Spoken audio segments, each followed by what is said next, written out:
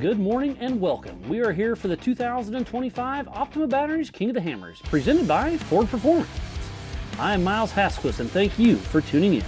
Today is qualifying for the Can-Am UTV Hammers Championship. For spectators, check out the finals for the X-Rock Extreme Rock Crawl. I'm going to send it to the Optima Batteries main stage. Take it away.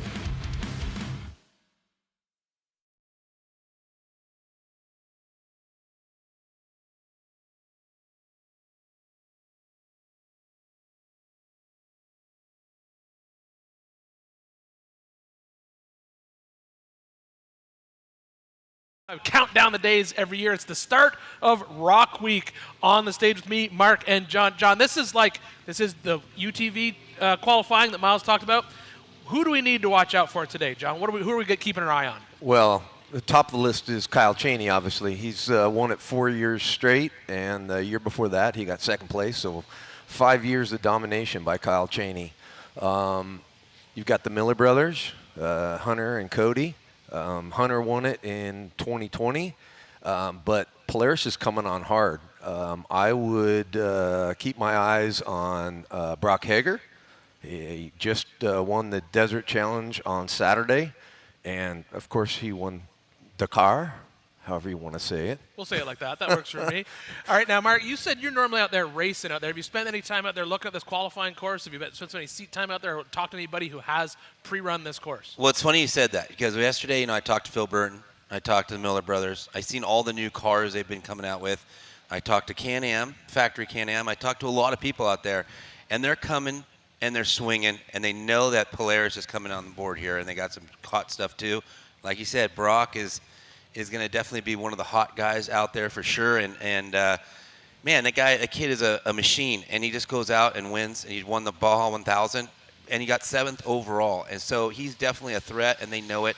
And the Miller brothers said, we're going to go out here. We're tired of getting second place. We want to win. We don't want to see Kyle win. And the stuff I've seen yesterday, I would have to say they have a great package right now, and you're going to see some more this week for sure. Now, today is all about qualifying. We say it every year. Qualifying incredibly important in any type of off-road racing, but specifically here at the Hammers, John. This is where you definitely want to be out front in this pack, especially when we get into that lap 2 rock trail.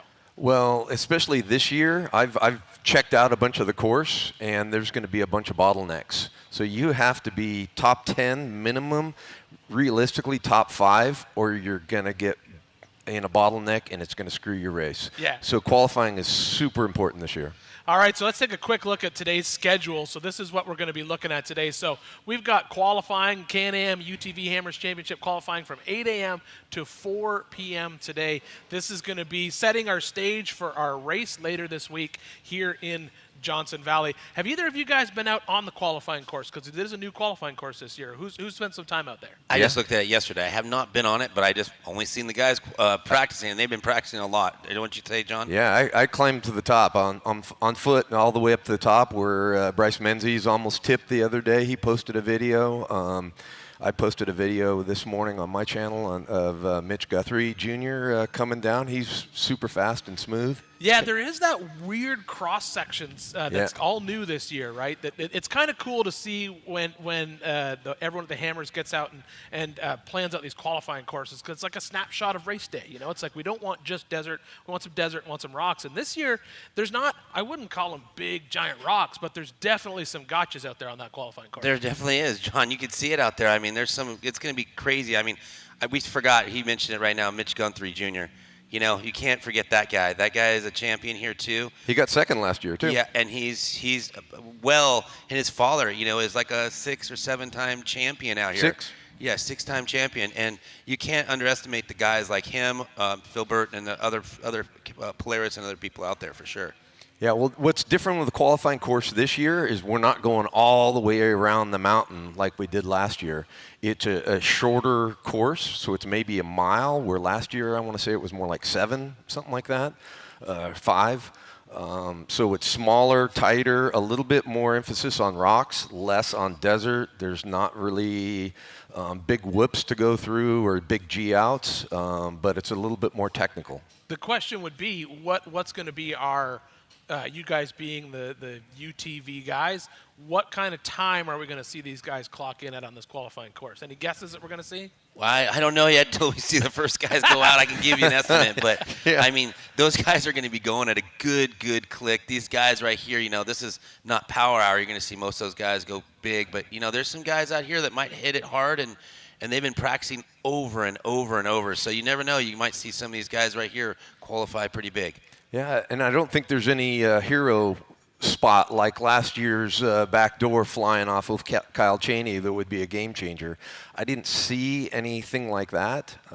Where there's a lot of time to make up what you're talking about. Yeah, Sure. because last year we had that section where you had an optional line. You could go down backdoor. You could take the long loop Yeah. around. Certainly changed your qualifying time. So let's talk a little bit. We got multiple classes here qualifying. So what classes have we got playing out in the desert today?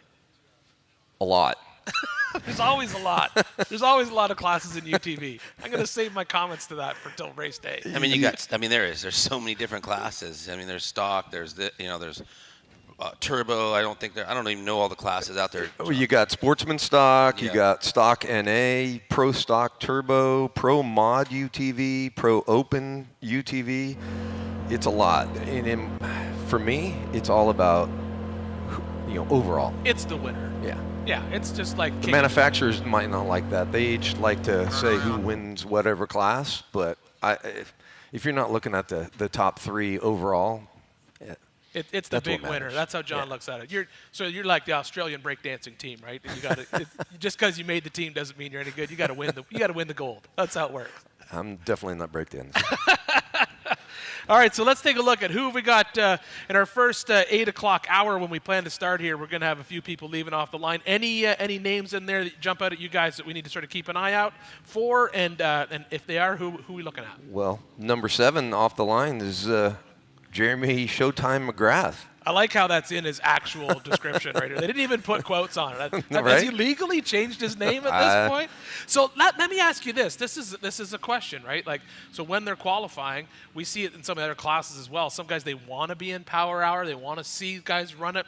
They want to get an eye on the course and who's doing what. And then some people just want to get qualifying done first. They do. And the thing is right now, I talked to MC last night. Maybe we can get him up out here and talk to him a little about, because he was here earlier this week doing the whole shot deal he has. And, there's a lot of people. Casey Currie, I see the list right there. He's on the list too. He's number 20. I mean, these are some big names. I mean, Brian Casey Deegan. Currie, Brian Deegan. I talked to him last night, came in. He has a new co-driver with him driving his car. So, he's been practicing the rocks, and Deegan, he hates getting beat. So we're gonna, we'll see how he does. He's been trying to do a little better out here, and we're gonna see how it goes down. Well, and he's a little bit more short course oriented, Yeah. I would say. Yep. So this is probably more his style.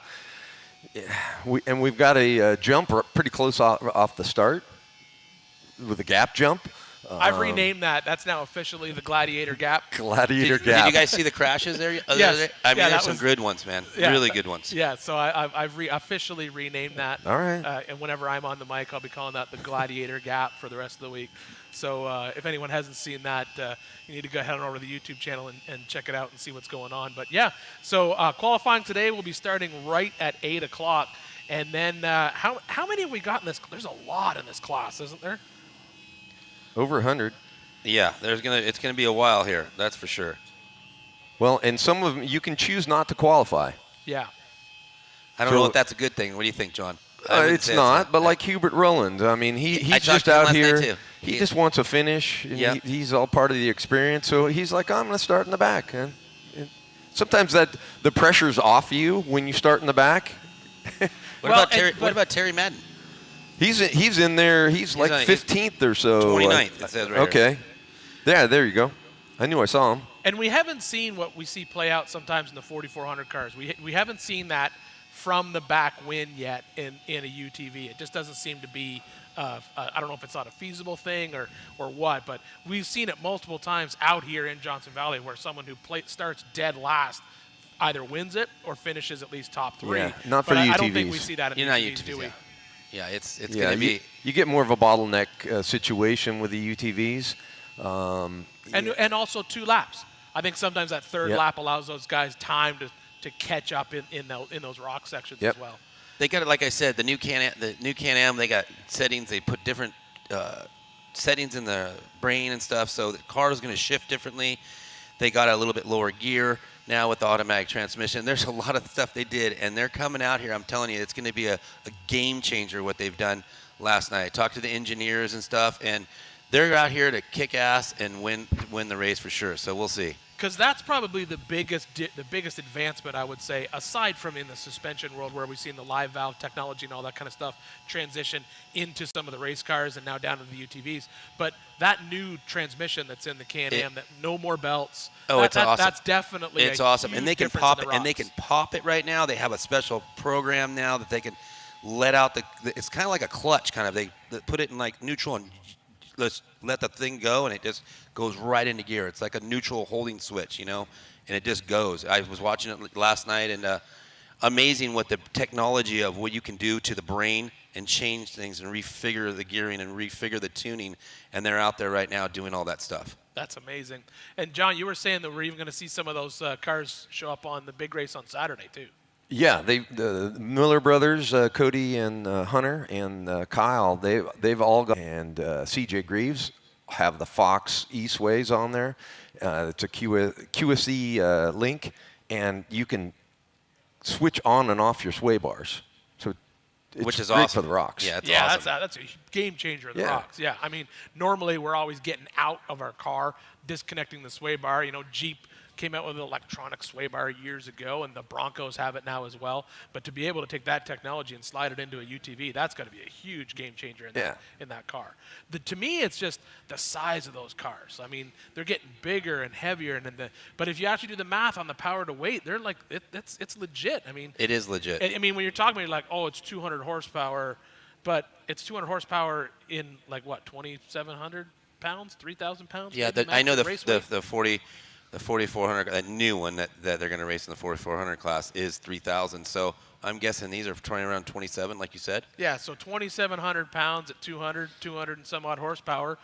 That's the equivalent of having 400 or 500 horsepower in your Jeep. That's a lot. That's a lot when you actually do the math on it. Yeah, but when you're in the Race of Kings on Saturday. We're not talking about that yet. Today, John, it's all about the Can-Am UTV Hammers Championship. We'll talk about the Race of Kings when that happens, when that excitement rolls out on Saturday. Because, yes, in that world, you're backing up against 1,000 horsepower in something that also weighs 4,000, 5,000 pounds. Yeah, the big dogs. But I'm really excited to see what's going to happen today in Power Hour. I think the heavy hitters are going to come out swinging. This qualifying course is going to be, I think it's not that hard. They said it's not that hard, but they're going to push. And when you push, you might see some problems out there. So, we're going to see what happens today on that hill over there. What do you think, John? You think anybody's going to be having a bad day on that hill? Well, I was up there yesterday on foot, and there was Bryce Menzies tipped on his side. We just kind of pushed him back over. Little trail nap. Another guy tipped all the way over. So there could be, and once you clear that obstacle, there's a big rock, and you have to go left or right, and somebody's going to clock that rock. All right, John, I'm hearing right now that we have got our first qualifier on the line right there. That is Jonathan Nelson. Yeah, and he's in a Can-Am Maverick R. Pretty stock. I take a look at it right before we got on stage here, and it's pretty stock build. It's not very much done to it. It's pretty much out of the box. He does have a tune. I can hear it when he's driving up the thing, so we'll see what he does. Yeah, he is in the 4900 Sportsman Stock UTV class, as he said, driving that Can-Am. And this is it. This is where we're starting our Can-Am UTV Hammers Championship qualifying today live from Johnson Valley. We'll be here all day long.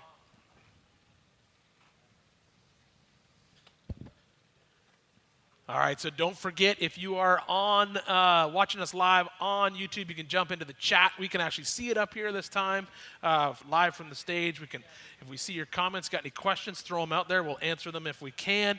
We do have, obviously, timing and tracking going on today, but as John said, the qualifying course is so short. I don't know if tracking is going to come into play so much today because, honestly, we're going to be able to see them on camera. We're going to see it. It's going to be right here. It's going to be awesome. I see Deegan out there in the crowd out there. He's probably looking at the first guy qualifying, checking it out. I don't know how much time he has out there, but we're going to see what he has for sure. I saw him last night making several laps. Yep. So So he he's was- out. he He's was out there. I practicing. see him out there right now. He's going to be watching these guys get some business done. All right, so our first qualifier is on the line. As I said, we have multiple qualifiers, over 100 cars in this class. We're going to be coming to you live all day long as we work through every single one of these cars qualifying for the Can-Am UTV Hammers Championship that will be happening later this week. Next few days, it's all about qualifying, and the qualifying course, as John said, a little bit shorter this year, but definitely has a good mix of what you can expect to see out there in Johnson Valley when we go racing. Looks like the second car lined up is Richard Bivens, who is in a, I'm pretty sure that's a Yamaha R-Max. I do have him on my list here in a Yamaha, John, so I think you're right. So that skips down my list by at least one person. But Yep. as we said, we are qualifying them in blocks in the hour. So we have an 8 o'clock hour, a 9 o'clock hour, and we have a list in front of us with everyone on the schedule. Sometimes people opt to either A, not qualify, that's an option, or B, they are maybe they just didn't get to the line in time, they didn't get shooken down and prepped. So sometimes they'll just sort of spell in later in the day. Now I have a question for you. Now just observing stuff, John. Let me ask you. So, can your co-driver qualify the car? How do they know that the person is qualifying that's driving the car? They have a wristband they look at. Your mom could be qualifying. Your dad could be qualifying. I mean, who's qualifying this Well, thing? you How do you can- really know? How do I know that Kyle Cheney's not in there qualifying that car? I just want to know. I'm just curious because I see. I don't know if they do a DNA test, but You know what I mean? Like a wristband. It has, like you our have wristbands. to. You can have multiple drivers for a car. Okay. So I know. All right, Well, so then we're we're off. off. Here we go. First qualifier into the short course here in Johnson Valley, California. Let's take a quick look. This is our first look at the qualifying course this year. So, John, let's talk us through it here. What do we got? Well, he opted to not do that gap jump. So you can do either or. It's an S turn or you fly over the gap. So you're going to lose some time right there, right off the Yep. bat. Okay, so out into the desert section here, the rock section, going up through our Bronco arch. Yeah, you have to go through that arch. There's no other way around it. So you have to go through the Bronco arch. Drop down a little bit of cross grain here. It's just outside Hammertown. This is pretty whipped out right here, though, if I'm not mistaken. It's Yeah. Pretty. Oh, he's taking a little different line. I think he got off course a little bit, and he's correcting. There's a good group of ruts in that one section because so many people are coming back into Hammertown in that section. So may have decided to sort of got stuck up in the cross grain in there and fell into the ruts. But here we go. This Yeah, is here's the a first pretty real rocks. famous part of the qualifying course years ago. A year ago, I actually did it, and it was actually that little spot right there is pretty hard right there, getting up that. It looks a lot easier now versus what it was back in the day. Yeah, Mel Wade made that spot famous where he rolled his race Jeep and landed on its tires and wheels and kept going. kept I going. think that, yep. Yep. I saw that. All right, so he's now back up through that section. That's a nice little steep rocky climb and into this drop. That's right there, John. You're talking about that big rock right there, right? On the top right there? No. That's not the it's one there? another section. Up top of Short Bus, you have to take a right. Got it. We'll see it here in a minute. But several different lines coming down that hill. Expect guys to fly off that later. Yeah, I think we'll see some commitment coming off that for sure. Right now you can see we do have a timer going up in the top right corner of your screen. Obviously, all these times that we're feeding you are unofficial. We'll have official timing as they get back into Hammertown. But drop down that one section through the desert, back up into another little steep little rocky climb. Sorry. Yeah, he's almost taking a right to Short Bus here in just a moment. Now, if you remember back in the day, we actually went the opposite way and we went up that. We've gone several different ways. different ways right through this there. this qualifying course uses a couple sections from previous qualifying courses, and obviously a few of them running in different directions as well. So, but you can see it's so far it's a great little mix. You've got some little sort of quick short course action, some desert sections, and then into some rocks, which is what we always want to see here in Johnson Valley. I mean, it's called King of the Hammers, right? Not King of the Desert. So you got to get into those rocks and work them right.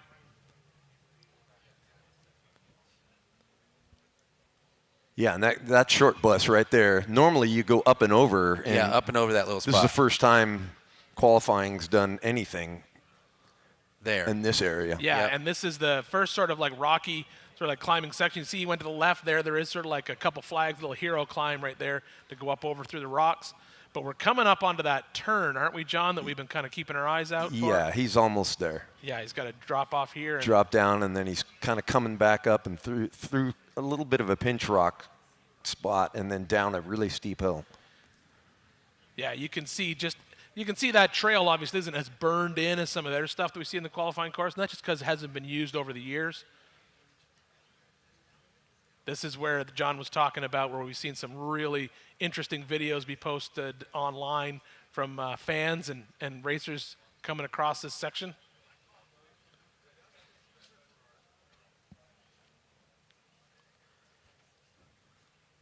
All right, looks like we just lost him for a second there. There, we've picked him back up. Okay, here's the spot right here. That's a rock you're talking about? Yes. Okay. Oh, yeah, 100%. So that's where it tips you right there, as you're talking about right there. It kind of throws you off camber, and then this is really steep, big rock right there. So you got to go left or right on that big rock. Yeah, and you can see there's it's hard to see it obviously on camera, but there's just you're doing a lot of cross grain riding right there. You have a big angle to come across. Yeah, there's some side hilling going on. Right after you turn short bus, all the way through that is all side hill. Yeah, you're off camber and the bad part is a lot of it's the driver's on the bottom bunk, and that's the worst feeling in the entire world. You don't want to be that. All right, so here's Jonathan Nelson coming back into Hammertown. This will be our first qualifier coming back into Hammertown. We'll have a time off of him shortly. Then we've got Richard Bivens off the line, Yamaha R-Max. That's a NA car. He's in the Sportsman Stock UTV class. This will be fun to watch, John, because I mean, if you just compare these two cars Can't side compare. by side on screen, Yeah. they're both, they're both similar. They're the same stock, but that Can-Am has Yeah. got so much wheelbase It advantage does. on that car. Well, this is a trail machine. Yeah. But these guys have been pre-running quite a bit. I've seen them on social. And I saw the car over at the Warren booth earlier this week. It's a well set up machine, and it's a really good rock crawler. It's just not a 100-mile-an-hour desert machine. Yeah, I mean that wheelbase. The wheelbase can be a great thing when you're in the rocks, but sometimes, especially when we watch in that side hill action, sometimes having a little bit extra wheelbase and a little bit extra track definitely makes things a lot more comfortable. So it'll be interesting to see this as we see this trail. This driver get. That's Trent. What do you guys think? So Richard Bivens. Sorry, Richard Bivens. What do you guys think? So you guys saw Is that actually Male Hale or is it Richard Bivens? with the big boys in the threes. I'm claiming in the threes. I think you're going to get sub 3. Really? Oh, yeah. Yeah, I would say that. I would. Yeah, I'd probably say it's probably maybe lower than that, huh? John, I don't think that's Richard Bivens. I think that might be Male Hale, to be honest with you. I'm trying to catch the number on the side of that car. They're both in Yamaha. Yamaha, you could be right. Oh, you're right. Sorry. Is that 100% honest? All right. Yeah. So, yeah, that's what we got. All right. So we apologize for that. We called that wrong. We just looked at the car and didn't look at the number. That's our fault. But once again, same car, Yamaha. Yep. I got the car right. Got the car right. Yeah. But this is the driver wrong. Driver That's all wrong. right. Sorry. So Sorry. here now this brings up a good. This brings up a good. Hey, I think when he mutes, I disappear. Okay. All right. So this brings up a good question. We always kind of talk about what happens. Do you bring your co-driver out when you're driving, or when you're pre-running, or in this case qualifying, or do you not? All the top guys will not have a co-dog. And most of them won't have a spare tire either. You want to be as light and nimble as possible. Yeah. And the top guys will all run solo, no spare tire. Yeah. I mean, if I'm side hilling like that, I want a little weight on the right-hand side of the car. I'm not gonna lie. I want someone in the top bunk. Chunky co-dog. Yeah, but that's just me. Maybe. I eat a lot of vitamin F, so I'm a fat guy, so I can appreciate that. So yeah, but I think that's a situation that we might see out there. But yeah, so John, that's just not even worth the risk, right? Just go solo, go as light as you can. Yeah. All right. So as we watch. I believe it's Maley. Maley? We're going to say Maley. Yeah. I'm going to go with that. I apologize if it's wrong. If it's wrong, correct me in the comments and I'll fix it. All right, coming through. This great footage coming to you live from Johnson Valley. You know, we've seen this production grow over the years. We've had the drones have definitely changed what we can bring you guys. Remember, we are broadcasting literally from the middle of nowhere. It is in the middle of nowhere, and the service is unbelievable. Yeah, this is pretty wild. I'm digging this new stage this year, too. I got my own little heater down here. Life's good for Ian. What? Yeah, it's under the desk, John. I mean, I got one. I think you might have turned it on. It's quite toasty on the toes. All right, so the setup we got different this year, which is super cool, is we all have our own little setup here. And for all you guys watching on Premium, which I'm sure you all are, you can see all of us all the time. And we're going to have great guest spot over here. Shot. Yeah, there's that rock section I was talking about. That's an optional, and that is awesome that they're going up into there through those. Well, in that shorter wheelbase and a little bit narrower, chose not to do the side hill. A little bit tougher rock, but it was a little flatter. Yeah, a little flatter, a little bit more comfortable. If you can call that flat. Well, yeah. But the danger's on, like I said, the danger's on the top bunk on that right side. You don't see it as much. There's a whole world out there when you're in a car that's a little bit different.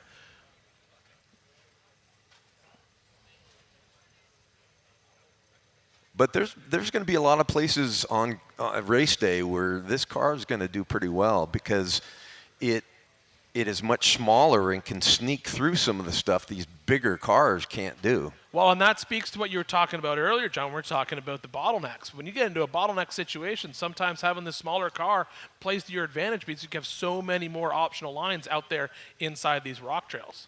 Well, and one of the bottlenecks is going to be jackhammer this year, in my opinion. It's pretty tore up, and I think people really need to put eyes on that and think about alternate lines with winching. There's 3 different ways you can go up jack, and 2 of them are going to require winching for most people. So you should anticipate a bottleneck and look at it with your co-dog and figure out where you're going to winch before race day. And we see that play out every year. Also, the people who plan, like you said, John, of getting themselves mentally ready for when you hit that bottleneck. Sometimes I think a lot of the times as racers, we just kind of get, especially in the rock section, if you're not in that like top 10 pile, sometimes you maybe lay back a little bit and you hit that bottleneck and you're like, oh, I'll just wait my turn. But I think that if you can get mentally prepared, you're gonna have to make moves. This looks pretty sketchy right here, John. Yeah, that's a spot. That's the scary spot right there because that is way steeper than it looks right now. If you go down on the right, looking at it this way, on the left side, you have to shoot it fast. Because it's a side hill. It brings you to that one little tippy. Yeah, Bryce Menzies posted the video where he kind of went a little bit slow and dink. Saw that, yeah, little fell over quick, but was able to quickly recover it. So I'm getting a note there that there's a couple spots on course that they have to go through those flags. So that's not something I understood before. Oh, interesting. So where you saw before, where we had that one car take that left-hand line, you're saying there's a chance that they have to go through those flags. I just got a note from Ben Napier that that might be the case. So. All right, so that may change out what we see happen during qualifying today. But yeah, that would definitely make for an interesting qualifying course, considering that one flag section is on top of that big rock pile that we saw right out of the gate. All right, so Maley's coming back into town. I'm being told in the chat here online that this is a rookie, one of our rookies out here this year racing in this car.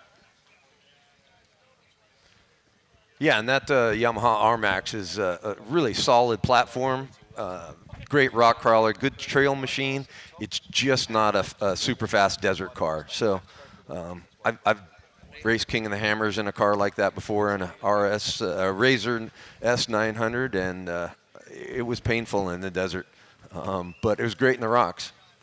Yeah, I did, John. I did just hear that from Jim Marsden just popped up. He was at the drivers' meeting last night. He can confirm you have to go through the flags on the qualifying course. Penalty for not, we don't know. That's a race ops question, not a live show question. But all of these qualifying drivers are required to go through those flags. They're literally gates on the course. So we got Jeffrey Garrity, it looks like, in a Polaris. That looks like a Turbo S, probably.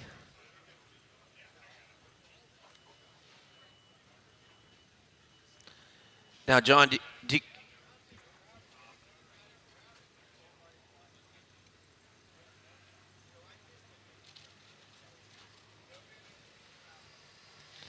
All right, so Jeffrey Garrity coming in through this section of our desert course. I guess we'd call this the desert section of our qualifying course. Now, do you think it's better to I mean, as the track gets more dug in? I've only raced a rock thing twice, and the qualifying, is it better to go later because burned in, or go earlier because it's not so burned in and there's less rocks or maybe more rocks? What do you think? There's spots, especially like on short bus, where you could kick a rock. It's happened in the past where it's kind of loose and a rock will come in the middle of the course at some point, so that can change things around. But I don't think it's really going to matter that much for the top guys. Got it. I think the reality is this qualifying course really is fairly short. It is, but So So there's the flag That's that a flag. they got to That's go a- through. So the first competitor did not go through the flags. That's so the way I understand it. I wonder what the penalty is going to be right there. Yeah, that'll be a race ops question for sure. But yeah, we did get clarification. There is a bypass burned in on the left-hand side of that they had said they don't want the drivers taken. They want them going through these physical checkpoints on our qualifying course, which makes for a great, look at that, coming up over that. That's got to be hard in the just when you're in that car, I know it's hard to tell, and for those of you watching at home, when you're making that climb in that car, the scariest thing in the world is all you see is sky. You do, sky, and the wheels feel like they're coming off the ground. Yeah, so you're basically on the top of a mountain, climbing another smaller mountain, and all you can see is sky. And even just rec wheeling versus racing, it's a different world. You got a helmet on, you got your neck brace, you're a little bit tighter in. It's harder to just sort of look out and lean out and see what's going on. So that is a commitment line for sure. That'll be exciting to see some of the big dogs take that line. There's a lot of this courses. It's going to be really exciting with the really fast guys can come through here. All right, so as we're dropping down through this rock section right here, this is the tricky section that John's been talking about. Now, John, can you take that other line on the left right there, or the right, I should say, when you're going down? That other line right where the truck is over there? It looks like you can. There's if you two look at the lines top there. of the Two screen, different there are flags, two yeah. different lines and two flags. So I think you could, yeah. Have you seen anybody do that yesterday? I did not. Practicing? All right, Jeffrey Garrity coming down. Oh, he hit the big boulder right there. Yeah, there is a big rock right there was a big gotcha right at the end of that. Now he's back into our desert section.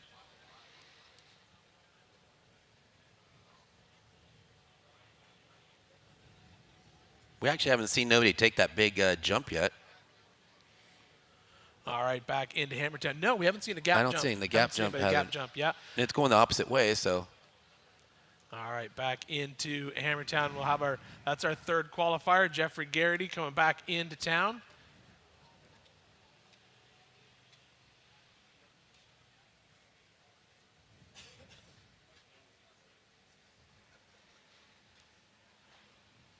And right there off the line. Oh, I don't see that on my. Nope, that was my bad. My false call. That was not a new car off the line. I thought I caught a glimpse of a new car leaving the line, but it was not. You did. I'm just not seeing. Oh, it's John McKee, according to what I see. That's. I thought I saw 4912. Is that what I saw? Yes. John? Yeah. 4912. There, John I McKee. have to go to my other list here. Yep. Yep. I don't have him on my 8 o'clock hour. No. All right, so.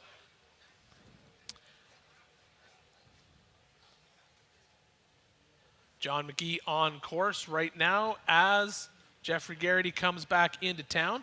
John McGee going up through the Bronco Arch and then back out into this desert section.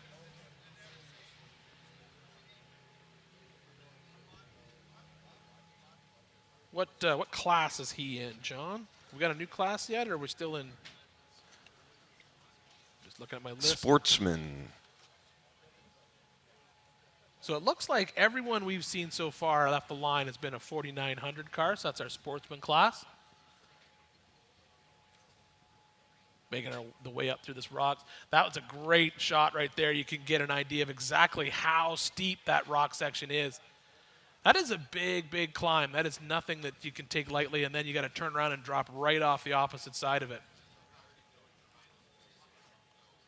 I remember going up that hill right there when we went the opposite way, and with Johnny Greaves and me were like, we were so sketched to go up it because the wheels kept on coming off the ground, and he was like, "Oh man, you go for it." No, I go for it, and we like flipped the coin almost to go up it, and it's so scary, you know. Like I'm not a rock guy, you know. Way steeper than it looks. It is, you know. Yeah, it is, and you feel like the consequences are going to be brutal. And we saw a lot of cars crash. Actually, I think Casey Currie crashed that year and he did. down it when we were going. I'm like, oh man, let's not have that happen. Yeah. Yeah, when you're up, and that's why I think that one section that we've watched at the top of this qualifying course during that rock, that's exactly what I'm talking about. That's where pre-running this qualifying course is going to be a game changer, because that rock section that you're climbing up, it's scary as all get out. Yep. But if you've put the time in, it's not that scary. Yep. But you just got to know what's going to happen, you know. And I think that's the tricky part. If you've decided the first time you're going to hit that gate is today, yeah, you're going to be you're hitting gonna have a lot problems. slower. Yeah. I wouldn't want to take you. that. Yeah, take that deal.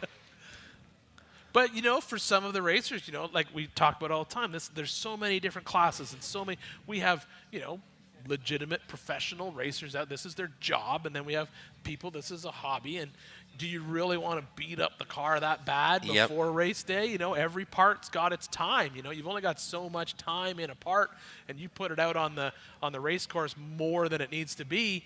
It may be an issue, you know. Yeah, I did get a note from Dave Cole, actually. Maylee, I wish I knew how to pronounce her name. I'm sorry. Maylee Hale. She's 17. She was in the Yamaha R-Max, and her dad's her co-dog. Oh, that's awesome. That's awesome. So she's a rookie, too. I was seeing come through the chat that we did get that name right. That was Maylee, and she is a rookie, and she's out here, which is great to have. That's awesome. That's a great shot. All right, so there's that rock section that we were talking about. That is definitely a commitment line going up through those flags. But as we said before, that is required. That is a required line out here on this race course.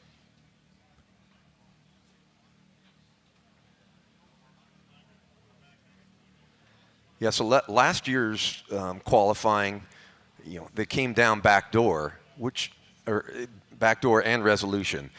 There really wasn't any uphill rock crawling. That's right. Yeah. This year we've got some uphill quite a bit. This year we've got some uphill and some side hills, which I think is actually the scariest part of rock crawling, in my personal opinion. I hate being on the side hills. Especially being way up high. Yeah, especially way high, and especially on the driver's side. I'm actually getting another note through our chat here online that it's actually Miley. I apologize. Yes, thank you. That's Miley. Miley is out there, as John said, with her dad, rookie driver out here in that car. That's super cool to see.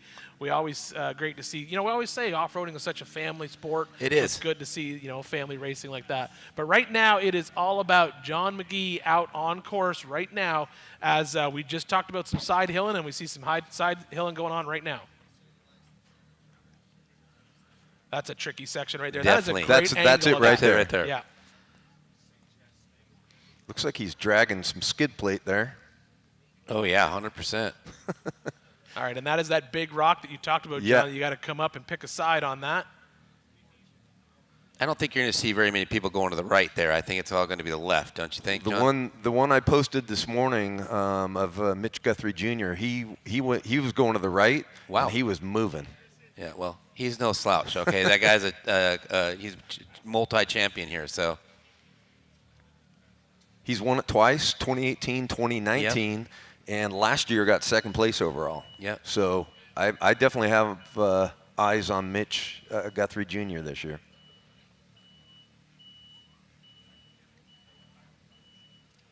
All right, John McGee coming back into our short course here in Hammertown.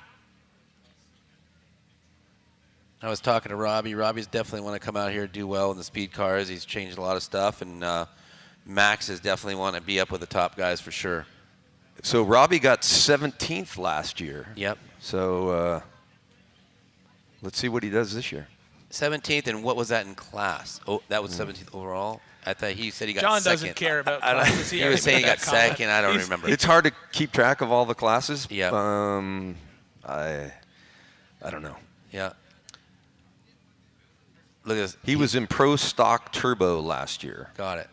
Who we got on course right there? All right, so as we watch John McGee come back into town, finish up qualifying line, we have Jamie McKean out there. We missed them leaving the line. Apologize for that, but they've just dropped down that tricky rock section that we were talking about that we went up in previous years. Now we're coming back down it, coming across through the desert section. Is that Justin Barth? No, I believe that's 17. Jamie McKean. 49-17, John. I don't see that.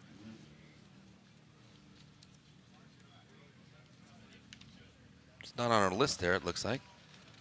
All right, so Jamie McKean coming up through. McGrath should be coming up here soon, too. MC will be coming up here, hopefully.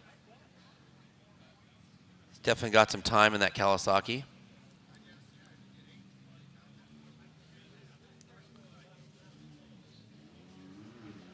Well, that looks like a Kawasaki, too. It does. I think it is. The KRX is a great rock crawler right out of the They box. are, So another NA car, unless they threw a turbo or a supercharger on it. But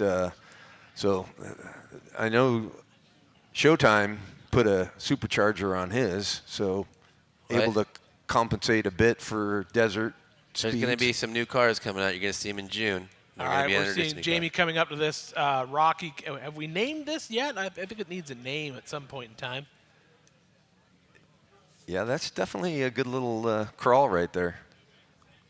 He looks like he went to the right. Wouldn't you go to the left a little bit more, then cut to the right? Yeah, 'Cause that he's looks making like it look hard. a little bit better line, but Yeah. kind of hard to tell from a drone shot. Yeah. Yeah. We're just sitting in the booth. That means nothing. The drivers know better than us, I guess. Well, he certainly made it look clean. Yeah. I think we saw the previous drivers sort of check up a little bit because we talked about before. That is a scary climb when you're in that car going up the hill, but definitely made quick work of it. Definitely has a little bit of wheelbase advantage, I think, for sure, as they come down this section and going to head into this side hill section that we've been talking about all day, and we're going to watch this just get burned in more and more. You can definitely see, especially from this angle right here, as we watch these watch Jamie make their way through. This part of our qualifying course is not burned in like other parts. This is all new right here, and this is going to change a lot all day long. There were a lot of people on it last night. All the way till dark. I mean, it was like they were out there in the dark, I think. And so. early this morning, 6 o'clock, there was guys I running hear it. Yep, I heard him. Well, I think, I think, John, you alluded to it. I think that especially when it comes to this race and, when you get in the rocks qualifying, it's incredibly important. You want to get a good, and with this qualifying course being brand new this year with a bunch of new sections and this side hill section right here that we've talked about, you want to get some seat time in there because it's a tough course. It is, and I'm sure these guys, not all of them have been rock crawling before. I for sure, and getting a little bit more seat time makes you relax a little bit more out there. And as I got used to the rocks, I love the rocks now. It's a totally different deal for us. Yeah, rocks are definitely a fun. It's a fun deal. I mean, I really love it. I never expected you to say that. Hey, Ian, we got someone yelling at us out here for some reason. I don't know what's going on. Yeah, I think that rocks is killer, man. I mean, especially how it's evolved. It is. We used to have rocks where you'd look at us and there was a lot of sort of, I don't want to say animosity, but there was a lot of rocks is slow. It's so slow. No. But the reality is, man, rocks are fast. And It's rocks fun. are fun. It's fun. Yeah. I will say, I'm a motocross guy. I race off road. The rocks were just a totally new experience. Great time out there, and I loved coming back to do it. I got taught by Wayne over at Alltech over there, and he was my co-driver, and man, he has a lot of experience, and I wouldn't have done so well if I didn't have him in my seat. He's awesome.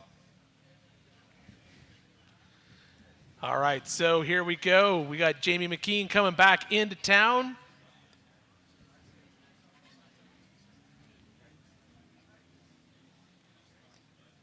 And we did get word that Jeremy McGrath is running in a total NA car. That's him right there. That's just him. He there just we go. left the line right there. So, that's him. Yep. So there's Jeremy McGrath out on course. No forced induction for Jeremy, just stock Stock going Kawasaki. Well, stock engine. Yeah. Now, he's, 7-time out here, 7-time Supercross champ, going out in the rocks. He's had some experience a few years ago, and the last few years I think he's came out here and put it down. But you can see he's putting it down right now in that Kawasaki. I would. You can tell just by the pace that we're following him. Yep. He's setting a completely different pace. He is. Than He's a different else. pace. So to me, this is a qualifying run that we want to keep an eye on to sort of set our benchmark for later. Yep. I think that as you said, Jeremy definitely has seat time in here in the desert, seat time out here in the rocks, and so. And it's not his first time here. Yeah, exactly. Last year he got 28th. No. And then, as you can see, he stopped there in the bottom. What he did is he put it in low gear to go up that. And that's one thing. There's an advantage with the Can-Ams you have is you can just downshift on the fly and go through it. You don't have to put it in low. You just shift down. Boom, boom. It's ready to go. So there's no stopping. No stopping. You go. Yes. But the top guys aren't going to shift to low. They're not. Anyways. They're not going to shift to low. But they're going to shift down in gear, but they're not going to be shifted in low.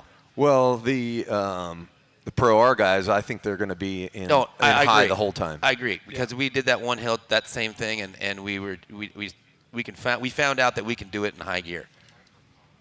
But Jeremy's taking it, he's pushing right now. That stock Kawasaki, he's doing really well right now. Let's see what his time's going to be.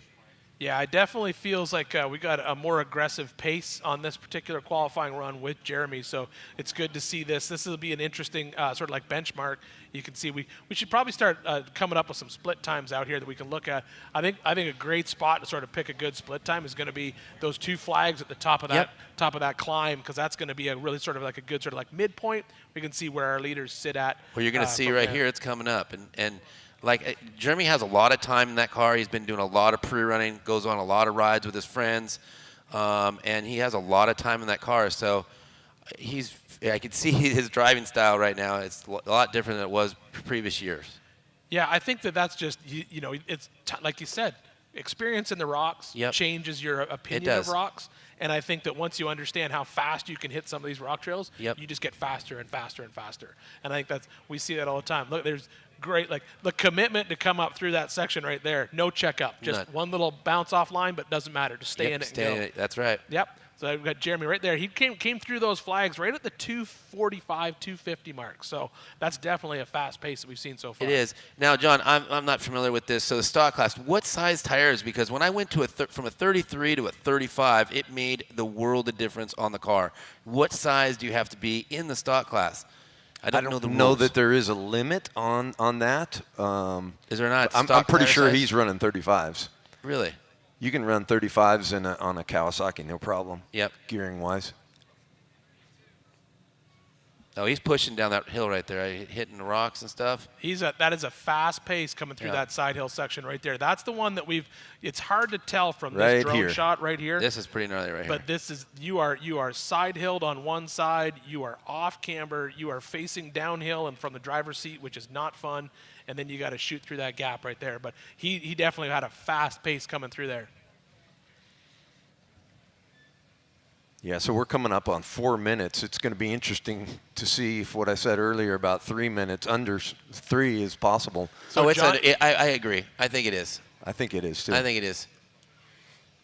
Yeah, I think if we're looking at Jeremy McGrath into that short course right now at the 4 minute mark, I think we can definitely see someone shave a minute off there when we get into especially not only that, we've seen pretty much everyone leave the line so far in basically a stock UTV. Yep. Yes, they've been modified to race, but we're talking stock power plants, probably stock suspension travel, obviously much smaller tires. We haven't seen these highly modified UTVs tackle this qualifying course. Well, we got Brian Deegan coming up here pretty quick. Let's look at that one. Is he going to be our first? He's at the 9 o'clock size here. Let's see. He's 38, 10th off the line. He's right there. He's only a few back. All right, so I'm just seeing come up online right there that he was a 442 currently fast qualifier right now. So that is great. Oh, there we go. First gap jump. And now that'll be interesting. How much time does that save in that qualifying course? Definitely a few seconds. Yeah, I'd say that for sure. And then quickly up through the Bronco Arch. Who are we watching right now here, John? I'm trying to catch a number off that car. 4911, Trent Roberts. Trent Roberts just came up on my screen. All right. I think that's as we watch this every year, we always sit here in our booth and sort of like pick out, hey, where are we going to see some people pick up some time in qualifying? I honestly think there's some time to pick up on that gap jump. Yeah, for sure. I think the fact that you get out of the short course faster. I think that you are at a higher speed as you end up in the desert. I think that's going to be definitely where we see. And I also think right here on this climb that we've talked about in the past, that's also a spot where you can make up a lot of time as well. 100%. And Deegan's going to be riding. He's going to be it's a pro stock turbo class, so he has a little bit more power with the turbo on it. So he's definitely going to be one to watch out there. He has a new co-driver. It's not the normal co-driver with Terry or whatever in the car. So once again, this is 4911 of Trent Roberts. This is another one of our 4900 Sportsman stock. Yeah, he's in a Can-Am X3. But definitely see this is a good speed that we've seen. We saw Jeremy put on basically a really good show there, coming in that right at that 442 mark. And we kind of saw him go through those flags at the split at around 245. So that'll just sort of give you guys at home when we're watching, when you see our cars get through that sort of rocky climb at the top of that rock trail, at 245 mark through that seems to be where you're going to have to be to get a fast qualifying. Well, again, he was in a non-turbo car too, so this right here. Yeah, Trent's moving pretty good. Yeah, he's moving good with a turbo car. So let's see what he got. Yeah, so Trent Roberts coming up through here. Yeah, going up short bus, turbo definitely matters. Yeah, I've never been up that. I've been down it that way, but I've never been up it. It's steep it's still, and loose. This has no, for the fans out there, what you're seeing, it looks like it's easy. It's not easy. This is, those hills, that hill right there is crazy. Yeah, Yeah, he's getting hung up. this is what we've talked about before. This, as you said before, would it not be better to go left and then right? Yes. And it's different. It's hard to see. You can't say that. When you're in the car, you can't really see it. Maybe you don't know. And it also all depends how you come out the top of that trail. You can't just come off of this big sandy climb. Yep. You sometimes don't get to pick where that car is going to put you right. at the bottom of that. And yes, go left, then go right. And it's a shame too, because Trent was like on par with our fast qualifier. So this is definitely costing him some time to back up. And that back up is not fun right there. I can tell you right now. From our perspective, that right looks here, really scary. It looks scary right now. And let me tell you, his butt cheeks are squeezing right now up in there too. Yeah, that's got to be a little bit unnerving right there. But I think he's going to be able to get around it. He's got it. There Keep we go. going. All You right, got good it. stuff. All right, so we're watching Trent Roberts get through this rocky hill climb right here, coming up through these two flags that we've been talking about all day today. This is a section where you have to go through these flags to get down. There's certain gates on our qualifying course, and this is one of them.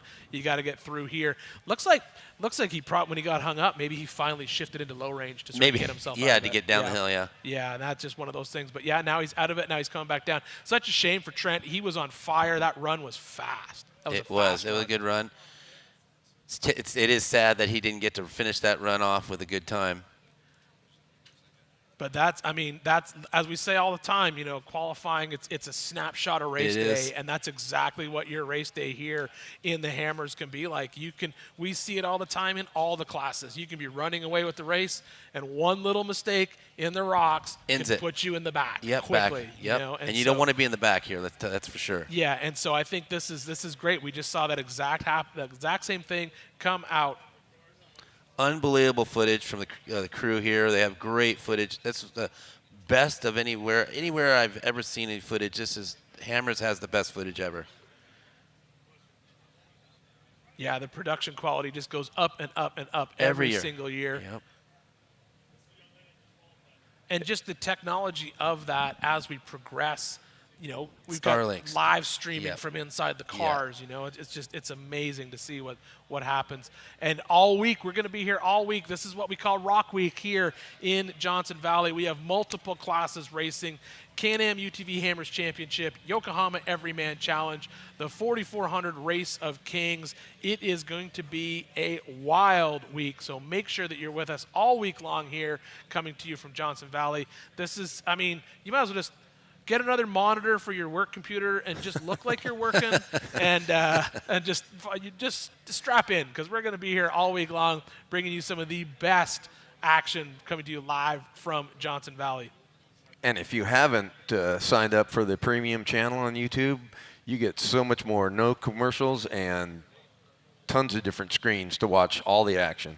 And it's cheap. It's not that much money. So compared to what everything else out there, it's a cheap thing, and to see the best of the best out here. I tell people all the time, I've been to a few F1 races. If you want to know how to spend money to watch racing, go to a Formula One race. And then when you come to Hammers, it's like pocket change. Yeah, pocket change. You come here and they ask you for $100 at the gate, and it's like, that's it? Yeah. You don't want like $5,000 to get in? It's crazy. All right, so here we go. Trent Roberts has now finished his run. He's currently 4th place.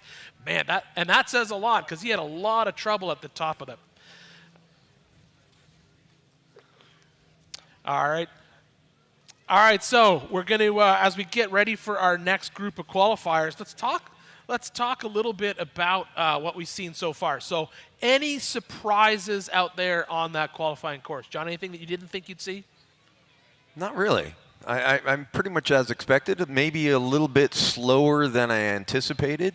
The guess is off, how long it's going to take. I didn't pre-run it, so I don't know. But I was guessing, we'd see some threes, and I think we're going to get there, but not in this in this hour, obviously. Yeah. I don't know. I think maybe not in this hour, but you're definitely going to see it later on. I mean, there's a couple people I know like Casey Currie, Chris Johnson. He's been here. He definitely wants to do good. He's been practicing a lot. But Casey Currie, a professional, pro. This guy is definitely going to set a big, I'd say really good time out there. I'd definitely say he is going to be one of the top guys in this qualifying. I don't know about this hour, but the 10 o'clock hour, he's going to definitely be there. What other person do you think that, John, in this qualifying hour is going to be up in the top besides Deegan maybe? The one to look at this hour coming up will be Deegan. Now, Deegan, he's been driving a while, in this Can-Am. He has been out here during the week. I saw him out here practicing, doing a little bit of time, getting a little bit more seat time. He's had experience out here already. He's been out here before. He's raced this a few times. Yep, and he knows the deal. So I know he wants to do well. I talked to him last night, and it's just him out here, not his family. He came from Supercross, watching his kid out there at Supercross, and flew right in, and he was here last night. So it's going to be like he had this time last week or something here pre-running and stuff. So he's put some time in, and the car is prepped and built, I'm almost sure, by Kyle. A lot of the stuff, because his tent and everything is with Kyle Cheney. Yep. And you have a pro and he's been pre-running with that guy. I mean, you got the best and the best right there, teaching you what to do. Yeah. I think we've got, as we said before, we have multiple classes out here racing, and I think we will see someone in that 3-minute mark. The question will be, when we basically get to that point later on today, is who's it going to be, right? Like every year all the announcers are going to put each other on the spot. We did it yesterday. Yeah. So So you got to put each other in spot. So let's talk, John. You've done this UTV Hammers Championship, Can-Am UTV Hammers Championship with me multiple years now. So let's talk. Let's just jump ahead to race day. You've given me your who to watch for. Who's your pick? I want your, here's what I want from you. I want your, this is who I think is going to win it as a crowd favorite, and who's your dark horse? Who's the one that you're like, oh, they're going to come out of nowhere and just surprise everybody and possibly win it? Give me those two. I don't know if I can do that. We got somebody yelling out there that she will. I think that's Miley. Is that Miley? Miley. Miley. Is that Miley? Hey, can we bring someone up on stage right now? Is that cool? She's coming up. Hey, I'm bringing. We got a little time to fill. Miley, come on up here. We got this fancy booth. We might as well share it with everybody, right? Here we go. We got Miley coming. First of all, we got to bring her up here because I got to apologize because I called her by the wrong name like 5 times on the live stream. So coming up right now, it is.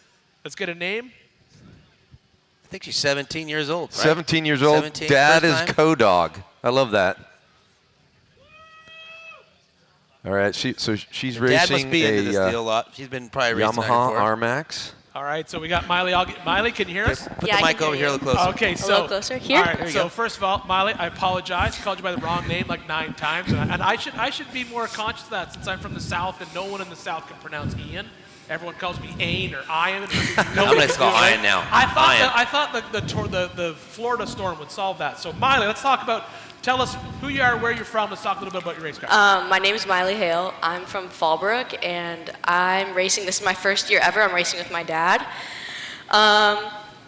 Yeah, I mean, I'm stoked. I'm super excited. I didn't think I could do the qualifying course, and we just went out and did it, and it was just awesome. So you said first year. Is this first year racing or first year racing at the Hammers? First year racing ever. This is my first race ever. So you And, picked and a you nice, chose this race? Yeah, I chose this race. I was about. That's what I was about to say. The same thing. John, Did your dad tell you to do this race or what? I was about to sign with professional kickboxing, and I broke my wrist on a dirt bike, and I said I want to be a race car driver, and my dad was like, we should do hammers. And then all of a sudden we were doing hammers. I like your dad. There we go. That's awesome. I think we could have beers together. I appreciate your dad helping you make these poor life choices. That's an excellent father. Good job. All right, so let's talk about the car a little bit. So let's talk us through your qualifying run. You said you didn't think you'd be able to qualify. Did you pre-run that course at all, or you just went out and did it? Well, the first time I walked the course with Dave, it didn't look makeable in my car. And we pre-run it last night at like 9:30, and our lights didn't really work, so it was super scary. 9:30 at night. So that was That's scary. But today, I just wanted to do it. I needed to know what it felt like when the green flag went out, so I just did it. And why'd you pick the car you're in? That was actually my mom's car that she jumped and rolled over on the side, and she didn't want to drive it anymore, so that became my car. So you took a wrecker. All right, Mom. Good job. More life choices there. All right, so you decided to run it, so you walked it, and today was the first time you took. Last night you said you pre-ran a little bit. Yeah. So let's talk a little bit about the qualifying course. What's the scary part out there? We sit here and we watch it, we speculate. We talk about the side hill or that big rock climb at the top. In the driver's seat, what was the toughest part of that course? Probably for me was that big part in the top where the two flags were, just because when I walked it that one time, it looked scary, and I didn't really know what it was going to look like going up it, but we just stopped, put our lockers on, and just went. Nice. So. You like that? Just went for it. Yeah, that's the attitude you have to have here. Kickboxer right? just went for it. That is awesome. And we talked about this for a while. There is an actual name for that. That's called the Gates Belt Gate. That's the Gates Gate. Gates Belt, that's right. Miles Gates kept Gate. Me honest on that one. So that was probably the scariest part. Now that you've qualified, how excited are you for race day? Oh, I'm so excited. I can't wait. I want to race right now. Awesome. You got to wait a couple days. So what's the plan between now and race day? Is it just kick back, relax, leave the car alone, or do you have some pre-running plan, or what's your thought process? I want to go over the car and check everything and make sure there's no bolts loose or anything that could break because of me. Good idea. And maybe do some more pre-running, but really just keep the car ready to race. Check everything. Make sure everything's are you pre-running in your race car? That's what I said. Yes. Wow. We don't have a pre-runner. Wow. Don't have a pre-runner. Wow. Maybe someone could help you out with that. Yeah. There's a few people out there who might be willing. Scott Newby, Yamaha. All right, Here's your gal. Miley, looks like we got a qualifier out back on course now. So, Miley, I'm going to have to say thank you so much for coming up here and joining us on stage. Much. Good luck. All right, good Thank luck. you. Get out there and pre-run. It was awesome to meet you guys. All right, thank you. All right, that was great.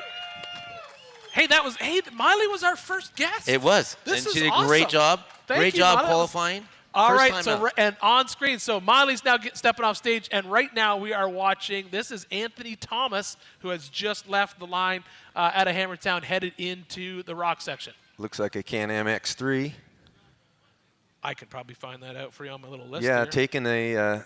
took the Yep, Can-Am. a little bit better line after the Bronco Arch, so more direct. We were seeing some guys take the inside line and then have to kind of get out of the ruts. Yeah, and those ruts are he took nice and deep. a more direct line. All right, so Anthony Thomas just made it up that big, steep hill climb there. Hey, can I get confirmation? Is Maley in the rookie program? Or sorry, Miley. I'm going to call her that all day. I got to fix that in my head. Oh, we got a little action here coming off that. We talked about coming off here hard and fast, and obviously hit a bad line there. Imagine that. Hit a rock. Hopefully the car's okay. Hit a rock. Looks like he's all right. Oh no, it looks like something on the left side. Something looks like it looks all right there. Does it look okay there? I mean, that rock hit was hard. Be a shame to lose a tire because we're watching. This is a nice, fast pace we got going on here. That rock did slow him down a little bit, but Anthony definitely making quick work of that. I see the same thing that you see. That left front does look a little. It looks a little sketchy. wobbly. It looks like it's diving down into that side there, but it still looks straight though. What do you think, John? You think it's all right? It looks okay to me. There he looks fine. There we hear the crowd out there. Gas it. That's what he's saying out there. We got a great crowd out here in Hammertown, You're gonna which is awesome. We've got some great weather today. It was 77 here yesterday. It was hot. Whew. What about now, Miles?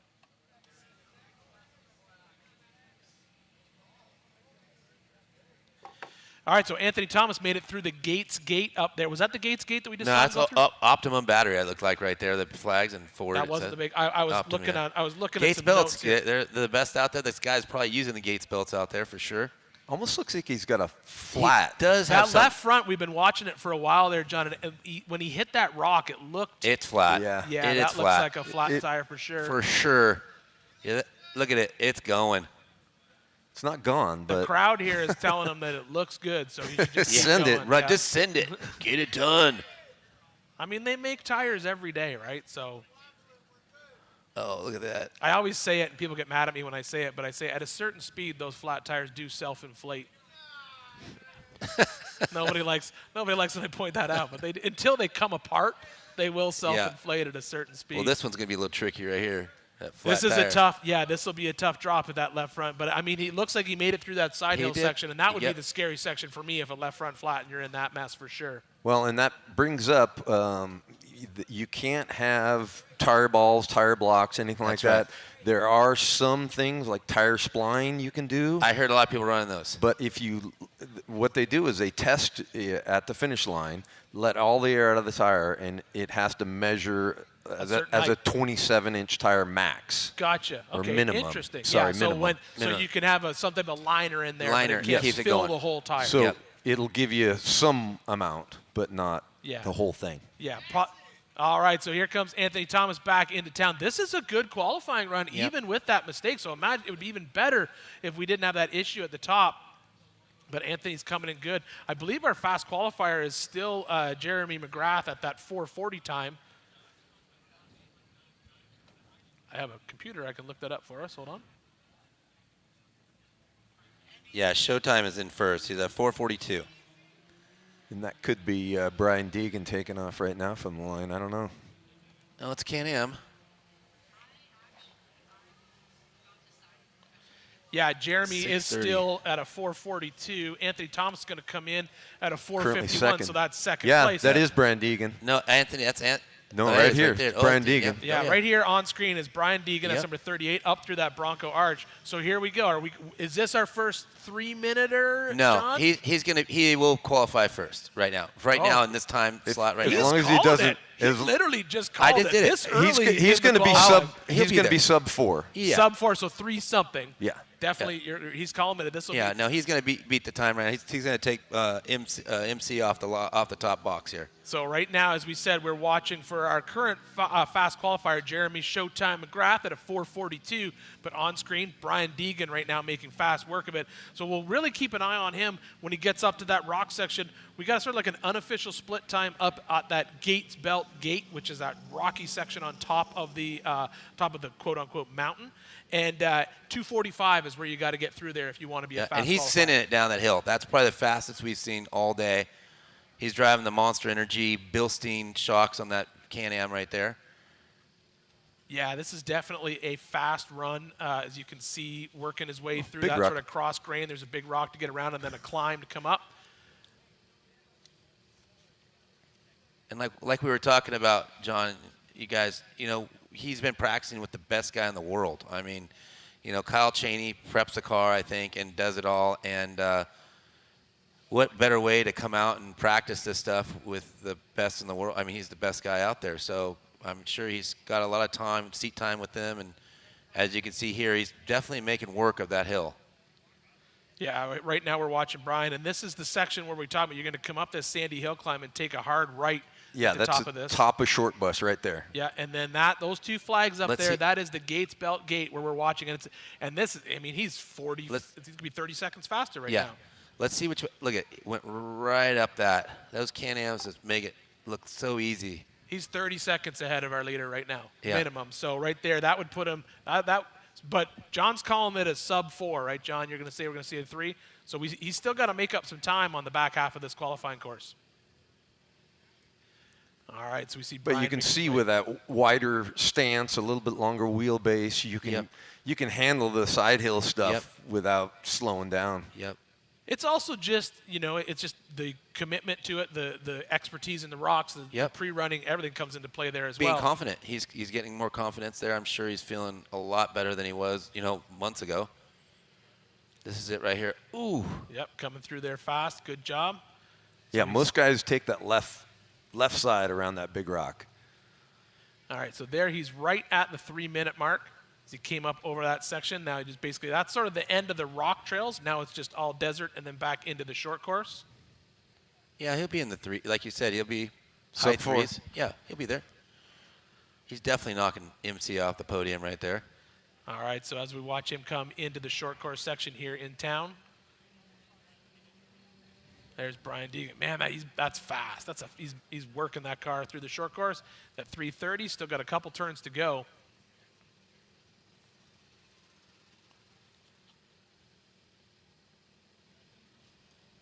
I'm still claiming I'm going to give it in this hour. It's going to be him for sure, but I would say that in the next one, man, Casey Currie is going to definitely be a threat. Couple fast guys in the 11 o'clock hour. Jay Shaw, Zach Pollard. Jay Shaw was the fastest qualifier. That's right. That's one time he a while first. back. Yeah, he's awesome. But he didn't. If you saw the time, I saw Deegan. He's at 4 minutes. I thought so. I'm waiting for our official timer to refresh here, and I can tell you exactly what it is because I have on my laptop the actual official racetrack timing, so we should be able to see it here shortly. And we're waiting for it to come up, and we'll let you know. But yeah, I think you're right. He might be right at that 4 minute mark. Right at the verge, I thought. When they turned the clock off. I don't know. Justin Barth could set a fast time here too. In what hour is that? In 11 o'clock? Right now on our screen.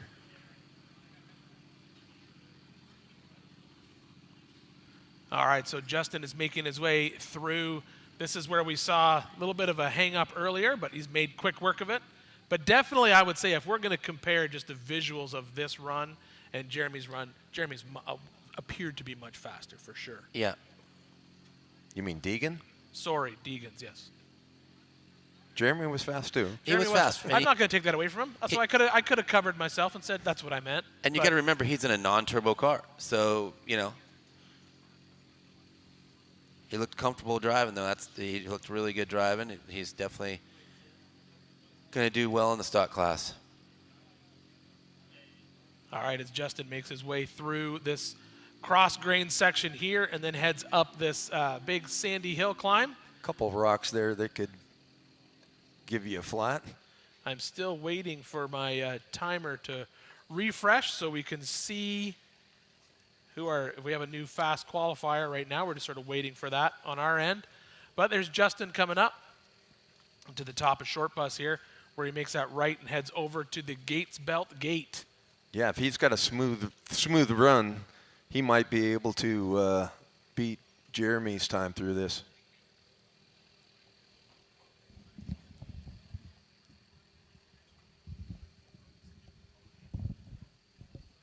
Yeah, he's through faster than Jeremy, so that's we had Jeremy at 2:45, and Justin was just about 2:30. That's why this is chaos. Okay. Thank you.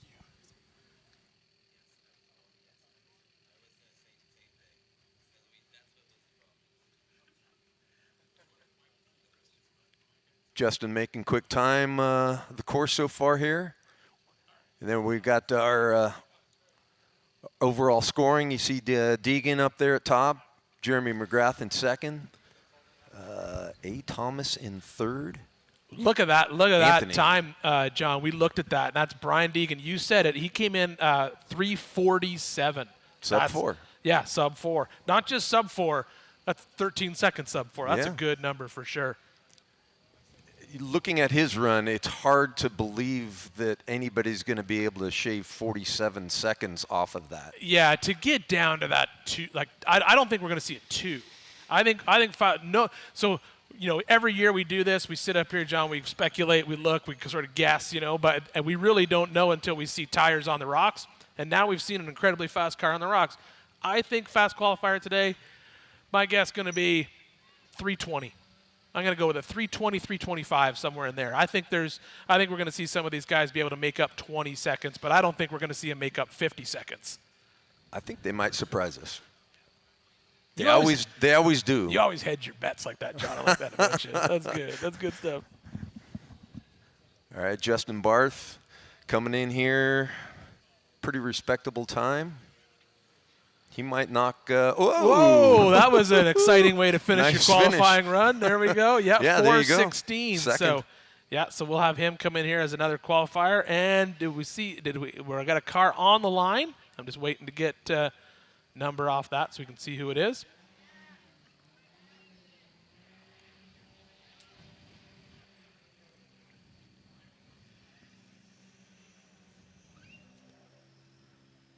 Don't forget, if you're watching, we have all of us up here on stage are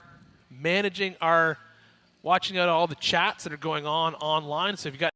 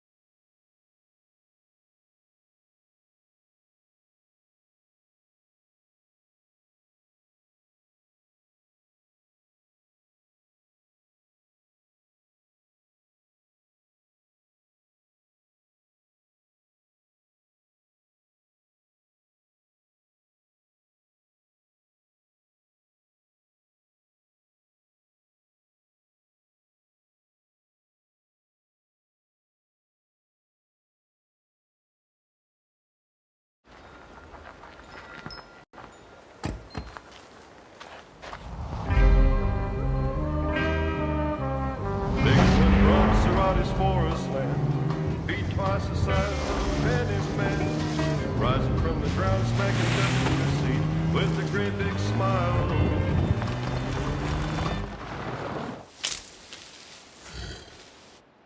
Slowly makes his retreat.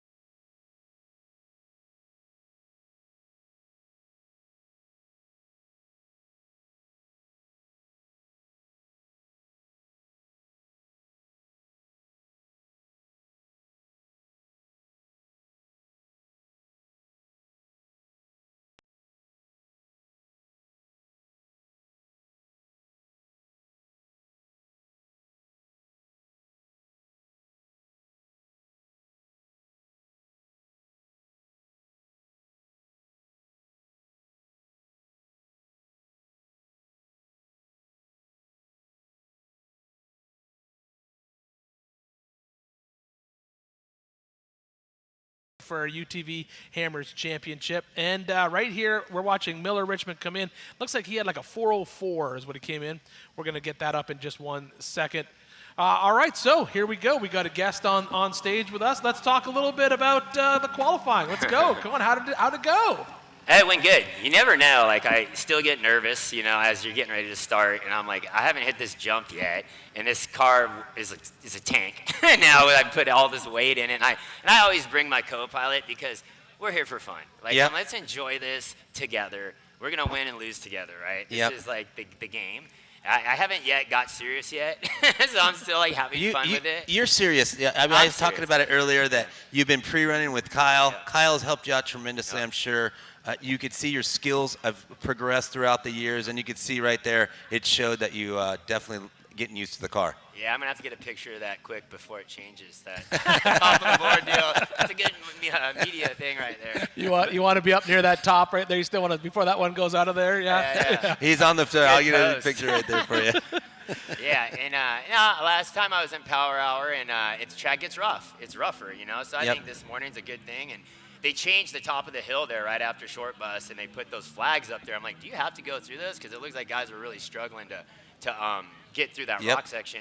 So I was a little nervous on that, but jammed right through it, and the car is really good. I mean, Cheney Motorsports put the Can-Am together. It's the new Can-Am R, which is totally different than last year. Totally different. And I'm getting used to it. Car's fast, and Can-Am's done a great job of tuning it, and I'm just having fun with it. Yeah, you're running Bilstein suspension out there. Yes. How was that out there? It seemed like it worked pretty good for you, and it was a good day. Yeah, the Bilstein is it's good shocks. Like for me, like I'm come out, we do the testing, and I like that they cater to me and they like whatever we need to do. They do these adjustments, and I think it's cool having something different. We talked last night. You flew in from Supercross, and it was unbelievable to see you fly in, get here and start pre-running and racing. I mean, how was that transition to from Supercross, seeing your son ride, and then coming in the next day and doing what you had to do today? Yeah, and I saw that coming. So long story short, every year I come here to race. Usually Hayden races East Coast Supercross, so I got to leave like on that like a red eye to get back to make it to him. Honestly, kids come first priority. Like they're chasing their dreams. I've done my dreams, right? So I'm just enjoying this. And when it's have time, I come out and get serious about it with hammers. And I want to bring my kids out here sometime. I think Hudson would have fun doing this. He would have fun, I'm sure. Yeah. Are you going to do? Let me ask you a question. You've been doing racing all long time, freestyle. I've known you since you're small, and you're with your dad and stuff racing. Are you going to maybe do some more off-road racing at all this year? Like I told Ryan Beat, I was like, always save me a truck for Crandon. I love Got it. That's just fun. And I feel like it gives me something on the calendar to shoot for. Yep. Right? As long as I feel like as you age as a man, as long as you have these little goals out there, it's enough to keep you going. Like, I always have these little goals. Give me the reason to kind of work out and train and stay in the go-kart. And I feel like that all transfers down to my kids with Haley's racing, now going to IndyCar, and then with Hayden's Supercross. I feel like I have a lot of knowledge just from still being in the sports to hand down to them. I mean, all the kids, your whole family, all the kids either race dirt bikes, cars. I mean, you're, as I say to you, I always talk to you once in a while. I mean, you've changed so much, you've grown up so much, and your goals are totally different than what they were back in the day because you're kids, and you're such a good guy that goes out and supports your kids and stuff. I don't know how you do it. I praise you. You're awesome for that. And we had a conversation. I don't know who it was the other day. We were talking about you, and we were talking about that. What's it like, all three kids going to IndyCar, going to NASCAR, going to everywhere? What's it like, with that lifestyle and trying to keep up? I mean, aren't you tired? You're working out every day. You're getting up in the morning. What's it like for you? What's motivating you to keep going? I have a schedule, for sure. And the main thing is when you get to my age, you've got to stay healthy. Like, you got to worry about what you're eating and how you're working out, what you're drinking, and because it matters. I broke a lot of bones, still have a lot of metal in my body, lost some organs along the way, and through all these crashes, so I got to take care of my body first. And then obviously the kids, are my focus. And it usually goes to what kid is gung-ho and not, which kid is grinding, right? Yep. Usually that's the one that gets the most. Like, which kid is just going 110, and you're like, all right, let's go. If you're ready to go, let's go. And but we always find time for everyone. We have a lot of family that helps. The grandparents and it's a family thing. The kids never really go anywhere alone. They always have some family with them. So, but that's the biggest challenge. Yeah. Cool. I mean, you're like your dad. Your dad's a lot, big, at a lot of your events. So yeah, it's great. I mean, we're great. We love seeing you out here. It's awesome. Thanks for having me. I hopefully get to keep coming. And like I said, Can-Am and Monster's been a good supporter of me. So as long as they keep wanting me to come out, I'm going to keep trying to finish this race. So let's transition a little It's bit. your year. Let's talk a little bit about the race. You said it. We talked about this earlier about qualifying during Power Hour or qualifying early. Was that a choice of yours to get out there early and just get it done? Yeah, I just kind of looked at qualifying, and then I was early. And I'm like, it's fine. Last year I was late, and I'm like, I think the course will be better in the morning.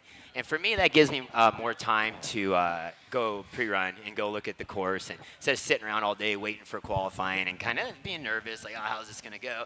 And I gotta realize, like, it's I'm just in the 32-inch tire, in the production class. So what tire are you running in that car? I mean, what size? So it's a 32-inch O-bore rock scraper. So that's a new tire for me this year. Okay. And so it's been good. We've been having some good luck with it. What was the difficult part on the course for you that you had to do? What was the scariest part, the pucker moment up there? I would say, like, the pucker moment's always that first kind of climb right there, because if you take a bad bounce, it's over. And then when you do the drop, you want to go fast, but you can't because you bottom out, especially in a lower car like that. You got to drive a little differently in that class, I haven't yet to drive the car with the big tires and all that. It's probably once I do, I probably won't go back. You won't go back. You won't go back. John will tell you that. You probably won't go back after you go. 35's a great tire for that car. 40s are even better, John. Well, not on that car. So now you got your qualifying done. Let's talk a little bit about what's you said. Go over the car, pre-running. Is that what you'll do the rest of the week, just getting ready for race day? Yeah, so this car was a new build. Kyle brought it out last minute. It came here literally 5 days ago. So, and I was at Supercross, so I come get a little pre-run in it, just to cruise it around, and then we go into qualify. So, I still have a lot of, ground to make up on that. So go do some shot testing, and usually the 2 or 3 days before the race are my time to get everything done. I know it's last minute, but it's the only time I got, and so we'll make that work. And the new base with the Mav R is it's different. So I think it's better. You can go way faster in the car.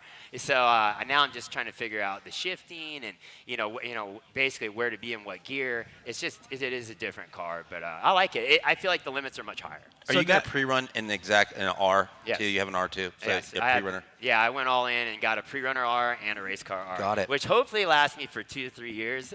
Last year, my car, I think it rained, and we looked like basically like a rolling wheel out there. We were just rolling everywhere. So that thing came back not so good. I remember that. Yeah, it was not a good That was year. with Terry, right? Yes. No, Terry was my first year. Jeremy Dickinson went with me last year, and I think he was just done at some point. He's like, I ain't even getting out anymore. He's like, and I'm like, all right, dude. Stop rolling. We're done. So the pre-running that you got planned, I mean, you have so much experience that can transition easily into the desert. Yeah. Do you plan to spend a little bit more time pre-running in the rocks to sort of get used to that car? Because we've been talking about it all day. Unless you've lived in these rocks, it's a whole different animal. Yeah, and I've had a lot of help with Terry Madden and these guys. I follow them, and I learn a lot, and that's why, I like being with Kyle. He shares a lot with me, and I get to follow them. I even jump in the car with him. He kind of shows me the pace, which is good. Teaches me a lot, and that's usually where I learn the most. But I need more time in the rocks. To me, my race is won or lost in the rocks. The desert, I'm kind of just cruising through the desert. I'm not a desert guy. So if you blow by me, I'll be waving like, yeah, cool. That's not really my thing. But when we get to the rocks is I think where the race is really lost. It is. I think it's definitely that there. I think you say you're not a desert guy, but I think we see it all the time, especially in this sport as it's evolved over year. Just this whole King of the Hammer style racing, the motocross terrain reading, understanding what. Because I mean, as you said, you got a lot of metal in your body. It's a lot hard. You got to be able to read a terrain in the desert, and I think that transition's so much easier for someone who comes into this sport who's got that experience. But the rocks is where the learning curve is. It's definitely lost in the rocks. 100%. Yeah, the desert, absolutely. comes more natural to me. I look way ahead. I see what's coming. I don't do a ton of pre-running. I usually can cheat and take someone else's notes, but I'm much more comfortable in the desert. Yes, I see, kind of look ahead, pick a line. The rocks, I'm just kind of at times lost in them, and I'm like, all right, let's winch. Yeah. So who do you have co-driving for you this year? Jeremy Dickinson, yeah. Okay. Yeah, it's the same guy from last year. He does a good job, and he knows this place pretty good. Got it. Yeah. That helps. Yeah. Helps a lot. Yeah.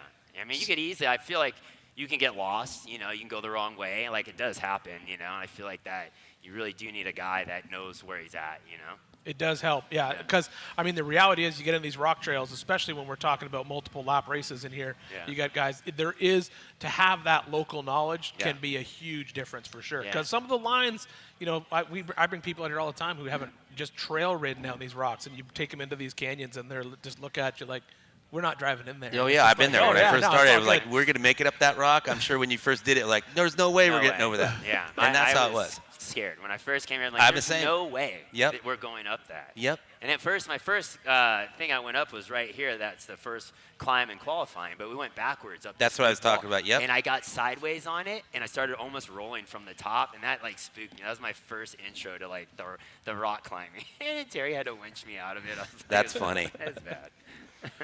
So what's after this right now? After you get done here, after the race, where do you go after that? Back over to Supercross? Yeah, so Thursday race, Friday. I'll leave Thursday night and be on a flight Friday morning at 7 a.m. How do you like living in Florida? How do you like living there now I like versus it. Florida is Nashville where you have to be. It's Tallahassee, where you have to be for motocross. It's the hub for Supercross and motocross now. I feel like SoCal has moved to Florida in the moto scene. So it's just where you got to be, My wife's not stoked on it, but it's like you're and living you got to make her happy. Yeah, but but she likes the house, the new house you got. I mean, it's cool. The house is very nice. It's just a chapter, right? It's for Hayden. Hayden's in his Supercross chapter of life, and we're trying to do everything we can to give him the best success. And we just have to be there, and that's what I have to remind, the rest of the family. It's just a sacrifice, Are you still riding a lot at all? Yeah. I see you riding a little bit moto. Yeah. Are you, Krusty was out, Krusty Demons of Dirt, they're going to do a show and stuff, and they actually talked about bringing you out, maybe bringing you up for a few rounds or something. Are you going to do any freestyle or something? No, I still hit ramps. I see that. I know for fun. I don't know why, but I still, once in a while I'll hit a ramp because it's just funny. It's fun. I don't backflip dirt bikes anymore, but I still hit ramps, and I feel like I ride moto. I'd rather ride a dirt bike at the track than go to the gym. It's much more fun. Yeah, so way more funner. That's my release. It's good balance. It gets me level-headed. When I'm stressed out, I usually go ride my dirt bike. 100%. Yeah. 100%. So, That's good. Well, I would love to see you out there. It's going to be great to have you out there and compete with these guys again. And I'm sure every year you're getting better and better, and you're feeling more comfortable. Yeah, I hope so. I hope I'm getting better with age. But, I feel like I'm learning more each year. And the rocks, I feel like are coming more comfortable. But sometimes the rocks are just difficult. They're just blown out, and there's really deep, and it's hard to get through it. And there's just some years it's like that, So. Are you guys still selling gear and stuff still, shirts and things like that? Yeah, all this stuff? Believe it or not, militia's having another resurgence. Again, because I think the 90s trends are coming back. They are. I agree with that. Yeah, so that's having another resurgence, believe it or not. And then, with Hayden's brands, with his Danger Boy stuff. Yep. And so we do a lot with merch and different things. But, we still do, we'll be coming out with some rims soon and, working on some tires and other things. So we're always in the off-road game. I love the off-road community. Anyone that likes to play in the dirt is kind of our world and the people I get along with. Yep. Is there any shout-outs you want to give out to some of the people? Just say, like I said, thanks Can-Am and the Cheneys for hooking me up, for helping me out to show me how to get through the rocks here, and then Monster and all the other sponsors, Bill Steen, and everyone that supports me to get here. All right, Brian. It's nice talking to you. I'm glad you did great. Still up there. I got a photo for you, so I'll send it over to you. All right, buddy? My wife will be like, "How'd you do?" I'm like, "Oh, look." Yeah, look at him. Just freeze it in time right there. Okay, now we can spend more money. That's right, more money. That's right. That's great. All right, Brian, thank you so much for joining us up here on stage. Thanks, it's good. We'll look forward to see you on race day. Good luck this week. Thanks. All right, so once again, that was our number one qualifier, Brian Deegan, sitting right now in first place. So we are, he's still at that 3:47, which was our fast qualifying, but we are now back to action right now with Josh Hacker on course. This almost looks like a stretched Limo. X3. That's It doesn't look like it's a full 4-seat Oh, you don't wheelbase. think it looks like a 1.5. Interesting. All right, so John's making some assumptions right there. Maybe we'll find out what's going on. It looks like it's definitely a longer wheelbase vehicle for sure. It's got 2 spares. All right, so as Josh makes his way up, that is the climb that Brian was just talking about. If you get offline there, it can go. It go a bad day. Bad in a hurry, yes. All right, so Josh has got some issues right there, but looks like he's going to be making his way up that climb right now. That's good for him. That might be a full 4-seater now that I look at it from the side. That's a long car to take out on the race day. But you could bring all your friends. There's been guys that do that before. They came down back door. I think it was Anthony Yaunt. He had stereo blaring and everything. They were just having fun. All right, so here we go. We have Josh Hacker right here dropping. I will say this, probably coming off that big drop on that hill, would be a lot more comfortable in that four-seater for sure. Absolutely. There's a lot of wheelbase there with that car. It looks like a regular 4-seater. Yeah. Yeah, it's a regular 4-seater. It does. Now, that in the rocks, in the heavy, heavy rocks, John. Too long. Too long. I agree. A 1.5 would be all right. Yeah. I mean, that's a big, big car trying to get up some of that stuff. Yeah. If you ever driven one of those 4-seaters, they're awesome, but in the desert. Yeah, in the desert, they're great. But I just wouldn't say that would be the choice of. The turning radius is not so good. No.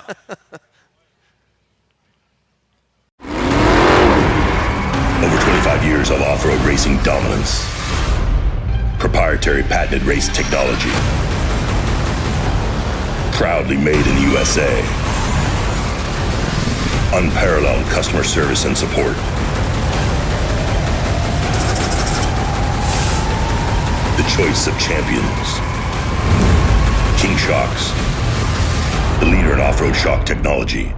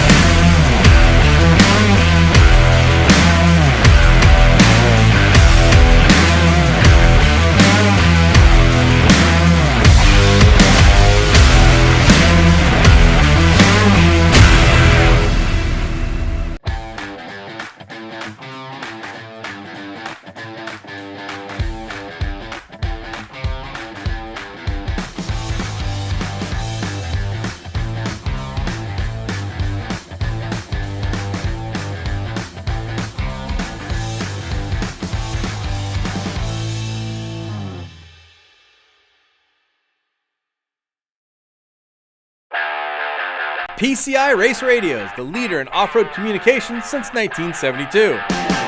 Our equipment was developed for racing in Baja, perfected for enjoying the weekend with family and friends.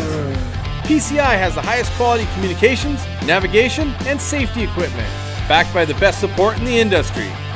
Find us at hundreds of events each year, supporting our equipment on site and providing the PCI Weatherman Relay. See you in the desert.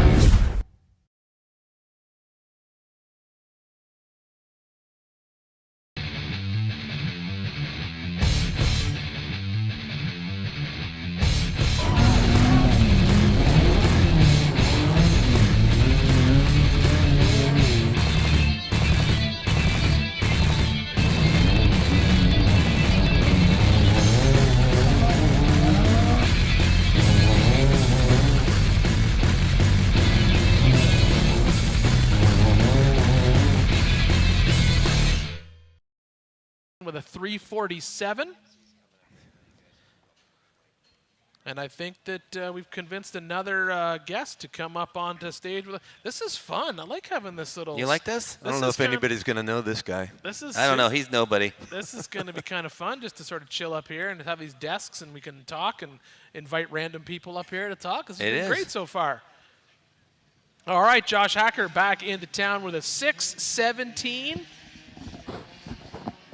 And on the line right now is 9:32.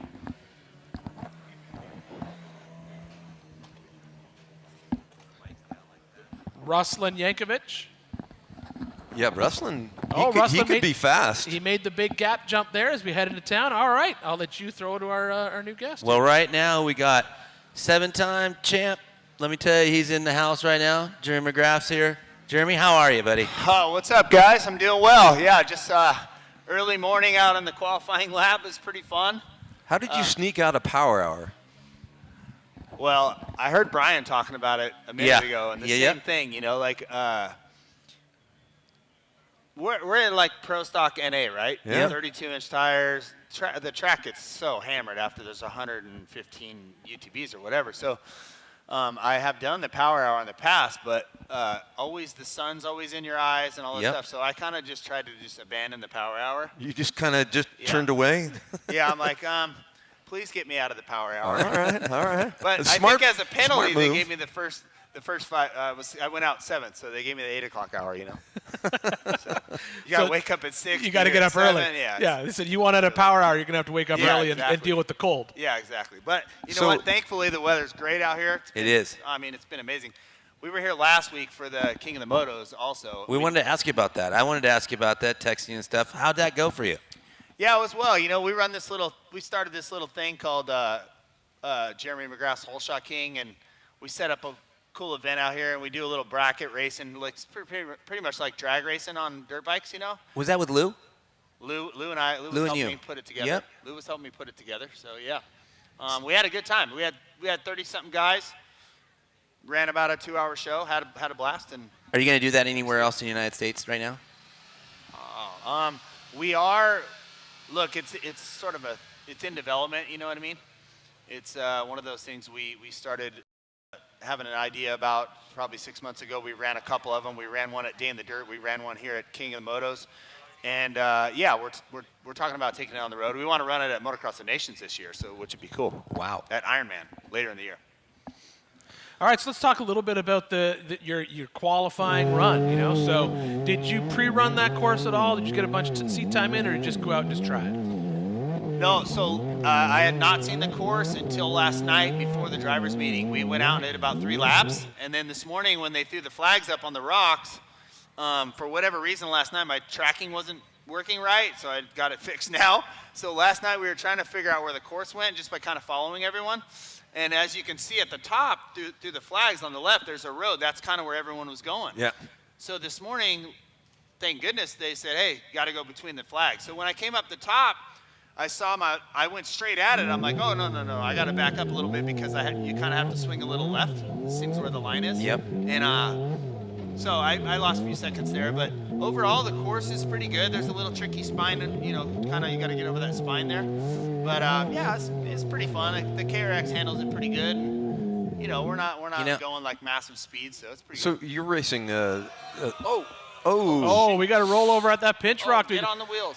Oh, it's such a shame. All right, so that was Ruslan Yankovic. That's at that. We've been talking about that all morning, John. That's that spot that you can get into that side hill. Can get pretty sketchy right there. So that spot right there, if you don't swing a little left to get into it and kind of turn and get right, Tip on the side. Yeah, that can happen. That's a pretty wide card too, so that's pretty. We weren't watching obviously, but he must have hit that thing a little too far to the right. We'll do a replay here. Yeah. But so this year you're doing stock class, right? Yeah, no, totally stock. So last year you were in you ran a supercharger, right? I ran a Craftworks car last year,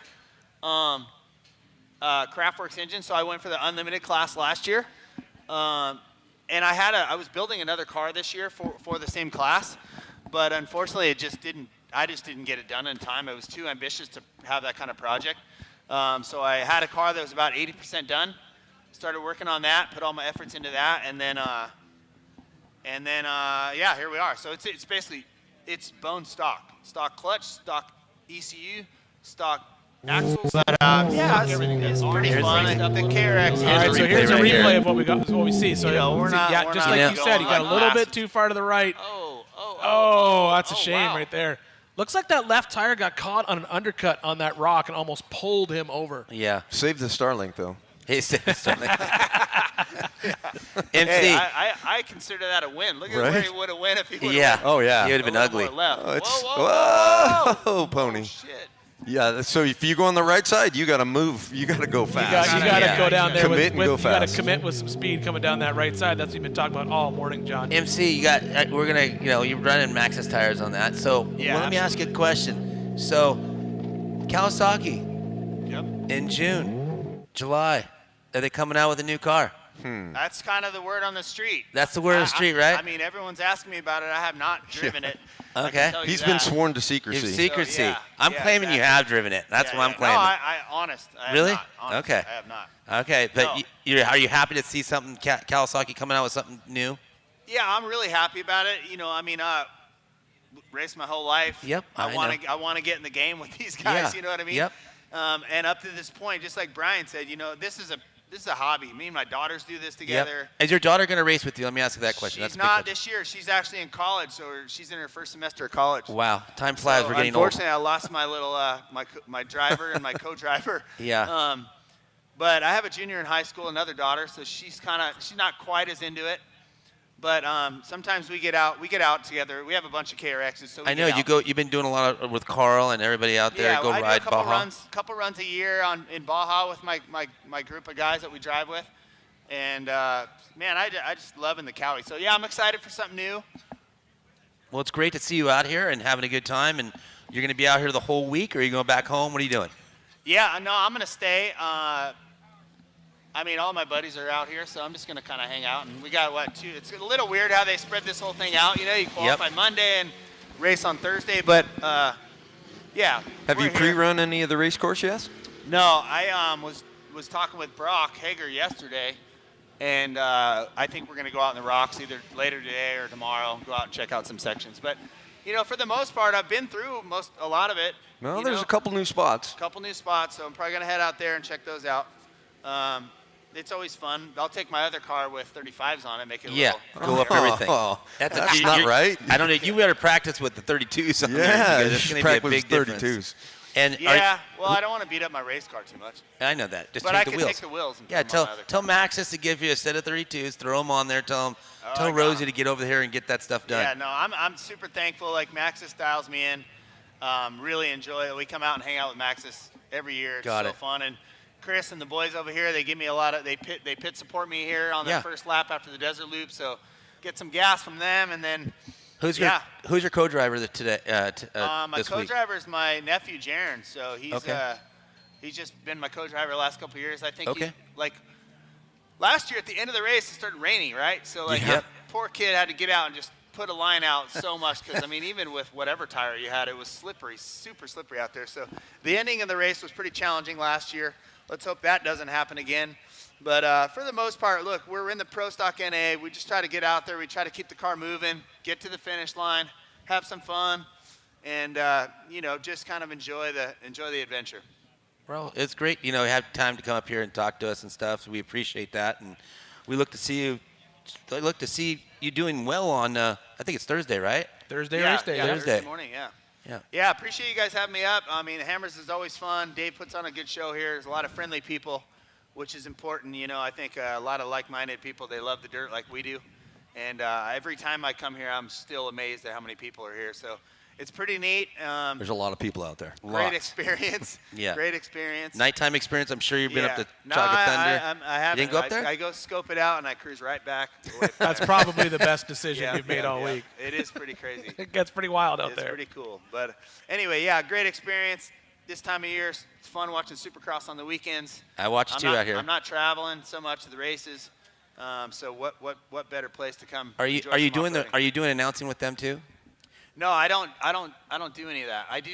I run that. I host that TV show that we do, Science of Supercross for Kawasaki. Yep, I know that. So every week we're doing some filming for that, or we'll put a couple in the bank. But you're not talking on camera out there. I mean, I do some race day live when I'm at some events, but like I did at A1, I did at A2 and stuff like that. So, yeah. I mean, look, I hang around the races when I can. And that must be scary. Yeah, that looks like a really scary spot. Yeah, that's a pucker moment for sure. Definitely. So, anyways, yeah, it's good to just be doing a little bit of everything. So I'm enjoying it. All right, MC. Thanks, you guys. Thank you Enjoy for having us. Thank you. Thanks for coming up here. Good luck on race day. Appreciate it. Thanks so much, and you guys have a good rest of your week. Yeah, buddy. All right. Cheers. Go do it. All right, as we say goodbye to Jeremy McGrath, we've got Aiden Gilbert on course right now. So we've got lots of qualifying action going on here. Currently still your top qualifier, Brian Deegan, with a 347, but Aiden Gilbert, we just saw him get a little bit off angle there for a second on that. Yeah, through those the gates up there, that was a little sketchy for him. He's coming through the. That's that section. The section right here. Yeah. Ooh. Yeah, there you go.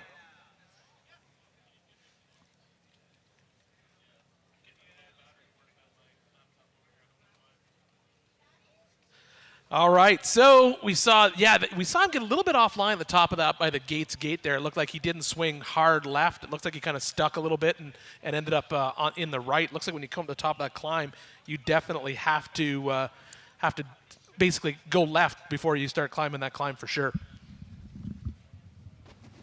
All right, Aiden's back in the infield. Still a pretty good time right there.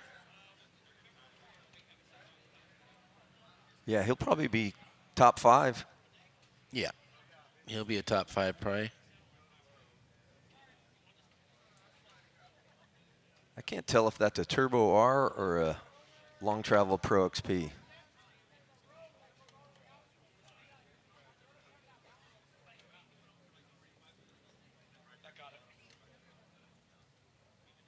That looks like a pretty fun jump right there. Little tabletop.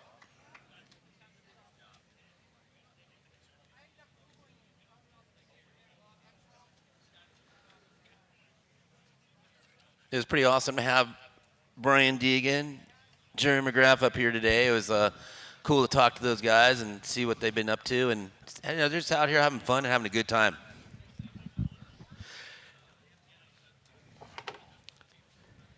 Yeah, I would definitely say so. I think, we said it before. I'm really digging this new setup we got up here. We got a little guest spot. We can invite people up. It's been great to have them on here. For those of you watching from home, jump into that chat section. Let us know who you if you want to say, hey, I want to hear from so and so. I'll make a little list up here, and if I see them in the crowd, we'll pull them up here. Yep. And if you have any questions for the guests while they're up here, make sure you throw it in the chat. I'm monitoring the chat right now while we're doing this. We can keep an eye on what's going on. So anybody wants to know something, just drop it in there, and we'll sort of keep up this conversation. It's going great. Been lots of comments in there so far, but that'd be super cool. Right now, John, you never answered my question. I still want to know. I want you to. I'm putting you on the spot. I want. Who's your winner? Who's your dark let's horse? talk about qualifying today and talk about who's going to qualify fastest All right, today. if you want to do that. So who's that? So what's your pick today? Who's your fast qualifier pick? Come on, bring it on. And let's get I can only pick one? Well, you can pick a couple. Let's give us like who we think our fast qualifiers will be, and then what you think that time's going to be. Let's do the. Well, I still said sub 3. You but still think man. I don't think we're going to see a 2 something. Do you think we're going to see a 2 something out there? That's kind of crazy. I think you're going to be in the 2s. Whoa, I say high fast 2s. It's going to be really close. I think fast qualifier today is going to be 3:30. That's right. 3:30, 3:35. Nah, it's already. I could be wrong. You are wrong. Yeah, I've been told. 100%. Deegan already did 3:48 or whatever it is, 3:47. Yeah, they're going to shave some time off. So the guys I'm looking at, I'm going to pick 3. Brock Hager. Oh, yeah. Mitch Guthrie Jr. and Kyle Cheney. Okay. So that's your 3 pick? That's my 3. Do you have a dark horse? Do you have you're like, ooh, that's person I've been kind of, they're on because I have a dark horse. The guy who's always fast that can do it, that hasn't won or anything like that, Jay Shaw. Jay Shaw. It's true. He's a fast. badass qualifier. That guy. He's fast. He's fast. He's a checkers or wreckers guy. He is. Okay. What about you? Well, I'm going to go with Kyle Cheney and the Miller brothers. Both of them. Both of them? Both of them. Not Phil? Well, hold on. He's my black horse. Phil's my black horse. Okay. Phil's your dark horse. Yeah, dark horse. All right. How is he a dark horse? He's not. He's not a dark horse. He should be up there. Phil's my buddy. Okay. I'm gonna change the conversation right now because I'll give you my dark horse. All right. Some of you haven't even mentioned. Okay. Paul Wolf. Oh yeah. Yeah. Forgot about Paul Wolf, didn't we? No. Oh, he didn't forget him. I've got them all memorized. I just sort them all out differently. So you keep your cards to your chest, John. Categorize them differently. My dark horse is Paul Wolf for sure. He's not a dark horse either. Well, I think he is. No. I mean, he wasn't on your big list of. No, it wasn't on mine. See? Because I could only pick 3. Yeah, I mean, that's the same thing. John, you can't pick 5 winners to the race. You got to pick. There's going to be one. Are we talking with problems or no problems? okay. There's another guy. Okay. Who else we got? Cole Clark. Cole Clark. Yeah. That's a good So one. he does well. He's got a new car this year. It's a Pro R with a turbo, single seat, stretched 5 inches to 109-inch wheelbase. Oh wow. All right. And he has qualified first before. Mm-hmm. Remember the year where he and Phil were top 2 qualifiers, and Phil took a different line, put a little pressure on him, and Cole it rolled up going up there. Yep, yeah. I remember that. He was went out of town. Cole was a good. Let's see, he got 8th last year in the race, so I'd like to see. He could be a dark horse.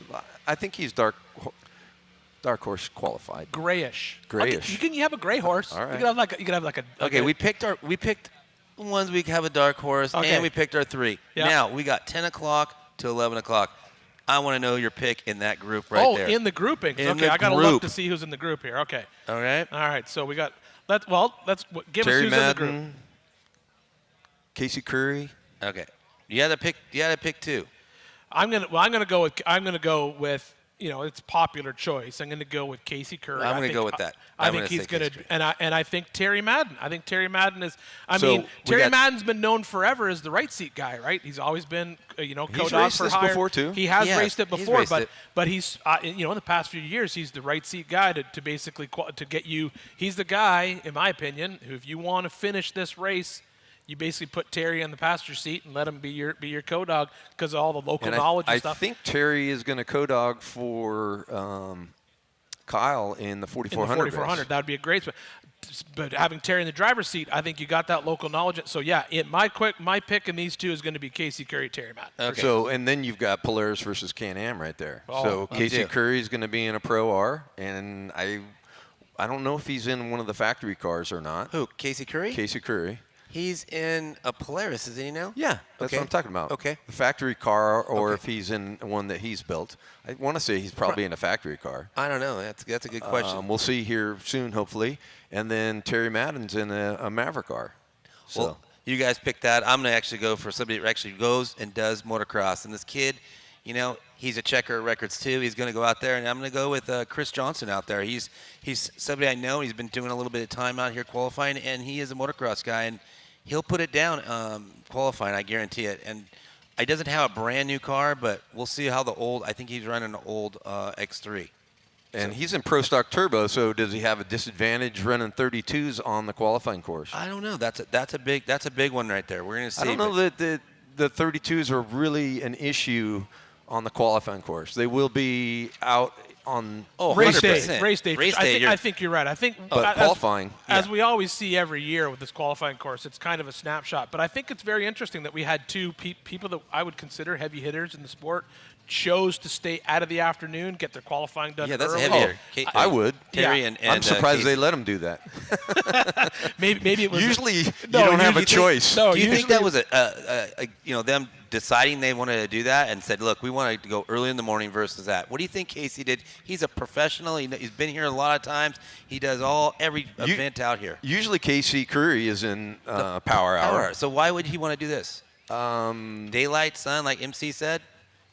when we watch Power Hour, the sun does play a huge game in it, especially, and when we're talking about getting up in there and that side hill stuff, I don't know this qualifying course well enough to know what we're going to see this afternoon. But if we're looking at it historically, I believe that side hill section, you're staring right at the sun.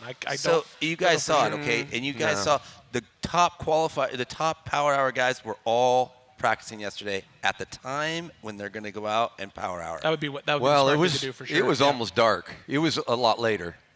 So we're going 3 to 4 for Power Hour. They weren't going until after 4 yesterday. Okay. I thought some of those guys went out 3 o'clock or so, but they couldn't because the course was out still live. It was still hot. Yeah. All right, guys. Well, while we get ready for our next round of qualifying to basically kick off here, I'm going to step away for a few minutes. We got Mrs. Pam Hall coming in to take over for me. Always great to see Pam in here. So, Pam, I'm going to hand you the mic. Guys, I'll probably see you later this afternoon, maybe. Probably. We'll, yeah, for sure. Have some fun out there, guys.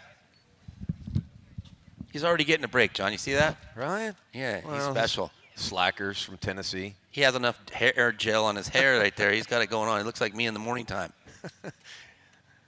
All right. Pam's in here right now. She was with us yesterday.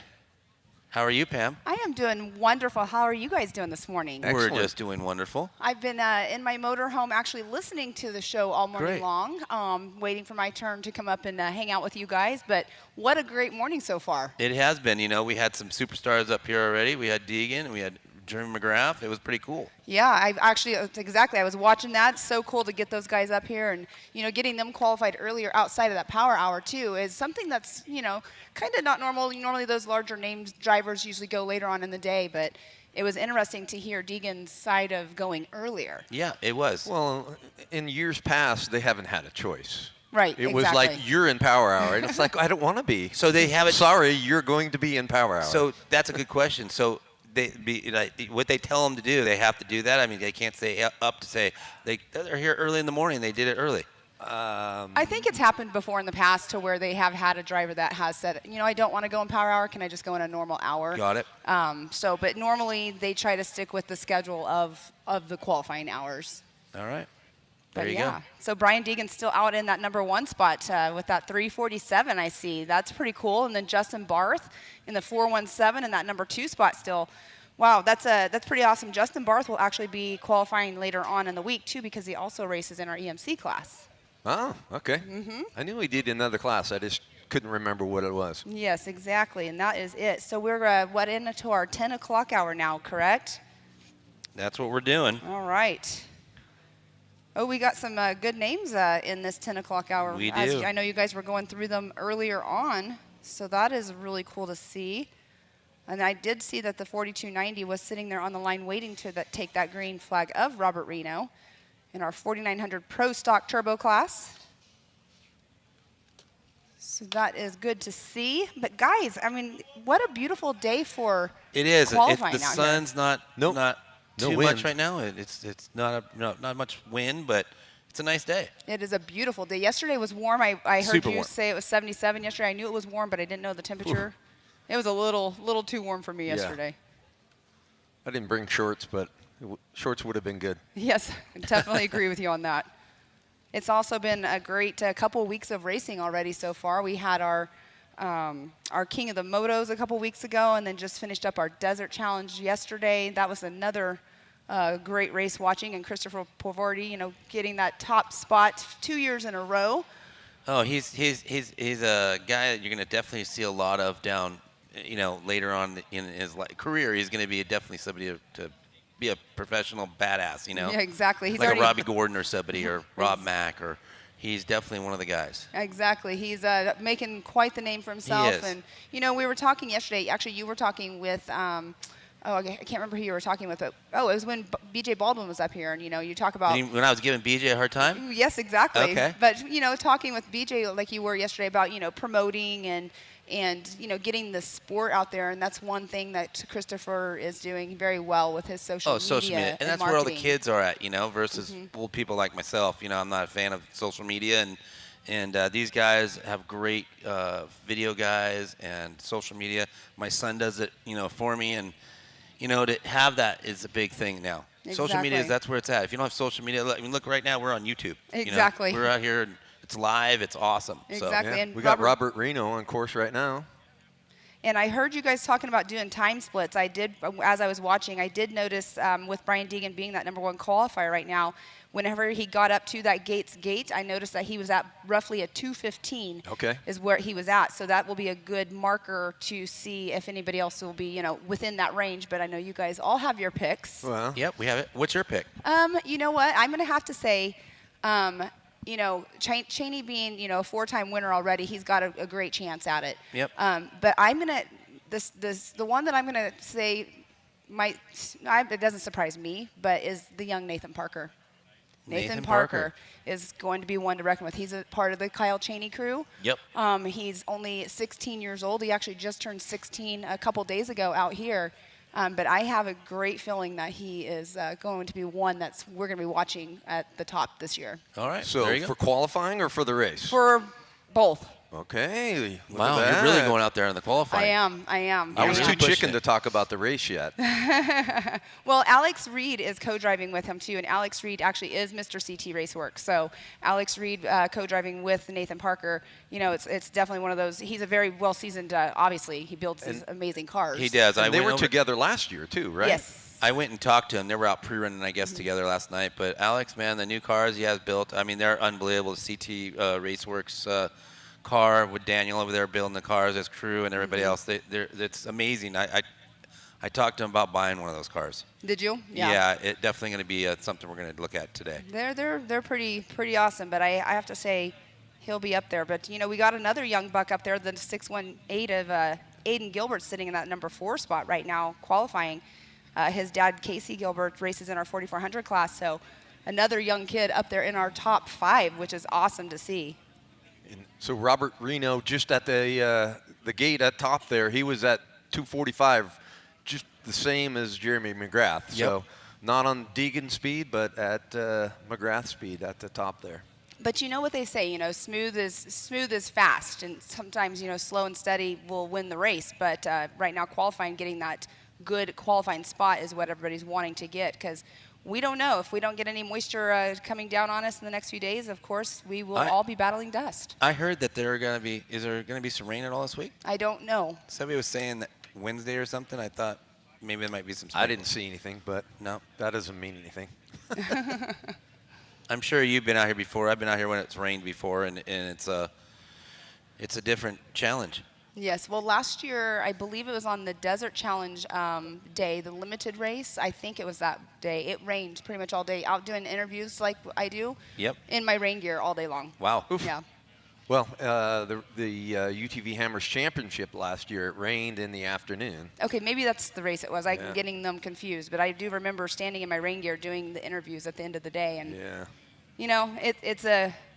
And then in 2019, when I co-dogged with Mitch Guthrie Jr., he was the very last qualifier, and it was raining in Power Hour. Oh, goodness. And it was like, oh, God, this is going to be horrible. And then he ended up putting a heater on, and he got the first qualifier. Yeah. What year was that? That was 19? 2019. Yeah, I raced that year. So that was amazing. It's like in the rain and getting the fast. And everybody had their umbrellas out in the car. I'm like, oh, this is going to be horrible. Yeah. He just killed it. Obviously it makes the rocks a little bit slippery, but Robert Reno coming in the short course here, finishing up his qualifying lap.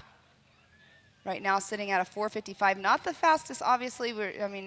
He looked like he was taking it a little bit easier than some of the other drivers have been doing. So I wonder if we got Chris Johnson on the line next. He's your dark horse He's picture my dark for the horse, but no, from what I have here, on the other thing, it's not going to be him. It's well, is that a Can-Am? That is a Can-Am, yes. And it looks like a new Can-Am. I don't think it's the Mavar.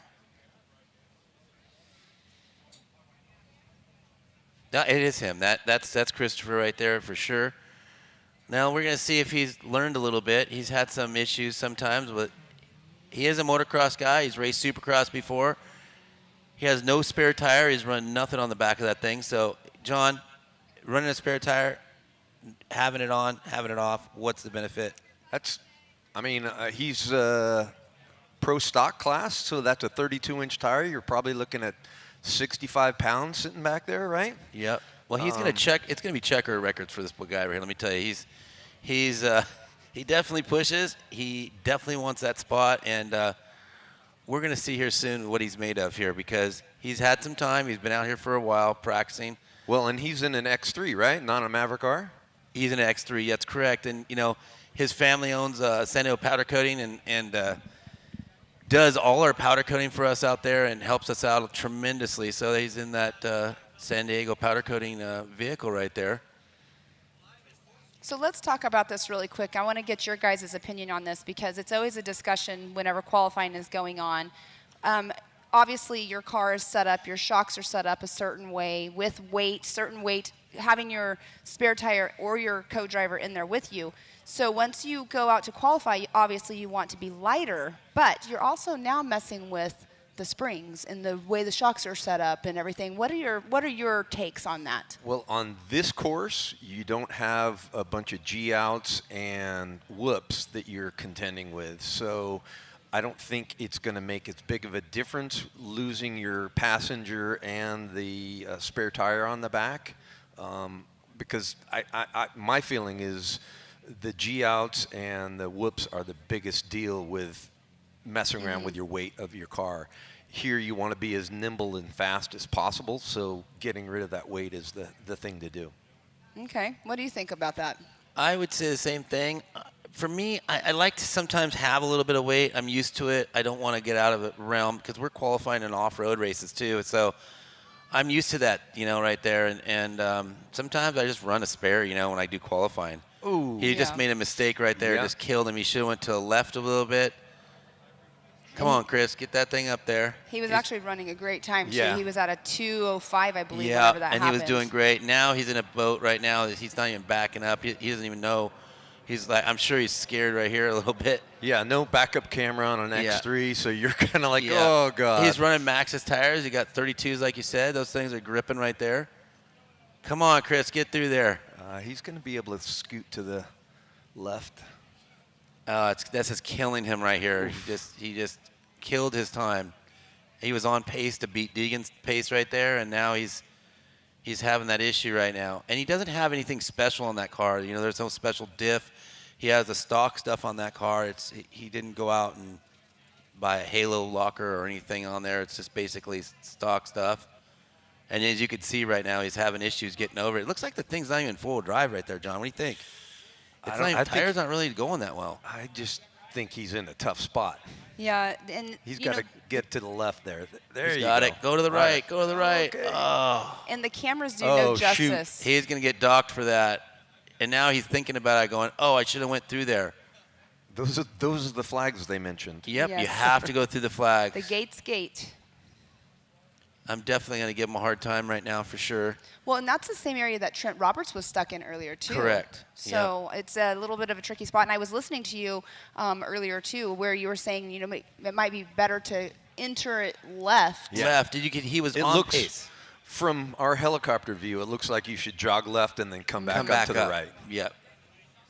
And it's so steep up there, it's a little sketchy. And I think the pros right now, all the big names, Power Hour, they're watching this right now. They're checking it out. They're going through their things. And I think that they know which side they're going to go on and what they're going to have to do. And there's some guys that are just going to hammer through there wide open with the 35s on them.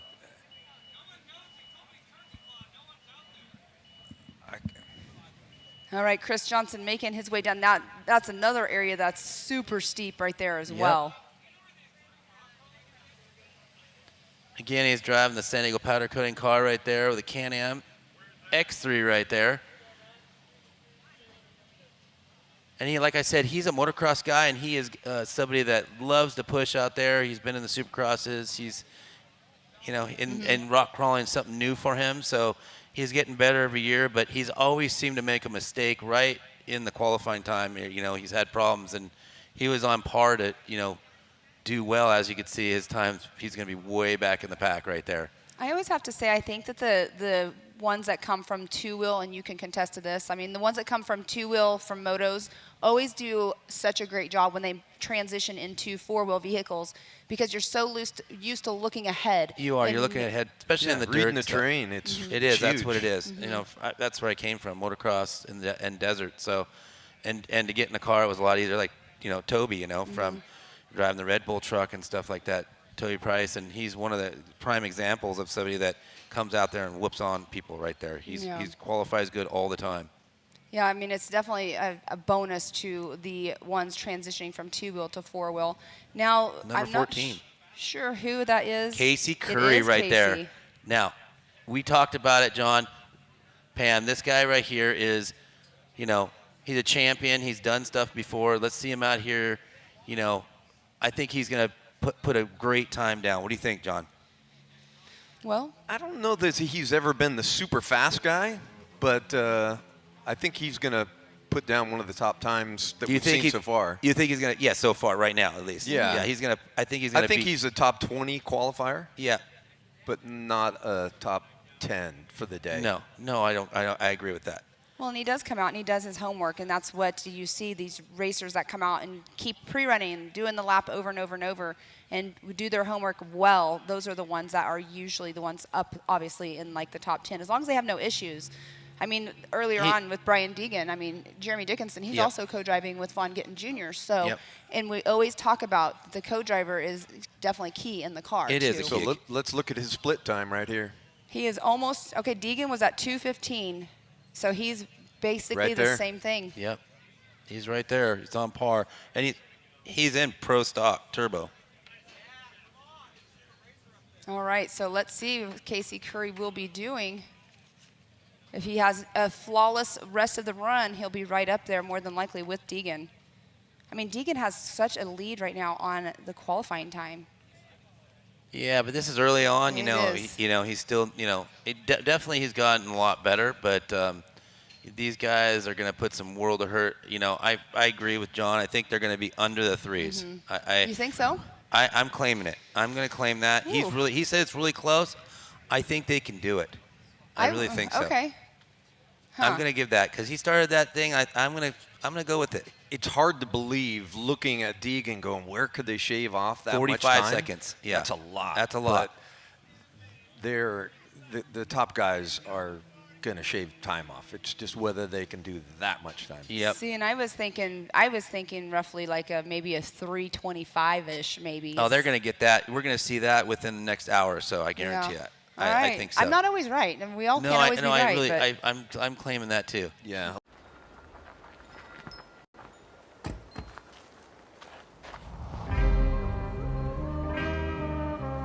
Dixon roams Serrati's forest land, feet twice the size of any man, rising from the ground, smacking dust in the seat with a great big smile.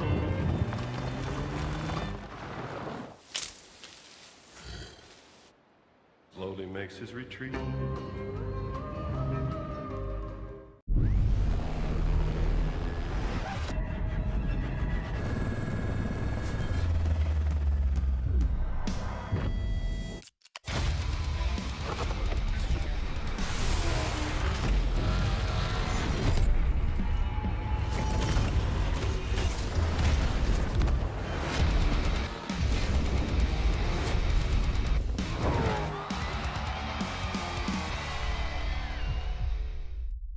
The 218 of Scott Delegate on the screen that we are seeing in the 4900 Pro Mod UTV class. So that's interesting. It just clicked into my head. So he's running a Turbo R Pro S stock, not a Pro R. Yeah, that's right. Different, right? Yeah. All the other Pro Polaris guys are running the Pro R. Yeah. And so he has just a bone stock car pretty much. So that car is a little bit shorter wheelbase than the Pro R, and obviously, he's running a turbo. Yep. All right, let's see where Scott ends up when he gets to the top, because he looks like he's having a decent run himself. Yeah. And look at this. He is actually up at a 2:01 mark through Gates. Huh. Gates belts up the top there. He's moving. You can just You tell. can see it. Oh yeah, you should see it. And you've been doing this a long time. You know that you know rocks more than anybody out there, John. It's just, I mean, this section he's going through right here, he's doing pretty well. I mean, you think he could shave a little bit more time off before he gets to the bottom there? Yeah. Well, the guys this afternoon are going to make that look slow. Oh yeah, I agree with that. Which Kyle is crazy. And the Miller brothers. Let's watch him through this spot. That rock just worked to his advantage. Man. That rock helped him from going to the left on tipping. Wow. He's on a good pace right there. There's no doubt. Definitely a very, very good pace. He's going to set the new top qualifier. I would agree. Who's that taking off right there? Can't see the number. It should be the 2340 of Perry Mahaney. Perry Mahaney's out of Texas. All right, let's see here what we have. Scott with let's see what it is. As soon as this updates.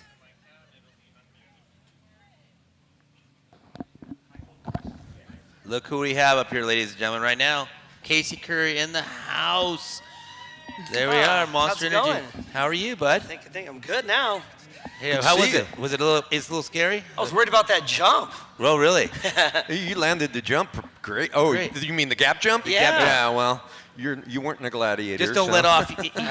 You're a short course guy. You know how that is. Hold it wide open. Wide You're a open. professional. You know what to Right? do. We want to know some questions. Why are you running just a stock car right now? So I'm running the Turbo R, not the Pro R. Yep. So by Pro doing S? Huh? Pro S? Are you running a 2025? No. Okay, so It's the older car. 2024. Yeah. Okay, gotcha. So Turbo R, so I'm on 33-inch tires instead of 35s. And, that's what players wanted me to do. And for me, it's a challenge, and I think it'll be a fun day. I think this course is so brutal. I think with the wet dirt and the trophy trucks, it made it rough. So I think that, it's going to be some nutrition out there for sure on Thursday. Well, and it's Is there anything also- done to the car? You do anything special? Just, Not a springs. That's it. That's it. Wow. And then safety, seat belts and safety seats. stuff. Seats. Yeah. all that kind but of stuff. all stock arms. Yeah. Nice. Well, it makes it easier to build a car. 100%. And what classes are you racing out this weekend?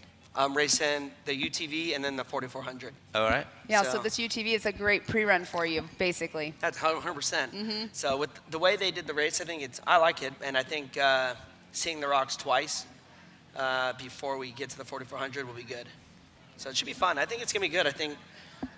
I think that's gonna be a unique race with the way that it rained. 100%. And I think that the rocks are moving differently than they do normally because it got wet enough early that a lot of the sand is gone and rocks are moving that normally don't move. So I think it's just going to be nutrition. I think obviously the strongest car is going to win.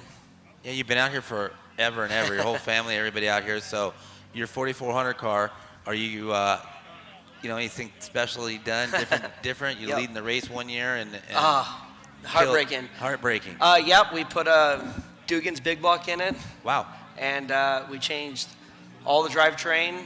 We put Fox Live valve on it.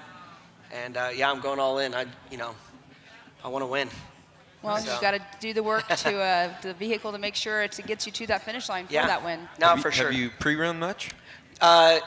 So we've come out here for the last probably 7 weeks. I've done every trail up and down maybe 4 times.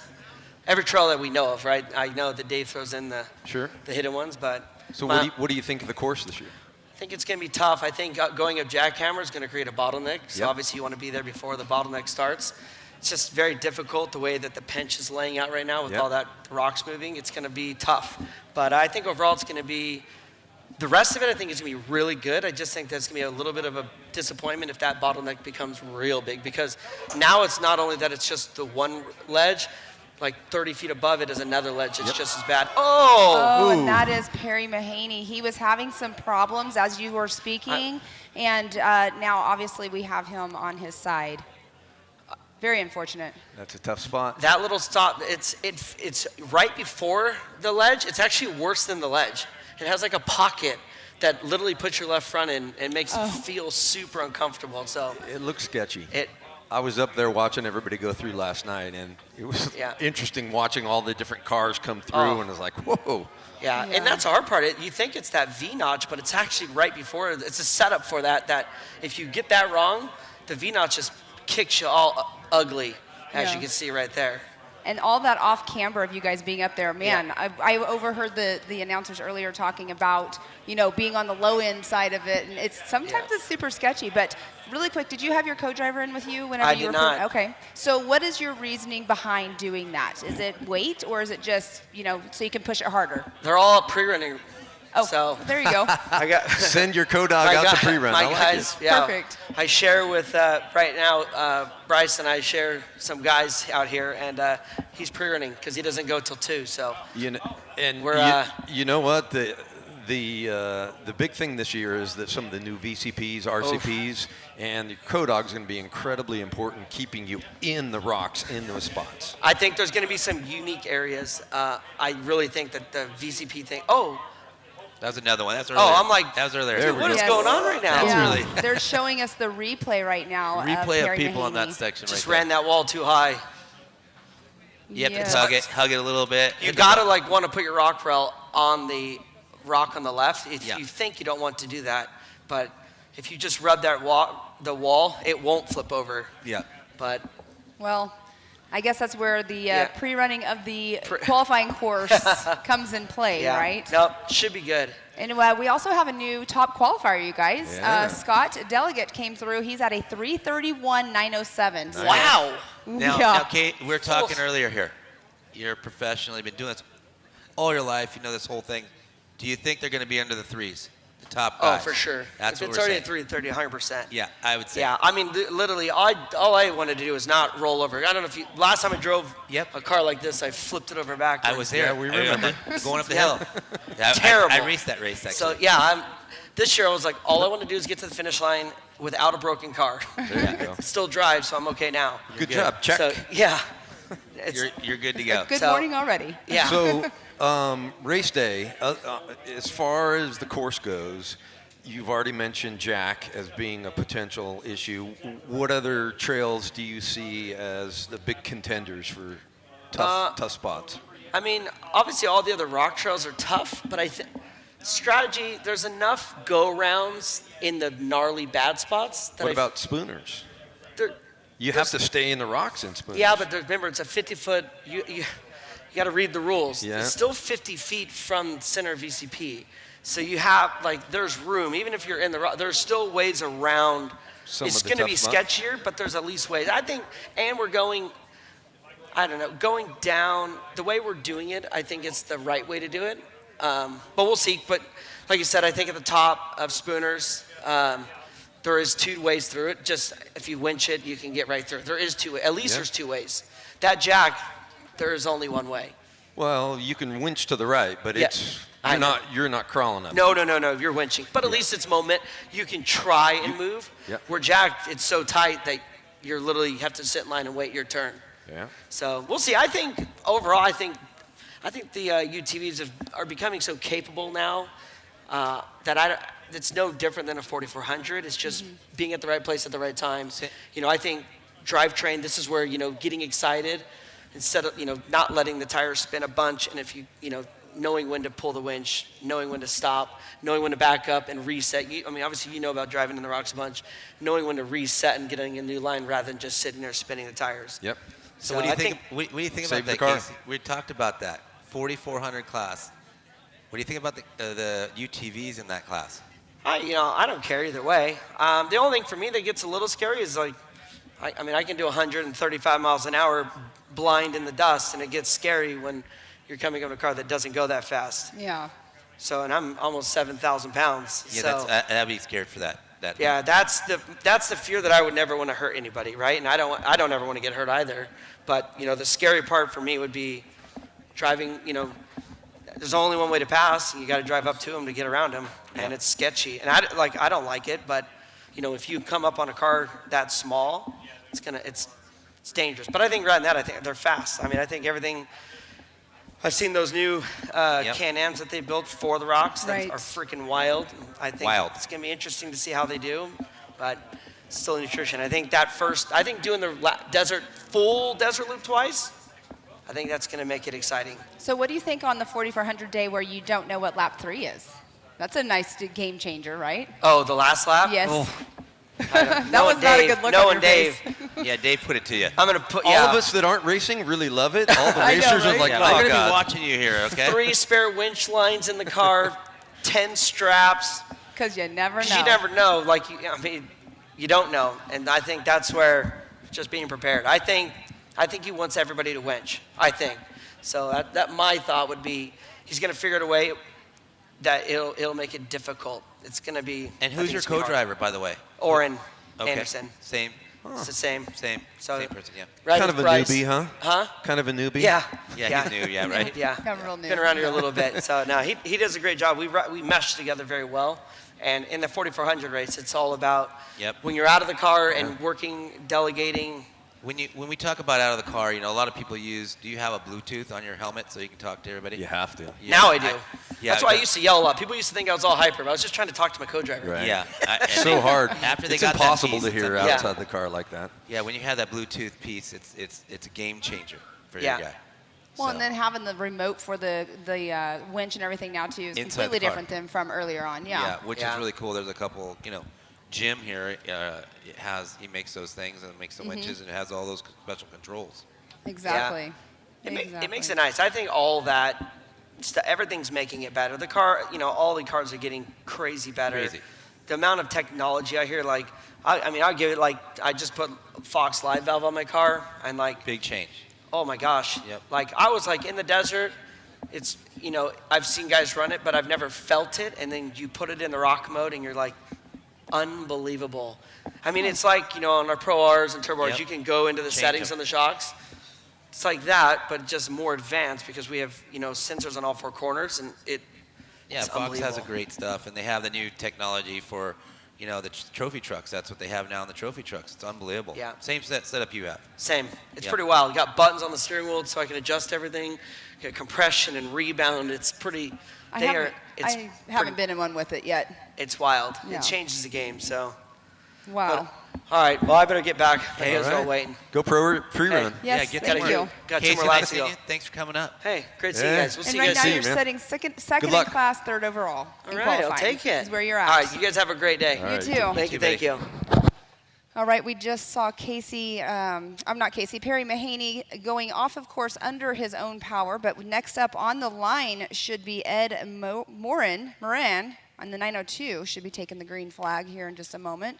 But it's always so nice to get these guys and gals up here talking to us. It is. It's really nice. I mean, the girl this morning was awesome. Yes. First time, I want to race the King of the Hammer race. Oh, man. Did she know what she's in for or what? First time out. I think her dad just threw in with the wolves. Dad threw her to the wolves. That'd be such a cool dad moment. Oh, it was a cool dad moment. But the dad and her, she's not going to be saying cool dad moment down the road here probably, It's going to definitely, she's going to stir the pot. It's going to be challenging, It was challenging for me and never being in the rocks and not pre-running. I mean, it's pretty gnarly, but give her hats off to her. She did a great job out there and made it up everything, and she qualified, and she did a lot of pressure. It was a lot of pressure, and she did a great job. Definitely a lot of pressure, but to hear her say that she was pre-running it last night. I know. At in the nighttime. 9:30. With hardly With any stock lights. headlights. Yep. Yeah. Who do we have now? That should be, that's actually the 428. That is Tony Polari Jr. out there in the 4900 Pro Mod class. And I'm sorry, it's Polari. I have to correct myself right off the bat. Yes, because his dad will be qualifying here in just a little bit. Well, I just got done talking to Chris Johnson's dad, and he was telling me, like I said, that in that qualifying loop that he was about to, hopefully qualify first or whatever in this time spot. But he did break a diff on the top. He didn't have four-wheel drive, just like I was saying up there, and he couldn't get up that hill. So that was one of the problems that he had. So hopefully he'll get back on there, but he's going to be starting from way in the back, and hopefully he can make some time up. We've seen it before in the past, though. Look at our King last year in the 4400s. He started, 82nd or 80-something and ended up winning? Yep. It doesn't matter. Yes, a good qualifying time is, key, but it doesn't matter where you start. You can still come back. It's all in adjusted time. We were talking about that earlier. I think that may be the case in 4400, but not in UTV. Yeah. No, I agree. Well, There's spots on the course where there's more bottlenecks that happen with UTV class, and got to be top 10, top 20 to even consider getting on. Well, and it's a long race, too, so you never know. You never know. I'm having high hopes. Positive thoughts. We'll see. Positive thoughts for all these racers, but Tony Polari Jr. right now making his way through. I know he's been out here doing his homework as well, so lots of drivers been out here running these trails as much as they can. Oh, and look, he's having... What's he doing there? I don't know. Back up. Stand fucking low. I think he's going to back up.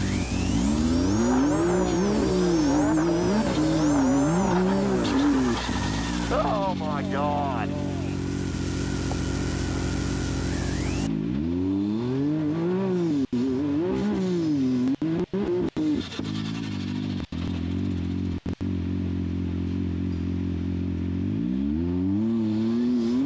How's that manual? But it's flipping. Well, it's kicking it all the way to third gear. Keep it in, you're in auto. All right, looks like they are Struggling there. struggling for sure. Now, John, you can see two people in there. There's two people. You got your co-dog qualifying. What do you think? Do you think that's an advantage or disadvantage in the car because of the weight of the person? I don't think in a Maverick R that, adding another 200 pounds or 180 pounds or whatever is going to be that big of a difference.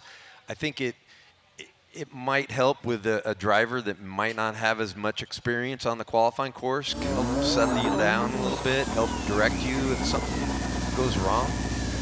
But, the fast guys, they don't care. They just want every advantage possible. Tire off, everything, ready to go. Taking out Sport Plus. Foot to the floor. Yep. So he's obviously struggling with getting this into, looks like to me, like in low range or something is what he's struggling with. The gearbox. Yeah, it could be diff lock or low range. It looked like he was pushing a button, which would be going into diff lock. Which, if these new Mav Rs have all that electronic to it, which is not what... It's all electronic. You can do two-wheel drive, four-wheel drive trail mode, which is kind of a limited slip-ish kind of front end, or you can do rock mode, which is a little more aggressive on your front diff locker kind of setup, and then you can go diff lock, at least in the Maverick R. Yes, so as we were seeing him struggle, obviously he's not going to have that qualifying time that he was wanting to have. No, not even close, but he's hammering right now. He is definitely putting it down. He's also a very fast driver as well on normal race days. Did you see that boulder right in the middle? Yeah, that's the one John talking about. That gives you an idea of how off camber you get and how much these guys get tossed around in the car.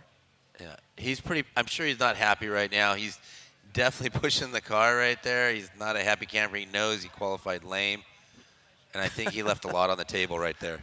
That's a little rough. Come on, he knows it. Well, and I had a problem. I think his time's mechanical probably error. at least 40 seconds faster. Way more than that. A minute faster, I bet you.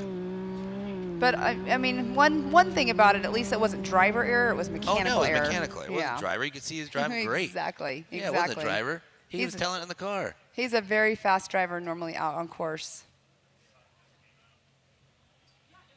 He has a Starstream in there, and the Starstreams in the cars are awesome to have out there. It's so nice, Pam, to have all this in the kitchen. Yes, it is. He almost endoed? He nosedived off that jump. He was trying to pick it up even more, and so this is the 008. Martin Barkley, I think.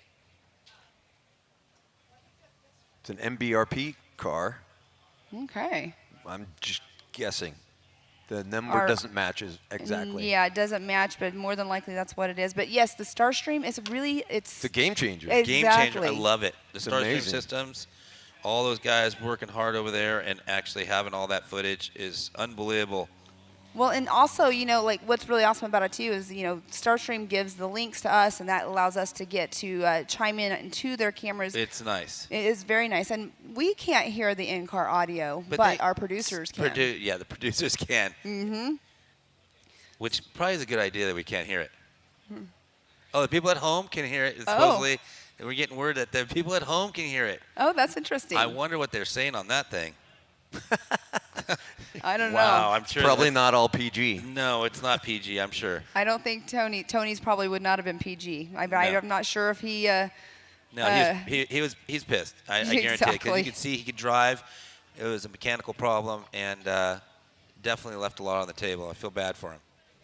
But Martin Barkley right here at a 123 so far. Let's see what his mark will be once he gets up to the Gates belt gate. Gates belts. Gates belts. Gotta love it. A lot of these drivers more than likely run Gates belts. Those are. Well, this guy's not. He's an automatic transmission, but Yeah, exactly. I do. I run the Gates belts. They've been great to me, and not anymore though. Well, and it's still I have my old car. Okay. I got an old one. I got to race for you it till don't I have get the no new more one. belt. Now, after last night talking to CT Racing, I got to go get one of those cars. Oh, yeah, I do too. I want one. I'm so sure I bad. got an easy 140 in my pocket to go spend on one. All right, So he's that at is Martin Barkley. It is Martin Barkley, but we have a 204. He is almost up there. He's not going to be at that same range, but very, very close. Let's see which way he goes here. He's going the right way, it looks like. He's moving. He is moving. Pretty close to Deegan's time. Yeah, just about 4 Couple seconds off.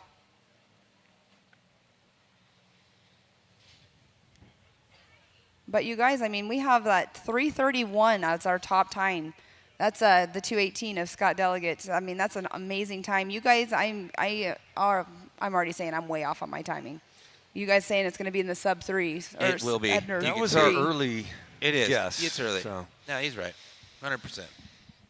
It doesn't seem possible, but these guys are going to get seconds out of all over the place. Some of this stuff where you think you need to rock crawl, they're going to just be the top guys are going to be in high range the whole way. And they're going to be moving. And the top guys have most of them, the transmissions are geared differently. They have tunes that are different. So who knows what they have in their bag of tricks. They've been working on them all this week, and everybody's here, and we're going to see what those Can-Ams have out there. You can tell right there exactly how rough it was, how it was popping him up, getting over that rock section. But this is such a steep downhill area. I know that we had somebody earlier Super on steep. with a flat tire. I'm like, a little sketchy going down a steep hill with a flat tire.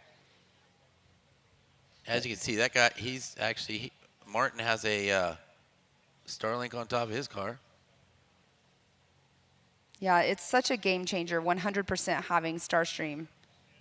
I know George Hamill's been out all over the place with. George is the man. Yes, he Those is. guys, he's the man out there, dialing them in, getting them done, especially with the herps and everybody. He's always seen them working or eating a taco, one of the Right, two. exactly. I make fun of him. I go, I'm trying to lose weight. I'm trying to get skinny, and you're Tacos making are me good. hungry. We were at Crandon one year and we did a taco review because there's a little taco shop there, and yeah, it was kind of fun. I think I saw that one. Yeah, it was fun. Now I'm getting hungry. I know, right? Yep. Woohoo! Oh, airborne. Send it. Air skying it. All right, so Martin Barkley making his way through with a, what is it, a 4:13.118. So he's sitting second in class in the Pro Mod, fourth overall right now. But now we do have the 10:15 Ryan Blograve, and he's in the Pro Mod class as well. So good time by Martin Barkley. Few more up. We're going to see Terry out here. We'll see if he can turn it up. Yeah, next up after Ryan is off course, we should have Tony Polari Sr., and then we'll have Paul Rowlands, and then Terry Madden. We'll be rounding out our 10 o'clock hour.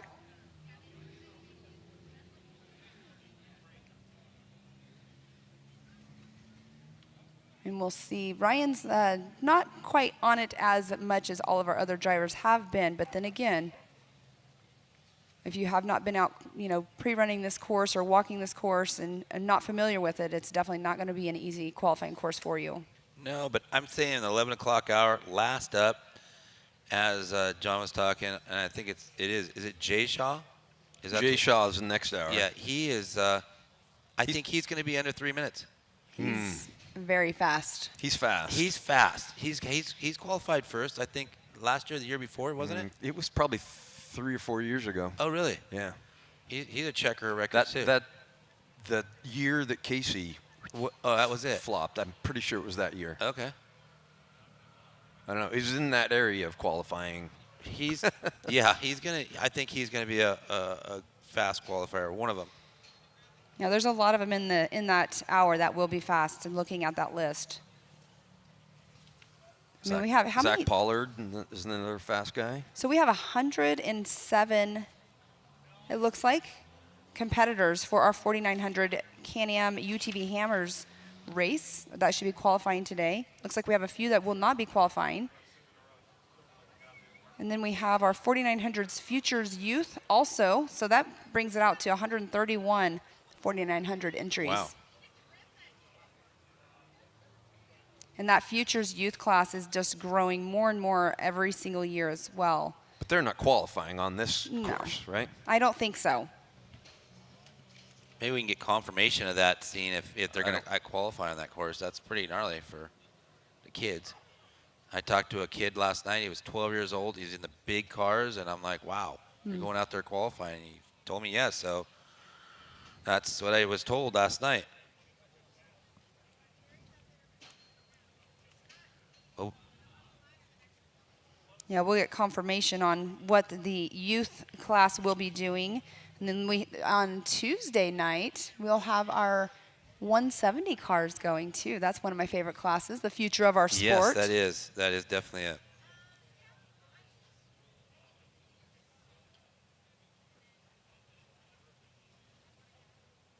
So, John, you know these guys pretty well. I'm getting texts from people. Nathan Parker, you ever heard of him? Yeah. That's who I was talking about earlier. Okay, that's what you're talking about? Oh, they were talking Yeah, about he's it. 16 They're years old. telling me, saying he's the one to watch. Yeah, exactly. That's exactly. You're on it. You got He's it, the one Pam. that Alex Reed is co-driving for. Yep. Oh, my goodness. Oh, jeez. Oh, here it Oh, goes. he was trying to stay in it to save it, and it did not work in his favor. Oh, that's a steep hill. That is brutal right there. Oh, my goodness. He's definitely going to take some time there to take that thing down. Oof. Wow. Looks like he's okay. It looks pretty decent in the cab. It looks like it. And that's the most important part, obviously. Yep. He definitely went for a ride. Hopefully he's all right. Well, window net's coming down. He It's a looks good sign. which is good. He gave him a thumbs up. We don't want to see nobody getting hurt out there, but it You looks can good. see how steep it is. Look at how it's taking our recovery crew out there. So we have our recovery crew, Rescue 3. They're out there along with all of our volunteers, working all over the race course, working super hard to make sure everybody is staying safe. But Rescue 3's been out here for quite a few years, keeping everybody safe on course. But it looks like he's out of the car already. Oh, he's assessing the damage there. Yeah. Checking. Okay, do we have this part in our trailer? Or do we have this? Do we have that? I walked up that hill last night to watch these guys pre-run, and it's no joke. It is steep. Mm-hmm. It is super steep. One step up, two steps back. And once that downward momentum goes with you when you're in a roll like that, it's never a good sign. Yeah, sure we'll see a replay in a few minutes here, a few seconds. That was quite the ride. Not something I'd want to do. Holy smokes. Well, what is the most important part about it, though? The driver and co-driver are out of the car. Like you guys were saying, it looks like they're already assessing the damage, but that's the most important thing is that they are out and okay. Yeah, he tried. Oh, geez. We're going to get it in slow-mo. Yeah, you guys are watching. Here it is. That rock just popped him up on that driver's side. He tried saving it. Oh. And then he again. still got on the gas. Oh, my gosh. Oh, my goodness. Oh, that had to be terrifying. This is only because they're okay. I'm going to say this. We know this is going to make the highlight reel. Oh, yeah, for sure. You think? He's got to get some time on there. Too bad he didn't have sponsors on that truck, on that car. Oh, my gosh. Wow. What a replay. Now, I'll take it he's closer to the bottom, obviously. It'll take a little bit less to recover, but once we get him off, we will move on to our next one. But thank goodness they are good. Wow, that was brutal. Super scary to watch.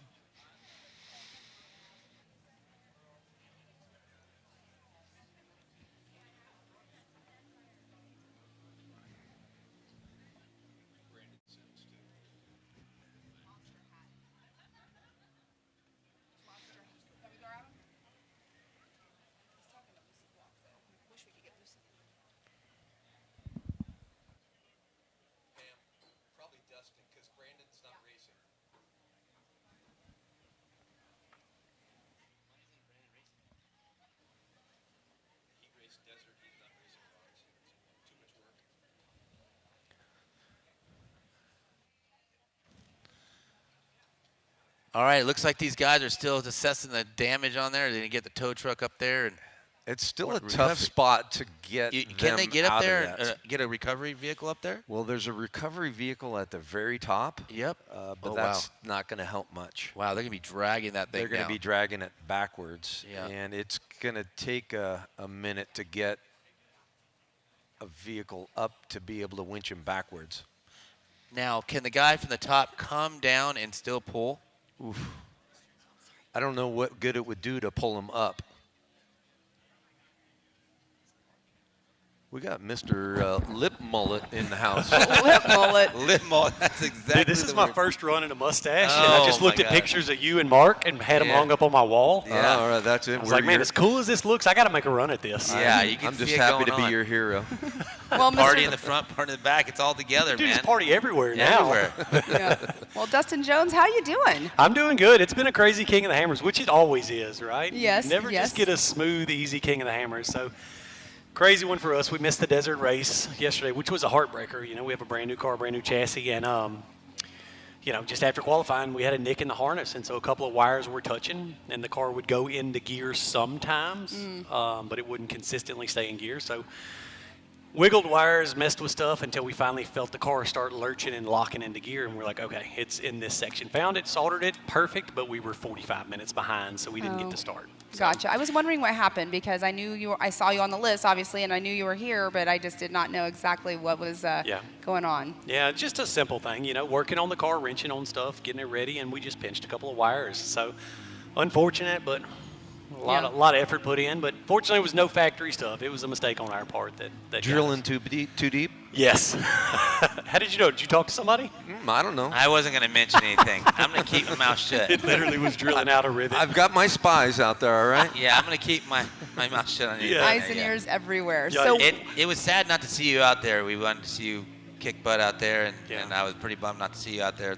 Say, man, I love the desert out here, and it was such a good track this year. Like, it was super fast, especially that last 40 coming in was just, you could do, man, 100 miles an hour in that whole last section. And so we were excited about that, you know. Do you have any special car for this, your new car for the rock race for to Thursday or whatever, or qualifying? I mean, are you ready? No, we've got our tried and tested car, and so Yep. we didn't do like a big boat-sided full chassis car for So this you're one. pro stock turbo. We did a pro stock. We're running on 32s, and so Okay. it's Wow. a little bit of it was we had a tried and true car that we trusted, and short of chopping it up to where it really would be competitive in the unlimited class, we thought, you know, we'll spread some racers out between different classes, some of the factory Can-Am guys. And it's tough, you know, to race in the pro stock. It's tough to run on 32s. But What's it like running now? You're ridden on the 35s. Yeah. You're going to 32s. Man, that must be a big change. What's it like? What's it feel like in the car? So the toughest part is 35s used to be difficult to run in UTVs because, you know, That's X3. Yeah. So Not some the R. some axles, some belt issues, different things like that. Well, now with the new Maverick R and even the new Pro R, you can get away with running 35s and really beat on the car All day long. all day long. And so before it was like, man, it'd be cool to run 35s because you get some extra ground clearance, but you got to be so careful. Now it's a drastic difference between 32s and 35s. It's definitely a big advantage, you know.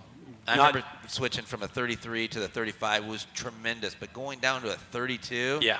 wow, Yeah, that's a big deal. It is a big deal. It's That gonna be sounds handful. funny, going down to a 32. yeah, it does. Yeah. It wasn't that long ago, 32 was the big tire. I know. Right. You know what's crazy is Mark and I used to race for ITP, and I think it was at Parker 250 several years back. You had a prototype set of 32s, and we were still running 30-inch ITP Ultracrosses. And I remember seeing those 32 by 10s and thinking these things are enormous. And now what are they? 35s. It's crazy what time is and the technology and everything out there. Yeah. There's no doubt that a 35 does make a significant difference in a UTV. They are super capable and very strong and reliable now, and so that 35 does make a big difference. And what's your challenge this year? What other races are you going to race? You got this race. What's your series are you picking? Let's dig into it, see what's deep in there. Yeah, so the exciting thing for me personally is we've won the Mint a few times now. We've won it 3 times. We went back-to-back on that. We just won the Best in the Desert Championship for 2024. So for me, there's a little bit of pressure off. So now it's kind of a reset. You know, when you run a race season and you get to the end and you're in the points chase, every race is so stressful and you don't want to mess up and you don't want to have a mistake. Well, that pressure kind of comes off like now. We've done some things. So it's like, man, let's hit some big races. We may be down in Baja this year. We're talking about doing some of those because it's something that Polaris has done really well at. And so, Are you going to race with anybody down there? I didn't want to talk to you on stage, but I just thought maybe I would. Hey, there's no other Wonder place. if you could write a big check. Yeah. I thought maybe I would just mention it off stage, but whatever. Maybe we'll talk about it later. But Hey, why not live to the world, right? Yeah. So I think now you're grilling me. I get to grill BJ and Robby Gordon and everybody. Now I'm getting grilled. Yeah, it turns the table. Yeah. I think the big thing right now is chasing big races. That's for a lot of the OEs, is they want big races. Championships is not as big of a deal, right? Yep.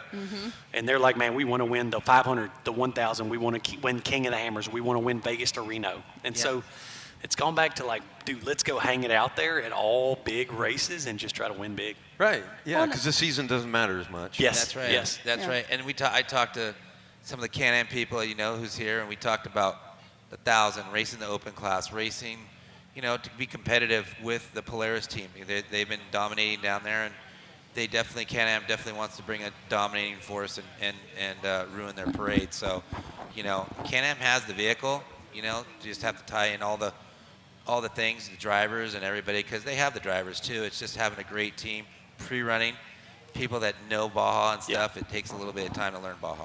And I'll be honest with you, when they came out with the 2-liter Polaris, and we still have the 1,000cc turbo car, it kind of split the classes because nobody knew exactly what to do until everything hashed out.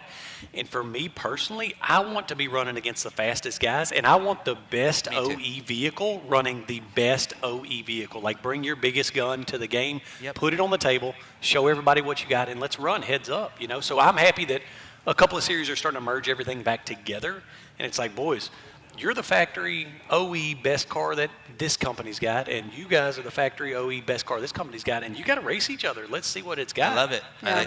I think it's a great thing to bring it back to where it was. Agreed. Personally, I want to be running against the top OE guys. Me too. Yep. I agree with that, and I think most of the other racers agree with you. Like we were talking earlier, this is everybody wants the overall. Yeah. And to me, it's important. It not only pushes the OEs to come out with better vehicles, but it pushes the racers to be faster and new development. Here's that clip again right here. Yeah. Yeah, that was such a gnarly crash. Man, he went for a wild ride for sure, and that's the risk in qualifying. People are taking a lot of chances, and they want to get up front, and so you get to that squeeze rock like that, and one mistake, dude, you're gone. Exactly. Done. Now we're talking about that. Do you think we're gonna? You're in this class. Are we gonna be under 3 minutes? Man, I'm shocked every year when the top several guys, there's some really fast guys coming from out east that when they show up, I'm always shocked how much time they're able to save. And so even last year when they're 30, 40 seconds faster, I'm like, how are these guys getting there? So I would imagine they're going to break into the high threes on this one. High three? You mean the high twos? Yeah. Sorry. Yeah, and it always surprises me. Whenever the last couple of guys go out there, and it's like, gosh, dang it, they're putting down heaters, Yeah, heaters. I'm way off on my timing. I said like 3:25 or something, or 3:50. Well, I don't even know what I said, but I'm like, then Scott comes in and he does a 3:31. I'm like, wow, I am way off because not even our normal larger racers and the race teams have even gone yet. So I don't know. It's going to be a crazy day of qualifying. You wouldn't think on tracks like this, like Mark, you've qualified a bunch. You've been a part of a lot of these races. You're like, man, there's no way you can make up maybe 10 or 15 seconds on these tracks. These dudes are saving 30 and 45 seconds out there. It's unbelievable. Those guys they're killing it out there. And we don't know where they're coming from, but they got the speed in the rocks or in the short course or something. Let me tell you what it is I remember when we came out here for our first year to race King of the Hammers, maybe in 2018, maybe? 18, 19. We had that all-white chassis American flag car, super fun. We showed up 0 miles pre-running and ended up finishing top 10 in that race. And it was just a battle of attrition back then. And now these guys are building purpose-built one race car. One race. That's only 4 hammers, and that's how they're coming out here and putting it down, Yeah, through like 19, it was you have to survive the race. You have to build a vehicle and be smart enough to finish the race without breaking anything. And now it's you can't even have a flat to win. Yep. Yeah, you It's can't the have same no way in the mistakes. off-road race too. And that's for this race to have that. It's mind-boggling. Yeah. So have you pre-run much? Yes, quite a bit. So what do you think about the course? Dude, what's crazy is I wish a lot of these people that are watching could come out there and see that course, because there was a section of the course that we got to in the back, some of the new stuff that we hadn't seen, that I had to ask my co-driver, are you sure this is the race course? Dropping off a Fisher, going down to Sunbonnet? Yes, and a lot of it we didn't recognize, like even, Well, it's not a trail. It's what it seemed like. Yeah. And It so- doesn't seem like you can go Dave through it. just basically said, let's go down that hill. Yeah, that's what it feels With like. big rocks. There's a couple of run-ins, like you said, going down Fisher and stuff. You're like, man, this was not a trail before now. There's no way. Yeah. I So was up there what and do there you was like a canyon that they're like, oh, yeah, we're going through that. I'm like, what? Gnarly. Really? Gnarly. What's the toughest part of the course, do you think? Man, that section between Chocolate Thunder, idle issues, her problems. When you leave out of that and you go into those couple of rock sections that are fairly new, winner's choice and a bunch of different things in there, that to me is the most technical and slow and most risky. A lot of the other ones, 1920, like you kind of know those obstacles. We ran those a few years. But with the RCPs this year, you have to stay in the rocks in 1920. Dude, and as you can imagine, pre-running, you search everywhere. Mark, you're notorious for hitting VCPs only, you know what I'm saying? So you search everywhere. You're like, hey, could we skirt this one rock and get out of the way? You can't. Well, like last year, I think there was less than 10 VCPs. Yeah. This year, there's like 80 something. Yeah, yeah. I could be off on the numbers, but it's that big of a difference. Yeah, it certainly is. And they've got new things called RCPs, Yes. which are rock checkpoint, which is a 50-foot versus a desert, which is VCP, which is 150 feet. Yeah. So that's huge. And it's a dead in the middle of those obstacles. There's no avoiding them. If you've got a winch to the RCP, you're going to have to do that. And there's some that we've looked at, and could you skip, drop on the top side of the waterfall? You can't. You have to go up it. They've positioned it at the back edges to where you got to go through the wedge rock. So it's a good and a bad thing, right? It's bad because it makes it difficult. It's a very technical, difficult race. But the good thing is it levels up the playing field. If we've all got to do it, let's go. So what do you think of Jack? Dude, Jack has been my nemesis. I broke 2 different years on Jack. Broke rear axles there. I've never made that obstacle in a race. Only made it in pre-running every year. And so I'm terrified of Jack, dude. To me, it's pull up and work in a winch because it's just got me too many times. It's tore up this year. Very, very. And it's it potentially is a bottleneck. I know it's later on the race, so there'll be some spread out time. But if one person gets broke in that main line, unrepairable broke. Yep. They become the obstacle. Well, yeah. I know they'll have some good recovery guys there, but that's a tough spot to recover people in as well. It definitely is, man. And there's most of the other obstacles, there is some ways around, to where if somebody was broke in the main line, you could get out. But there is a few to where if they're in the main line, like you're in a bind. 1920 is a good example where the nasty waterfall is, where it's a good climb there. That's going to be hard. That's going to be a winch spot or a brake spot. You can go right around that. You would have to miss the VCP or RCP. You would have to tell them like there was somebody broke in that main line, which they had. They told us in the drivers' meeting, like a strategic move to have to keep racing is okay. But there's a lot of spots where if they're in that obstacle, you're not going nowhere. Well, hopefully it won't be like last year, Turkey Claw, right? I mean, that was fun. Oh. That was fun. Yeah. I want to know, from the R to the X3, is there a big difference in the rocks? Because I haven't driven one in the rocks out there. What's it like shifting up, shifting down, going through those things? The more we've driven that thing in the rocks, we've learned there's some little techniques and stuff that you need to do. Like in the rocks, you need to pull it into manual mode, 100%. It searches a little bit in the shifting whenever it's losing traction, gaining traction. And so manual mode is a big friend of yours. And it's tough to kind of figure out like the engagement of the clutch at real low RPM, real slow. I heard they're adjusting some of that for you guys. Yes. I saw a lot of adjustments last night. They're doing a lot of stuff. Can-Am's here, factory Can-Am's here. The big dogs are here doing some adjustments, helping it all to make the car engage differently. Yes, huge difference whenever they make those little changes, which will be coming, I'm sure, in future models. But those little changes for us makes the car drive way better in the rocks. My big thing is how strong it is. Like we were out there wheel hopping in the car, bashing it off rocks, and the thing stays together. So wow. The front end is definitely strong. Yeah, it was always risky in the X Street to get a little wheel hop in the rocks, and now, man, those Maverick R's are so tough. So there's a trade-off, you know. I drove one last year for the first time out in Havasu, and I hadn't been in the rocks with one or anything. And it was so amazing how the articulation of it was completely different than the X3. So, I mean, I wasn't going super fast, but to feel it, because normally, like, some of the areas I was in, I would feel like I was going to possibly tip to where I had this where I call it a spider arm, right? Like the front arm like was down and gripped. So completely different. When you drive one, you're going to be like, wow. Yeah, I've never driven on the rock, so I have no idea. Yeah. Is there any components S3 is making for these things now? You got a lot of new stuff. Tell us about some of the stuff. You got arms.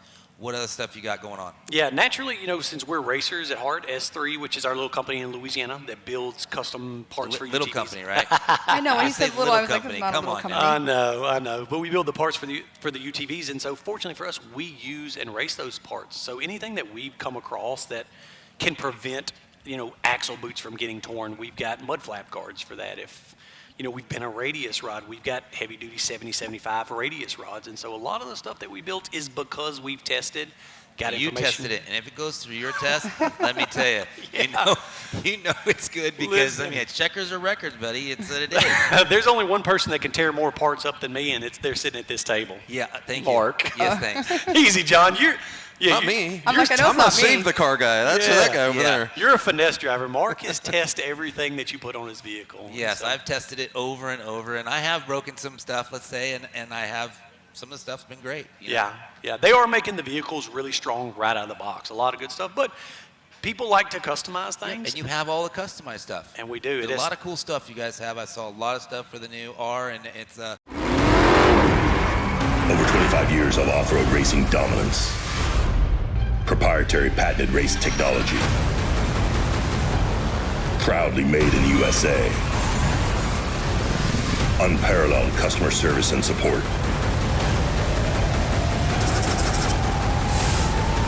The choice of champions.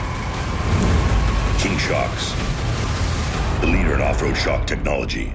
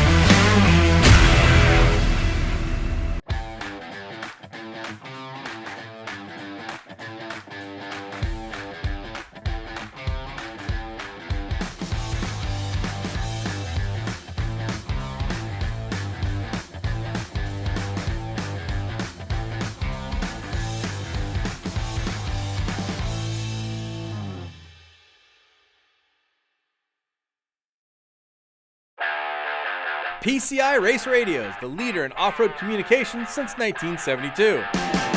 Our equipment was developed for racing in Baja, perfected for enjoying the weekend with family and friends. PCI has the highest quality communications, navigation, and safety equipment, backed by the best support in the industry. Find us at hundreds of events each year, supporting our equipment on site and providing the PCI Weatherman Relay.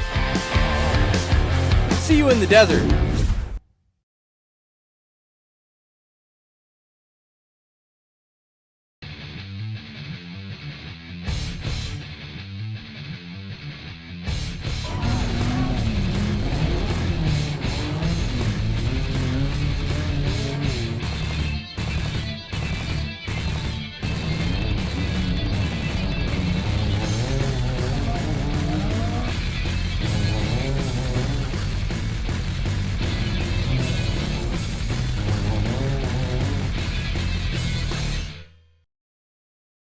But here we have Tony Polari Sr. We saw his son earlier, Tony Jr., on his qualifying run having some issues. Looked like probably, the controls or whatever was going on with him. And he had a good time did. before he had a problem, but he was out there doing well.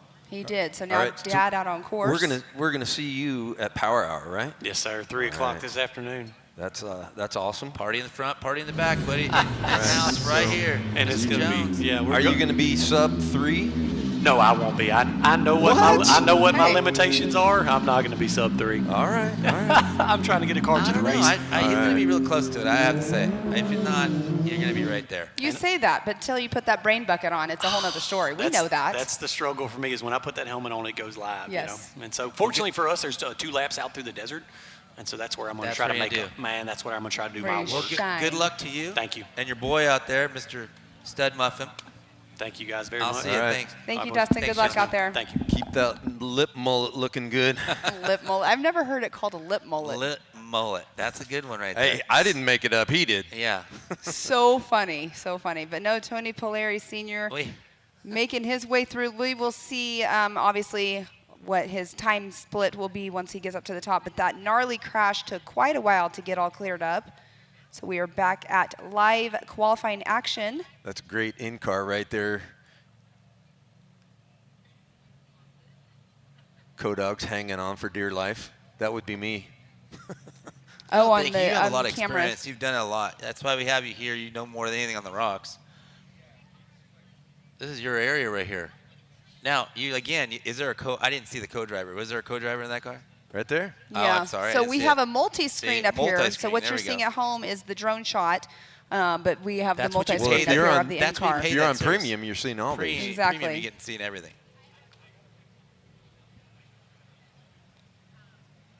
Yeah, that premium It is looks like pretty Robby cool. Gordon and them are out there on a top screen on the right. Looks like they're going to do an interview with Robby. Let's see if we get Robby up here too.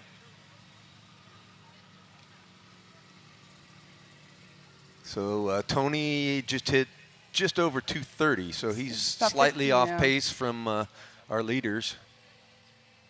Yeah, definitely off pace of our current leaders out there right now on our top qualifiers.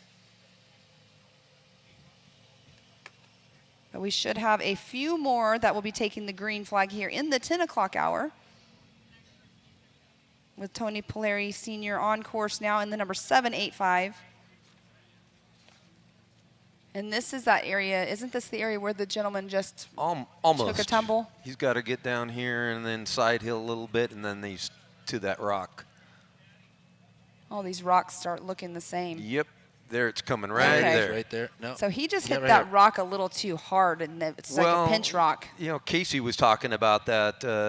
It's leading up to that. That's you got to get yourself in the right spot.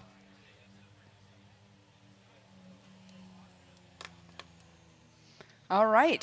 So right now, as we're watching Tony Polari Sr. making his way down his qualifying run, we have Mr. Dave Cole out in the field. It looks like he's going to be out there with Mr. Robby Gordon. So we will be talking with Dave here in just a few moments as Tony is finishing up his run.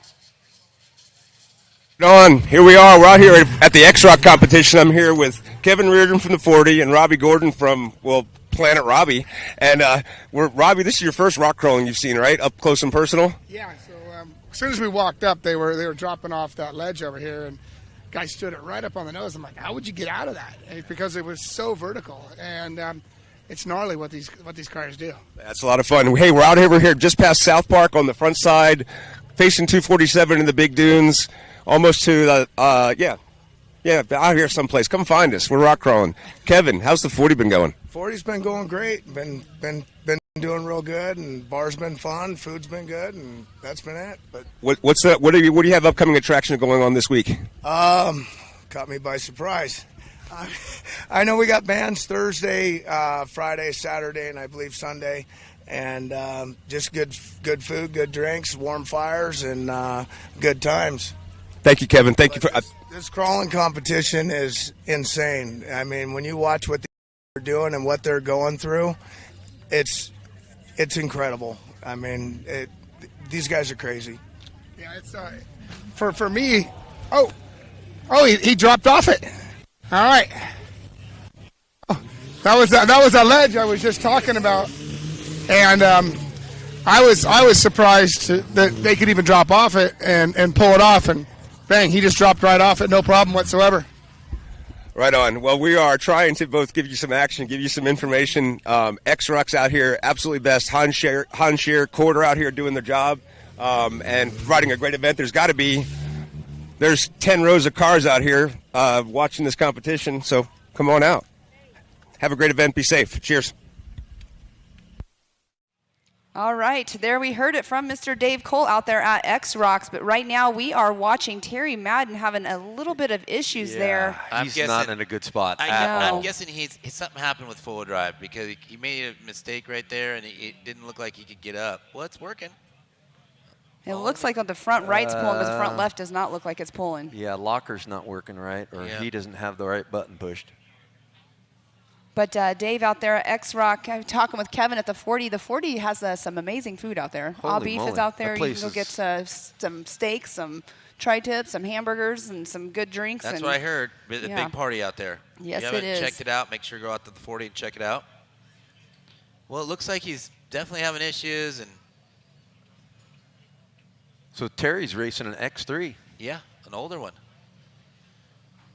As our recovery crew going down to check on him. We'll have to see if we have to get recovery out there, but that is definitely in a little bit of a sketchy area. You don't think he could back up there, John? No, it's steeper than it looks right there. Yep. You don't want to go backwards very far at all, or he'll never get back up. Out. We thought he might have a good time, but he looked like he was having some issues.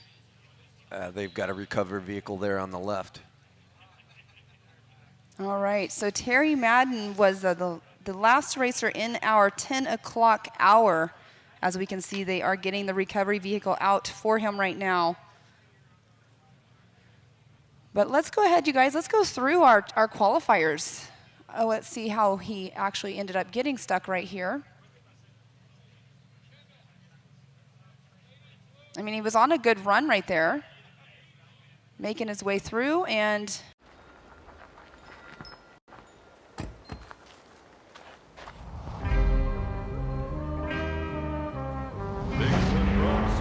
forest land, feet twice the size of many men, rising from the ground, smacking dust in your seat with a great big smile.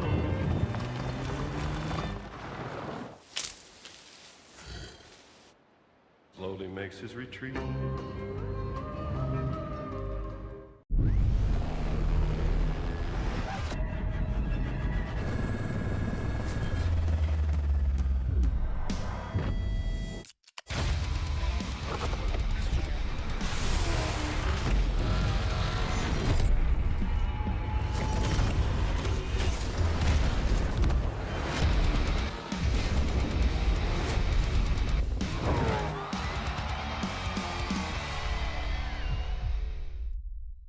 of Scott Delegate with a 331.907, still holding strong.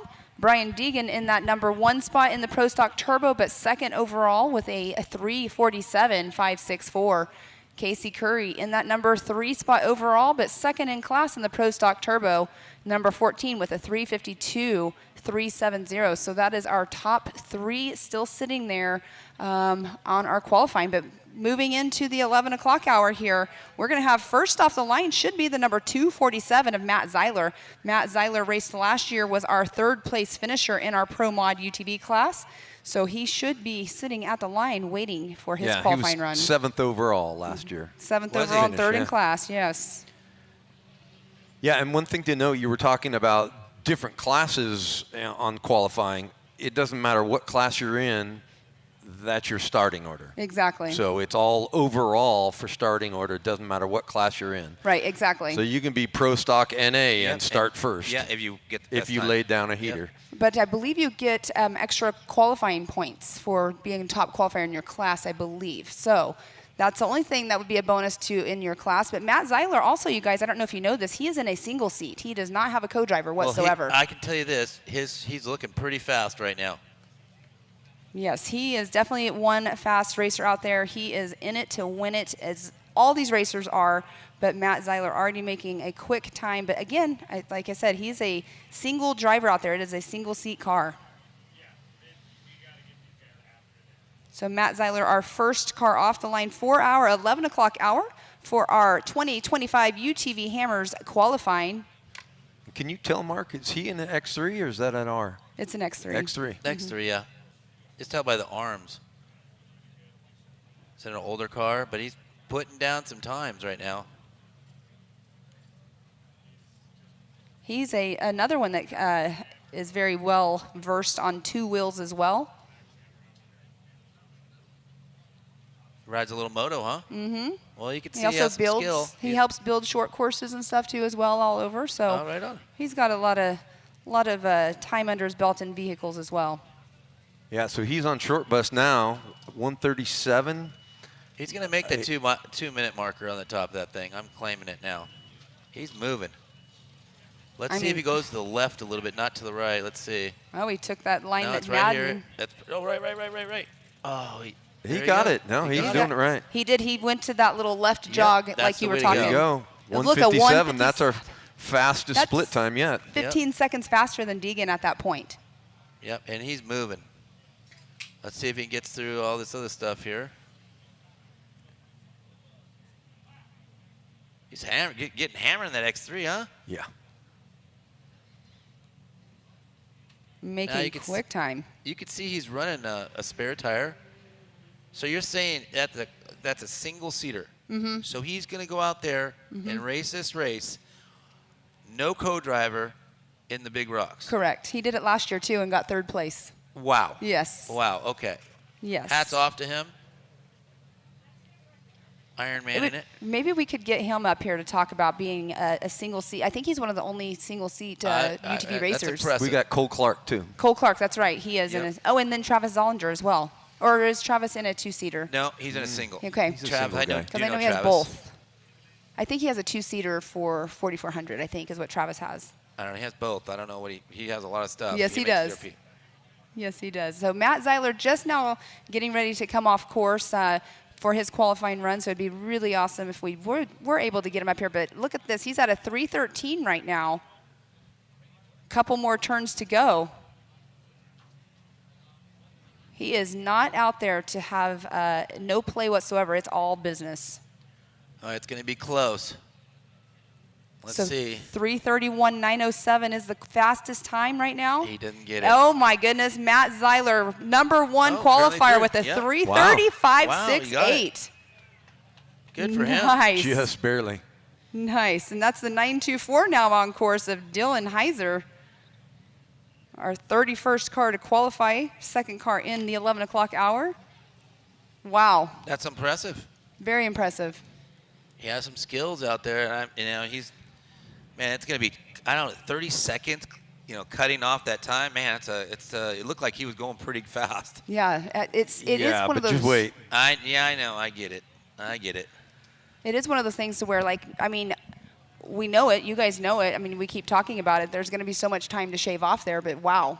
Yes. Where? Matt was on it the whole entire time. Yeah. I don't know. These guys are going to push down those hills, as John was saying. They're going to launch off some of the hills, and they're not going to mess around. They're going to be full-blown, wide open through there.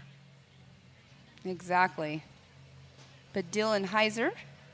There's going to definitely be some chance taken, some things, little pucker moments for sure for those guys. All right, so Dylan Heiser doing that little bit of a left-hand jog around. You explained that perfectly earlier.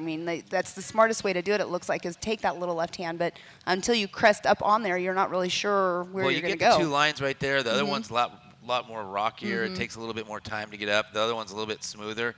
You can tell that the left line is a little bit better. It might not be the way to go.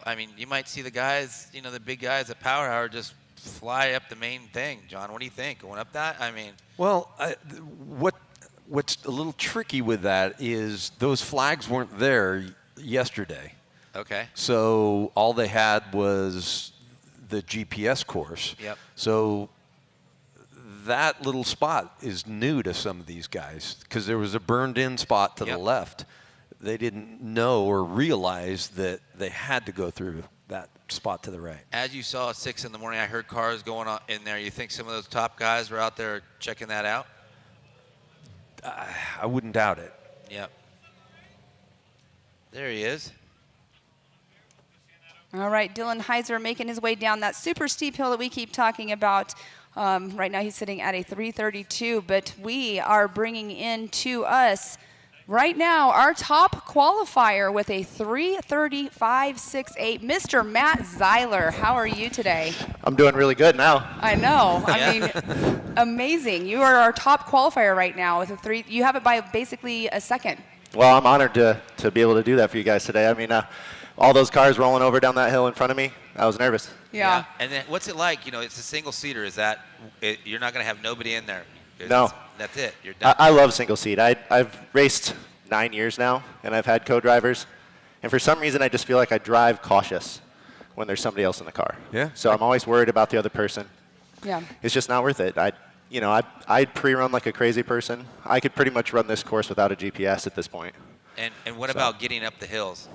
I mean, the big rock. It is what it is. I mean, if I got to get out and winch, I got to get out and winch. I mean, somebody's getting out of the car. Yep. Might as well be me. Yep. Okay. Well, and if you can do it by yourself, but I mean. And what makes you're an X3? I mean, you didn't go to the new style R. So the Mav R is obviously an awesome machine. The X3 is just so proven, and I like them because they're small and light. My cars, when I build a car, I want it to be as light and as fast and nimble as possible. So staying in the X3 was a for sure for me for this year at least. I mean, obviously, once they get the bugs worked out of them the first couple of years of those cars, then it's probably time to step up. They're a lot faster in the desert. So What diff are you running in that X3? Just stock? it's the Smart Lock. Smart Lock. Yeah. Any special thing you didn't do nothing to it? Just standard? No, I've had really good luck with the Smart Locks. Everybody thinks I'm nuts for doing it, but Yep. I drive it easy in the rocks. I know maybe it doesn't show, but knowing where to put the front tires and where to put the car makes a huge difference. Oh, yeah. I mean, when you get Driver in there, I come from a dirt bike background, racing that's what we GNCCs talked about. and in national enduros. So being able to pick lines and put the bike or a car where it's supposed to be and not break it is huge. Yeah, and we could see that. I was telling her, moto guys are going to do a little better than the other guys out here, but you definitely have skills out there. I appreciate pushing it hard out there in the car, and it was impressive, your time right there. Thank you. I appreciate y'all very much. Any sponsors you want to shout out to? Listen, I have one big sponsor, and that's Race Driven. Race Driven Power Sports. They go above and beyond for me. I have many other small ones that help out: RCV, Vision Wheel, Maxxis Tires, Cowie Brand. All my friends and family and all my filmer boys are out here. So this is a family affair for me, and I consider Race Driven my family at this point. Brian Heiding goes above and beyond. I couldn't do any of this racing without him. And every time I talk to somebody, I'm like, this is my last year, and here I am again. Yeah, you said that last year, and here you are. King of the Hamners is a sickness. It really is. Every time we're loading up to come out here, we drive 36 hours from northern Indiana. Every time we drive out here, it's like, why are we doing this? Yeah. And then we get here and realize, oh yeah, I remember. Well, and you're not only racing in the UTVs this year, you're also stepping into another one. So let us know about that. Yeah, so this year my good friend Sean Reisky, he's been racing 4800 for many years now, and he's actually in the points chase to win the championship. Well, he had a new baby and couldn't quite make it, so I'm racing 4800 for him this year. Wow. Stepping into the big car. So it's just that mindset for that race is a little different. This UTV, it's checkers or wreckers. It's going out and going fast. But he's got to finish top 20 or better to seal up the championship. So I'm just hopefully going to go out and keep the car alive. Yeah, just for the go race, for a finish. So who's co-driving with you in that car, though? Rick Murray. Okay. Yep, okay. Team Indiana. Perfect. Again, huge shout out to Team Indiana. That's another one I couldn't be here without. We all get together and figure this whole race thing out and pit together, and we'll have guys out in remote pit 2 and 1, and so Team Indiana is we've built quite the team here. Yes, you guys have. So. Yes, you have. Oh, that was Kyle a just launch. launched it. He was nose high. Kyle had a good time too, I think. Matt Zeiler, it was a pleasure having you up here on the stage speaking with us. I mean, 3rd place last year in the race, and now this year, #1 qualifier right now. It's going to be a hard spot to hold.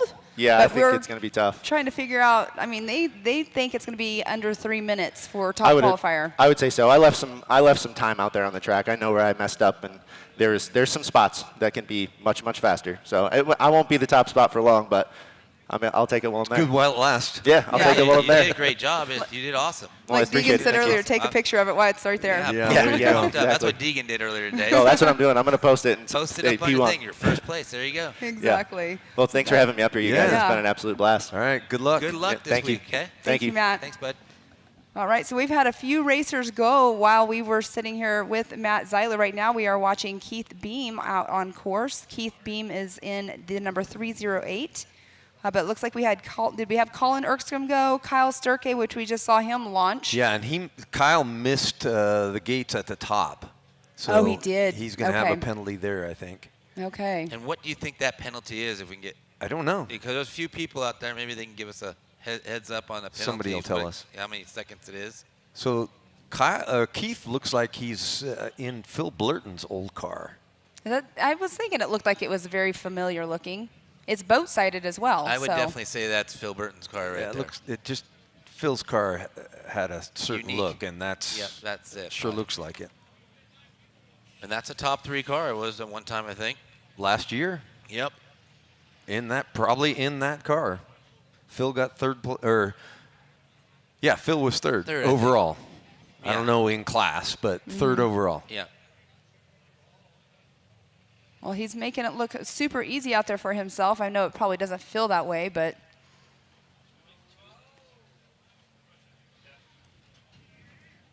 Keith Beam at a 2:53 right now.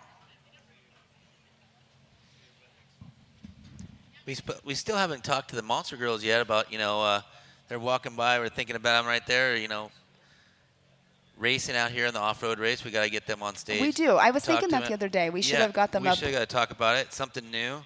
Janie and Kylie raced in the Kylie, yeah. desert race. That was their Yeah. second time racing. Yep. Maybe. I don't know. It's They're up to you. Yeah, we'll have to get them up here at some point. I know they can hear us because they just walked by us. So when they're free, you guys come on up here. But let's chat with you about your race from Saturday. All right. We'll get them both up here and we'll talk. Yeah.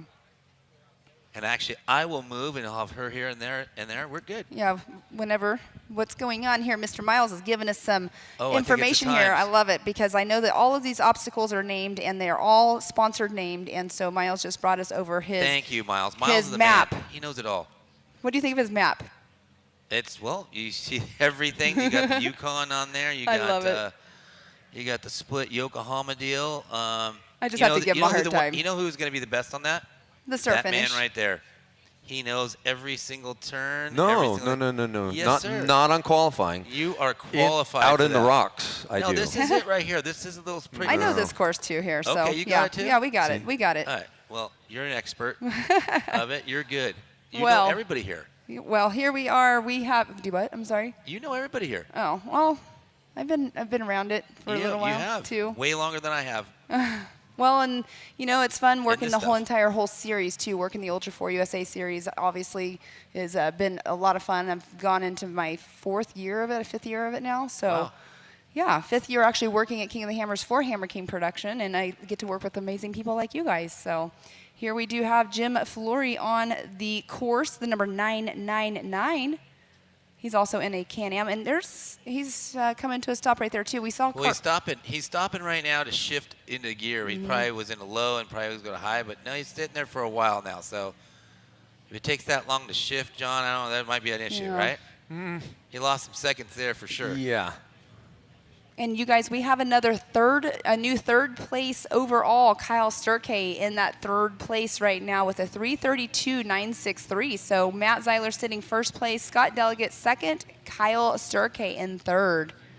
So Brian Deegan fourth overall right now, and Casey Currie in that 5th position overall.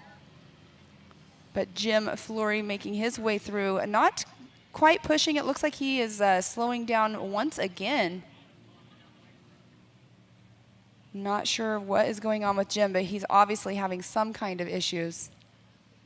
So, yeah, he definitely had a run there was pretty good, and then he just all of a sudden something happened. Then he had a run that wasn't good. Yep, And it happens. And at that point, I mean, knowing that you're having issues and the stuff that you still have to go through, what would you do? Would you pull off at that point because you know you're not going to be a top qualifier? Or would you try to complete that lap even though you're having problems? Well, like if your belt is falling apart, you're certainly not going to try to go Right. up short bus. That is 100%. 100% true. Yeah, it looks like he is actually just making his way back to main pit.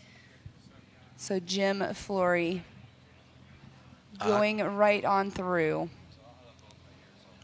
So looks like after Jim, we should have Anthony Baker should be coming up next in the number 244. But Jim making his way back to the main pits. I'm really excited to see this lineup. There's a lot of guys in here. As we get later on, it looks like a lot of good guys are coming up. All right, and there we do see the next car setting at the Optima start-finish line, waiting for that green flag to drop.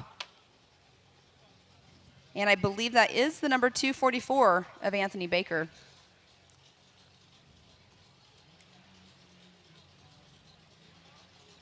And that is Mr. Rusty at the flag stand. Waves every single flag out here for us. So now we do have Anthony Baker taking the green flag out on his qualifying run. Going over the Yukon launch, the Yokohama split is what that is called. Yokohama split. Yes, so the Yukon launch, Yokohama split.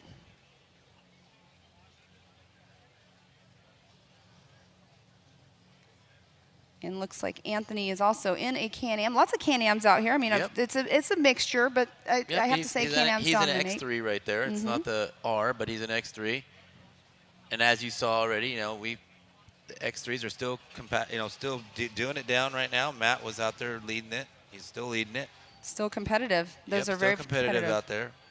Well, and that's kind of what Matt was talking about is it's a more mature car that everybody knows where the weak points are. 100%. So it's easier to figure out where if you're a privateer that jumps into a Maverick R, it's a newer car, it's a little bit harder to figure out all the secrets if you're not a factory guy. Right, right. And then, also too, he really touched base on it as well.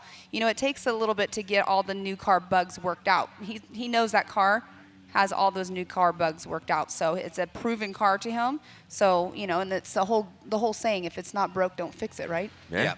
So Anthony Baker at a 131 right now currently. We have that little halfway point, though, up there at the Gates gate, though. That's where we're kind of gauging everyone's time on. But again, beautiful weather out here. It is beautiful. I was going to ask you, what is the weather going to be on Thursday? Is it good? It's cooling off a little bit. It's cooling off a bit. Yes. Which is better. Yep. Hopefully there'll be a little breeze. Today there's nothing. Right. I was a little worried about that yesterday on the desert, on the trucks, because I was thinking, here we have the T1s going, and I woke up and just kind of saw a little bit of a haze, but then we ended up with a breeze a little bit. Yep. It looks like Thursday it should be around 66 degrees, so a little bit cooler. No rain, nothing. No rain. Wednesday, nothing like Sunny. that. Sunny every day. Sunny. So Anthony Baker there just at 221-ish at the Gates gate. So about 6 seconds behind leaders. And he's actually probably using a Gates belt in that vehicle. Never know. You know what? I didn't actually look to see what Matt's time was when he went through that area. He was less than under 2:15. Yep. Oh, that's right. You said 157. I think no, it was it wasn't 157. No? I thought it was I was under 2 minutes. Yeah, you said 157 when he went through. It was under 2 minutes. So, yeah.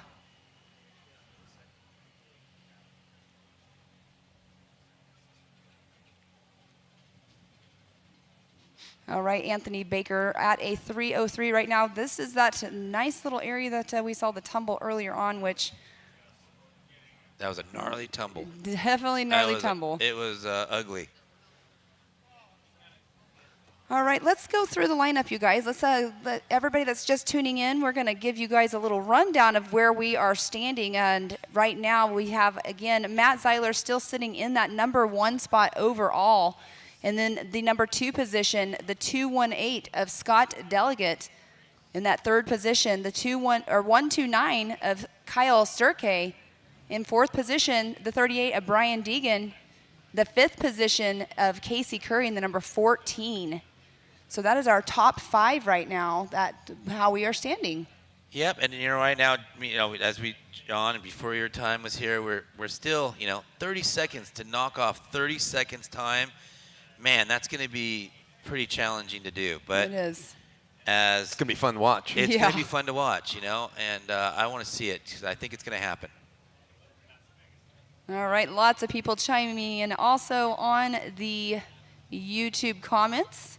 So what we do up here on the stage, we like to guess our drivers. And if you want to do that at home, put this in the comments. Let's see you guys start chatting back and forth of who you think is going to be our top qualifiers. We kind of gave that earlier too, but I mean, John, you want to go back over that again, or? Well, I was too chicken to talk about race day. I was talking about Today, qualifying only. Let's do qualifying. That's what I want to do. I had three top guys: Brock Hager, Mitch Guthrie Jr., and then Kyle Cheney. 2 Polaris guys, 1 Can-Am guy, correct? Yeah. All right. But there's another 5 that I could add into that. We could all, yeah. I'm going to still go with the Can-Am guys. I love Brock, too. He's my favorite guy out there. I love the kid. I think he's going to definitely be a threat out there for sure. Mm-hmm. But I'm going to go with experience. I'm going to go with the people that's been on the podium out there. And I'm going to go with Kyle Cheney and the Miller brothers for right now. And my black horse, as you would say, are we bringing that up again or what? It's going to be Phil Burton. Okay. Okay, Phil Burton's in my pick. I love him to death, and I hope to see him up top because he had a great race the other day in the off-road race. He had a couple of mechanical issues, and he definitely wants to do well out here. Yes, he does, for sure. What's your pick? Again, I'm gonna pick the young Nathan Parker is gonna be one of those top 3 for me. Because he's one of those that is very methodical about what he's doing. He's got Kyle Cheney as a mentor. Nothing better than that. Nothing better than that. So I have to say though, probably Cheney. And oh goodness, it's so hard. I'm not gonna say I think Paul Wolf. Paul Wolf. All right, throwing it out there. Cheney, Wolf, and Parker. Those are my 3 picks. Got it. All right, we are going to. We've got Todd Beckett out on course now. Todd Beckett. He's one of those I was talking about earlier, one of those super fast racers as well. All right, Mark, you're going to take a quick break, and we're going to bring in our Monster Girls / athletes now because they are now in their racing era as they're also up here still on the stage working with us as well. But Janie and Kylie, welcome up into the booth. How are you ladies doing today? Thanks for having us. We're just so excited to be here. This is honestly our favorite event of the year. We always look forward to being here at Hammers. Well, we love having you guys here. I mean, you guys are always up here with your amazing smiles on the stage with all of our finishers and everything. But on Saturday, you guys turned into, it's your second time racing, but you guys now are athletes. You're athletes out there racing with everybody that you're normally standing next to on the podiums. Yeah, it's so exciting and so surreal to see some of the shots of us on the big screen after all of these years that we've come out here cheering on all of the racers and to take off the line with them. It's just, you can't beat that feeling. Yeah, definitely not. I know it's super exciting to see you guys out there. And Kylie, you're out there, every time I see a video, you guys are super pumped up and everything. Oh, yeah. So what's going through your head? Honestly, we just work so well together and we just communicate very well. And off of racing as well, we just have a good time together. So while we're in the car and we're working on everything, we're just making sure that we're both good and we're having the best time. Well, and it's definitely key to be able to work well together in the vehicle. But I mean, you guys, your first race together was Nora back in October. Yeah. So you guys had fun with that and then moved Time into of our lives. King of the Hammers. King of the Hammers. This is actually last year at King of the Hammers. I looked at Kylie when we were in the trailer and I said, "Hey girl, I want to race this year. Or do you want to do the Nora 500 with me?" And she said, Yep. I'm like, you already asked me and you can't take it back. I love it. Yeah, so we had just been working together, getting ready for Nora 500. And, we had such a blast. And I was like, the second race, I'm not waiting till the 1,000. We need to do the desert challenge. Yes. Well, and you guys did it, and you had fun. I know there was a couple, I don't know exactly what happened. I think it was a trailing arm or something. Yeah, my front right tire was hit coming out of the rocks. It just kind of got a little backed up in that area, and then that threw off the steering. So I was battling the steering starting in the second lap, and then that threw me into a rock. We got a flat tire. Kylie was the champ, jumped out. Changed that tire. She changed that tire. Wow. We got back on the road and just continued to battle the steering through the third lap. Unfortunately, we missed starting our fourth lap by 25 minutes, but I think it's still a personal win for us to be able to come out of that course with a running vehicle because that course was rough, and it continued to get rougher each lap, but it was so much fun. We had a time of our lives. So let me get this straight. You got a flat tire. Yes. And you made her get out and change it all by herself. No, I came out and helped. All right. I was She helped me there as for well. moral support, but she honestly, she handled it like a champ. Okay. That's awesome. Yeah, it was It's awesome. Well, I know you all the practice tire it, training. right? Yeah, all the tire training. Eric, her husband, helped us, taught us everything that we know and that she knows. Eric's a stud. Oh yeah, he's He the is. best. He is such an amazing husband. Racing has been a dream of his for so long. And it was something that I finally worked up the courage to do. And he set his dreams aside to put my dreams first. And he's been rooting Kylie and I on and just. Well, he's couldn't just not guess. as marketable as you. Oh, goodness. I would say that he is. He's Your great. car is set up awesome. He does a great job on He that. does. I've ridden with you before out in the dunes, and that car is set up really well. And I'm sure it handles really great out here, too. Oh, the Mavar just took everything. And Rodrigo Ampudia was amazing. He helped build the car as well. And, you know, the car took everything in the course. And just, I like kind of, you know, stuck on the words because I'm still kind of reliving the race right now, like, speaking with you guys. Yeah. You know, we've been really busy with all the Monster Girl duties, so we're still kind of like soaking it all up. Takes a village. Yes, It does, and you know we're just so thankful for everyone that has been behind us.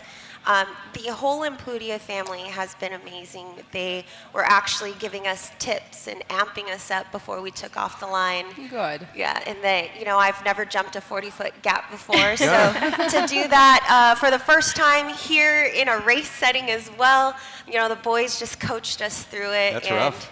It was a blast. Well, I'm glad you guys had so much fun out there. Again, I'm a huge fan of you guys out there racing because Thank it's just so awesome to see so many more women coming into the sport. Absolutely. And like you guys you say, you know, you are out here supporting all of these drivers all the time, and to see you out there with the drivers is a whole nother ball game. But it's I can't even talk. It's exciting for me to like see it and you know, my side, you know, support you guys. Yeah. So. Thank you, and we've worked alongside you all these years on this stage, and you know what, next year we're going to be on this stage accepting that award, because I know we're going to work hard, and we're hungry. We want that podium spot. I want to know, are you going to ever dabble into the rock racing? Oh, yeah. Oh, yeah. I like it. Oh, I like yeah. it. We're ready for it. Perfect. We're ready to take all of it on. Well, I love it. I love that you guys are up here talking with us about it and everything. And I know you guys probably have a busy schedule today, though.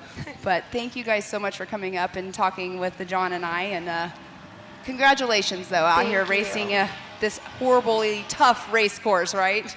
Honestly, we literally had the time of our lives. We are really itching to get back out there. Well, I can't wait to see you guys back out there for sure, and see you guys on the stage later on this week. Yeah, we'll be seeing you here on the podium. Awesome. Well, thank you.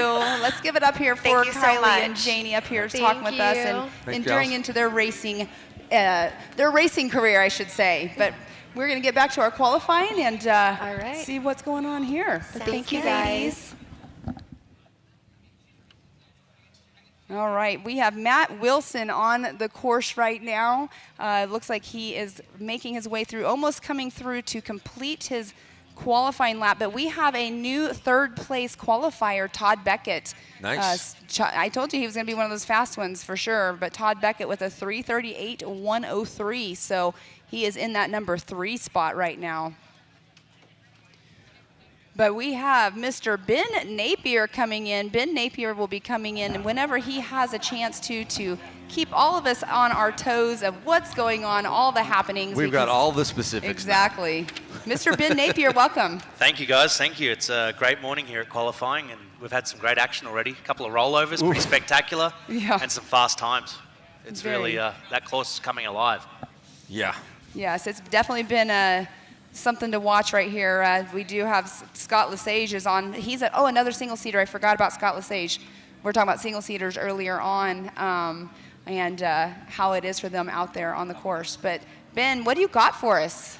Guys, I've got a bit of an update from race ops. So at the drivers' meeting last night, it was made very clear that they had to progress through the rocks on the top of the ridge, which are marked by 2 flags. I think you guys have an official gate name for it. Yep, Gates Gate. Gates Gate, there we go. And they were all warned in lineup as well, so made it very clear. We have had 2 competitors skip the rocks up there, so we will be assessing them a penalty. And the crew in race ops and USAC are keeping me updated, and as soon as I have the actual penalties, I'll let you guys know. But there is a decent penalty. It is a course that needs to be abided by. We are keeping them honest and monitoring them. Almost everyone is doing it clean, and congrats to them, but anyone who's avoiding our rocks, well, they're going to cop a penalty for qualifying. All right. Well, that's what everybody's been wondering. What is that penalty going to be? But I know that you guys are doing your job very well like you always do, and that will be assessed like you just said. So, question for you. I'm pretty sure Kyle Sturkey missed it at the top. Yeah, I have the 129 as one of my ones. Okay, so we're seeing him at 6 right now, but that is unfortunately your for post Kyle, penalty. I wouldn't think he would be there. Okay, that's what I was thinking. Once we've had a look at it, but we'll let the guys in race ops work that out, and the USAC guys, and we'll get that updated. And when I get the details, I'll give it to you guys. Okay. Awesome. Perfect. No worries. What else you got for us? Well, I'm really looking forward to Power Hour. I know we're only halfway through, but we've got some loaded Can we names, put but- you on the hot seat? Oh, we could give it a crack. Are we going to break? Are we going to break 3 minutes? Ooh, what's our best time now? 3:30. I think that's going to be pretty hard to beat 3 minutes if we're at 3:30. I think there's been some fast times, but Come on, let's pump up our Power Hour. How about 3:03? 3:03. 3:03. That's a chicken answer. I mean, that's still 27 seconds. That's a lot of seconds. That is still very fast. It is very fast. There's it's not gonna many be spots on that track that you'll pick up time. It's going to get rougher and rougher. Those rocks are going to get more and more exposed. Going up short bus is going to get more and more torn up, and across that ridge where we saw Terry have some issues before. It's not easy up there. It is a hard course that they've set this year for qualifying. It is. I like it. It's sorting them out. It definitely will separate the drivers for sure on how well their driving skill is, and how hard they're going to push it too. But we do have a new leader in our qualifying time right now. The 49.32 of Scott Lesage has came through with a 3:28.859. So now 2 seconds faster than Matt Zeiler. We're going to chip off. Now, Just guys, wait. Have you guys been keeping any records on who's hitting the gap and who isn't, and who's at the top and who isn't? Or? Well, we basically, when they get to the gate, we Yes. have kind of a time frame of what the leaders are getting to at that point. So Matt Zeiler, for instance, he was like at a 1:57 when he went through that gate earlier, and now Scott Lesage just went through obviously fast. So I'm not sure I'm not sure what his time was. But And we're hearing that Scott might have missed the Gates Gate at the top as well. So I've that's just all heard got to from get our sorted out. course workers, 49.32 did bypass the rocks. So race ops will be looking at that. Okay. We have reporting in place, monitoring that, ensuring that it's fair on everyone. And we did see 49.32 miss that gate. So there will be a look at that one and see what's assessed. So will we see later on in this list, will there be a notification anywhere that people can see where there's a penalty applied? Yeah, we'll work out how that's being done and communicate that clearly to all you guys and let you guys know how that works. So I'm sure we can get that sorted for you. Awesome. And that will reflect, once we're all done, whatever the penalty you guys end up assessing for these ones that are missing that gate, right? Absolutely. Yeah. Absolutely. So once the official qualifying results are posted, it'll be official in there. Absolutely, yeah. Before we post official, we make sure everything is sorted. But we'll try and give it to you earlier than that and keep you updated on that. Perfect. We like it. Awesome. Well, I'm going Ben- to jump back into race ops and keep this show running. And I'm sure you have a few things to do. I was going to say, you're like one of the busiest people out there, so I know you are running wild all over the place. But Ben, thank you so much for everything that you do. No worries. Thanks, guys. It's a great. I'm enjoying it up there, and keep the action coming. Awesome. All right. I believe on course, let's see, I can't quite make out who that is. It should be the 118 of Kobe Caraway is who that should be. Kobe is out of Texas as well in the Pro Mod class. Yeah, and he took that right side of that rock, which not many guys are doing. And he was a little slow on that, too, which is kind of sketchy. Yes, I believe that is. Yes, that is definitely him. That is his business on the side of his car. So that means we could have Zach Pollard and Jay Shaw next, 2 fast guys that are going to be fun to watch. Yes, exactly. I mean, seeing this whole hour of racers that have been going have all been super fast, but like you're saying, Jay Shaw and Zach Pollard, both 2 more fast racers that we have left to qualify in our 11 o'clock hour. All right, let's see where we just have him. He's almost to that finish line. So Kobe Caraway, he's also in that new Mav R, as you can see. I'd say he's probably going to be up in the top 10, roughly. Yes, actually in that number 10 spot overall right now with a 4:14.049. So congrats to Kobe Caraway. Oh, and Zach Pollard. Zach Pollard got flat. Such a bummer. You know, notice he's in a single seat too. Oh, yeah? Mm-hmm. So we'll have to keep that side note for. But, yeah, flat tire. So Zach Pollard not going to be completing his qualifying loop. Those rocks are never fun. And looks like Jay Shaw is at the starting line. I'm not 100%, but I think that's him.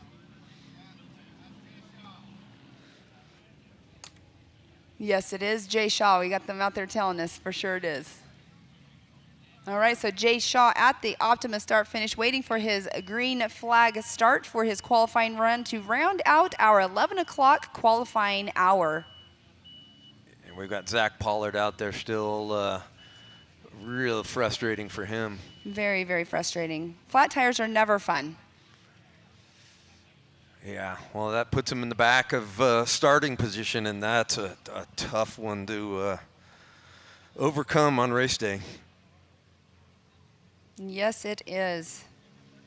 Okay, so Jay Shaw should be taking off here soon, and all right. He's a checkers or wreckers guy. He could be laying down our fastest time so far today. I mean, you can always see the ones that are definitely, pushing it to the limits. And Jay is one of those. He does push it. Jay is a push it to the limit guy. But you know what? The ones that are pushing it, are usually the ones that are the top qualifiers. You're either pushing it hard, like you said, checkers or wreckers, right? I mean, that's just the way it goes. Well, and a lot of you'll see a lot of fast times out of short course guys. Mm-hmm, exactly. Jay's a little bit more of a short course guy. They seem to hang it out there a little bit more, and over the last 5 years, a lot of those guys have put down some heaters. Yes, and so what we're waiting on right now here is just have to get the course completely cleared up. We have 5 more minutes in our 11 o'clock hour. So it looks like they possibly have Zach off the course just enough so he will be all safe and sound off course. Of course, safety first for everybody. I see a course worker hauling a spring. We didn't see it.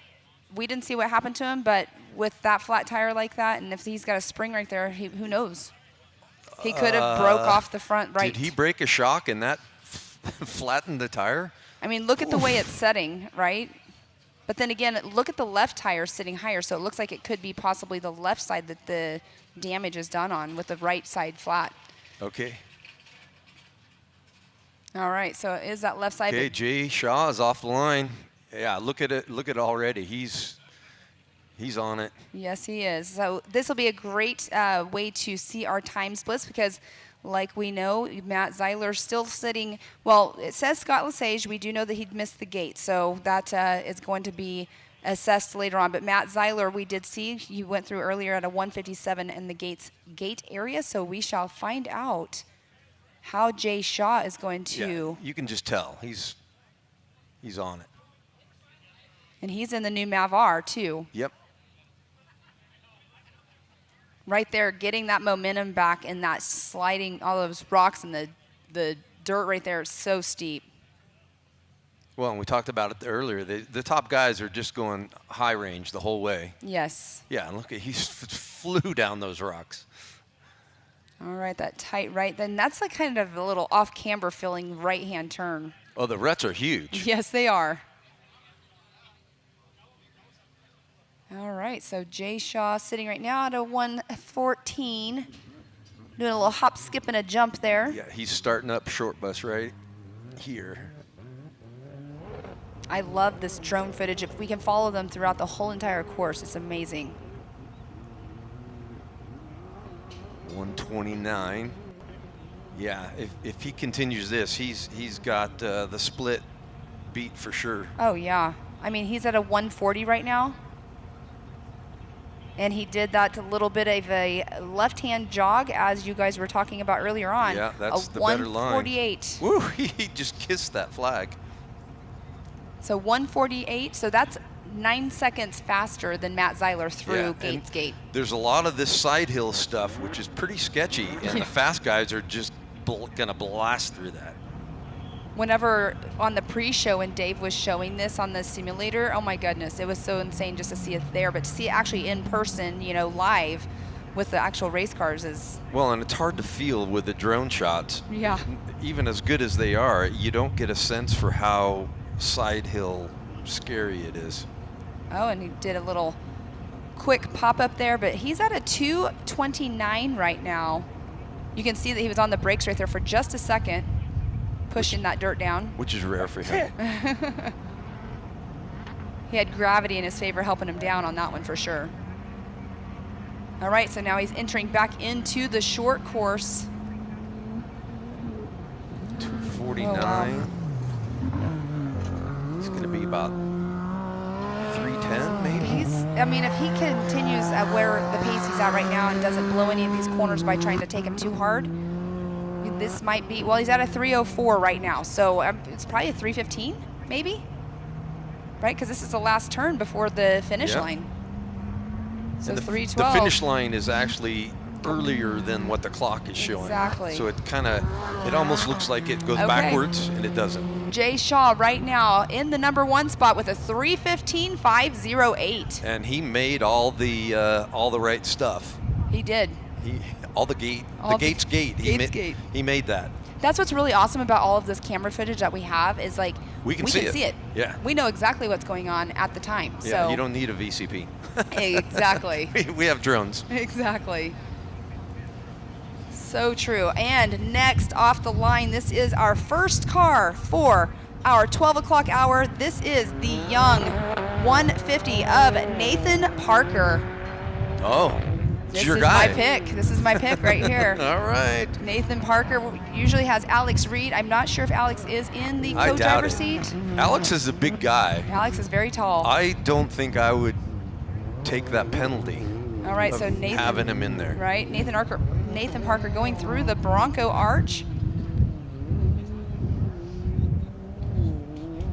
And Nate Parker, you can see that he is one of those that's on a mission. I've watched this kid at racetracks, or he also does that mud racing as well. So I've watched him sit there and just look at the lines and just walk the lines and to just, he's taking it all in, and he is young, but he is very, very good. He's definitely an up-and-coming driver that's making a name for himself. I love it. And you can tell just watching the car, he's on it. Yes, he is. And Nathan Parker actually... Same thing as Jay. He just flew down those rocks right there. Exactly. And Nathan Parker was our top 4,900 finisher for the rookie program last year as well. So we give that award out. That's something we haven't talked about. We have the Robert Parker Award.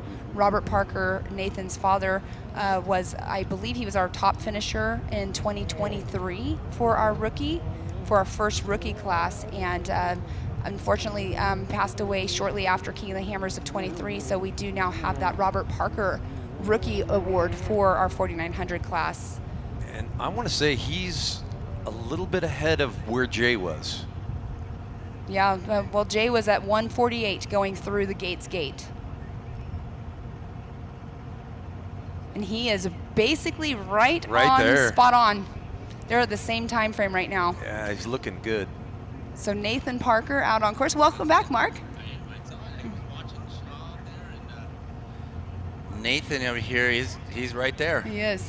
He now, is. I might have to take back my thing after I saw Shaw 3:15. Yeah. I don't know if you're going to be seeing him getting. I don't think there's 15 seconds. What do you think, John? Jay is as fast as the fastest guys. Yep. On most days. So.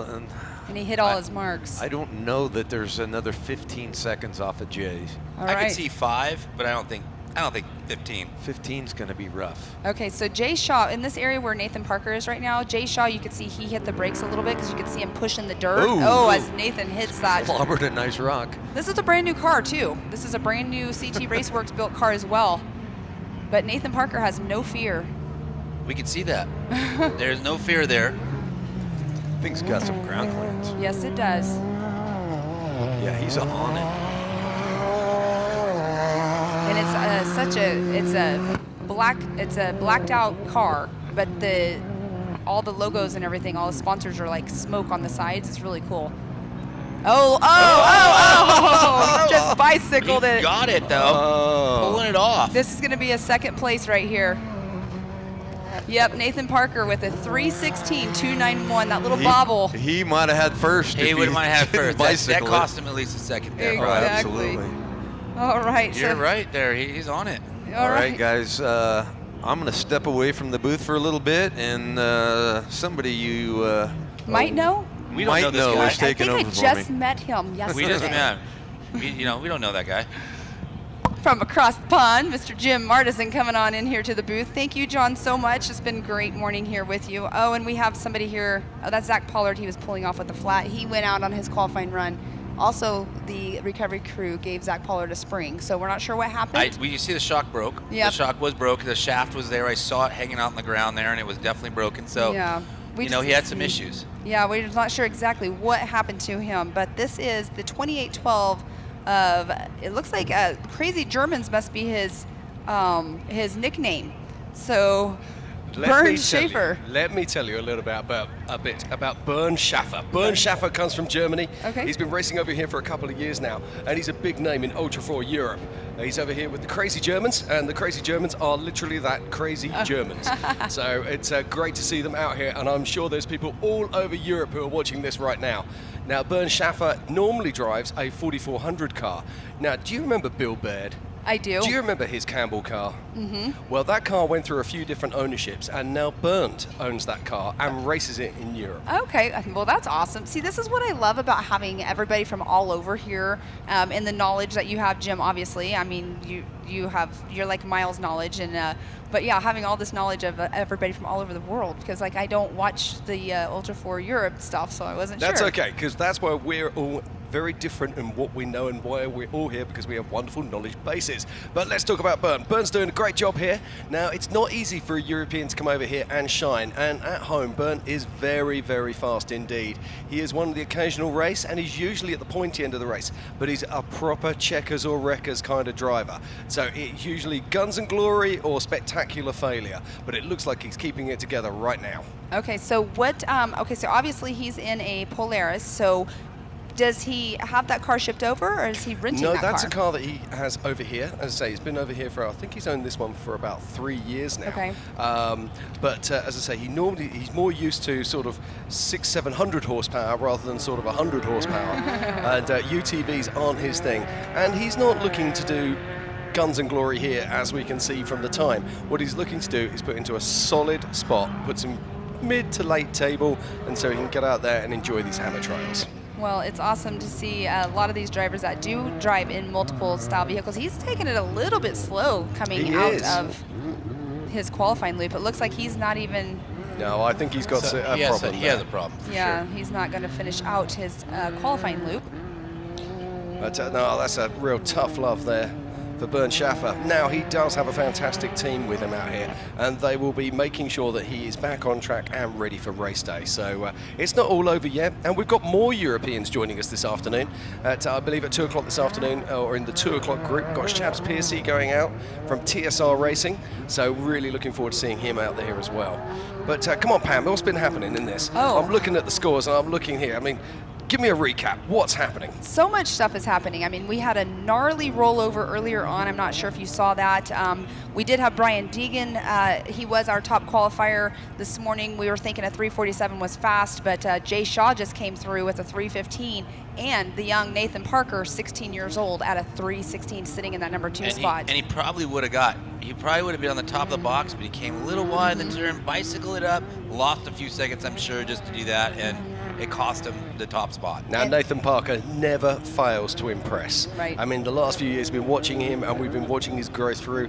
There's so many young drivers like this, and we've seen it throughout the years, whether it be Bailey Campbell, of course, Cash LaCroix, Nathan Parker, and a whole host of others. And it makes me very proud to be part of that Hammers family, where we're seeing these young guns, male and female, working their way out through the ranks, and Nathan Parker is one of those. Yes, he definitely is. I mean, he obviously has no fear, as we were watching, but he's one that we've been definitely keeping our eyes on the last few years, like you were just saying. And he's one of my picks. We got to bring Jim into this now. The pick. Who's his picks? Well, yeah, there we go. We have to go through. We have a picks we got to do. We're doing some picks. You get 3. Oh, is this for fastest time, or is it? It's going to be fastest time, I think it was. Yeah. Fastest time. Well, now that's going to be an interesting one. I'm going to go straight away for Paul Wolf. Okay, he's one of my 3. He's right. Yeah, it's got to be, absolutely. The man is on a mission. He's had a couple of what I'd call reasonably quiet years for Paul Wolf, and I was chatting to him last night, and he's going to be looking to be out there. So that's going to be an interesting one for sure. Other people, and none of the Miller brothers, can you count them out?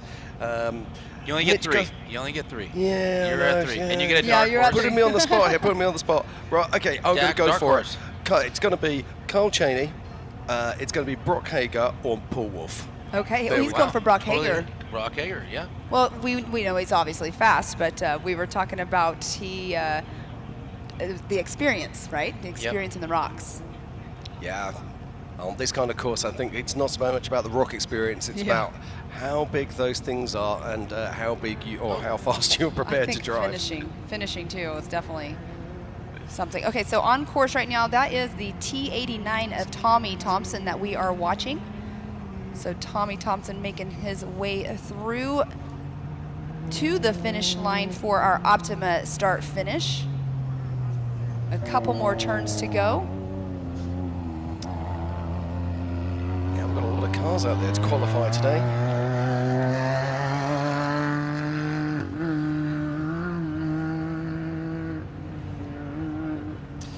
Okay, and if you're just joining us right now, this is King of the Hammers, and it is the 2025 Can-Am UTV Championships. This is the 4900 class, and we're just watching one of our qualifiers crossing the line right now. But let's do a quick recap. In 10th position and 8th in Pro Mod is Anthony Baker. In 9th position and 7th in Pro Mod is Carl Sterry. In 8th overall and 6th in Pro Mod, it's Scott Lesage, who was winning earlier today. Then 7th overall and 2nd in class is Casey Currie, of course, Dakar winner in the past. And then 6th overall and 1st in class is Brian Deegan. 5th overall and 5th in class is Todd Beckett. 4th overall, it's Scott Delegate. 3rd is Matt Zieler. 2nd, Nathan Parker, who we just saw out on track a moment ago. But right now, it's all about Jay Shaw with a staggering 3 minutes and 15 seconds. Now, Mark, that is a very fast time indeed. And I saw Ben up here earlier, and you were saying to him, come on, Ben, where are these guys going to be? Who's going to be the fastest out there? Can we beat 3:15? That's the question of the day. Now, this just showed me right now that it's going to be hard to beat. 15 seconds, I don't think somebody's going to shave 15 seconds off. That's going to be a hard one out there. I don't think there's 15 seconds out there, but I could be completely wrong, and Kyle comes out there and does it. I don't know. It could be the Miller brothers. It could be Brock. Jay Shaw could keep the top spot. You got it. It could be whoever, but 15 seconds, I think that's a lot. What do you think, Jim? You think there's 15 seconds? I don't think there's 15 seconds out there, but I do think that our top guns or the other faster drivers that we're going to see in that power hour, and there's a couple of squirrel cards as well that might be coming in before that. I reckon we're going to be getting down to 3:12. I would go with that. I would definitely go with that. I think that's totally doable. I'm just waiting. I was watching Nathan Parker's run, and he went up on that bicycle. He just about saved that, and I reckon that cost him at least 2 seconds. It there. did. I agree. So yeah, I think we're definitely looking at a 3:10, 3:12, something around that kind of margin. Yeah, I But would what definitely. a save. What a save. He did. He saved it. The mean- kid's good. He's definitely a upper-comer, and man, he could be the winner on Thursday. You never know. It's one of my 3 picks, so I mean, I'm rooting for him. I'm always rooting for the kids, but yeah, Nothing no. wrong with but that. That's good. right now, 271 of Jonathan Schaefer making his way through the gate right now at a roughly 20. So he's what is that, about 45 seconds behind our leader time of going through that. So that's another thing we've been trying to pay attention to, Jim, like we always Anything do. under 2 is pretty fast. Yes, Yeah, exactly. absolutely. Yeah, I know. I've been holding on to that. But can you imagine what it must be like going up through that Gates gate? It's incredible. You're going to have falling away to either side of you, and you're blind as that hood rises up and you come over. It's an absolute leap of faith, and you can feel the rocks scrabbling around underneath you. Not a nice place to be, Mark. No, it's not. We talked about that earlier today, and the qualifying course that me and Johnny Greaves had to do one time. We were like flipping coins going up the opposite way, and it was so bad the front wheels came off, and I'm not used to that. Rock crawling, not my deal, and man, it was scary just feeling that feeling, and just think how high they are. If there was a mistake up there, it's not going to be good. Right, exactly. Well, did you see the tumble earlier? Big bicycle stand there from John Schaffer. Now, is this Jonathan Schaffer or is this John Schaffer who races in 4600?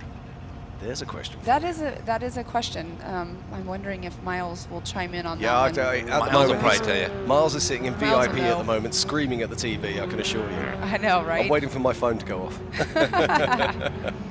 No, but did you were watching earlier and probably saw that tumble that went down. Oh my goodness. That was an ugly tumble down that hill, and he wasn't the only one. There was another person too earlier that had a little tumble. But let's just talk about that, the safety that we brought into this sport. We have technical regulations. These vehicles have to hit tech. If they don't, they're not allowed on the race course. Equally, the driver and the co-driver have to wear the correct clothing. They have to have neck braces. They have to have the correct helmets. And these are all vital pieces of equipment to make sure that our crews stay safe. Exactly, and that's it.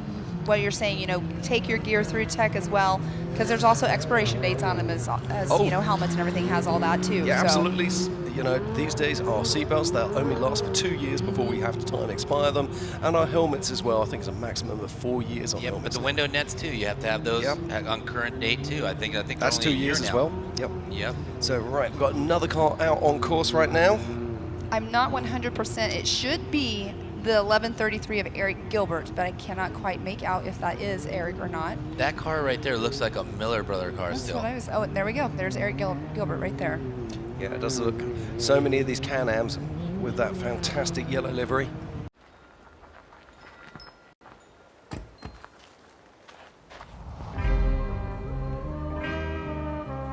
Dixon from Serrati's forest land, beat twice the size of many men, rising from the ground, smacking dust in the seat with a great big smile.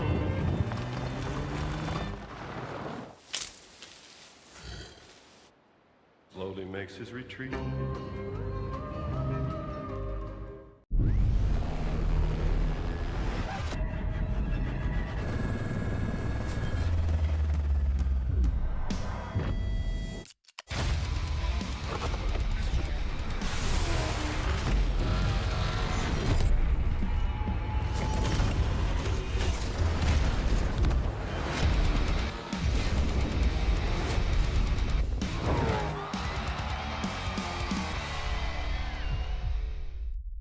Look at the dust he's putting up. That's not slow coming off of there. That's a really good drop in. Wow. Nice big boulder right there. Big boulder right there. Those I thought his front to the left was looking a little weird for a second, but I don't think so. Those boulders, man. Then we just saw it. It moved. Once he hit it, it moved. So now the next racer that goes it was through. a big boulder. Probably weighs as much as a car. Made it move. Exactly. I just can't wait to see what's going to happen at the end of the day here and see what's going to happen. But I think there's still some heavy hitters in this. Oh, there's some heavy hitters, and we've got some heavy there. hits. Yeah, we've got some heavy hitters coming onto the track very, very soon. Paul Wolf is down to be coming out in this session, so it's not going to be long until we see the big gun himself out there. Tyler Gibbs as well. We can't forget about Tyler Gibbs. He's coming up here in just a couple minutes as well. So the 926, he's very, very fast as well. Mitchell Roccacelli, another super fast one. So we got a lot of heavy hitters. But Paul Wolf, you know, coming up here, he'll be the third to the last one here at the qualifying hour for our 12 o'clock hour. And then if you look at the 1 o'clock hour, Nathan Wolf will be first off the line. Yeah, just looking down on my list here, and I've actually got Paul Wolf down here in 55th position and also in 82nd position. So let's see which one he turns up for. Okay, remember, if we remember correctly, last year he raced in both classes. Yes, that's he right. did, You see, the classes are different. Yes. Yeah, no, I'm he's just looking racing here. the Pro Mod UTV, and he's also racing the Open. 49 Open one. Yeah. Wow. Good Yeah. spot. So he races all of it. Now we are watching, this is such a bummer, but Eric Gilbert is very slowly moving at the end and just completely stopped on the end of the qualifying course. So obviously having some problems.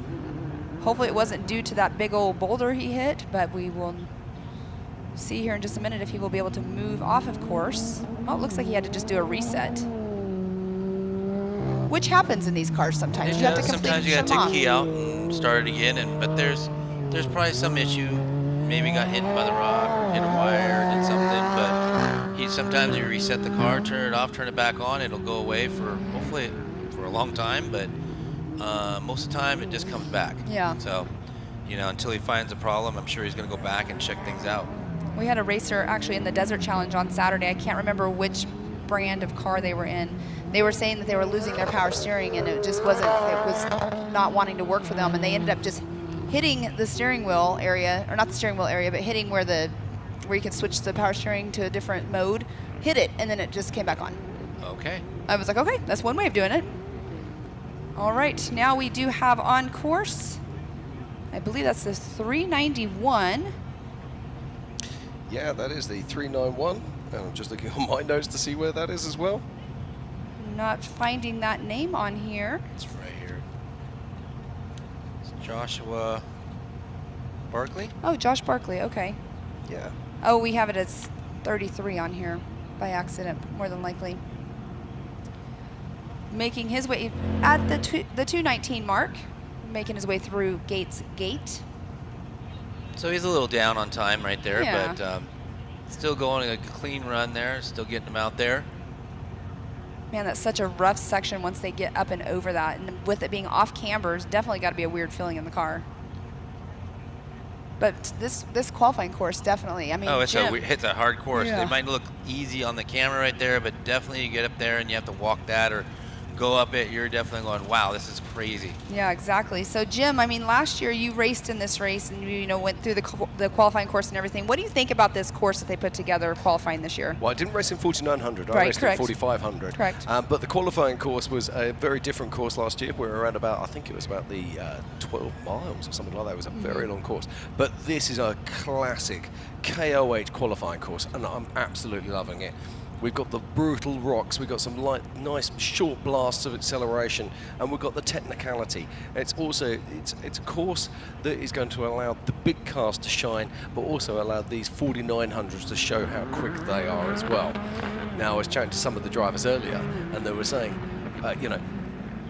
is it going to be a 4900 or a UTV that we're going to be seeing rolling out on the top there, or are these 4400 cars going to be able to lay down some times? Because in the last few years, those UTVs have been getting so close to placing the fastest time. Yes, they have. You're talking about qualifying time right now? Or the Qualifying time. Okay, so I think this is going to be more for a UTV versus a big truck, because I think the turns are tight. I think they can move around a little more. I agree. But they're going to get up the hills and stuff a lot faster probably than the UTV, but I think it's very tight in there. I think they're going to have to take their time a little bit more in the bigger trucks and stuff like that. Yeah, it's going to be interesting as Joshua Barkley crosses the line. With a loose spare tire.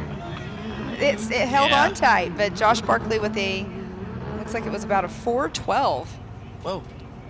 Oh, who is This guy, that? he probably lost four-wheel drive. Yep, it looks like a two-wheel drive right there. He can't get up.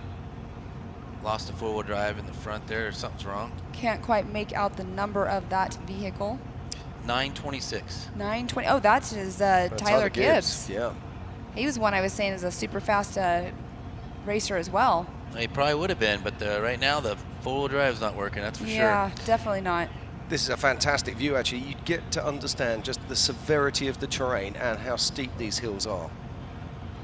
Yeah, I always say it would be so cool if our drones had like a gyro. Yes, my brain's start not wanting to work right this second, but so we could tell exactly like how steep it is or whatever. It'd be really cool. All right. No, this is a very steep part of the course. So at the moment, he's going to be working the levers. Now, these vehicles, most of them have optional two-wheel drive and four-wheel drive. Some of them are electrically controlled. Some of them are manually controlled.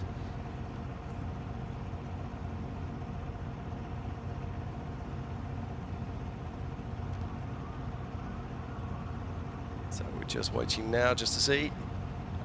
And we're going to have to see if he requires a recovery or if he's going to be able to recover himself.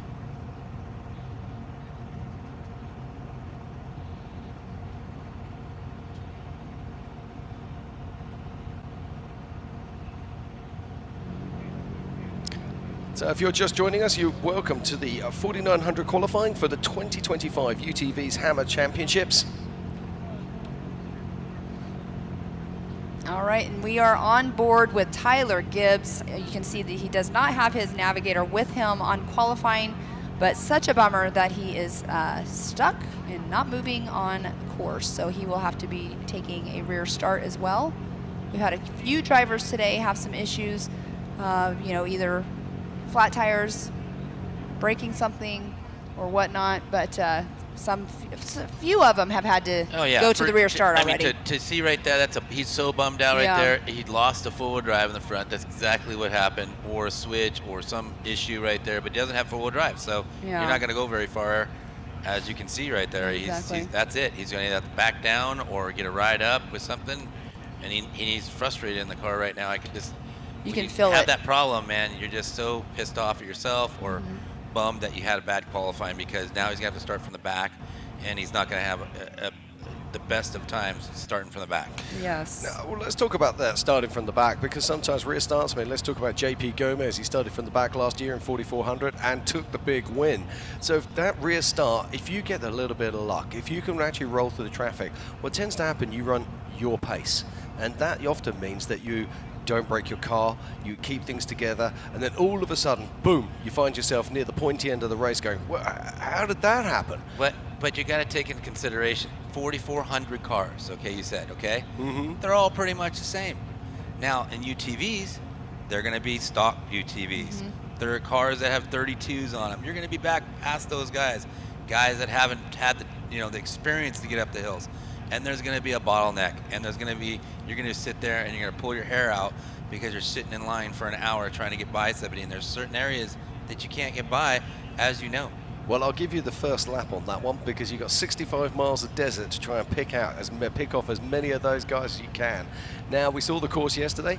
There is a lot of passing opportunities on those big wide opens, and it's going to be about the weather conditions. It's going to be about, have we got any wind? Is there going to be any dust? Yep. These cars put up slightly less dust than the bigger cars, of course. So, it's all if, but, and whys. But what I'm trying to get at is, the race isn't over for this young man yet. Definitely There's plenty not. of racing to no, go. and he's fast. There's no doubt about it. But does he have a chance to be on the podium?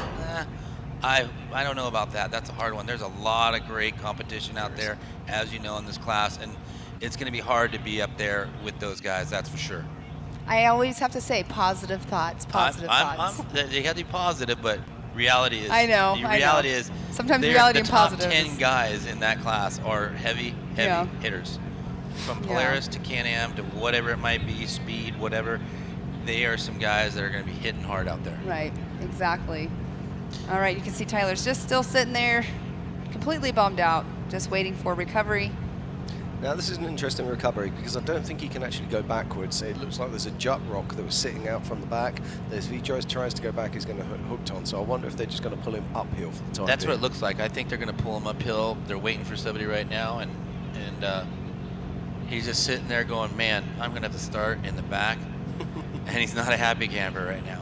But he's being very patient. He is, but inside that helmet, yes, he's thinking different thoughts right now, and it's not that pleasant thoughts. This is one of those times where it's like, man, why do I have on board? I can't Camera, really be yeah. myself. Just kidding.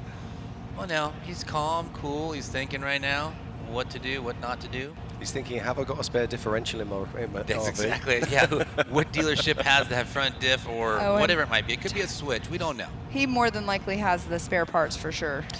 Yeah, and the wonderful thing about Hammertown is we all want to race on the race course. Yep. So if you need parts, or more than likely your competitors will help you out. 100%. It's a big family there. No matter what, your competitor is pretty much going to give you something. Make sure you're going. I got guys. Chris Johnson was out here. The kid I was telling you about does motocross. He borrowed a couple of diffs, and that was his issue. And he's going to be out there and moving his way up.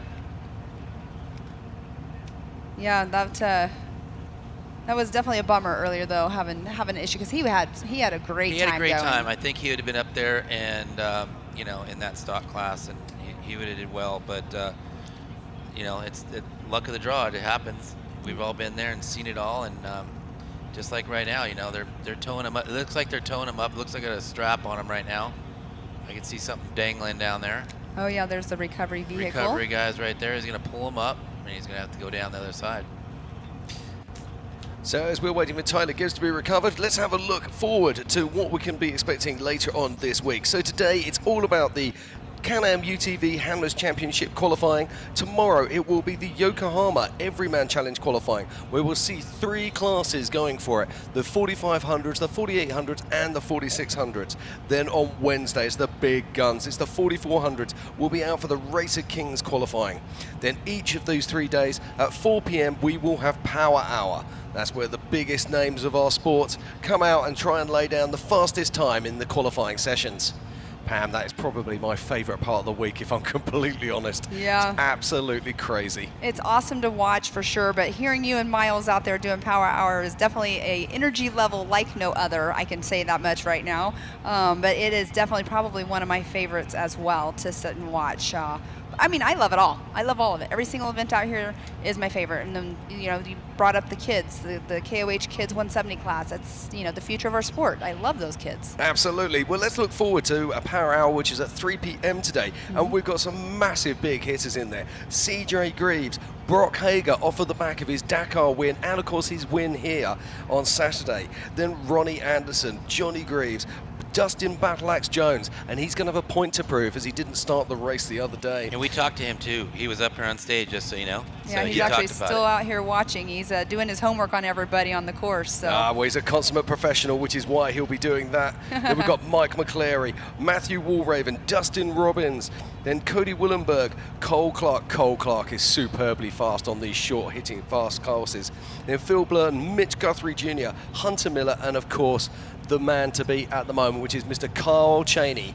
He's going to be looking for the 4-peat this year. Yes, actually it'll be 5, I believe. Actually, it's 5, isn't it? Yeah, last year was his 4-peat, so wow. He would have already had a 5th, but remember that year he had a little incident and ended up running his foot over. He got the car second came place back that year. and hit him, yeah. Yeah, he got second place that year. Don't remember he broke his ankle or something. Yeah, you're getting confused with the Miller with Hunter Miller.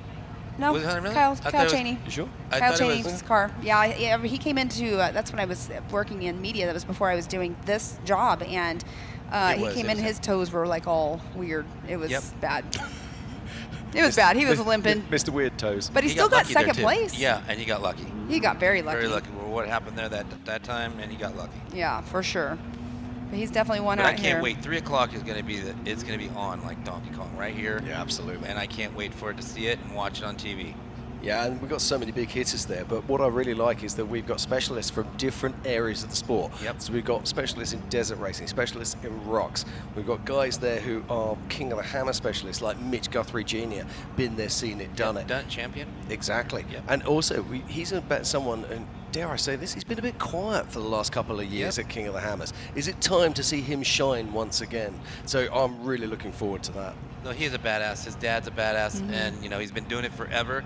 So you can't count him out at all. There's no way possible. I'd say he's in the top 5. Absolutely. Then we've got Paul Wolf running in the Pro Mod UTV. Then he's going to be running later on in his Open UTV car, as well as we're going to see Bryce Menzies out there and Bailey Cole. So there's so many good cars that really could get into this top 3. Yeah, and we were talking with Casey Currie earlier on. At his qualifying run, he ran solo, but normally he would have Ronnie Anderson out there with him in the passenger seat. But Warren's out there pre-running with Bryce. So Bryce is out there getting some seat time in before he comes out here to do his qualifying run. And I believe that is what in the 2 o'clock hour is when Bryce Menzies will be going. Yeah, no, I have to be honest, I would fight to have Ronnie Anderson sitting next to me in a car as well. Possibly the top desert co-driver of dare I say, all time? Going to be very close, that's for sure. I'm not sure. I was wondering, just going off some of these things, and maybe you guys can help me a little bit too. So we got 4,900 open, okay? Mm-hmm. As you can see, Dustin, he's actually running a Pro Stock Turbo.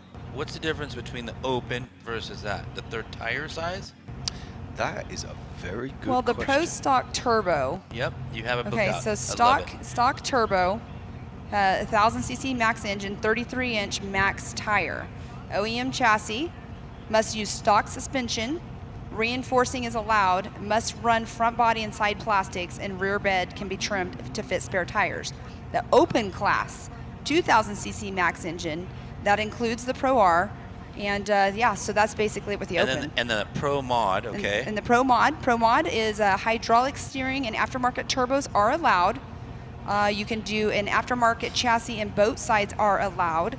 You must use stock suspension pickup points, reinforcing is allowed, and must run full front plastics as well with a 35-inch max tire. All right. So 33-inch max in stock, and then in the Pro Mod is a 35-inch max. Got it. There's so many classes, and then the open, we got that. That's a 2,000cc. Yes. And then you can run how big in that class? The tires, I guess, in 35 too. Probably would be 35. It doesn't say in our little cheat sheet here, but Got more it. than likely it's a 35. I've got a feeling that we're going to see changes in the 4,900 and in fact the whole UTV world in the next 18 months to 2 years. I think we're going to see a lot of classes coming together. I mean, some of the desert organizations are running up to 7 or 8 classes I now. know, they're going to change that. I already talked to some of the promoters, and they're going to bring them all into one because it's so cluttered and there's and the guys, myself personally, I want to race with the best guys, and I don't want to be in the class not racing with the best guys out there. I want to start next to the best guys. Over 25 years of off-road racing dominance. Proprietary patented race technology. Proudly made in the USA. Unparalleled customer service and support.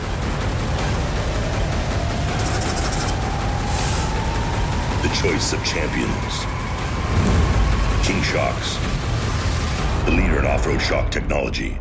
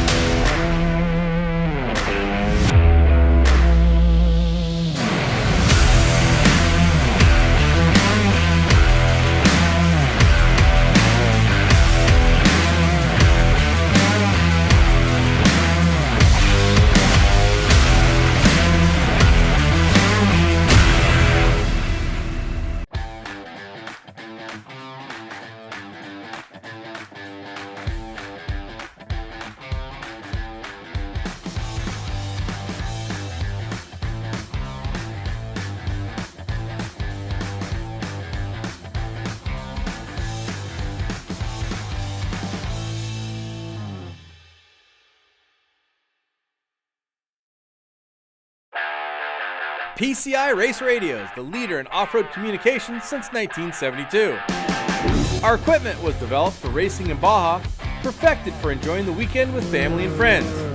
PCI has the highest quality communications, navigation, and safety equipment, backed by the best support in the industry. Find us at hundreds of events each year, supporting our equipment on site and providing the PCI Weatherman Relay. See you in the desert.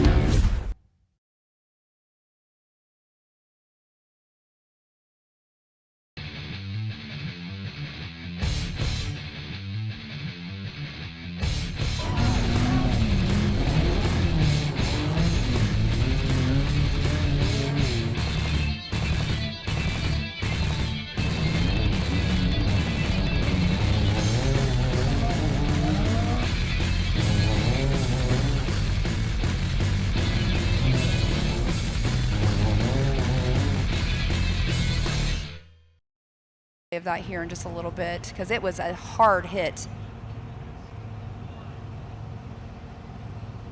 All right, so he is completely stopped. One of our recovery crew are over there chatting with him, probably to see what is going on, if he needs recovery or not. Actually, it looks like he might just back on down.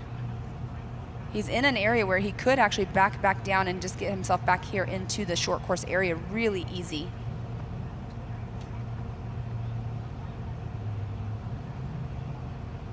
Yes, there we go. Self-recovery. So he's pretty much done here, it looks like. He's going to go back, check it out, see what happened. If you don't have full drive, you're not going nowhere. Definitely not. You have to have full drive. There for a second, I thought he was gassing it to keep on going there. Yep. All right, so here we go. Tyler Parks making his way off of the qualifying course. And then next up on the line,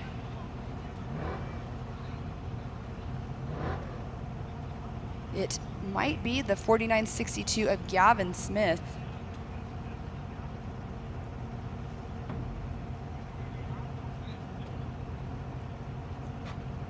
They'll wave that green flag once the course is all clear. Make sure Tyler is completely off of course. As you can see, Rusty with that green flag in hand. He's driving a Can-Am too, it looks like. All right, we can hear in the background him taking off. There's that green flag is dropping, and there is now Mitchell Raccacelli. Mitchell is in the number 614.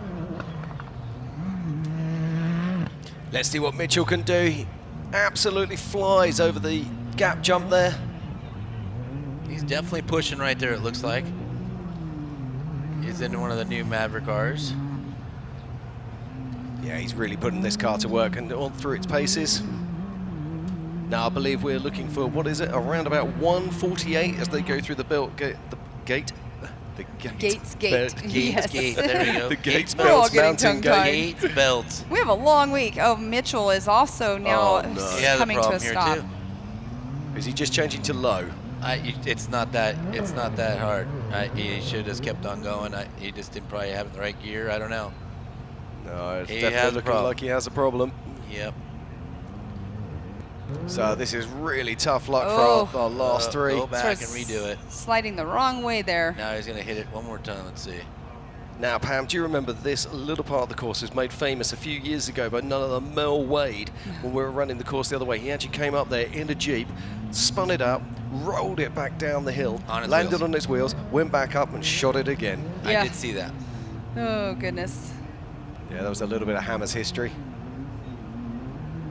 All right, so looks like Yeah, whatever he's happened struggling a little bit, though. there, either it came out of gear or he's got some kind of issue there with the transmission, but he's up and running again. All right. So he's making his way up. He's not going to have the best of time, but you know what? If he can still finish before, obviously, other people that have had other issues, I mean, at least you're not at the very, very back of the pack. Exactly. You know what I noticed on the sheet here, and I've talked to him the other night, and he said he's racing, him and his son, but I don't see Robby Gordon on here. No, that's a very valid point. Did you see it? Because maybe I'm blind. I haven't Help me seen out. Robbie on there. I don't He's see here, him obviously. We saw him earlier because Dave was talking to him Yep, out there and at he was X-Rock. here. He told me he was going to be in the power hour, but I don't see him in there. His son's supposed to. He was here last night, but I don't see him on the list. A late entry. Who Maybe. would believe that a desert racer would post a late entry? Imagine that. Oh, yeah, you're right about that. Never happens, ever. And I'm texting him right now. He must not maybe have service out here or something, but I haven't heard a word yet. So we're going to get confirmation on that and see if he gets those speed cars out here. Yeah, it'd be fantastic to see Robby and Max Gordon out here racing for sure. I just got confirmation they were added last minute to the list, okay? Now, the question is he in power hour or where is he at? He told me he was going to be in power hour.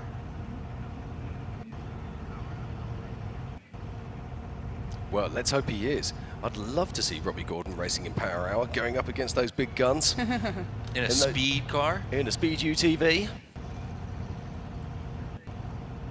As we are watching Mitchell Roccacelli making his way through. Right now he's at a 3:25. So we saw him having those issues at the beginning, but like we were just saying a little bit ago, though, you know, if you can still complete your qualifying lap, at least you're not starting in the very back. Well, it looks like I got confirmation. So he's going to be starting the beginning of the power hour. Okay. Okay, so him and Max, I think, are going to be qualifying right at the end of 2 o'clock. They'll be the first ones in the power hour, pretty much right before it. Fantastic. Well, I very much look forward to that. Maybe we can get him on stage too and talk a little trash and see if he's up for that. Maybe there's a lot going on in power hour, so. But Mitchell Roccacelli now making his way towards the checker flag. He will just be coming up over the MBRP tabletop as he makes his way around the short course. Around, of course, the famous Herbst 19 turn. And you can see the, sorry. That's okay. And then he'll be coming around the Talladega. Look at that. He's putting all the power down there. So he'll be coming around Talladega any moment and then over the MBRP tabletop. And we'll be getting his time. Unfortunately, it won't be the time that he was hoping for. Problems early on in the course. But you can see that he was trying to make up a little bit of that time towards the end. Yeah, the It car just won't be seemed enough. the car seemed to be performing great after that initial problem. So real tough break there for Mitchell.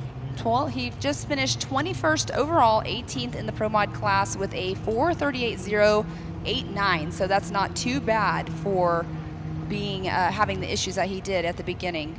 Yeah, no, I think that this is going to be Tyler Parksy. Well, he actually already went. He already went, yeah, went. So okay. this is should be Gavin Smith in the 49.62. See if we can get a visual on that. Yes, it is is. the 49.62. Good call there. So Gavin Smith, excuse me. Yeah, Gavin Smith, nice pace there.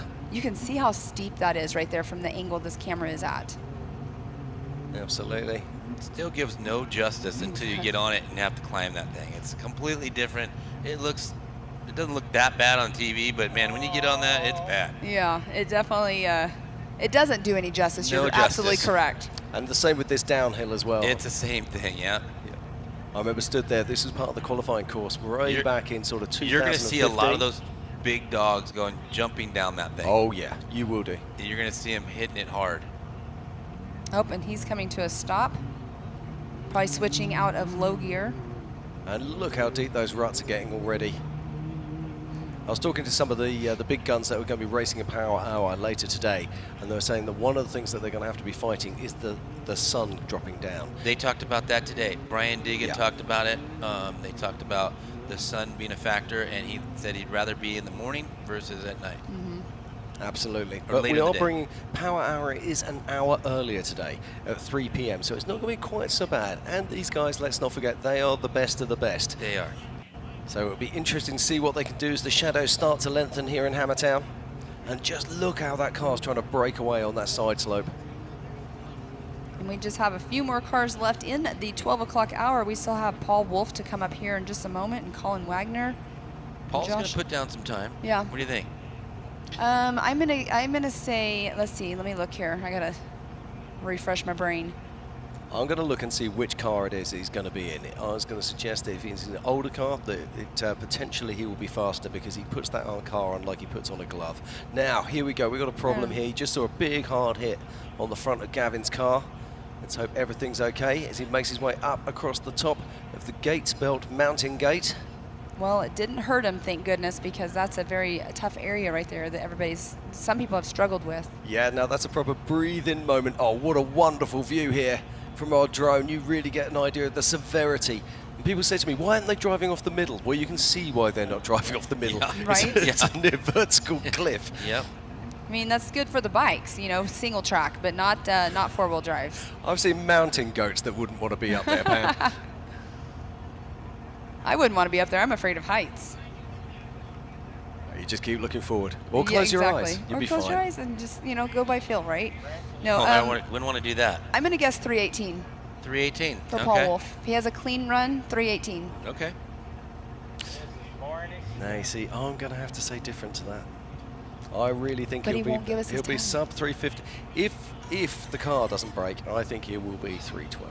312. Yeah, or even 312. possibly 310. Really? Yeah. Wow. That's a lot of time off of there. Oh, he's a very fast man. I'm not saying he's not. I think He's that's got a point. He's got a point to prove. Well, you're still claiming on what car he's going to run. I'd say that's an old car. Gavin Smith struggling just a little bit right there. Yeah, his Pro Mod, because in an open, I believe, would probably be his Mavar. Yeah, because that's what I'm thinking. Oh, look at Gavin here, wheels off the ground. Now, this is unbelievably technical part of the course. If he goes to his left, which is now what he's done, it's a little bit easier. If he goes to his right, it's a faster line, but you have to shoot it. You cannot go slowly. Yeah, because obviously that's a very, very steep downhill. Now, one of the fun things about Hammertown is some of the weird things that you see in Hammertown. As we look out from our stage right now. A rat rod. Yeah, there's a proper rat rod going through town. A rat rod in Hammertown. Very practical in the rocks. Very. It has so much clearance. And here comes Gavin Smith coming back in round our short course now. He'll be coming round turn 19. Man, he is on it. Trying to make up a little bit of time for anything that he did lose, because he is right now at a 5:25. So not obviously not the best time, but you know what? It's still better than the ones that are going to be starting in the back because they didn't complete their qualifying lap. Absolutely. Coming round Talladega right now, and he'll be going over the MBRP tabletop and posting his time. So Gavin Smith just finished his run here at the 2025 Can-Am UTV qualifying.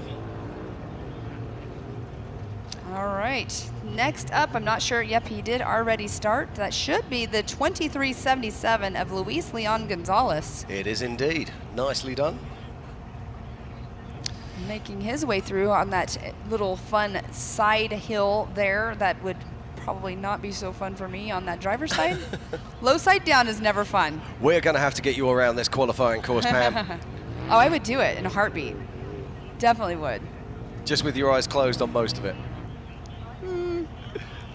I don't know. As long as I'm, you know, strapped in very well, I have no problems, usually. It's been a long time since I've been in an actual race car, but yeah, so much fun. Miss it. I know you raced last year. Obviously, we said that earlier on in the 4500 class, so you're freshly, but you raced over in Europe too throughout the year. Yes, I do. So much fun though. Oh, we won't talk about your race last year. You can talk about my race last year. It's absolutely fine. I love it how everybody likes to give you a hard time though about the fueling. That's okay. It just appears my right foot's a bit He ran heavier out of than the fuel. others. Do you know that story? I did. Okay. He told me the thing. It wasn't very good. Yeah. But he could be also driving a Mazda Miata too. So. That's true. Look at this camera angle. Absolutely fantastic stuff here as Lewis makes his way up onto the Gates Belts mountain gate. He has to go up. There he goes. Look how big those wheels, those tires are going over those rocks. Fantastic stuff. So about roughly 45 seconds behind the leader time going through Gates. 45 seconds is a lot of time on Yes. one of these trails. It is. But it just goes to show you how fast these cars are and how quick Jay Shaw was. And when you look at these trails and the size of them, you think, how are they going to pick one of those big 4400 cars through here? That's what I'm saying. That's the question. That's what I'm saying. Do you think the UTV is going to be a little bit more nimble, getting through that stuff, versus the big 4400s? Well, there's also the other whammy here is we're going to see some dedicated 4400 class UTVs racing this year. Going to be very interesting to see what they can do.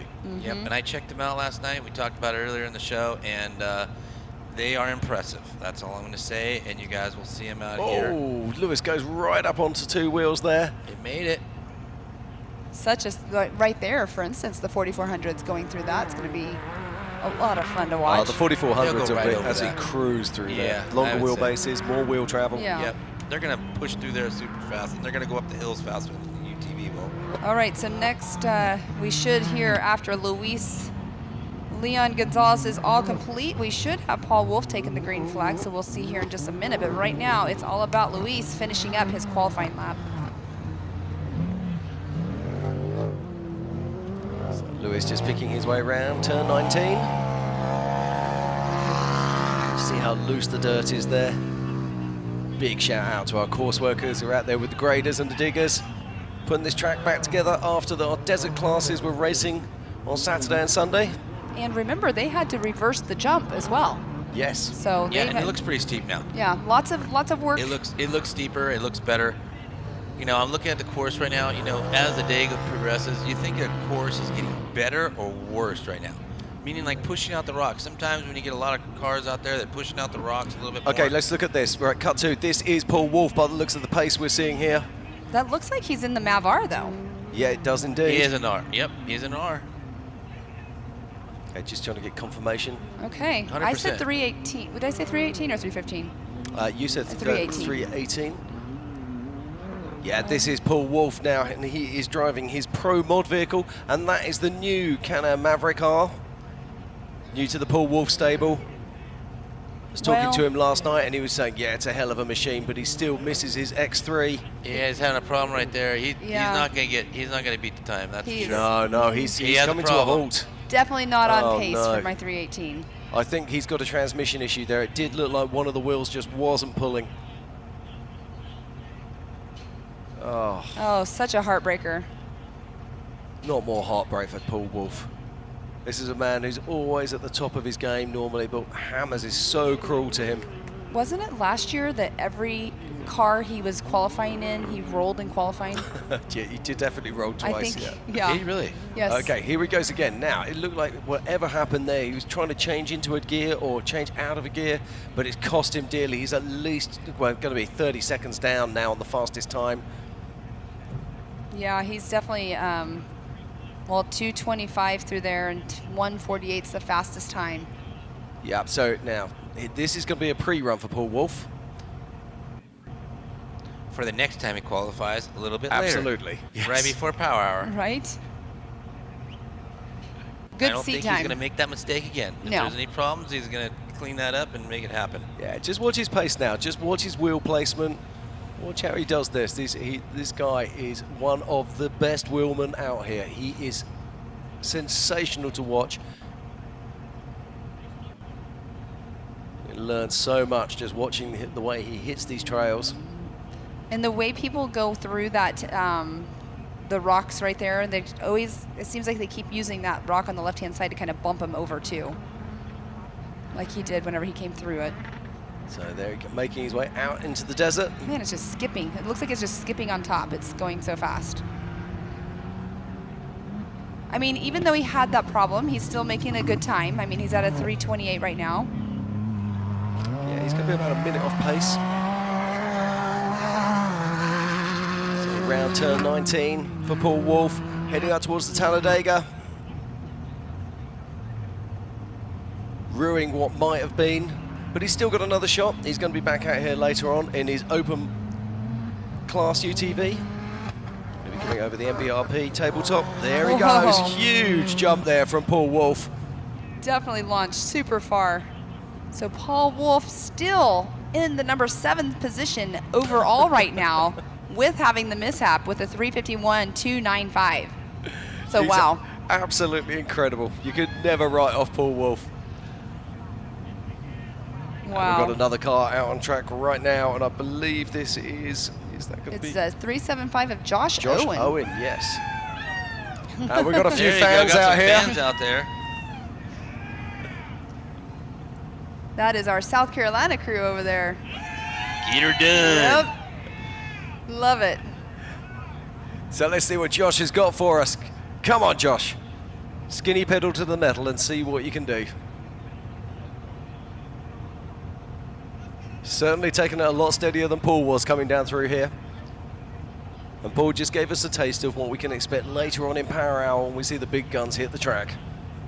All right, so he's taking a little easy going down that area right there, but I mean, I will foresee that the bigger guys later on are going to be jumping down that wall just a little bit. Oh yeah, they're going to push it pretty hard. We'll see what happens. Man, look at Kyle last year jumping down back door and going for it. So that's exactly where I was going with that. I took the There's words. going to definitely be a crowd of people over here to see all the action. Yeah. And let's not forget when Lauren Healy broke the internet 2 years ago, That's jumping right. off the waterfall. Yep. Yes. That's why we love qualifying here in Hammertown. That's why we all come out here every year for our annual pilgrimage. Oh, there's some big boulders in those ruts right there. Definitely want to make sure you're, oh no, don't stop.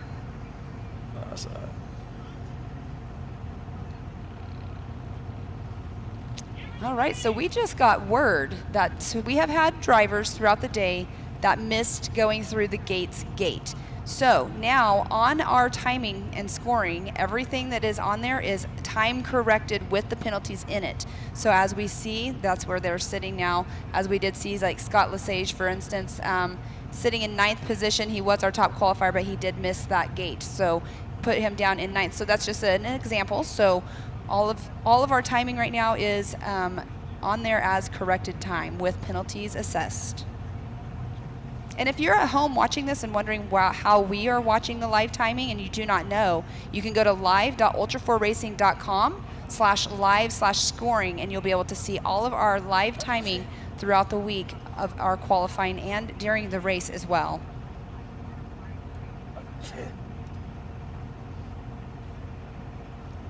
All right, as we see Josh Owen making his way through gate.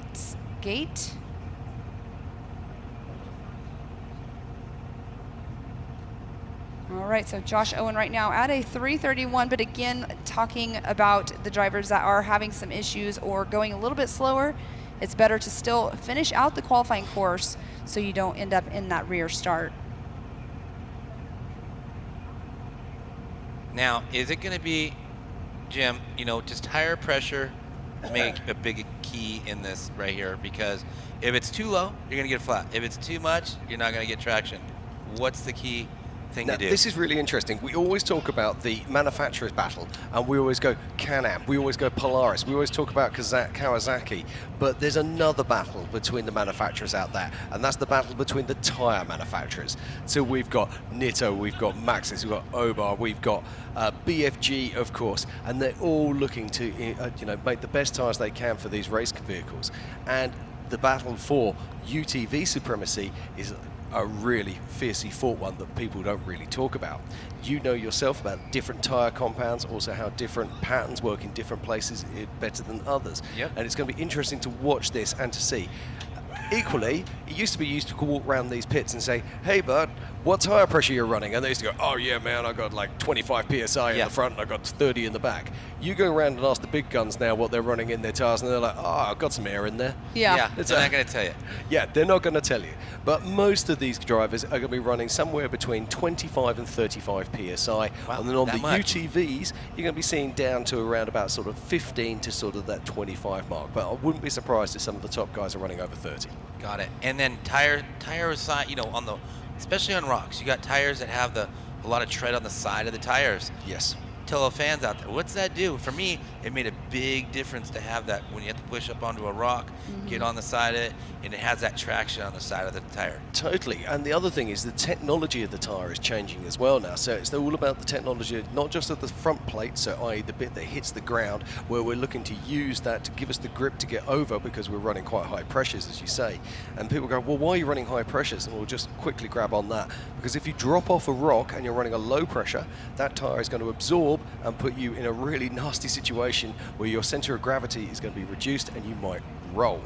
So that's why we're running the slightly higher pressures and we're relying on the technology of the tread plate. Now to go to the sidewall, as you're saying, interesting because you don't want a sidewall that's too stiff that doesn't give you any give at all. But equally, you want a sidewall that's going to be going to have a little bit of give, but is also going to be strong enough to take a few hits on the rocks as well. Then you add the side bite, which is what you're talking about. Yeah, the side bite. And now the side bite's an interesting one because if you have too much side bite, when you come into things like this turn here, turn 19, or onto Talladega, and that bites in, that can actually flip you over. So it's actually working that out. These tyre companies are working with their key drivers to try to work out what is the exact amount of side bite to use to get the absolute maximum performance from these tyres. And it's really worthwhile going around, having a look at the different UTVs and seeing the difference in the tyres. And I also heard a lot of the compounds, they have special compounds just for the drivers here today that are a little bit stickier, a little bit harder. It depends what they want, but mostly a little bit stickier. Yeah, and it's the inside battle, if you like. And so pleased you brought that up. All right. But yeah, no, the tire pressures are definitely key for sure, though, too, because you also can get those pinch flats very easy in the rocks. So knowing what you're needing to run and the ones that are communicating with each other, you know, the people that have the same tire sponsor, you know, they're all talking and they're all getting, you know, all of that together, what they should be running or whatnot. But there are some that, you know, other teams that won't talk about that anymore.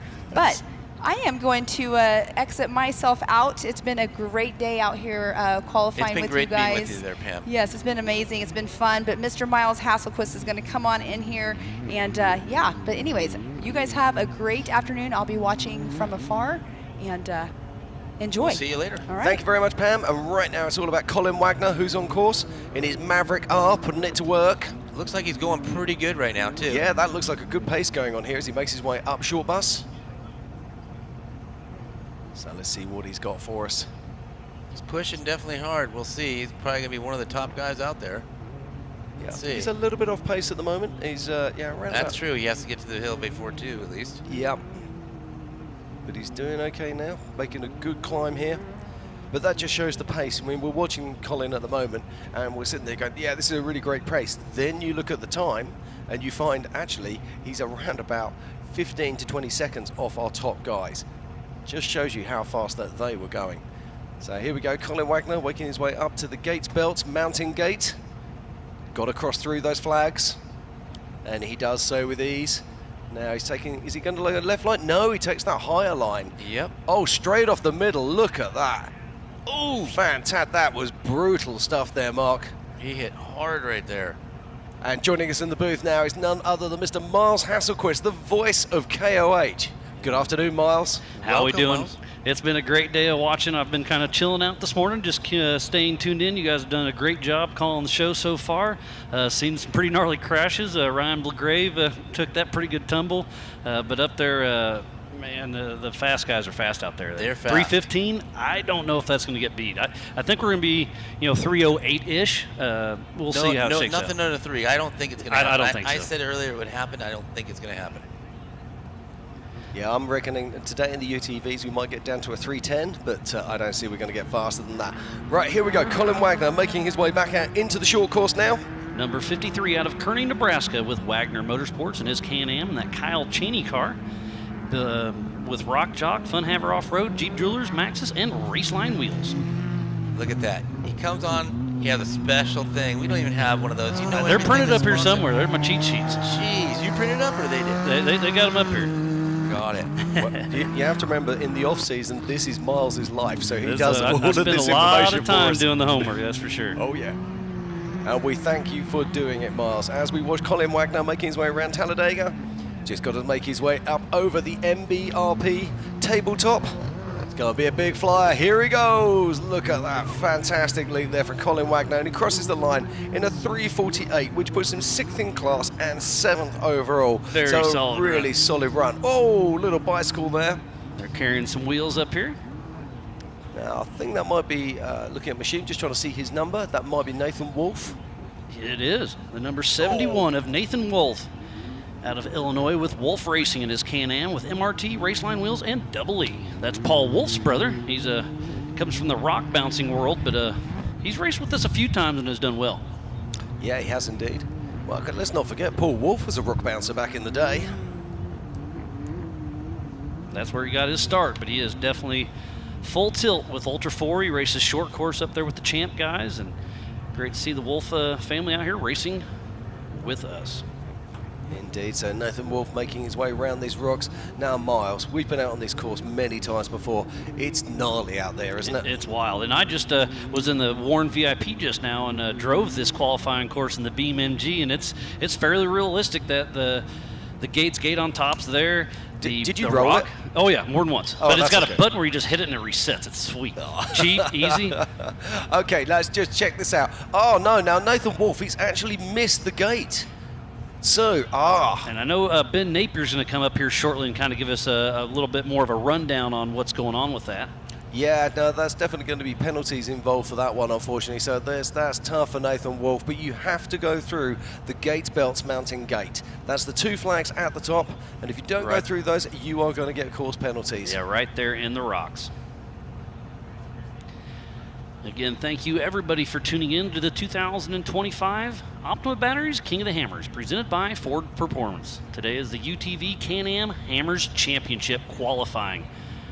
We've got a few more hours to go. We got a lot of heavy hitters yet to come.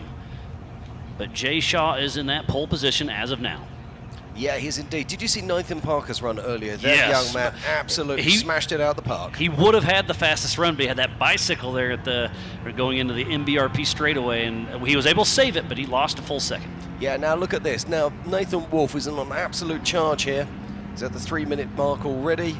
He's looking like he's going to be bothering our top 10, but there will be penalties. Yeah, we'll see how that all shakes out as he comes into the Ford Performance short course. Nathan Wolf, I believe he's solo driving this race. Yeah, distinctive livery there with the orange roll frame and then the camo wrap.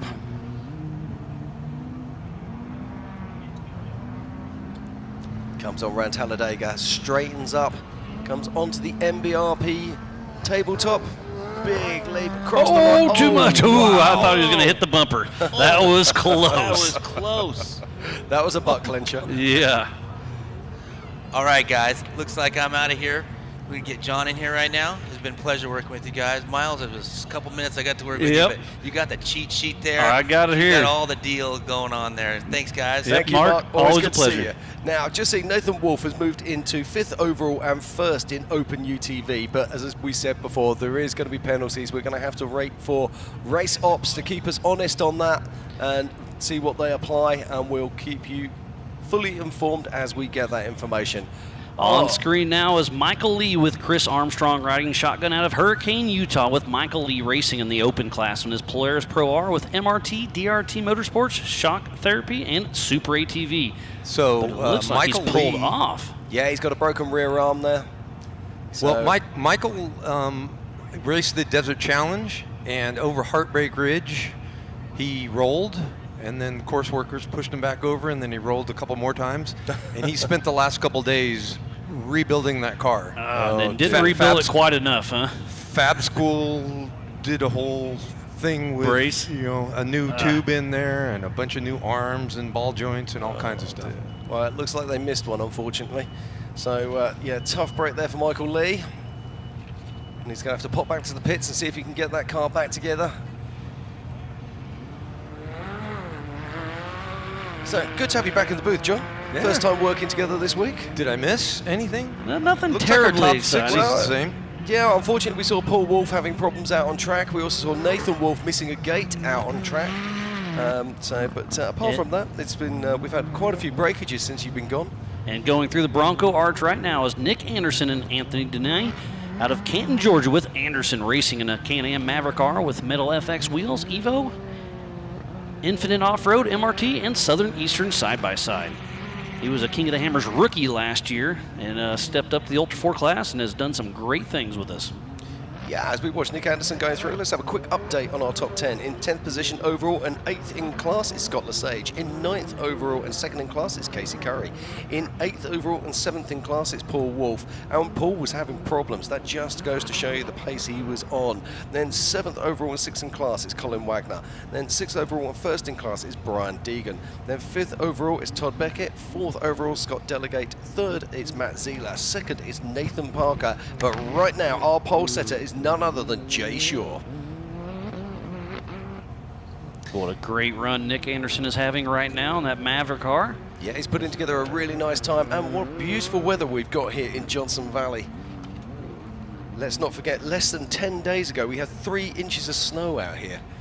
And right now it's t-shirt weather and the ground, it has perfect racing conditions. Hammers weather is always interesting. That is an absolute fact. Well, we went for our wander around the pits last night, Mars. Oh no, tough break here. Oh no, he kept maybe just going, changing but gear. he stopped, and that's a Maverick R, so it's not high to low. I don't know what happened.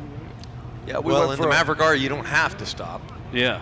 But he shouldn't have been in low to begin. Well, you know, that car can do 45 miles an hour in low range. Aren't they just geared though, right? First through whatever? It's a DCT with 7 gears.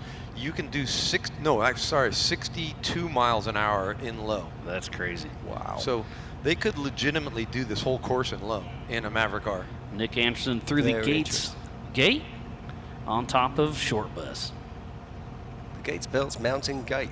Yeah. Gates Gate. The Gates Gate. So Nick Anderson still cruising along.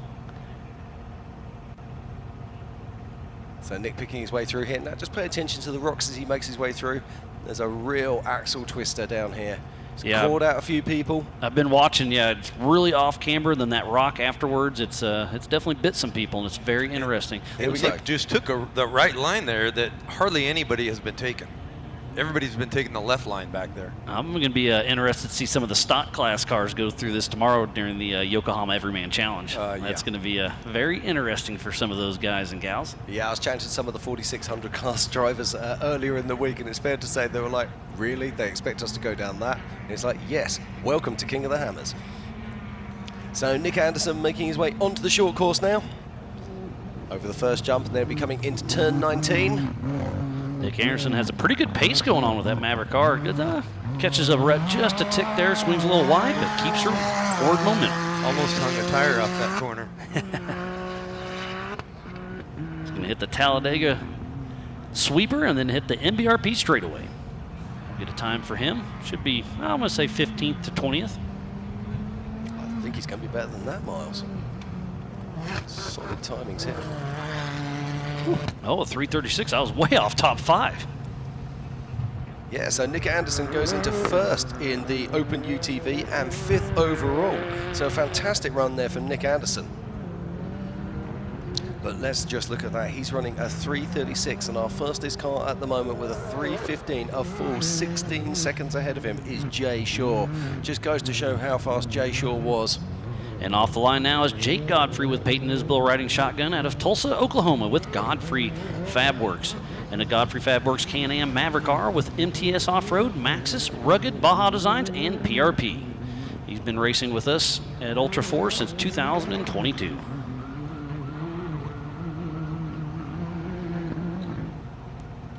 Kevin Johnson is tuned in down in Baja.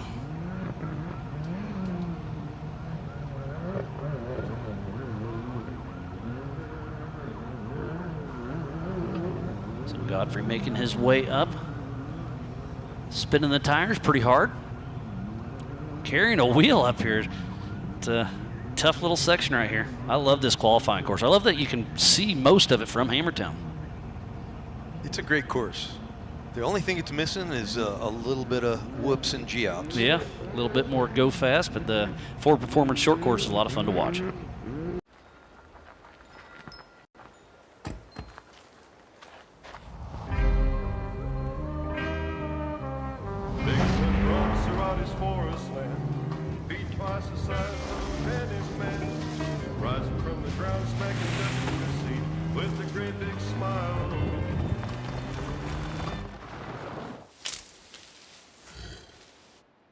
Slowly makes his retreat.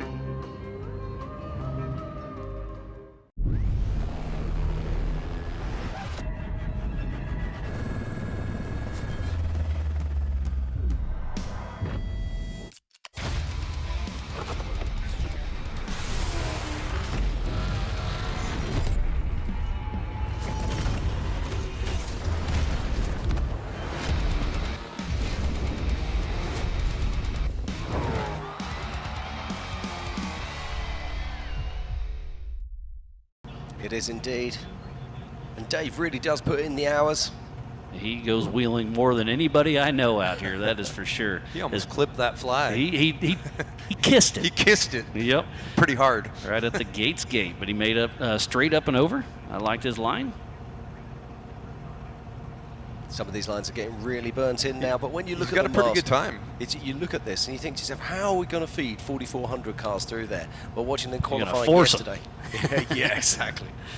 Now, we were in the infield yesterday as we were watching some of them practicing, and one of the things I did notice is lots of flat tires. Oh, yeah. There's a couple spots.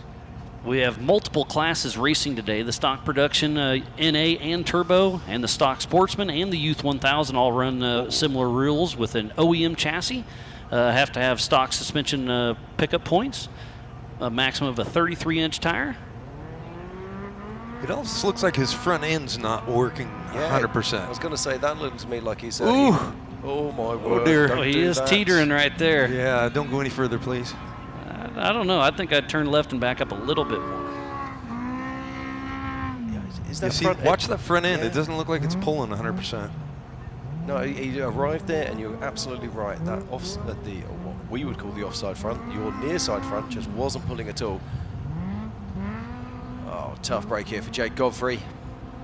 He was a tough pretty spot good he's speed. hanging in. Yeah, that right-hand front is definitely not trying to drive. And he's bellied up a little bit too. It's a gnarly course up there. We got our safety crew right there ready to jump in. Yeah, we're just getting news that another car is already on course, so be interesting to see what happens. Now they're going to give this guy a fair shot at getting through, so hopefully Jake can make this work. But if that wheel is not turning, it will be almost impossible for him to drive up. Yeah, that's seriously off camber coming up here. So if you've broken an axle up front, yeah, that's pretty tough. That's what it looks like to me. And if the next guy, I believe, is supposed to be Bryce Sparks, if he did get sent off the line, which I think he did, if he stops here, he'll get the option to rerun. Yeah. Our course workers will probably red flag him before he starts making his way up the short bus. And he'll be returned to the start, and he will be given the option of a rerun.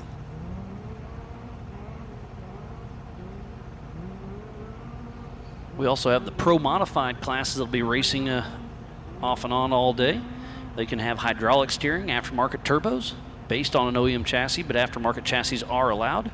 Reinforcing is allowed, and a maximum of a 35-inch DOT tire, a 35-inch tire, and a maximum of a 1,000 cc. And then open is open, 2,000 cc max. Dream it, build it, and race it. Oh, this is Whiskey Biz right here. Now look at this. Now they've managed to get that car off of the course, and so Bryce is actually going to be able to run this car. So this is very important. Hopefully we'll get on the other side of the mountain in a moment, and we'll be able to see him going through. It looked like he had a good pace going there. Yeah, hopefully it'll be clear for him. Yeah, it looks like our course workers They got him already off got it course. off. So Whiskey Biz making his way on down. Been following his YouTube for a little while. It's a lot of fun to watch. They know how to have fun for sure. Yeah, he has a lot of fun. Bright and flashy car, that's for sure. Yeah, you're not going to get it lost, are you? Picks his way down this incredibly technical hill, makes his way down towards the short course. Respectable time, too. Yeah. Bryce Sparks with John Will riding shotgun out of Frankfort, Missouri with CW Motorsports in his Polaris with Will Welding and Fab, Doolittle Trailer, Thumper Fab, L&W Fab, Braven, MRT, Super ATV, and Rockford Fodsgate. As he heads into the Ford Performance short course. A couple more sweepers to go, but yeah, very solid run. It's not going to travel our top 5, but it is certainly going to be nosing around the top 10, that's for sure. I believe his first King of the Hammers was last year, so he's back for a little bit of more redemption. Makes his way around the Talladega Bend, coming on up over the MRP tabletop jump and into the finish. Bryce Sparks takes a time of 3:44, so very respectable there for Bryce Sparks, and that puts him into second in class in Open UTV and 7th overall, so a really good run there from him. And this should be Jacob Shade, trying to get a visual here. And it is the number 600, Jacob Shade, with Brandon Randall riding shotgun out of Cheyenne, Wyoming. He just tipped. And he just flopped her over, so his day got cut a little short. Man, it almost looks like he could back up and turn hard right, back up. Now, I'm just also getting confirmation that Nathan Wolf, I think it looks like he has received a penalty now. His time is sitting at 4:02, which obviously was a lot faster than that, so it does look like penalties have been applied. And he is sitting 3rd in Open UTV and 13th overall.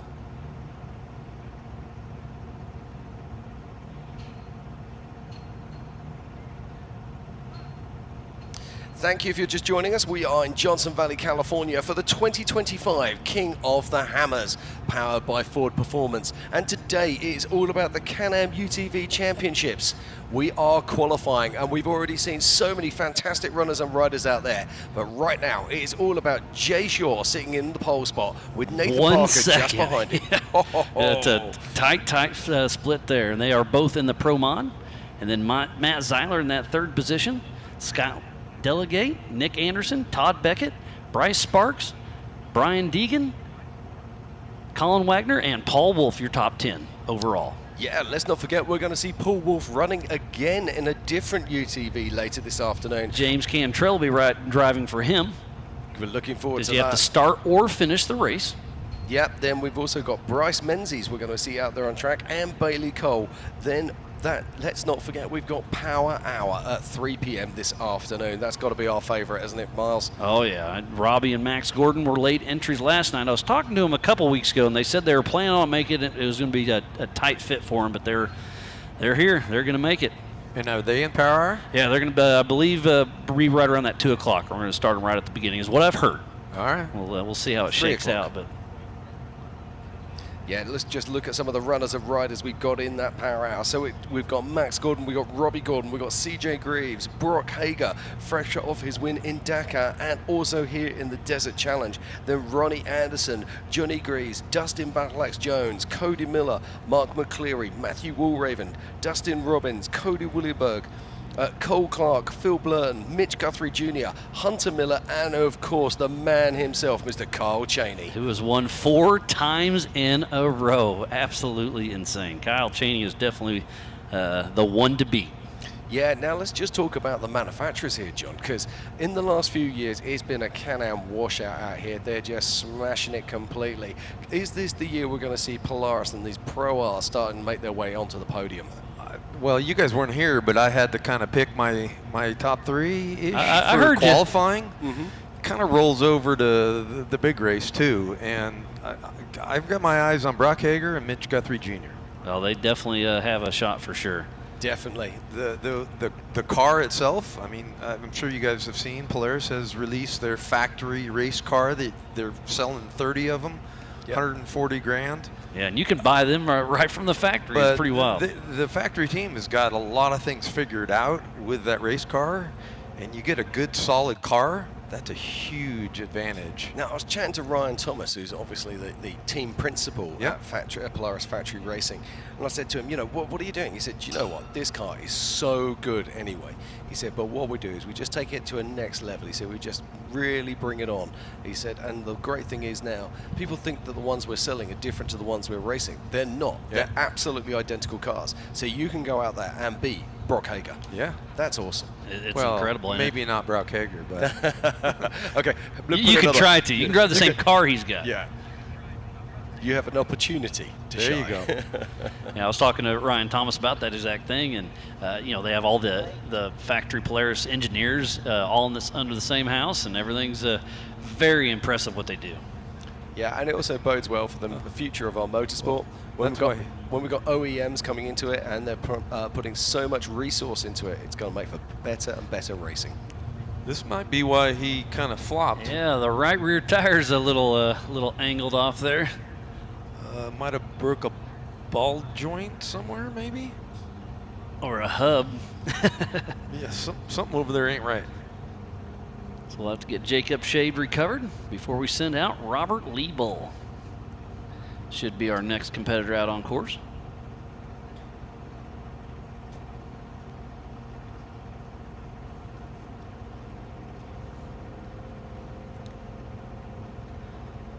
Optima Batteries has stepped up this year as our title sponsor, so a huge shout out to them. And then For Performance is the presenting sponsor. iBox Springs, the official spring of the hammers. King Shocks, the official shock of King of the Hammers. Amsoil, Griffin Radiator, Can-Am, Yukon Gear and Axle, Warren Industries, LaserNut, Onyx, and Sylvania Off-Road, just to name a few. And it looks like he only has 3 wheels on his wagon on the right wagon, now. Yep. Ultra 3's not till tomorrow. He either lost a hub or all the studs or his wheel. Or all of that at the same time. And that result is tricky. Wheel is not on the car anymore. Oh, I've been in that set place. I've been on this qualifying course with one wheel off. Way back in 2013. And Dave Cole pulled up in a pickup truck and said, "Get your junk and get off my course." And then last year you ran out of fuel, right? That's the 4th time that's been mentioned today, Miles. Catch up. Wait till tomorrow. Yeah, I know. I'm waiting for you to present me with yet another fuel can. A new group of people to tell. I still deny responsibility for this. Yeah, it happens. So Jacob Shade is still out on course trying to get recovered.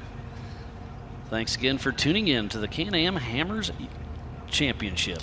Now, Miles, normally when I'm sitting here with my sheet that tells us what's coming up ahead, I get my marker pen out and I start marking through all the names of note. I've got to Power Hour and I've just put a circle around the whole thing. It's going to be a good one for sure. There's a couple names I don't know. Go on, point them out. I got to get the list in front of me. I think you're going to... Cody Willenberg. Well, Cody Willenberg, that's a name that Miles is going to know because he's coming up from 40... Well, he's been racing 4900 for a little bit. For a little bit. Yep. Matthew Walraven. He's been racing with us for quite a while. Yeah, he has. He did well in the points. And Cody, no, that might be it. Okay. I was going to say Dustin Robbins is all things UTV. It's Matthew Walraven. He's been racing with us for about 3 years now. Yeah, him and his son. Who's this John Greaves guy? Johnny Greaves. Yeah, I mean, who's ever heard of him? Off-road motorsports Hall of Famer. Yeah. Barely won any short course races. I don't know. Now, isn't it fantastic to see CJ Greaves and Johnny Greaves out here? You know, these guys are absolute legends. As you say, he's an off-road Hall of Famer. And to see them come out here time after time after time, it's epic. Oh, yeah. Him and his son CJ are out here in full force. CJ raced the desert race, did quite well. Yeah. Do you remember? I think it was about 2018 we saw CJ and Johnny out here, and I think it was the Kawasaki's. No, Yamaha. It was Yamaha. Yamaha. I think they were first and second pole positions. They were. And they were coming out down the back of Spooners or Out of Limits or something, and they all of a sudden they just had car problems, and they were leading the race, and they just suddenly went from heroes to absolute zeros at that point. It happens all the Great time. race. Oh yeah. So it's great to see them back out here again.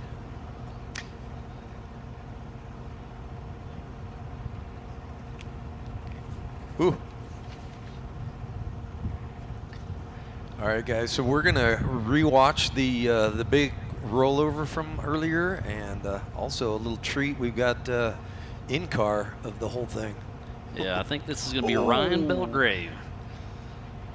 Huge tumble. And just keeps on going. And now we're in car, thanks to Fishgistics. And you can see this is where it stops but doesn't stop. Or starts but doesn't stop. So what are you thinking when you see the wheel fly past the window? Gosh. Wow. That was a wild ride. That was probably an hour ago or so. But it looked like he tried to drive into it, tried to save it, and just rode up that rock. When in doubt, throttle out. Didn't work that time. I think he throttled it twice. Yeah. Scary spot to throttle. I think Neil Armstrong did less rocket rock, but... Right, we're just waiting here for car 600 to be recovered. That is Jacob Shade. Had a rear hub failure. And off-road motorsport is tough. It's even tougher when you've only got 3 wheels. Yeah, it's going to be a little bit tricky recovery, but they're actively working on it. Get the course cleared and need a tractor on to Robert drag it Lee downhill. Bull. So in Miles tomorrow, it's going to be the Everyman Challenge qualifying. Now, I'm really looking forward to this. We've got a new title sponsor for that this year. Yokohama. Yokohama's coming on, isn't it? Now, we usually have sponsors in our classes as well. Are we with our standard sponsors? I believe we've got some news on that. Or am I just throwing you to the wind here? Yeah, you caught me off guard. I wasn't paying attention. Sorry. That's okay. So we've got the 45. So we're going to be having the 4500s, the 4600s, and of course the 4800s qualifying tomorrow. Yeah, the 4800 Brannick Motorsports Legends class, the 4500 Yukon Gear and Axle Modified class, and the 4600 Currie Enterprise Stock class. There it is. Gotcha. That was the one I was looking for. They were the stock class sponsor last year as well. They were. You are absolutely correct. In fact, I bumped into John Currie earlier today, which is really nice. I saw Casey Currie was in the booth earlier. Yeah, we had Casey sitting right up here. Looks like Benji is out there, one of our lead volunteers, trying to get him recovered. That's a long winch pull. And speaking about that, Warren and Factor 55 has hooked up about 15 of our lead recovery crews with recovery gear that they get to use all week and then take home with them. So a huge shout out to Warren and Factor 55 for taking care of the volunteers that are helping keep the race move smoothly. I saw Justin Andrews out in front of the booth. He was like giving them the instruction on, okay, here's the proper way to do things. And that's, I mean, everybody thinks they know how to winch, but when it comes down to getting, if it's a tough situation where you got to go through here and go up to there, it can get kind of tricky. It's an art for sure. Yeah. And Justin's the man. Let's not opening that book so early in the week. Jim thinks he knows how to winch. I tell racers all the time is, have you gone up to like a spot like Jack and looked at alternate lines? Because there's going to be a bottleneck. Oh, yeah. And you might need the winch. So you should go up there and think about what rock you're going to tie to. Yeah, and sometimes hooking to a rock can be tricky. Yeah, which rock is big enough? Because back home we use trees and they're easy, but these rocks they'll pull out or slip off or and if it's break up the edge on top of you, you don't want to pull it down on top of your car. Johnson Valley is a really difficult place to winch. So normally, as you say, there would be trees to hook up to or bigger rocks. The Johnson Valley or the Johnson Valley rocks, when you're in the valleys themselves, and particularly on the hammer trails, a lot of them are in the smaller valleys, and the rocks in them are not actually big enough, particularly with 4400 cars, to be able to actually winch upon. As well as that, they're shale rock. So what happens is if you don't get on the right part, it splits in half, which is a double bubble trouble. So what you're saying double bubble trouble? Double bubble trouble. All right, I like that. That's it. So what you're saying is absolutely correct. These crews need to get out there and they need to practice that. And unfortunately, we see it time and time again where they're not doing their due diligence with that kind of winching and are going to get shot down for saying it. But genuinely, the last 3 years, King of the Hammers has been lost through poor winching techniques. Yeah, and you're always pre-running and you're going, okay, I'm going to take this line. But you have to look at it from what happens if there's somebody broken. If that line's not there, or it's changed, or. Yeah, I was co-dogging one year, and we were coming in through the bottom of Chocolate Thunder, and we got high centered on a rock. It was in a really bad spot, and down low, it's changed so much in the last 8 years. But down low, there was nothing to hook onto, so I hooked around a rock. And I stood on the rock trying to make the rock heavier. Did it work? Hoping that it would just give me enough to get it off, and it did. Yeah, we have a few extra techniques that we use out here that I might keep in my back pocket. You never know, I might share them on race day. But it's about being inventive and think outside of the box. With recovery, I mean, there's certain companies out there, shameless plug for Gigglepin, but there is that are using different, so standard straps, for example, would just be a strap you put around a rock and then you'd put the winch hook in one side, winch hook in the other side. But start things like differently, and also don't be caught or fixated on using a particular size rock. Sometimes you've got to go around rocks that are like 20 meters or even plus, and you have to have a solution on how to be able to hook up onto that. And again, it's all about learning that kind of artistry, and you learn that by practicing. And practice makes perfect. Yep. And most people that when they're pre-running, they're only winching when they get stuck. Exactly. And I just asked Phil Blurton's got a new co-dog for the rocks this year. He's not new to co-dogging with him. He co-dogs in the desert. But I'm like, have you guys practiced winching? Oh, yeah, we have. Yeah. I'm like, all right, good on you. But last year we were racing 4,500. My co-driver is a guy called Helder de Rocha, who's probably one of the best winch co-drivers in the world. And the car, we were in a borrowed car, and we have a particular winch on there, just what we call a low-line winch, so the motor's in line with the gearbox. Very common on most of the rigs out here. And he says to me, he pulls the winch rope out, he says, winch in. He goes, winch in. I am winching in. He's going, no, this cannot be. It is so slow. This is not a winch. But that's because back in Europe we have winches that can winch anything up to 3 yards a second. So yeah, very it's a whole fast different indeed. style. Oh yes. Wonderful view there of Hammertown as we look down across, and we're just waiting at the moment for Jacob Shade to be recovered. So Jacob Shade had a little bit of tough luck, broke that right rear off it, and I don't know what they're going to do to get him down the hill. I think we just need to drag him to the side and drag him to the side and then figure it out. Roll him into the dirt. Looks like they're going to have him drive out here, at least to get off course. Yeah, let's hope so. But this is a difficult spot. Nope.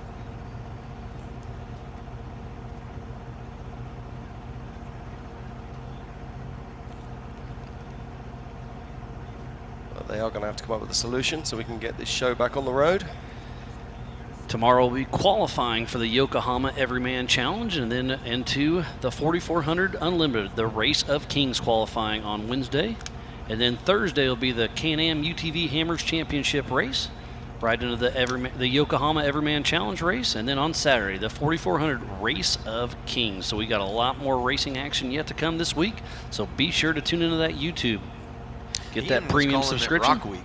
It's Rock Week. It is Rock Week. What a fantastic saying. I like that. But let's talk about what's just happened. We've just had 2 days of the most fantastic desert racing. Oh, it's a lot of fun to watch. Indeed. On the Saturday, of course, we had the Toyo Tires Limited Class Desert Challenge, and that was absolutely epic. Brock Hager started up front, never looked back, and just cleaned house. Yeah, he did indeed. It was so good to see Brock Hager, but he was delivering what he showed he could do in Dakar, coming straight off of the back of that. Back-to-back wins. Absolutely. Then we saw another young man, top of his game, on the Sunday, and that was Christopher Pavoldi, winning the unlimited class here at the Toyo Desert Challenge. He was on the pole and kept her forward momentum the entire time. Absolutely. But another story I want to talk about is Carl Jurgensen running in that T2.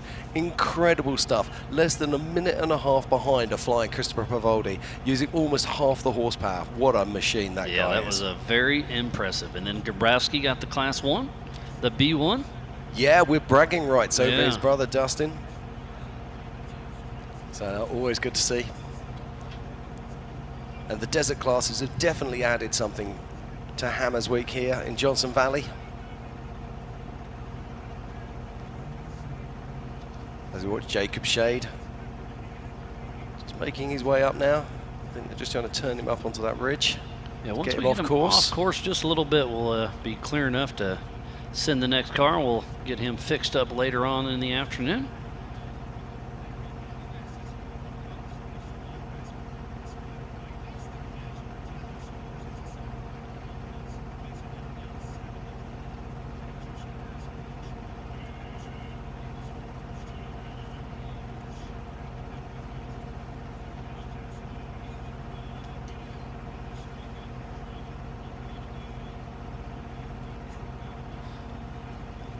So Jacob Shade should be having him off course here very shortly.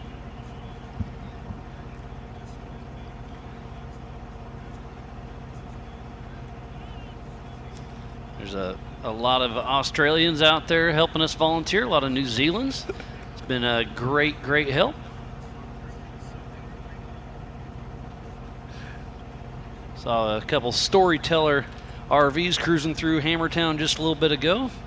Those huge four-wheel drive campers are pretty sweet. They're amazing, aren't they? I went and had a look at one earlier today, and yeah, if only I had a few extra dollars spare.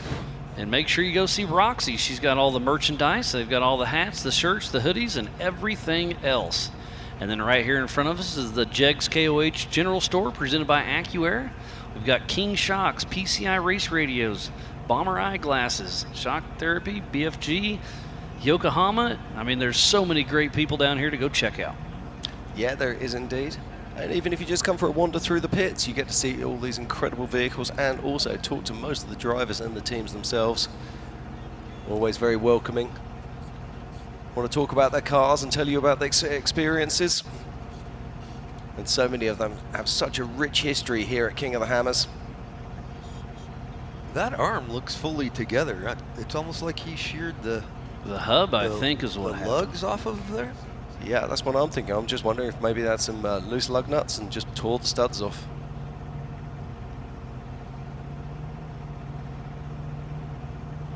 So he's getting closer to being off course enough to send maybe out the the next hub's one. off of there. The frustrating thing is for Jacob here, he's going to be sat there now for the rest of the qualifying. And then as he'll be desperate to get that car back to his pits and start working on it. Oh my gosh, thank you, thank you, thank you, thank you. So it does look like he is nearly off course now. And hopefully we'll be able to get back underway with the qualifying here at the 2025 Can-Am UTV Championships for the 4900 class vehicles.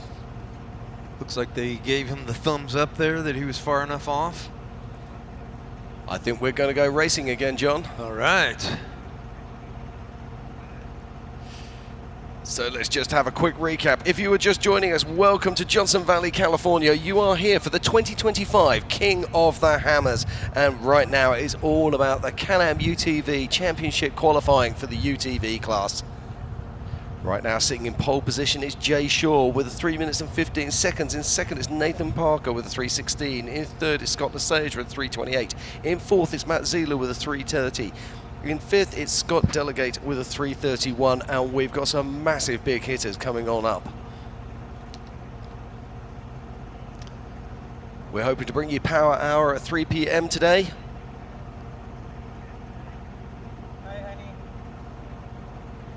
And we will see all of the big guns out there for that one, including four-time king Carl Cheney. Can anyone beat that man this year? It's a stacked field, John, and I can't wait to watch it. It's going to be epic from start to finish. So we got Robert Leibel up next.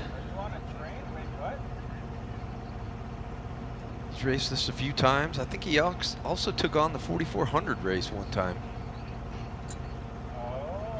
Looks like he's got a new car this year. So it's green flag and we'll go time again. So is he going to take on the Yukon launch? Absolutely. There he goes, it's fly time. Straight over the top of the Yukon launch and making his way out towards the Bronco Arch. Now when you look at the Bronco Arch, it doesn't look that much, but my word, the rocks are absolutely massive. Those big desert trucks have really torn the track through. These little UTVs picking their way out. They're not so little anymore. No, they're not. We were by the fire pit last night, as this makes it look at that. Nicely driven indeed. We were by the fire pit last night watching, and they were playing some of the old videos from 2014. And to look at the evolution of the UTV class in the last 11 years is absolutely astonishing. Yeah. The Pro R and the Maverick R really set the bar. They're 35-inch tire cars all day long, where you couldn't even think about a 35-inch tire in 2014. Yeah, they're big, they're impressive, they work well. So it's Robert Lee Bull and Mark McDaniel out of Quinlan, Texas, with Lee Bull Racing in his Can-Am, Rigid Excavation, CT Raceworks, and UTV Race Shop. He's been racing King of the Hammer since 2023. So.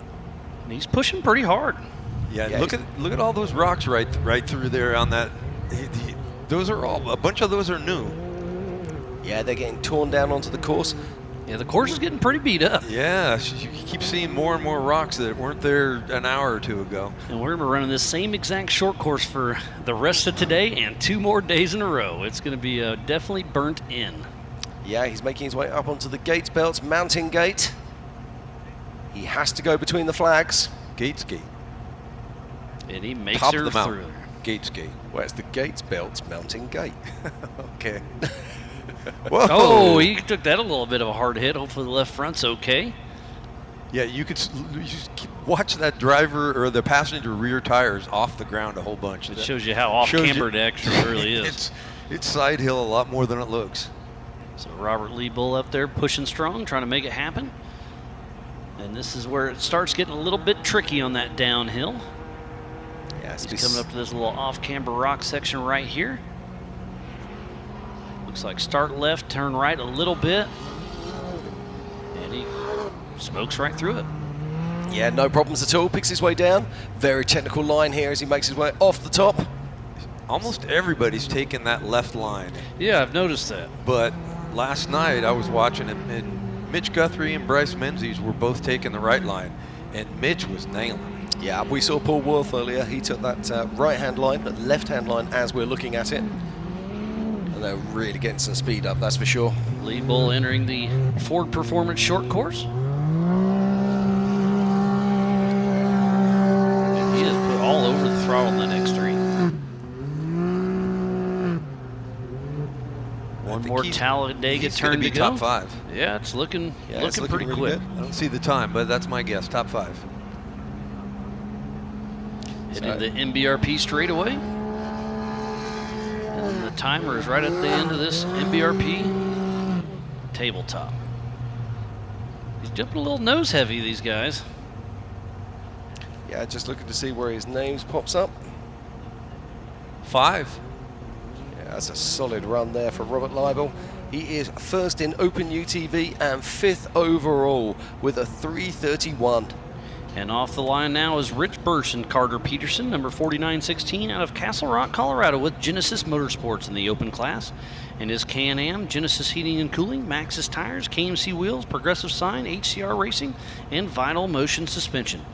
He has been racing King of the Hammer since 2022.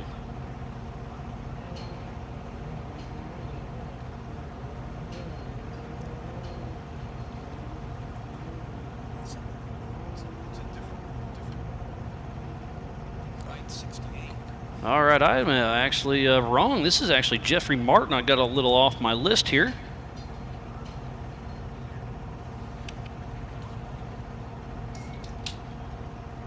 So it's Jeff Martin and Dave Disda out of Wasco, California, with MF Racing and an awesome built Can-Am, Blaze Racing Services, Tom Morris, Aaron Long, CA Tech, Allsup Racing Development.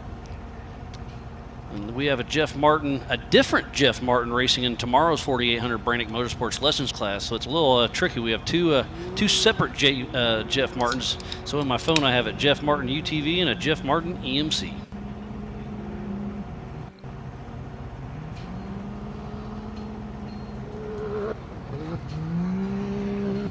So not sure if Rich Burse is going to be able to make it to the start line or not. He was supposed to be off the line. We'll see where he's at later on. So if this is the same Jeff Martin, he got 12th place last year overall. That's pretty impressive. Different number. Last year is 4979, so I'm not 100% if it's the same Jeffrey Martin. As he clears the rock section, heading towards the Ford Performance Short Course, Jeff Martin with a pretty good run.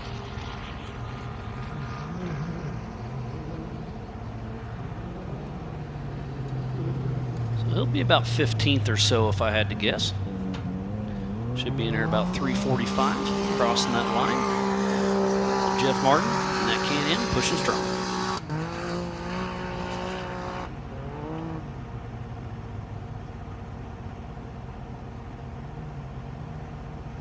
Jeff Martin also raced in the Desert Challenge over the weekend as well.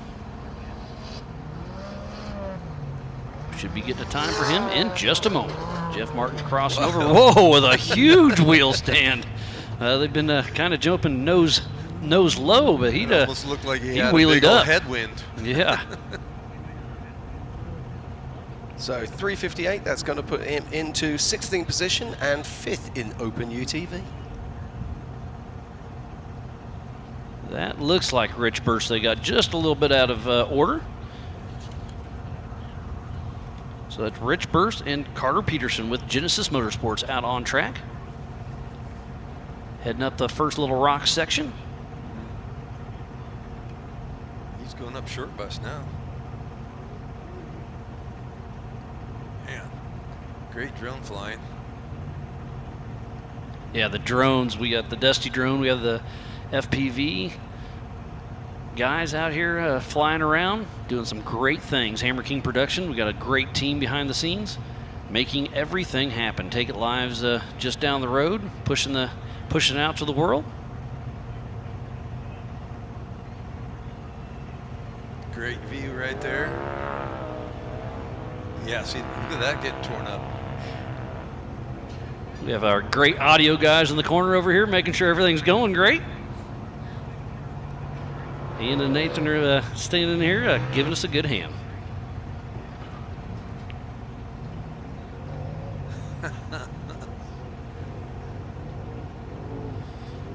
As well as Rich Birchka making his way down. Everyone's after a bit of glory, aren't they? Well, it's interesting to watch this course, how much it's getting burned in. A lot more dust, a lot more ruts. Yeah, it changes all the time. So there's certain parts of the course that are improving, and there are certain parts that are getting a lot worse indeed. Yeah, he was a bit far to the left. Yeah, that was a rough little ride. He was able to save it, but I was a little nervous for him for a moment. So John, you were saying earlier, as we were looking there, he takes the right-hand line, the left-hand line if you're sitting inside the car, which seems to be what I'd call the safer line. Yes. But the other line is certainly a lot quicker. It's quicker, but you got a side hill quite a bit, and what Bryce Menzies did when he was pre-running it is he went a little bit slow and tipped right into that rock. Oof. So you've got to go. You've got to commit and go. And to me, I was up there on foot last night watching all the guys go through, and to me it looked like the right line was faster, but you had to have it lined up well. You can't get cattywampus off the rock up top and then not be aiming right. Yeah. So you've got to know how to aim correctly and then point and shoot, yeah. And go. Talking to one of the guys in a 4800 car yesterday, and they came over the top there, and the idea was to drive up onto that line. They did it too slowly and just collected the rock dead center in the front of the car. That'll hurt, won't it? Yeah, well, he said they had a real job having to then reverse back off it to try to get around it. So Rich Birch here doing a great job. And we've got Tristan Leon Gonzalez on course 2. And is he going through the Gates Belt Mountain? Yes. Yes, he is. That's Tristan. He raced last year too. I remember the name. Yeah, there's a couple of them that were racing with us. A couple brothers, I believe. If I remember correctly, he did quite well in qualifying, and he completed the race 39th position last year. So Tristan Leon Gonzalez with Ryan Irvin riding shotgun number 577 out of Fillon, California with Leon UTV Racing in the Pro Mod. In his Polaris with Diode Dynamics, Trinity Racing, Frontline Suspension, Method Tensor, and Hammer Concrete. He's been racing King of the Hammer since 2020. I didn't see Kurt Mackey. He's on the list. Not sure if he's a little out of order or not. Ooh, and he's going to go for a tumble. There he is. Hits that rock just wrong, and he's on his side. That's a precarious spot. So look at our safety crew over there. Tough break for Tristan Leon Gonzalez. Oh, and we got another one. We got two of them on their sides. I guess he felt bad for the other guy, huh? It's time for a nap. Well, we don't have to worry about a rerun. That could be Ignacio Arana. The other one that flipped. I missed the number. I could be off by one number, but it. Well, that would be in the correct order. Okay, I don't have the start order anymore, so I'm just looking up numbers that I might have seen. Ignacio Arana, I believe. Okay. We haven't seen anybody rolling uphill besides the broken hub. And now we got two cars on their side all at the same time. Tristan Leon Gonzalez and Nacho. Oh, geez, look at that shot. Yeah, you can see them both there. So at the top of your one screen, going up, one going down. Luis, and the bottom of your shot is Ignacio. There's so many jokes we could run right now, but it probably isn't quite right to do so. Now that's going to be an interesting recovery at the top there, because they've got to roll him back over, but make sure that he doesn't tumble all the way far. down. Yeah, that'd be a bummer. And then the one on the bottom here, you got to realistically you should put a snatch block up on top and roll him uphill instead of rolling him down and over and over. Yeah, I wonder if they could actually reverse the car up onto the other side of that and just pull him over. Brian's on the YouTube saying you can't park there. We got a couple of them parked in the wrong spot. We should put our no parking signs out there. We need a couple. Big stickers on the front of them.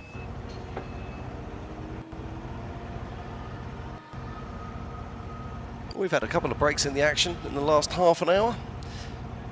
A little bit of nerve showing out on course. Here comes the big telehandler of happiness. The forks of shame. The forks of shame, yes. Oh, now we're bringing the heavy equipment in. Oh, yeah. I want to see that get all the way up there. Hold my beer. Those are made for rock crawling. Hold my beer.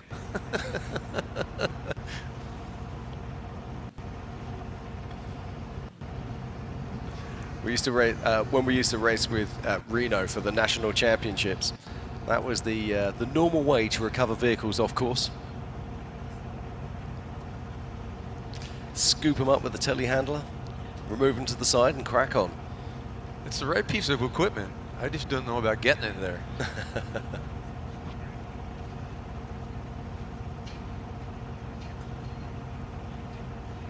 So tough breakout on course. It looks like we got another special guest joining us up here in the Optima Batteries booth. None other than Wes Miller. Get him on headsets and have a quick chat.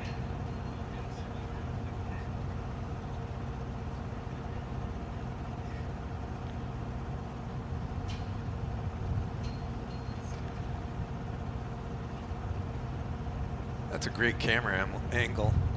It's both recoveries going on at the same time. At the same time. Okay, Miles, we've got someone joining us in the booth now. It's none other than Wes Miller. Wes, welcome.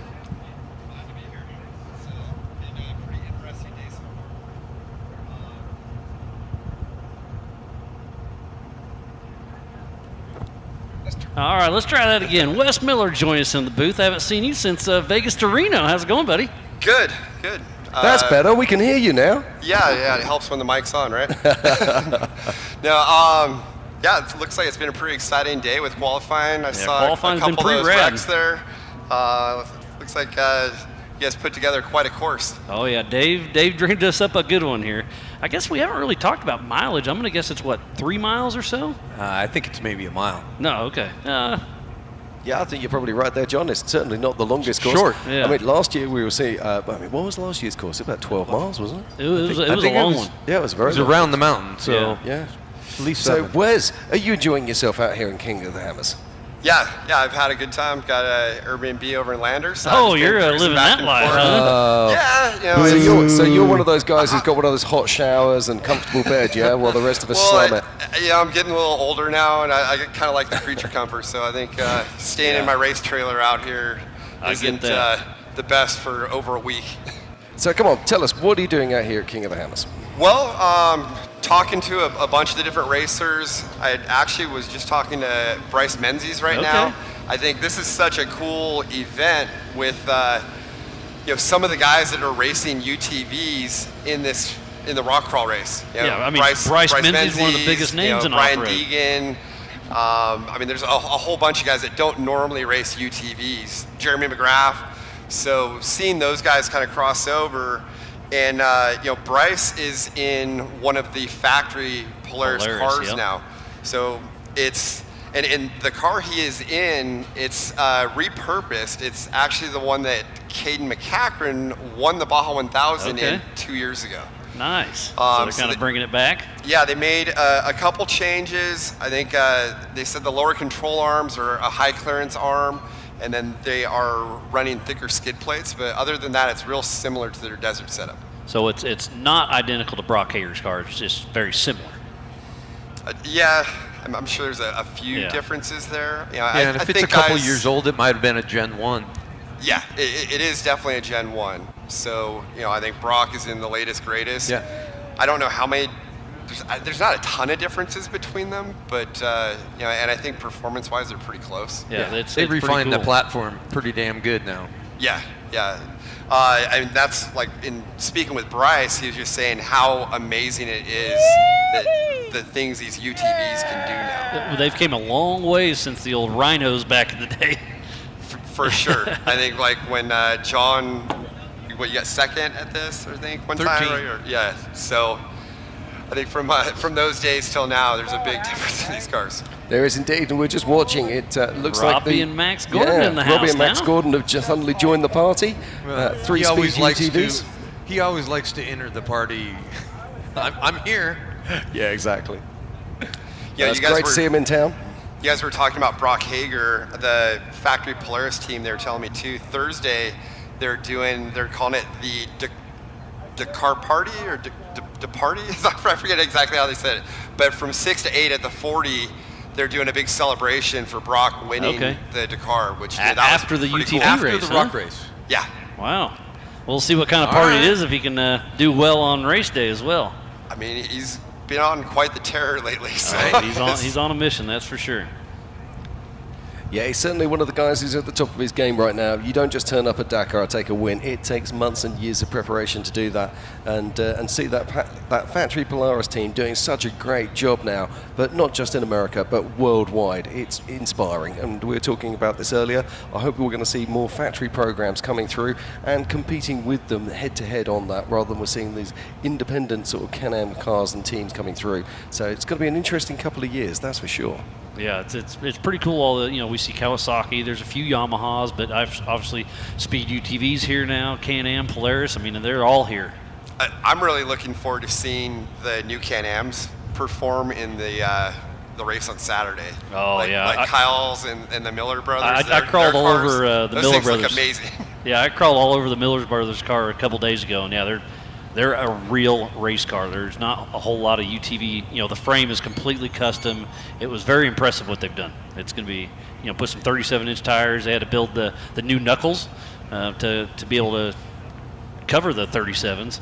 It's pretty wild. Now, Wes, in about an hour or so, we're going to be having Power Hour. We're going to have all those big guns out there racing, including, of course, Brock Hager. Now, I'm going to put you on the spot right now. Who's your money on to take pole position today? We've got Jay Shaw sitting there right now with a 3 minutes and 15 seconds, and we've got all the big hitters right in there, like Brock Hager. We've got Dustin Battleaxe Jones from the Desert World, of course. Then we've got the Miller brothers and Carl Cheney, Paul Wolf. What's your money on? Yeah, it's a stacked field. It really I is, think there's definitely a handful of guys that could throw down the fastest time there, but Over 25 years of off-road racing dominance. Proprietary patented race technology. Proudly made in the USA. Unparalleled customer service and support.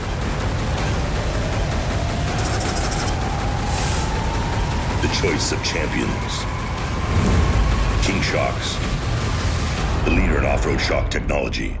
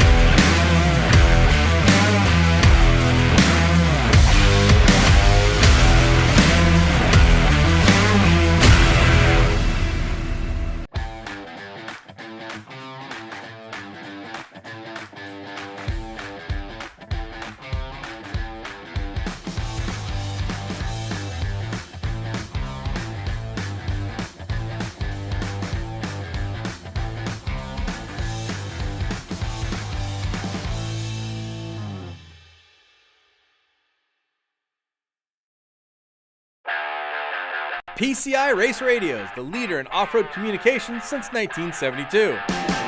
Our equipment was developed for racing in Baja, perfected for enjoying the weekend with family and friends. PCI has the highest quality communications, navigation, and safety equipment, backed by the best support in the industry. Find us at hundreds of events each year, supporting our equipment on site and providing the PCI Weatherman Relay. See you in the desert.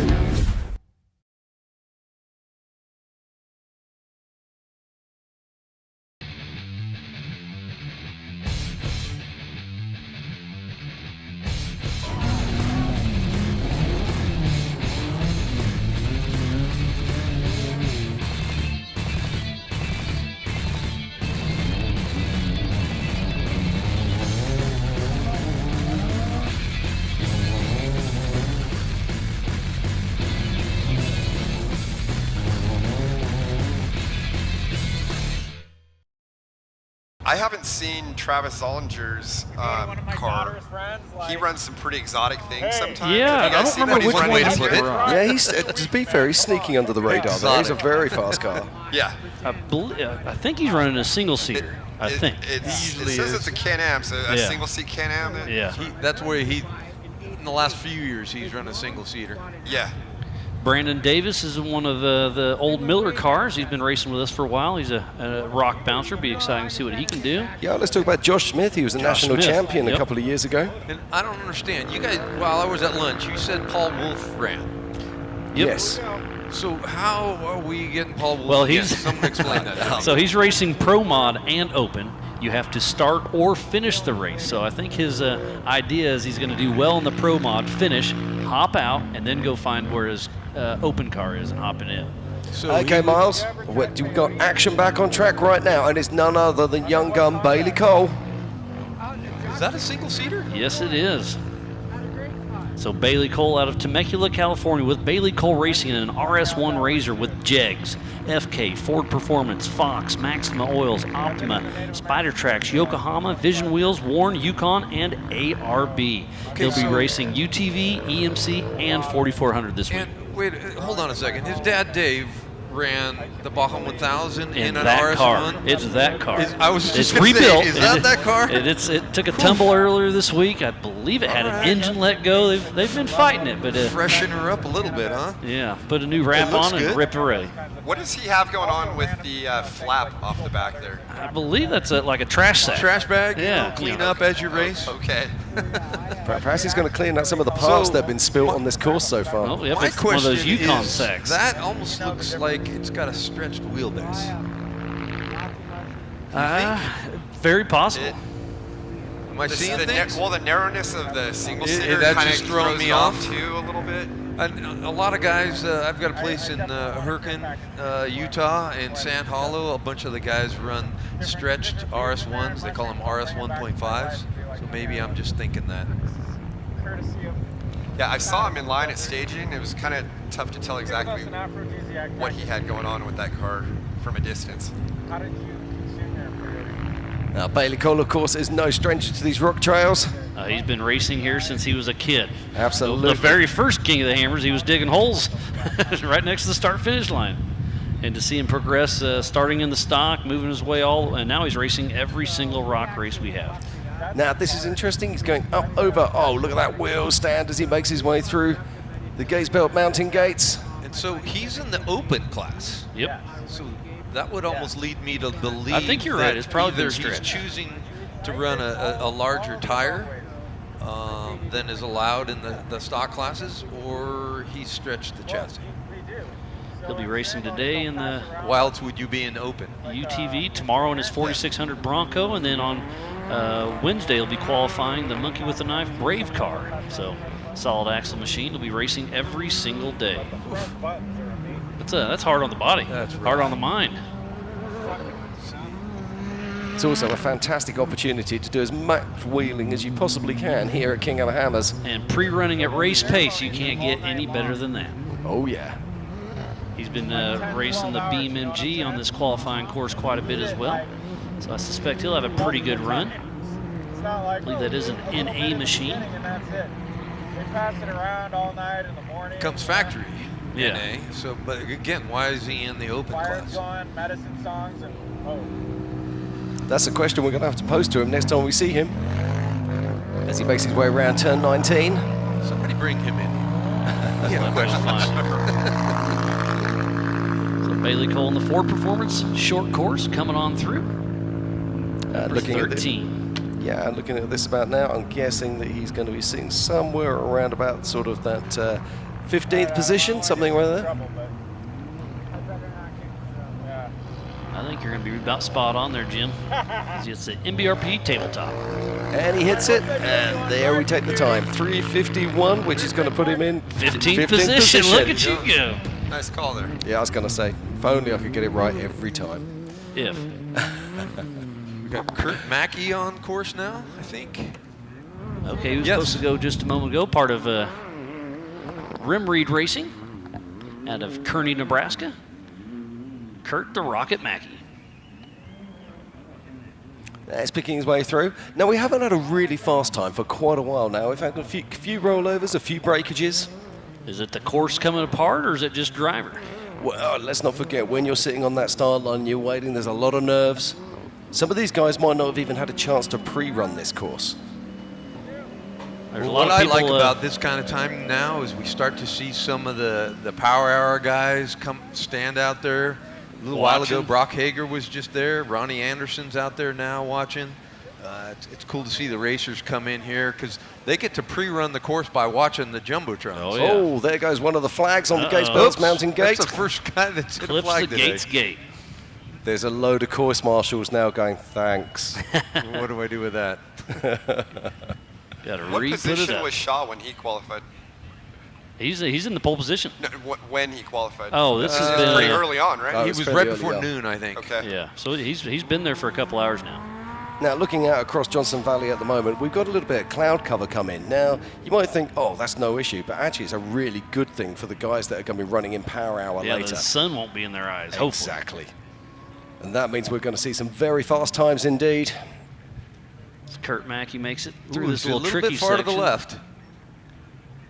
Backs up a little bit, gets a little line on it. Oh, yeah, looked like two-wheel drive there for a second. Yeah, we've got the same problem we saw earlier. Yeah. Opposite side. It is the opposite side, you're absolutely right. Almost the front's pulling it all. Yeah, it doesn't look like he's got any drive there on the front. Doesn't back up too much further. Well, he can back down there as long as he goes straight. So if he does it at an angle, we have a problem. Tough break for Kurt Mackey. He had a pretty good run going, but yeah, nothing's going on the front. Yeah. He keeps sliding over to his driver's side there, which is not the direction he wants to go either. I wonder if it just Needs to popped hit- out or what happened. Yeah, it needs to hit speed dial for his mechanic, order up a differential, and get it back to the pits. Yeah, I think he's got a diff problem.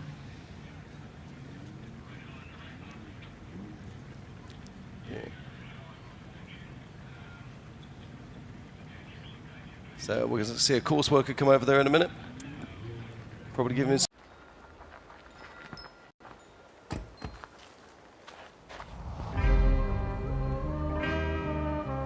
Big sun rolls throughout his forest land, feet twice the size of many men, rising from the ground, smacking dust in his seat with a great big smile.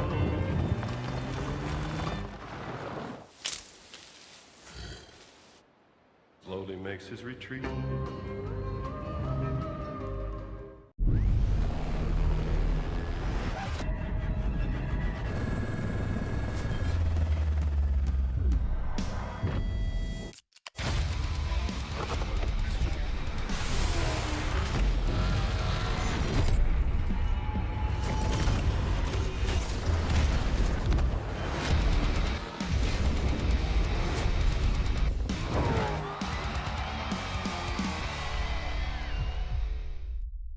Mountain Gate. We'll see if Kurt Mackey is still on the way or not. Now, are there going to be two flags or one flag? Look at that, our course workers are fantastic. It's got a little hitch in its Gideon, but it's there.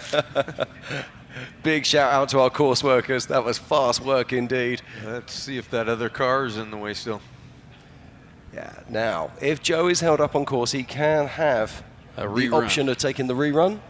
But the guys were told here last night during the briefing for the pre-run or briefing for the qualifying, if they choose to take a rerun and they fail to finish or their time is not as good, they will receive the time that they take on the second run, not the first. Correct, yeah. If they decide the rerun, the first run is out the window completely, and you are stuck with your current run. And this is a very technical course, so if you've got a run in the bag, you've got to take that consideration. He's still in the way. Yep. Oh, no, have they winched him out? No, he's still there. He's in the way. Oh, it's a red flag, yep. So we'll have to give Joe Gould a rerun. He needs to bail out to the left right there. There's a way down the hill to the left. That's a little bit easier, huh? Oh, yeah. Save the car? You save the car. Instead of waiting, he just bails to the left, comes back down, gets in line. That's so frustrating. But that's part of racing. And qualifying isn't easy. Especially this year. No, it's really tough. I remember my first time qualifying here in 2013. it was seriously tough. That was the year that they had the big ugly crash. Do you remember that one, Miles? Oh, yeah. I think we got a highlight of that one we can find at one point. Yeah, Kevin I think Sikalis. that was, what, 2015 or so would be my guess? No, 2013. 13, all right. Yeah. Fastest car on track that year for qualifying was none other than Tom Ways. And we're going to be seeing Tom back in the driving seat this year, which I'm very excited about. It got a new livery on the side of it. Great looking old school flames with the King shocks on the side. One of the most experienced drivers out here in Johnson Valley. And Bryce Menzies is coming up here pretty soon, and apparently he's riding solo because Ronnie Anderson's out there watching, giving us a little wave. Horn's back in with Bryce? I believe so. You're riding with Bryce, right? Oh, yeah. And with Currie, right? Yep, he's double dutying. I don't know why we're doing this, guys. Ouch. Huh? Come on, Joe. Oh. I wouldn't do that too many more times. So I wonder if he'll decide to keep this run or not. Well, it all depends. He might just say, do you know what? I'm really happy with that. I'll just take somewhere near the back. That way save the car a little bit. Exactly. I'll get back home. I'm going to watch Power Hour from the comfort of my chair. But we'll find out. If he reruns, will he go right away, or does he go back to the... That's a race ops question. I believe they'll try to fit him in pretty quick. Okay. Yeah, they'll if he re-racks and decides to do it again, they'll get him before Power Hour. Yeah, Power Hour will be kicking off right around 3 p.m. Some of the biggest names in our sport, most successful racers we've got. But, man, our top 5 is pretty impressive with Jay Shaw, Nathan Parker, Scott Lesage, Matt Zeiler, and Robert Lee Bull. Yeah, they were absolutely laying it down. Jay Shaw with a 3:15. 16-second split first through fifth. So Joe Cool crossing the line there in a 6:08, and he will have the option to rerun. So we'll see what happens. So right now, our leader's at a 3:15. You guys got a prediction on what do you think the fastest time is? It's going to be tough. I think 3:08 is possible. That's been my guess. Yeah, I'm around the 3:10. I mean, Jay Shaw, he was absolutely smoking hot out there. But interestingly, Nathan Parker had him beaten, but he did a big bicycle on the last turn, and that just took him out of contention. He was able to save it, though, yeah, which was but nice. So there's definitely a couple seconds. Yeah, there's at least definitely a couple second. of seconds out there for sure. But yeah, I'm going to go for somewhere around that 3:10 mark. I'm going to go down to. I was sub 3, but I think I'm going to go to 3:05. Yeah, I think that's a good shout, John. I think. Yeah, I mean, 10 seconds is a long time. Smoking fast. And that course is very technical. But there's some really fast drivers coming. So. Oh, yeah. But Jay's really fast, too. So The heavy hitters are coming. That is for sure. Oh, and Jack Trill's calling me out. It's 3 p.m. Pacific Standard Time. He said it's already 3. There has to be a smart ass somewhere. Oh, yeah. Let's not even talk about what time it is back where I come from. Now, I heard you guys earlier kind of talking about it, too, with the course. Do you guys think it's getting faster as rocks get pushed out of the way, or is it actually it's hit or miss, slower? really, because it's definitely getting dug out, but some of the big rocks are getting pushed to the side, but then other new rocks are kind of coming to light, so it's getting burned in for sure, but it seems like it's a little bit more silty and loose. So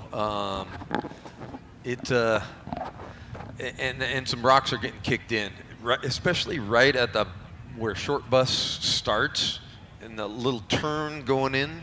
It seems like there's some bowling ball, bigger size rocks. Yeah, some of the looser areas, the rocks actually get churned up and will drop into the line. Yeah.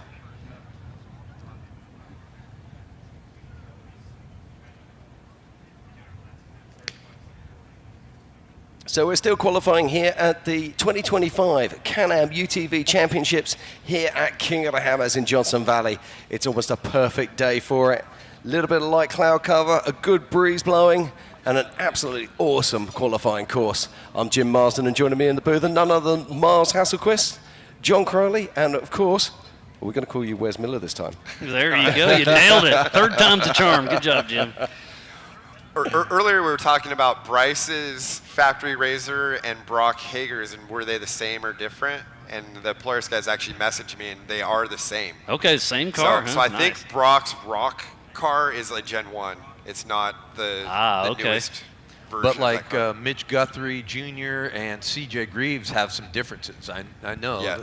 Well, I think every driver has some personal preferences. So I'm sure suspension setup, things like that are probably a little different between them. But as far as being a Gen 1 or a Gen 2, things like that, it's Brock and Bryce are in the same car.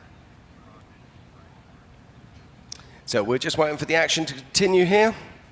Still waiting on Kurt Mackey, I assume, to get recovered from the top to get him off that main line. Yeah, I'm surprised they didn't push him down backwards, actually. I know that sounds rough, but there is a route back down there.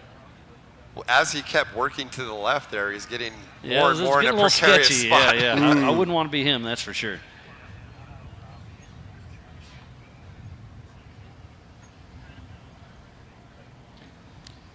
Sounds like we'll get Robby and Max Gordon in the booth after their run here in just a little bit.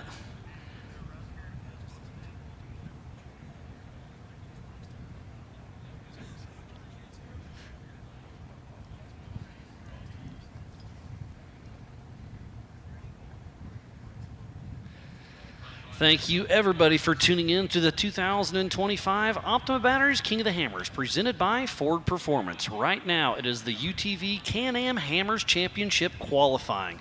It's been a great day thus far, but the fastest time so far right now is Jay Shaw with a 3:15. And he's pumping it out there, wasn't he? It was a great-looking run. He was on a heater, that's for sure.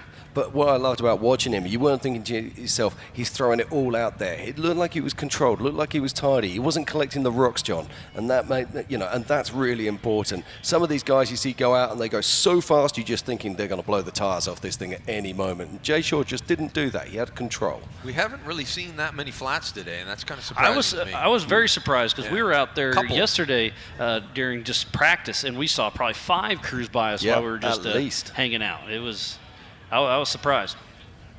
But then that was mostly the bigger cars, let's be honest. Yep, you're right. And a few of those were the Everyman Challenge cars, which is DOT tires. Okay, the action's back on right now. And this is the 232 of Curtis Boone with Josh Whitney riding shotgun out of Mahima, Illinois with Boone Racing. And that Can-Am X3, 229 horsepower, Beck's Fabrication and Motorsports, C8 Technologies, FP Racing, Raceline, and OBOR tires. So Curtis Boone up through the Bronco Arch. Yeah, been making his way onto the rock trails at any moment as he makes his way around the bottom of Kings Hill. And it seems like almost everybody's hitting the Yukon Gap launch. Yeah, it's a fantastic add-on this year. Yeah, I'm really liking that. When they were talking about it, we were here 3 weeks ago now, maybe 4, and they were talking about it. I was like, how are you going to do that? And they start building it, and all of a sudden I walked up later that afternoon, and it's a legit gap jump. You know, it's got about a 10-foot elevation, about a 40-foot gap, and it's pretty impressive. So interesting. He just stopped there and threw it in low. Yeah, I've seen a few cars doing that today. I think I'd do the same. You can see how loose that terrain is. Yeah, it's getting pretty chewed up in there. Yeah, and the dust on top of the rock, the traction's not all there. That's where momentum is your friend, and making that change to low costs him the momentum, makes it a little bit more difficult maybe. I do know Jason Washburn was supposed to qualify a little bit ago, but Adam Woodley texted and said they were having some driveline issues. They're going to try to still make it. We'll see if we can get them fit in or not. But that's that brand new wide open design. I checked build that car out the other it's day. Beautiful. It is beautiful. Woodley. I walked up to it and I'm like, that almost looks like it's UTV size. And he goes, Yeah. well, it's a Razor under there. I'm like, what? Yeah. Because I was looking at it from the front. Yeah, I haven't seen it in person yet, but seen it online. It's a work of art. It's super clean. Very, very cool design. Good to see Woodley doing that. So Curtis Boone making his way up towards short bus. You could see how deep those ruts are getting in there. I was just about to say the same. You beat me to it, John. But no, it really is. This course is starting to come apart. And right in here, look at those rocks right there. See? Boom, boom, boom, boom. But it's interesting. Some of these UTVs are just narrow enough to pick their ways through. But some of the cars we'll see this afternoon are quite a lot wider. And some of these cars are only running a 33-inch tire up to a 35. Well, in this spot, I almost think you're in a disadvantage in low range because it's almost too low. Yeah. You need your momentum is your friend. If you keep that speed up, you can get through that deep silt and everything a little bit better. But that comes with experience and that comes with knowledge, and that's what he's trying to learn right now. I think this qualifying course has a lot of off camber. Oh, a lot of off camber. So for sure. momentum is where, that really helps you through that. Yeah, but try look to at how keep tore up smooth that and is. consistent as he's heading up towards the Gates Gate. Curtis Boone, we'll see if he can pick his way through there. We've seen some people make it look simple. We've seen some people really struggle on it. It's got to feel like the top of the world when you're making your way through there. Look at the Hammer Town in the background, just absolutely breathtaking. I love those views. Yeah, it's beautiful out here. He takes the central line. Haven't seen that too often. Yeah, there's a pretty good ledge right in the middle of there. There is. It actually made it look very easy. I know a lot of our top drivers will be watching that and going, gotcha. Straight isn't always fast. I think too with these off cambers, like when I look at like say Kyle Cheney's or like the Miller brothers setup, they have their cars set a lot lower. It seems like to me than some of the cars that are a lot more top heavy. So I think in this off camber, a lower setup, especially for qualifying, is going to work really well. Yeah, for sure. I mean, there are that one little rock section could belly out a little bit, but I do agree with you. Yeah, I mean, you need some clearance, but I mean, with a 35, you've got pretty good clearance. And well, it'll be interesting to see Travis Zollinger going around because normally he likes to have that slightly taller stance, doesn't he? Yeah. So it'll be interesting to see how he gets on. Always very fast, of course. All right, here's the little section. Puts the left tire on it, and he walked that one pretty good. Looked like a pretty smooth line through there. Yeah, I think John was saying earlier, I think we're going to see most of our top guys taking the other line down through there. I don't know about most of them. Some. There's a few. Not all of them were taking that right line last night. And But I think Phil I heard Bryce Menzies take off. We'll see. Phil Blurton parked up there and then sat and watched everybody. Smart move. So Curtis Boone heading into the Ford Performance Short Course as Bryce Menzies takes off out of Las Vegas, Nevada with Polaris Factory Racing and that Polaris Pro R, CT Raceworks, Red Bull, Toyo, Amsoil, KMC, Fox, and Polaris. so in staging, I was talking with Bryce and asking him what the difference is between driving a trophy truck versus that Razor. Oh, a lot. And Did he say they're exactly the same? No. So what I thought was interesting, he said that it was, I guess, a little bit more sketchy and exhilarating in the UTV versus his trophy truck. Like he literally said that 120 in his trophy truck is more relaxed than 80 That's Bryce in a Menzies Razor. now. Yeah, Bryce is on course. So very interesting line as he came off the far side there. He went right the way across. He's going to be coming through that section with those big rocks in the bottom of the valley.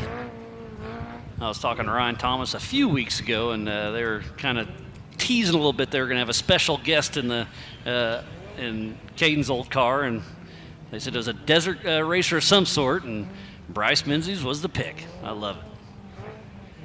Kind of surprised he wasn't out here racing for the desert race, but glad to see him racing in the rocks, doing something a little different. He's raced with us for the last 4 or 5 years, I believe. Yeah, it's always great to see superstars coming out here and definitely. joining us at King of the Hammers. Definitely top of the list. So if he gets through the Gates Gate, under 2 2 He's minutes. doing pretty well. Wow. Yeah, he's doing well. Yeah, he's around about on pace for around about 3rd at the moment. Yeah, he's that 157, I think, is when Jay Shaw went through. This is a very smooth run for Bryce Menzies. Yeah, so at the moment we've got sitting in 3rd position Matt Zieler with a 3:30, but it's Jay Shaw with 3:15. I don't think Bryce is on 3:15 pace, but he's definitely on for 3rd place pace with 3:30. You can hear that Polaris Pro R, that 2000 cc's just zinging in the background. They've got a unique sound. Especially the factory cars with the different exhaust on it. Okay, this is where things get serious. What can he do here? He pops a wheel up. Now, which way is he going to go, John? He's going right. Yep, you're right. That is a lot faster. It's a little sketchy, but it's definitely quicker. He committed, though. He was a little timid last night when he was doing it. Mitch is just full send. Oh yeah, he's like, I don't care. I'm going. Okay, Bryce Menzies now making his way into the infield and onto the short course. He'll be shortly going round the famous turn 19. 2 more turns. What's he got? We're at 3:03 right now. He needs to be big bicycle there from Bryce Menzies. He needs to be beating 3:30 if he wants to be in the top 3. I think he's got it. I think he's going to be about that 3:25. So I think he's going to move into that 3rd position pretty easily as he's on his last Talladega, getting ready to hit the MBRP straightaway. Absolutely. See, now he's coming on down. He's got one little kicker, then it's the big sky jump on the MBRP sky jump over the line in 3:23 and secures that 3rd position for Bryce Menzies. By 7 seconds over Matt Zieler. So moving to that 3rd position, Bryce Menzies, Absolutely. number 7. And he is 1st in class in Open UTV. So a fantastic drive there from the desert legend, Bryce Menzies. And that is the number 334 of Adam Brown with Alan Clark riding shotgun out of Selma, Alabama. With all geared up racing is Polaris Pro R Supercharged, MRT, CA Technologies, all things UTV, tire spine, PPEI tuning. Blew a corner. Uh-oh. So Adam Brown pushed a little hard there. There's another little line there that nobody's been taking. Yeah, that high line right there. There's a little high line that nobody's done. And that off-camber corner, it's just getting really loose and tore up there. You see guys are kind of sliding more and more down Big that. rut. So it's going to be interesting. And you said supercharger? Yeah, supercharged. Giddy up. Yeah, all the horsepower. Uh-oh. He's a little lost. You blew the corner. Come on, Adam. You need to go between the flags. His co-driver's sitting there at the moment going, not that way, dude. we're The not other way. We'll go to back door tonight, not now. I'm just getting a message from Stan Goodman, who's over from New Zealand at the moment, and he was at the controls of the telehandler cleaning up our junk on course earlier.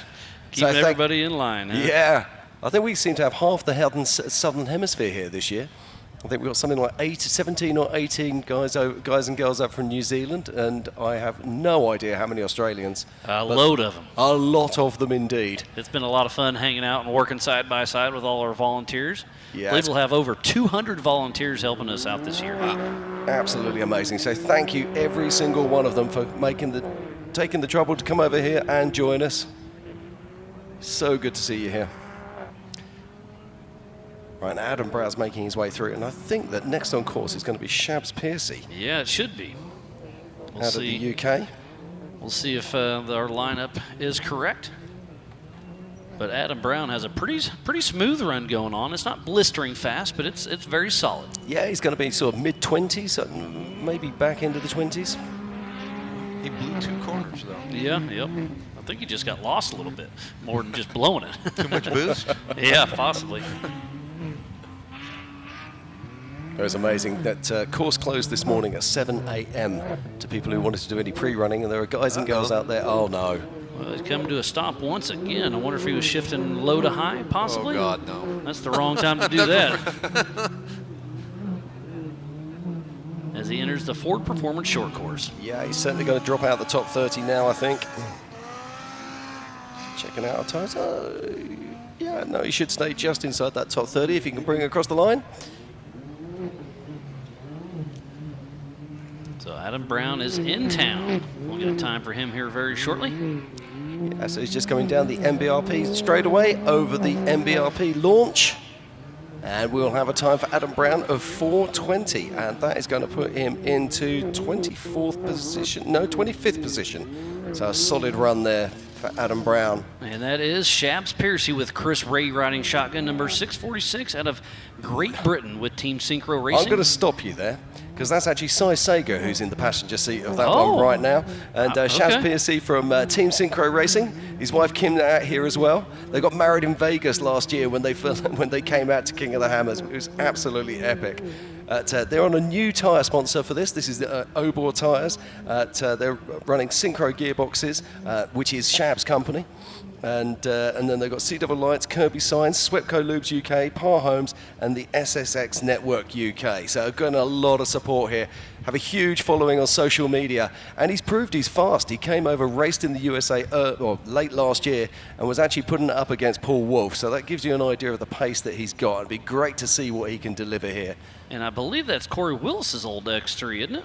I think it is, yes. It was a car that he bought over here. Runs another X3 in the UK. And he got into Ultra 4. In fact, he brought a 4400 car out here a few years ago, and they had some real cruel luck. Decided to sell that package, move it up into UTV racing, and has not looked back since. Good solid pace right now, sort of top 20 kind of pace. We'll see what kind of line he can pick and choose through here. This has kind of been the make or break. And he makes a pretty smooth run. Yeah, he's just slowing there. No, he's back in. Need to go left or right, not straight. Big rock wins. Thud. That rock hasn't moved yet. No, I'm curious if it's going to get clipped or not by somebody and come moved around. 4,400, I bet it gets clipped. We need an Andrew McLaughlin to clear the course for us. So Shabs Piercy making his way around into the short course right now. He'll be coming round the Herbst turn 19. Car still looking good. Yeah, it's not too bad. It should be, I'm going to say, 20th or so. I think you're absolutely right. So that's turn 19 out of the way. Just the Talladega and the MBRP straight away and jump. And there'll be big size of relief all around when he brings it across the line.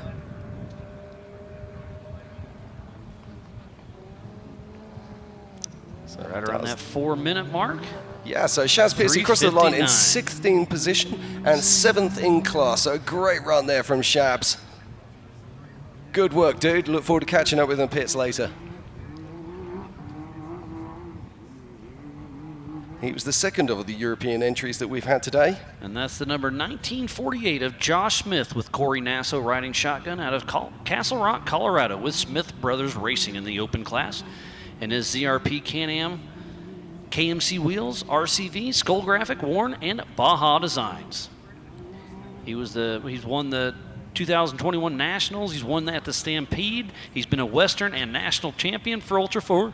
He has done some great things. Yeah, that short bus looks even worse coming it's, up. It's getting dug out. There's more rocks that the guys are hitting.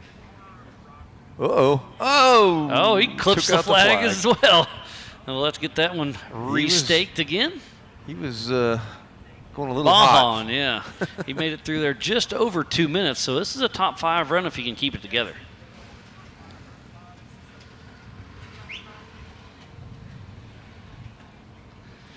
Again, thank you everybody for tuning in to the 2025 Can-Am UTV Hammers Championship qualifying. All part of the 25 Optima Batteries King of the Hammers, presented by Ford Performance. It's been a great week thus far, and it's only going to get better from here. Well, Josh Smith about centered up on that one and had to regroup himself. Wes, when are you going to come out racing with us here at King of the Hammers? Or are you just a desert rat?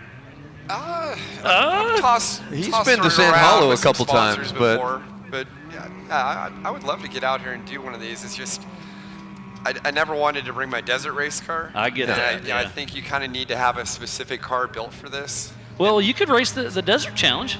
I'd be on the Arrive and Drive program. That's what I'm waiting for.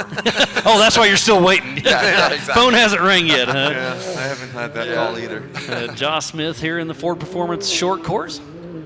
He'll make this last Talladega and then burn it down at the MBRP straightaway towards the finish line. Josh Smith with a pretty solid run. Solid time. I think this is going to be top 5. It's going to be a 332-ish. Yep, 332 puts him in 7th position and 3rd in class. So very solid run there. So I believe that's going to be Brandon Davis. Yep, that looks like an old Miller car. 256. Yep, 256 of Brandon Davis and his wife Cheryl riding shotgun out of Huntsville, Alabama with Davis Racing.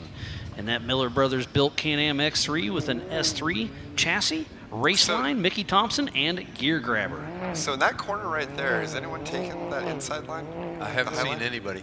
I think it's very off camber. Is it? Okay. It's a little tough to tell from the aerial shot there. It looks like kind of a little zigzag too at the end. So Brandon Davis has a pretty solid run going here. He's going to be making it to the Gates Gate right around that 2 minutes. So this is a top 10 run if he can hold it together.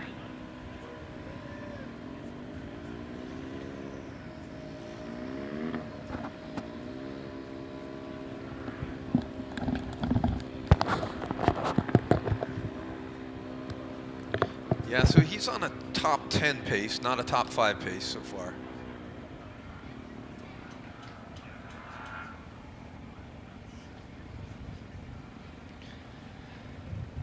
So Brandon Davis has a pretty solid run going. We'll see how it all shakes out here at the end. But so far, so good in that Can-Am. He's a rock bouncer at heart, but I've loved seeing him come out here and race. He started racing with us last year at Crandon. Was his first Ultra 4 race. And we've got, what, maybe a half a dozen more racers before Power Hour? Oh, we got about 5 or 6 before Power Hour. It's getting down to the half wire. a dozen. Yeah, you're right. Half a baker's dozen, right?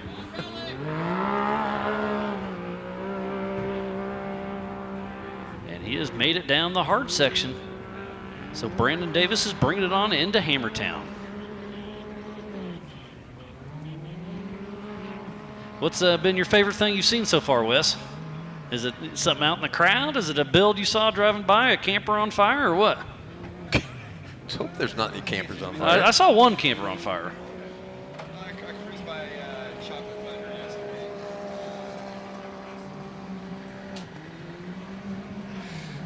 Yeah, so I cruised by Chocolate Thunder yesterday. That's always very entertaining. So, and definitely looking at the different vehicles here, I think that's really cool to see all the different setups that everyone has. Yeah, it's the people is what it's all about. You know, the racing's cool, but it's all about the people, the things you see. Have you made it up to Chocolate Thunder? Yeah, so Okay. I went to Chocolate Thunder yesterday and was checking that out. That's always He wanted to know if you went up Chocolate Chocolate. I haven't yet. I think Maxis wanted to film me. I've never gone up it ever driving, and so Maxis wanted to do like a little in-car with me going up it. But And, you didn't go up. down? I haven't done it yet. Oh, you're going to do it. All right. Yeah. All right. Well, Wes, it's always a pleasure. Like I said, haven't seen you since Vegas to Reno. Thanks for hopping in the Optima Batteries booth with us. But we're going to get back to the racing action, and Jim Marsden's going to hop back in. But always a pleasure seeing you, buddy. Yeah, I'm going to go talk to some of the guys in staging right now, getting ready for Power Hour, and check out some of their setups. Well, And let me know if text me with a little bit of dirt if you have any. Yeah, we need some dirt. Okay, I will. And great being here with you guys. King of the Hammers is always awesome, and we'll see you guys later. Absolutely. Wes Miller jumping out of the booth. Thanks again. All right, we got Chris Smith on course now. Looks like he's in a Can-Am Maverick X3. Yeah, it's Chris Smith and Dylan Cruz out of Jacksonville, Florida with Critical Power Racing. Oh, this is flag flying. I thought something was flying out of his car. He's in a CA Technology Can-Am X3 with G-Force Racing, Demon Power Sports, Evolution Power Sports, Tire Spine, and FP Racing Brakes. His first Ultra 4 race is right here at King of the Hammers 2025. Well, Jim, welcome back, buddy. Hey, mate, how we doing? Not too shabby. And now I've just been out there looking at staging. Oh, my word. We have some fantastic vehicles sitting out there getting ready for Power Hour. And you can just watch drivers walking around. You're like, oh, that's so... yeah, this is going to be absolutely fantastic. Well, So- in what I, like in the last couple years, the looks of the UTV race cars the level has just gone up. The Pro Rs and the Maverick Rs now are just beautiful race cars. They don't look like golf carts anymore. No, they don't. They are race cars. That's the terminology we need to use, because that's exactly what these are now.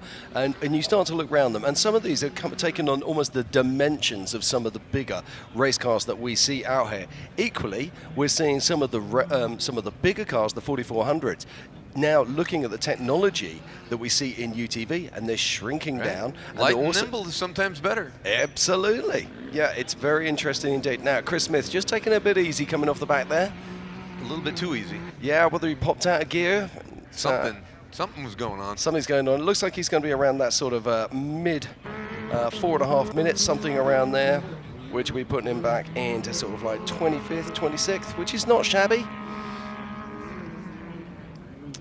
That'd be good to see as he comes across the line. We could have Travis Zollinger up next. Now, that's the one I'm looking forward to. Yeah. Now, Travis usually drives a single-seat vehicle, and it's usually a slightly taller car as well. It looks like Paul Wolf, maybe. Now, actually, odd you should say that. I just saw Paul Wolf's car. Oh, it's over. Paul. No, I don't think that's Paul Wolf. I think that is James Contrell in Paul Wolf's car. Yeah, so, oh no, tough stuff here. That isn't even a spot you should roll. Yeah, but it's Chris Smith just crossing the line there in a 4:24, and then we will be cutting across. So there we go. That is Paul Wolf's vehicle. I believe that is James Contrell that is at the controls, or more lack of control from James. So yeah, really tough one there. Now Miles is going to be joining us any second now. Miles, James Contrell, tell us a few things.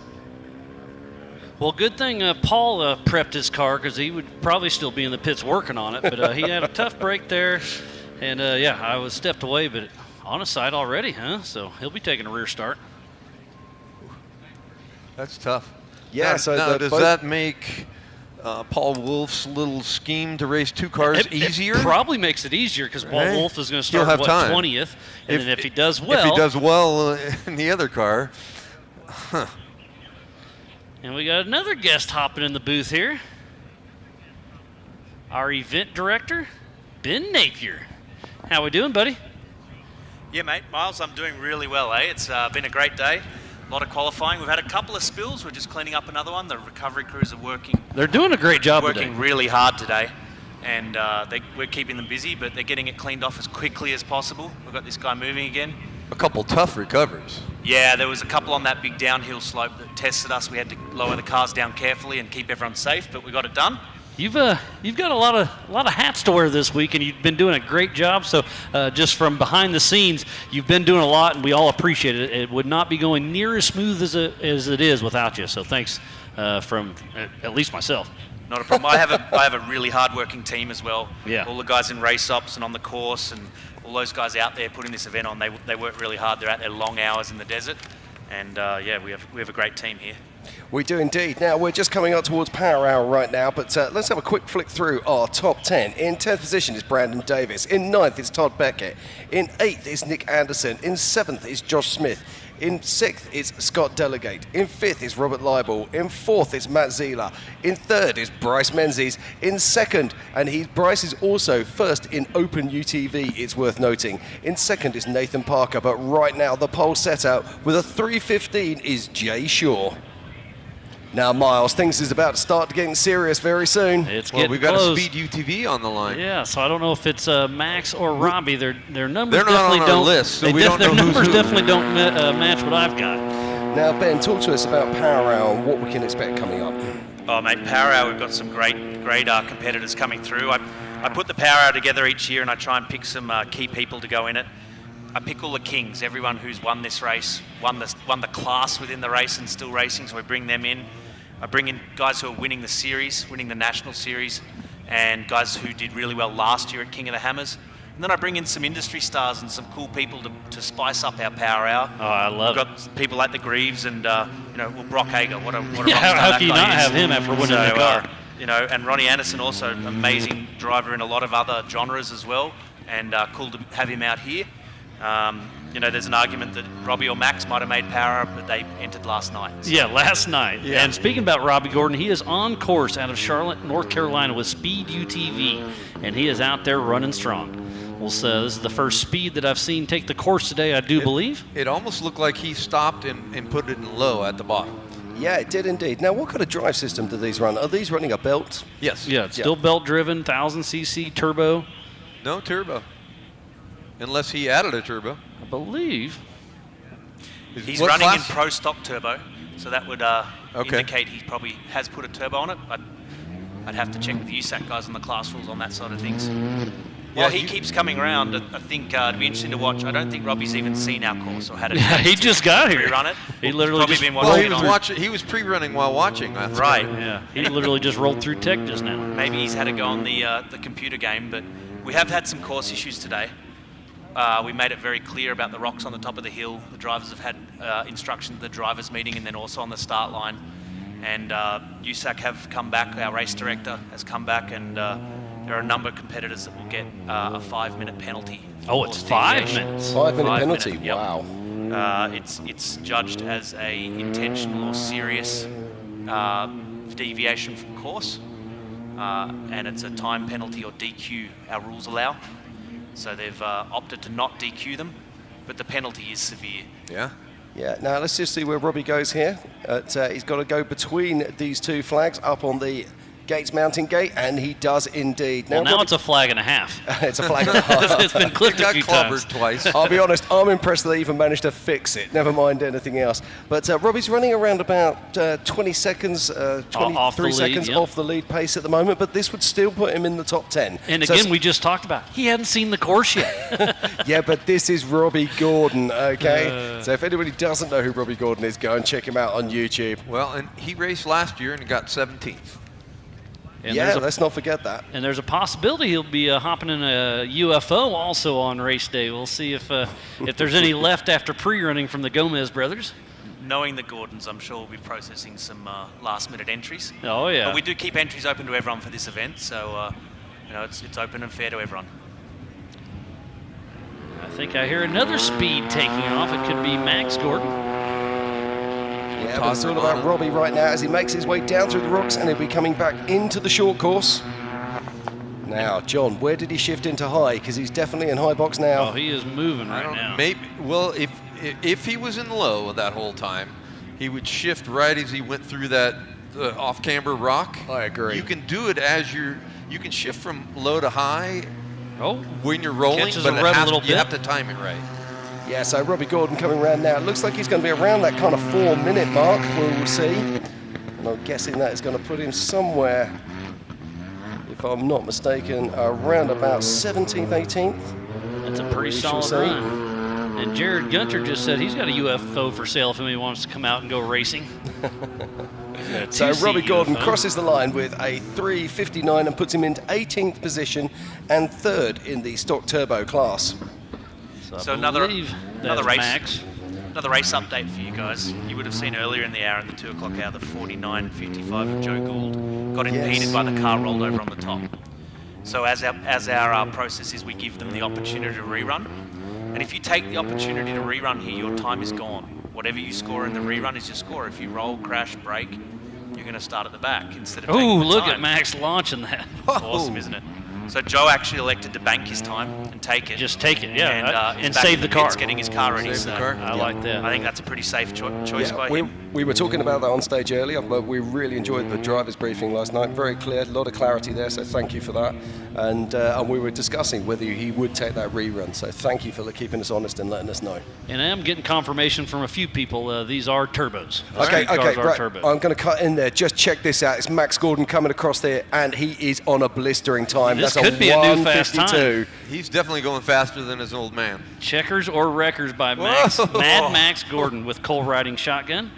Now, interestingly, he went very wide there instead of cutting across, so I think he did actually bleed a second or two. Definitely. But this young man is a massive talent. So we have 2 sets of flags on this mountain, the one that he went through and then the ones he's about to go to here. And he just took the right line there. Max got pole position down in Nora for the Nora 1000 just a few months ago.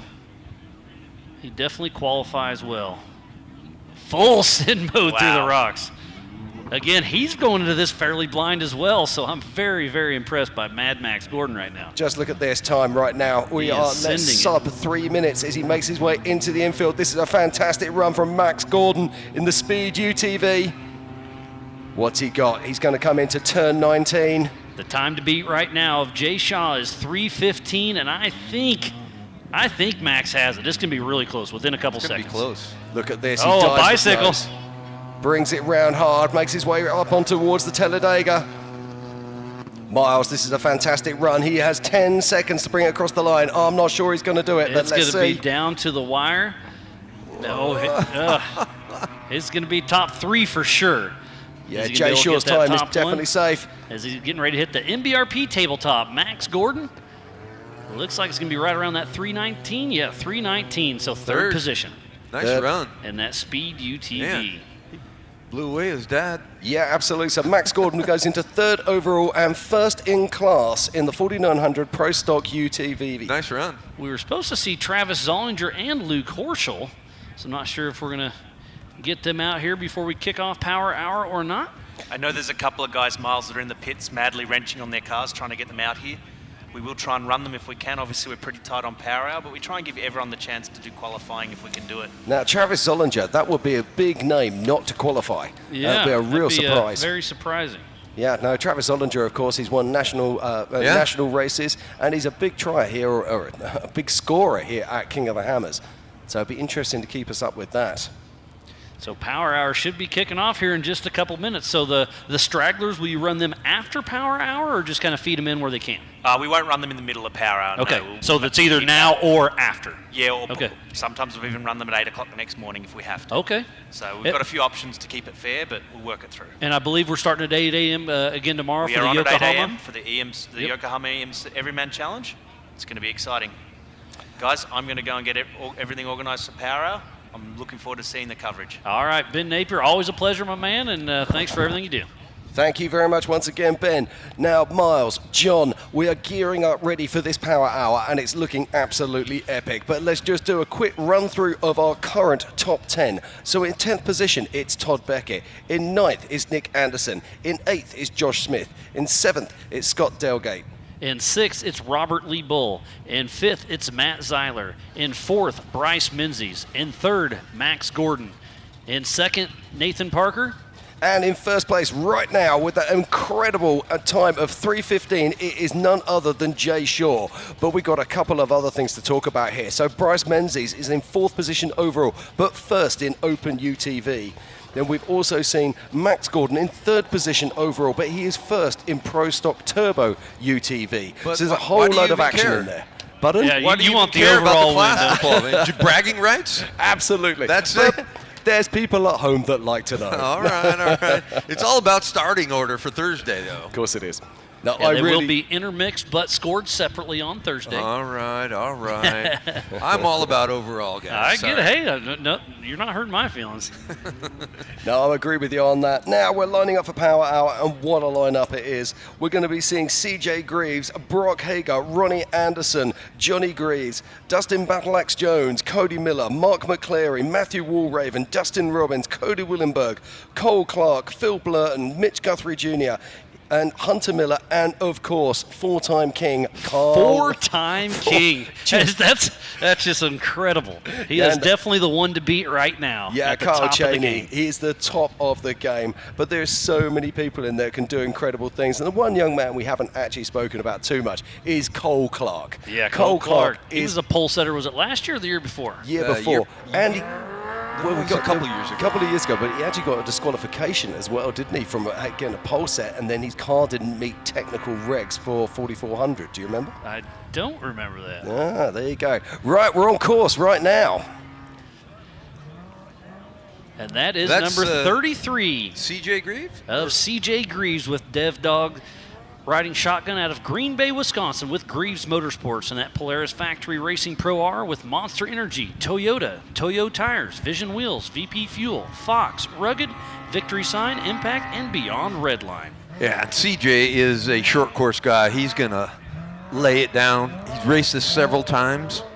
Yeah, he got second place 3 years ago at King of the Hammers. He got first in Rush, Kentucky, and he has got 8 Pro 4 championships. This guy can drive anything. Absolutely. And if you're just joining us, this is the 2025 King of the Hammers out here in Johnson Valley, California. And this is Power Hour. Absolutely, for the 4900 Can-Am UTV Championships. And CJ Greaves with a great run. We just saw Max Gordon with a fast run, but still the fastest time of the day is that 3:15.508 of Jay Shaw in his Pro Mod Can-Am. Yeah, and CJ's racing the Pro R. It looks a lot like the factory cars the other guys race, but I believe asked they him build about those it, in-house, right? and he said he built it. Yep. Yeah, and It's not a factory car. He's putting it all on the ground right now. CJ Greaves looking very fast as he's making his way up through short bus. And now he's going to be taking the right-hand turn at the top and going up through the flags. I think this is a new fast time. We're at $1:40 right now as he's heading into the Gates Gate. So I think CJ has a great run under his belt as we speak. Yeah, now he's arriving here. He's Let's around get close about to 2 3. seconds faster than Max Gordon at this point. Now, Max took some funky lines coming off here and bled a few seconds, but CJ Greaves does not. CJ is on a charge, Miles. He is really moving strong out there. And we'll see his dad, Johnny Greaves, here in just a little bit as well. And this is a stacked field, so if you need to do anything, do it right now and come right back. The Power Hour is happening for right the Can-Am UTV Hammers Championship. Yeah, now, John, we just saw him take a completely different line to Max there. It seemed to be a lot quicker indeed. Yeah, except at the end of that line, he had to take a little bit harder right, but it looked shorter and faster. Now, the camera angle doesn't show it there, but that's incredibly steep as he makes his way off the top of the mountain, and he's going to be heading down into the short course. Miles, look at this time. He's What only a at 2 great minutes 30. run. I think he's going to be in the mix. We'll see how it all shakes out as he heads into the Ford Performance Short Course. Now, if you want someone to be fast in a short course, it is definitely CJ Greaves Right. as he makes his way into turn 19. We've seen a couple bicycles right in here. The ruts are getting there, and he stuck that perfect. Yeah, CJ Greaves, lifting that short front tire, course though. champion. Look right at there. this. He's only got the Talladega bend to go, and we're still just coming on the 3 minutes. This is our new fast time. I'm about to guarantee that. CJ Greaves with a blistering run right here. He's going to shave off just a few seconds off of Jay Shaw. So what's it going to be for CJ Greaves? He hits the MBRP 3:13. tabletop. Yeah, here he comes now. He's going to be crossing the line. He's crossed the line. We're just waiting for a final for an update on the time. I want to say 3:10. So shaved 5 seconds off exactly. Heck yeah. So CJ Greaves, our newest, fastest pole setter of the day. And on right. screen right now is none other That than was your fastest time, right? That was my time there. I'm 3:05. I think we still got to get a sub 3. Come on, guys. Come on, let's look at this man here. This man is none other than Brock Hager. Who just won Dakar, had just won the Desert Championship with Justin Wilson riding shotgun out of California with Brock Hager Motorsports and that factory Polaris with Rockford Fosgate, Progressive, Synchro, Fox Live Valve, Method, and BFG. And he's a short course guy from back in the day, too. So these short course guys got the speed on this type of a course. No, by my reckoning, he's around about 2 seconds down on CJ right now. Yeah, it looked like he swung wide there. Yeah, absolutely. But Brock Hager, he is the man. He is the man who can. Let's see what he does Different here. line there. Very different line indeed. Now, John, just down the bottom here, you were saying about they have to make a little kink through. Well, CJ had a harder turn right there. Gotcha. But Brock Hager. Hager's But let's see if on Brock a takes the mission right. here. I love it. He is really going great. Now, he needs to be coming out the bottom of this before the 2 minute 30 mark, and it does look like he's going to be right on that pace. This will be a top 5 for sure if he can keep it together. Oh, this is definitely top 3, my friend, as he breaks his way down into the short course. As you said, John, he used to race short course. So Brock Hager coming into Hammertown. 2 more turns to go, and we'll get a time for him for his qualifier for the Can-Am UTV Hammers Championship. So Brock Hager makes his way around turn 19, heads up towards Talladega. Ooh, this is going to be close. Oh, this is going to be very fast indeed. He's only at the 3 minute stage now. I think this could actually take out the first place. Oh, look at this, Mars. It's Takes a it a 2:10. little bit wide, but he is right there. This is going to be neck and neck with CJ Greaves. I think he's going to move into first position, and he does. Wow. By 2 So seconds. 2 totally different lines on that last turn.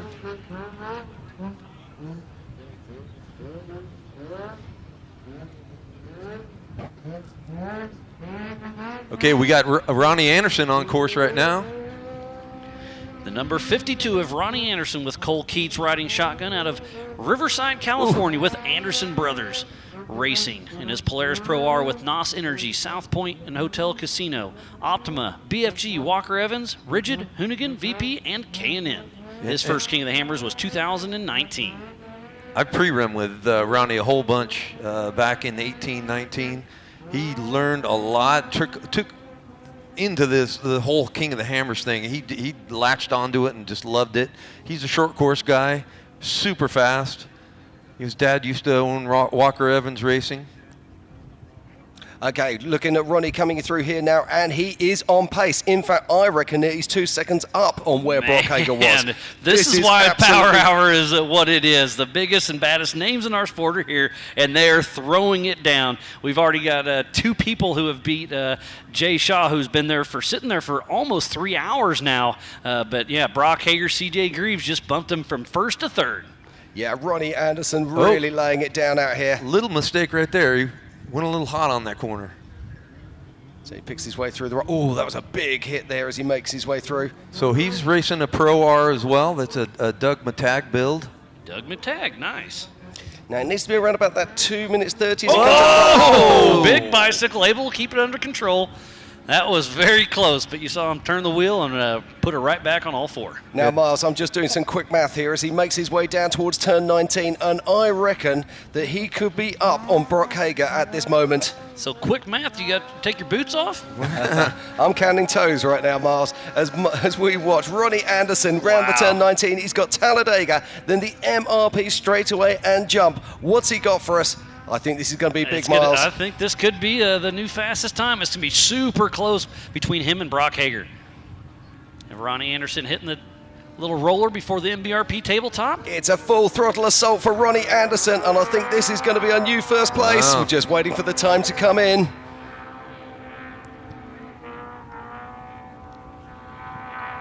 And we're patiently awaiting. Patiently awaiting right now.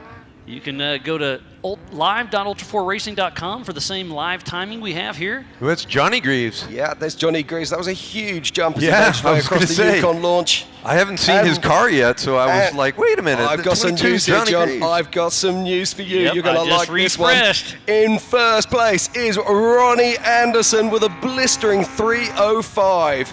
What a great, great run. So now it's out on course, the number 22 of Johnny Greaves with Luke Stubbs riding shotgun out of Wisconsin with Greaves Motorsports in his factory Polaris Racing Pro R, Monster Energy, Toyota, Toyo Tires, Vision Wheels, VP, Fox, Rugged, Victory Sun, Oh, Impact, no, and Beyond Johnny. Racing. No. Oh. Is that a Desert Tiltus? Tough break for Johnny Greaves. The Off-Road Motorsports Hall of Famer came in a little bit too hot and heavy and dumped her upside down. Yeah, no one wants to see a turtle in the desert, that's for sure. So Johnny Greaves there, tough break for him. But let's just have a quick look down through our top 6 at the moment. We saw Max Gordon go out just before Power Hour, moving into 6th position. In 5th is Nathan Parker. In The 4th young man, Nathan Parker. Absolutely. Very impressive. In 4th is Jay Shaw, who was our pole setter for nearly 3 hours. Then up stepped CJ Greaves. Then Brock Hager, but our current first place right now is Ronnie Anderson with a 3:05. What a crazy run of effects it's been, but it sounds like we might have a little bit of replay. Caleb's whispering in our ear, and here it is. Just came a little bit too hot and heavy on the Looked throttle. like he hit a rock on that right-hand side Yep. and popped him up a little bit, and then when he hit again, it pulled him over. Yeah, it's just one of those nasty little V-gullies. When you come out of that, it just wants to drive you up and flick you over, and that's exactly what happened. And people on YouTube thinks that Kyle Cheney can beat that time. We'll see how that shakes out. He's not slow. We still have some heavy hitters yet to come as we are recovering. Johnny Greaves. Now, we were talking about this earlier, saying, can anyone beat that 3:15? I said 3:10. Up steps CJ Greaves with a 3:10. Then Brock Hager steps in with a 3:08, and then, oh my word, Ronnie Anderson grabs your time, John, at a 3:05. Incredible stuff. Yeah, John, you and Mark this morning were talking about sub threes. I'm like, absolutely not. We're going to be around that 4-minute mark, and boy, howdy, are they proving me wrong. I think we still got some room. Yeah, we'll see. It's going to be tough. Ronnie Anderson with that 305 is definitely going to be a tough one to beat. The last 3 times are all the Pro R guys. We still got Mitchie, and Mitchie's one of the guys I've said is fast. He's one of the only guys I've seen take that right line. Okay. Around the big rock. Yeah, let's not forget, there's a whole lot of action still to come. We've got Dustin Battleaxe Jones coming. We've got Let's Cody watch Miller. this one more time. Here we go. And just catches something with that right front and flips her right on over backwards. That rut is huge. Now, this is an awkward recovery. It's one or two things they can do. They can either go high side and flip him up, or they can roll him twice. Roll him. Keep those wagons rolling. That's rough to roll you over on your roof and then back down. We still have Dustin Battleaxe Jones, Cody Miller, Mark McClary, Matthew Walraven, Dustin Robbins, Cody Willenberg, Cole Clark, Phil Blurton, Mitch Guthrie Jr., Hunter Miller, and 4-time King of the Hammers champion in a row, and Kyle Cheney. And Cole Clark, again, he's got a single-seat Pro R that's turbocharged with a big turbo on it. I think it can make up to 500 horsepower, something ridiculous. And he's a nut, so in a good way. So he could break, if he does it right, he could break. I was just about to say, Cole Clark's going to be in the single-seater out here today, so yeah. So he probably won't have a co-driver, Jim. Well, not unless he's sitting on his lap, Miles, which could be a little bit uncomfortable. Oh, there we go. We're doing a snatch off the rock on the other side, so they're gonna pull him uphill. Yep. That's the way to do it. So if you're just joining us, welcome to Johnson Valley, California. It is a beautiful day here at King of the Hammers 2025. And right now, it's all about the Can-Am UTV Hammers Championship, and we are here for Power Hour. And what a session it's been already. Though we are just watching Off-Road Hall of Famer Johnny Greaves. He's on his side right now as our recovery crews work to get him upright. Using the Warren and Factor 55 recovery gear, getting him all situated. We'll be back in action here in just a moment. All part of the 2025 Optima Batteries King of the Hammers, presented by Ford Performance. This is qualifying for the Can-Am Hammers UTV Championship. Looks like the Aussies are tossing some things back and forth, trying to get everything squared away. Yeah, that's right where we had the that other UTV or Can-Am. He broke something on their wheel, and if I'm not mistaken, that car's still sitting there. Yeah, there's quite a few broken cars out there on course at the moment, and they won't remove those until... this is a bit of a funny old recovery, but let's see how that works out. They're using a snatch block, but it doesn't even look like they're winching. It looked like he was just going to back up. Yeah, but it's also the way the angles It's up over the car a little bit. Some funky angles going on Well, there. they got it up and over the car to the snatch block and then to the trailing arm, it looked like. Make sure everybody goes and downloads the King of the Hammers app and the Onyx app to keep everything, know where you're going, keep up with all the updates.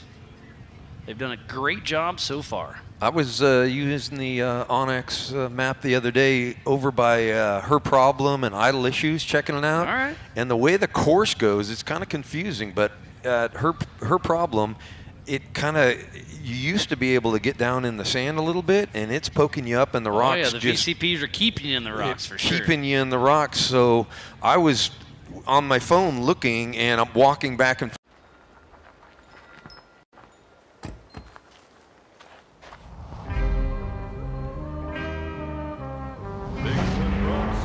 Forest land, feet twice the size of a penny man, rising from the ground, smacking dust in the seat with a great big smile.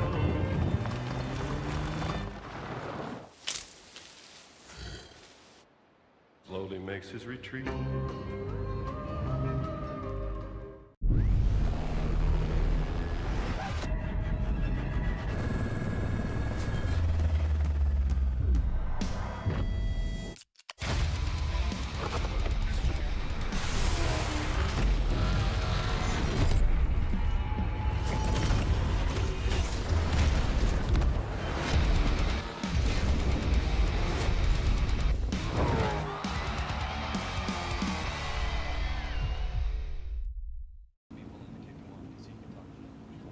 Well, let's bring in Robby Gordon for a quick couple minutes as we're dealing with this recovery. Max definitely beat you, but you had a pretty good run out there, Robby. Hey, how's it going? Oh, not bad. You having fun so far? Are you just getting here too, right? Yeah, that was my first lap seeing the course. So, I'll take it. I mean, we knew we weren't going to have a real shot at the pole. I knew I had to be conservative. I got to pre-run by watching everybody this morning on TV going, okay, there's a rock there, there's a rock there. So you knew to go between the gates up top. I knew to go in the gates, and I knew to go left on the one rock. The big rock on the downhill? Yeah, I probably could have pushed harder. I just didn't know how hard to push. So. But Max sure did. He went out there and he lit it on fire. Yeah, we probably messed up here. We were definitely slow in the infield and out of the infield, but in the rocks we were good. Probably should have flicked the 85 switch and went that road because it's 80 horsepower difference. That's a big difference. It's a big difference. And that's with a flip of a switch? Basically, add the 85 and flip a switch, and it's 300 horsepower. Man. And we're at 225 right now, and these big sticky tires, it just kind of bogs it down. It's like, and it's a fairly factory speed UTV, correct? Those are bone stock cars. But bone stock. Those are bolt together cages. Those are bone stock opening door cars. On 35-inch tall tires. There's nothing special. Man, it's pretty special being sixth spot right now for Max. Yeah, I see that the Polaris guys brought their race cars. Looks like they brought their old Baja cars. So yeah. That's something we probably need to look at next year is bring a purpose-built race car. There's a lot of purpose-built race cars out here for sure. Yeah, my program's a little different. I'm trying to run pro stock, which and compete with the race car guys, which a lot of people don't understand. There's a big difference between a production car and a race car. If you look at what Polaris just did with that $140,000 car, it's like, all right, cool. That's pretty realistic, and I think it's good for everybody else to understand that that's the difference between a production $40,000 car and a race car. By the time you go carbon fuel cells, you go chromoly welded chassis, TIG welded. There's just a lot of extra work that goes into a race car that isn't in a production car. So. And down in Nora, you do an arrive and drive rental program. Are you going to offer that at King of the Hammer sometime, or it's a little too rough out here? I don't know if we get any cars back. Maybe by helicopter. We've seen that before, right? That is the easiest way to get out. The first year we were here, we had a helicopter out, and we had a broken rear diff, which means no forwards or no reverse. And it's like, okay, how are we going to get out of here? And it's like, helicopter service, let's go. Yeah, that's pretty rad. Bring the bird in. Yeah, he's right up on the hill in Crestline, so high performance helicopters. And he races Brad Bowder, right? Brad he races Bowder, down in Nora. He runs Nora with us, and bumping into literally him. his pad is probably 15 minutes by a helicopter from here. So that was it was quite funny, but it was. He's like, do I fly it out of here, or do you want me to hide it? I'm like, nah, just fly it right down the middle. It was an interesting marketing plan. We'll lick our wounds. No, trust me, I got beat up on it for a year and a half. The only way our cars get through King of the Hammers is with a helicopter. So, we've heard it all, and it makes you have thick skin, but that's why we come back and race. It's when you get beat, you have to understand what do you have to do to be better. And, with success comes haters, for sure. Yeah, we finished third last year with a full production car. The very similar cars we're racing this year. Last year we had beds and crescent boxes and other things in them. This year we eliminated the bed, but basically 35-inch tall tires and sent them. Oh, mate, we can't wait to see that. Now, come on. Are you going to be racing on Saturday in the Race of Kings? Well, that's up to the Gomez boys.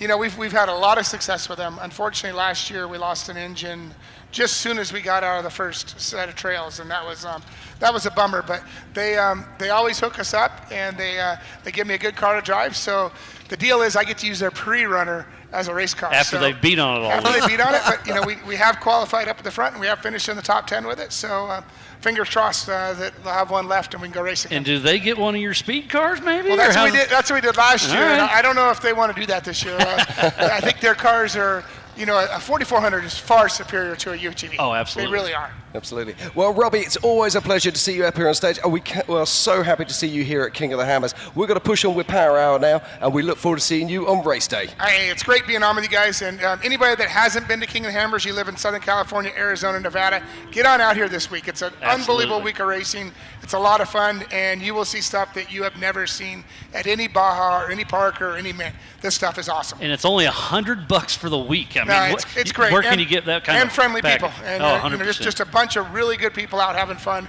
enjoying the dirt. All right. Well, Robby, best of luck on race day. You and Max. Thank you. We'll see how it shakes out, but always a pleasure having you up here. Thanks, Thank you very much. Thanks for coming out and racing. We got Dustin Battle Axe Jones on the line.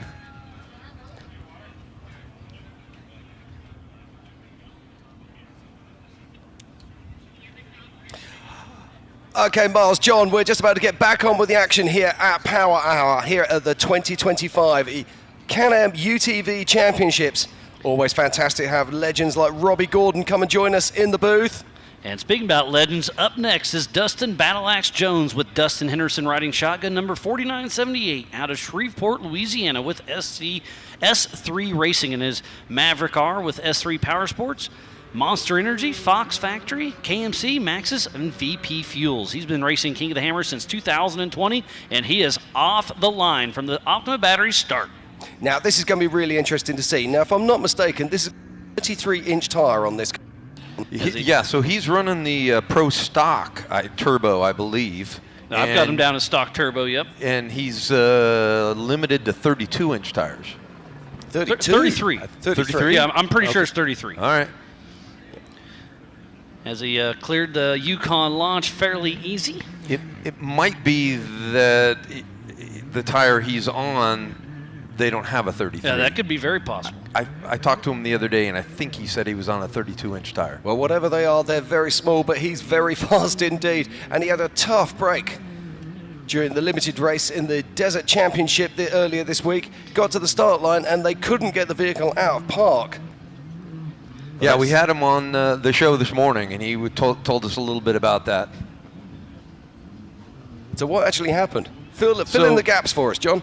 So he, what I had heard, and he confirmed it, is they were drilling and they hit a wire.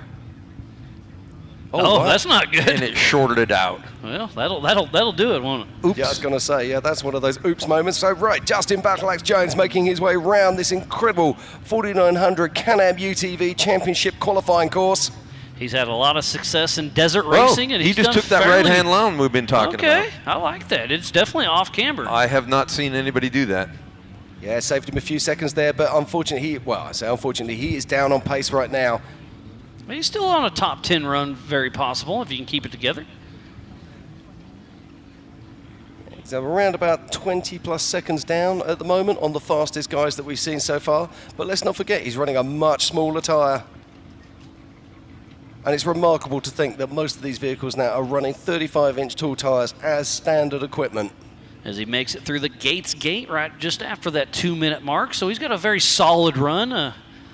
Definitely not going to bump out pole position, but a solid solid start up front would be very nice for Dustin Jones. If I'm not mistaken, he is the 2024 Best in the Desert champion in Pro Turbo. I know he did well.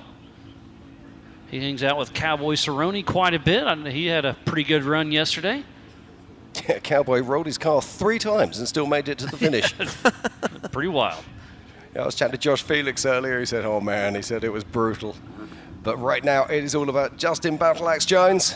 As he makes it smooth over that little rock section. That's just the way your front tires carry the wheelbase of these UTVs. It's very interesting going over that rock. Like I said, the stock Jeeps and Toyotas tomorrow will be very, very interesting up in that same exact location for the Yokohama Everyman Challenge qualifier.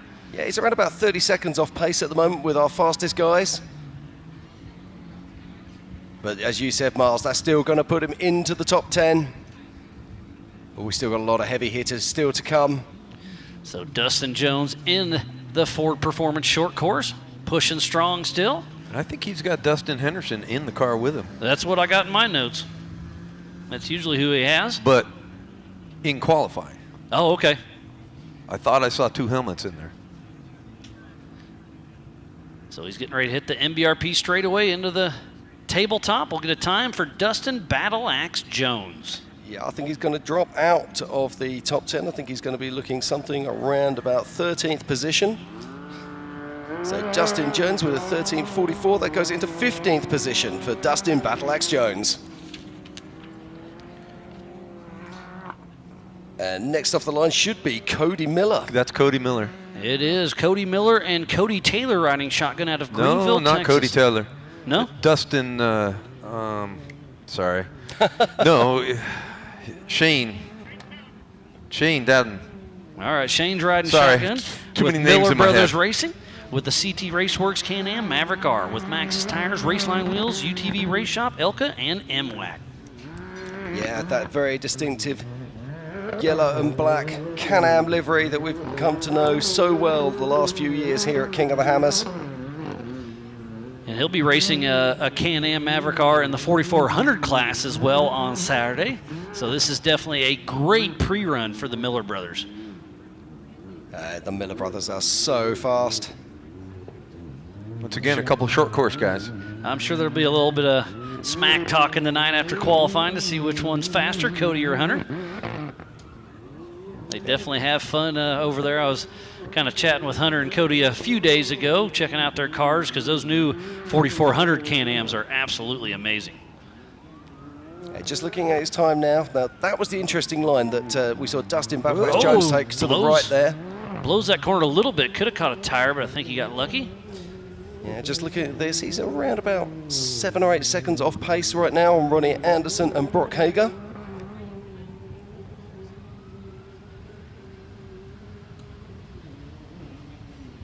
And he's going to be making the turn right now, coming up into the Gates Gate. Going right up over the top of this mountain. Look at that view.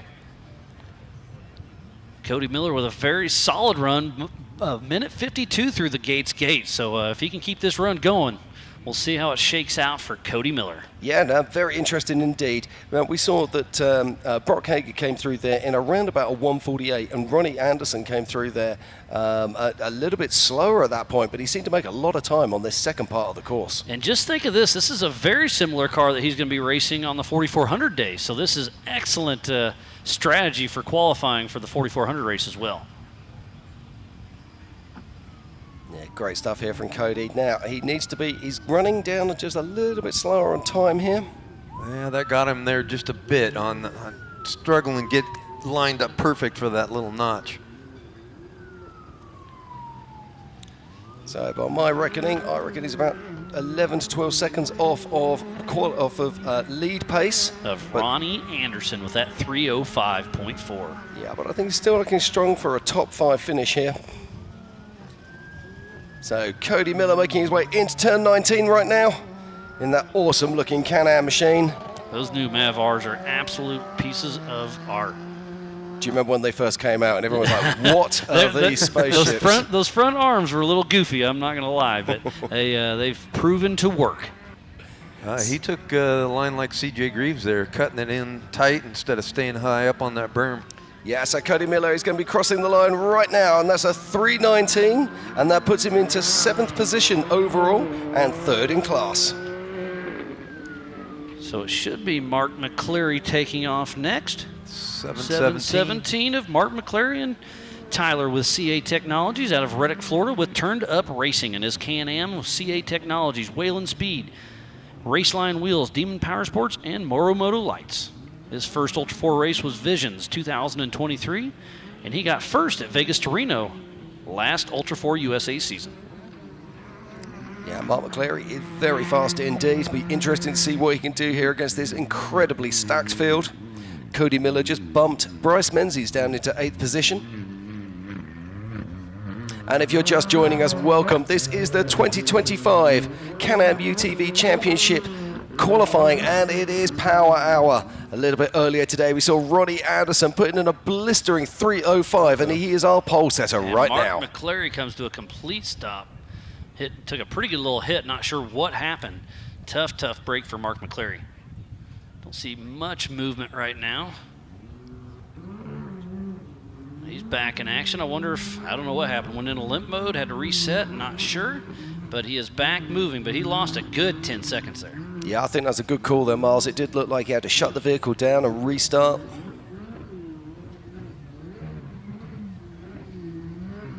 So Mark McClary making his way down and around, and he'll head up short bus here in just a moment. Oh, got a little bit of off course there once again. These ruts are getting deep. Those rocks are getting thrown around. It's definitely deteriorating for sure. And you know what we were saying earlier about we got some light cloud cover? Well, the sun's back once again. The wind's just barely blowing. It's just an absolutely beautiful day here in Johnson Valley, California. All part of the 2025 Optima Battery King of the Hammers, presented by Ford Performance. Yeah, Mike McClary here, just making his way up to the top of short bus. This is one of the key hills just outside of Hammertown. Turning right. Now, this is a new part for us. We've never actually raced across this part before. And he's making his way up through the Gates Gate, up on the top of the mountain there. Just look at that view. He's around about 30 seconds off pace at the moment, but let's not forget he did have to stop. Yeah, that stop really hurt. And they are qualifying for the 4900 Can-Am UTV Championships, which will be taking place on Thursday this week.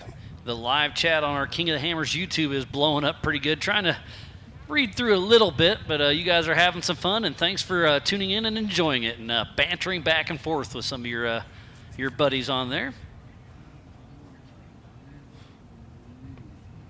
So Mark McClary at the top of the hill here, will be making his way down. Oh, big wheel stand. Up and over. That's a very precarious spot right there, but he kept her under control. Again, he's a little off pace, but still a solid run, better than a rear start, that's for sure. Yeah, so he's around about 42 seconds off of the lead pace right now. He's looking like he'll be good for a top 20. So Mark McClary entering the Ford Performance short course with a very solid run after his stop. Definitely was off pace for a moment, but was able to get it back in action. Actually, I'm going to redo that. It's probably going to be a top 30 time, I would say. It should be right around that 4-minute mark. So Mark McClary, as he makes his way around, he'll be coming in over the MBRP straight away and over the launch. And we get his time there at 4 minutes, exactly as you said, Miles. And that puts him in 26th overall and 13th in class.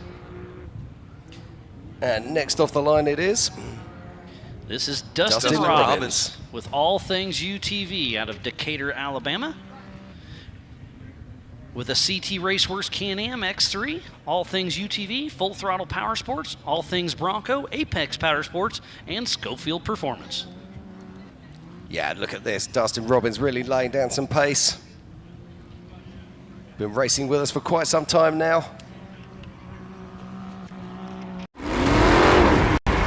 Over 25 years of off-road racing dominance. Proprietary patented race technology. Proudly made in the USA. Unparalleled customer service and support. The choice of champions. King Shocks. The leader in off-road shock technology.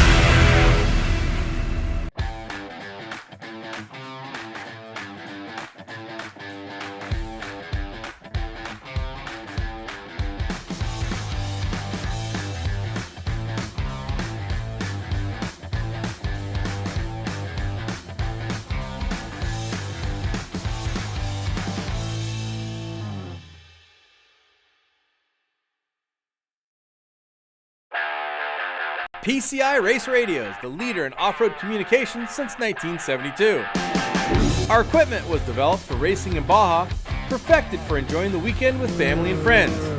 PCI has the highest quality communications, navigation, and safety equipment, backed by the best support in the industry. Find us at hundreds of events each year, supporting our equipment on site and providing the PCI Weatherman Relay. See you in the desert.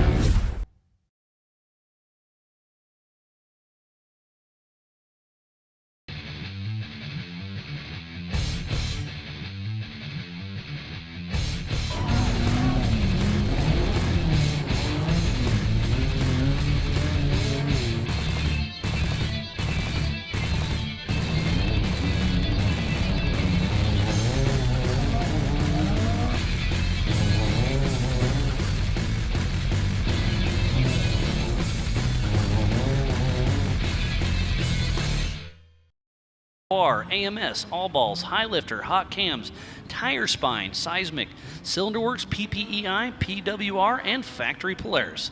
His first King of the Hammers was 2022. Yeah, now Cody's really throwing it down here. Look at the pace. Great start off the blocks here for Cody Willenberg. Makes his way up onto these rocks. And those rocks there are absolutely huge. Made famous years ago by Mel Wade. We were looking for that video today. Hopefully we can get it dug out of the archives. If Nathan would do something about it. Ouch. I'm going to say thank you to our production staff for doing something. Oh, that's why I said. I said thank you for digging that up for us, Nathan. The Mel Wade clip from 2013. Thanks, buddy. I think it was 2015. No, 2014. 2014. Yeah, 2014. 2013 was a Big Ugly crash. Yes. So here's Cody Willenberg now during Power Hour here at the Can-Am UTV Championships at King of the Hammers 2025. Oh, he's way offline. He just smoked that rock. I think he's going to regret that one. That one hurt. I think he's got a broken wheel there, actually, because it just, that didn't. Well, he clobbered it. And some broken pride.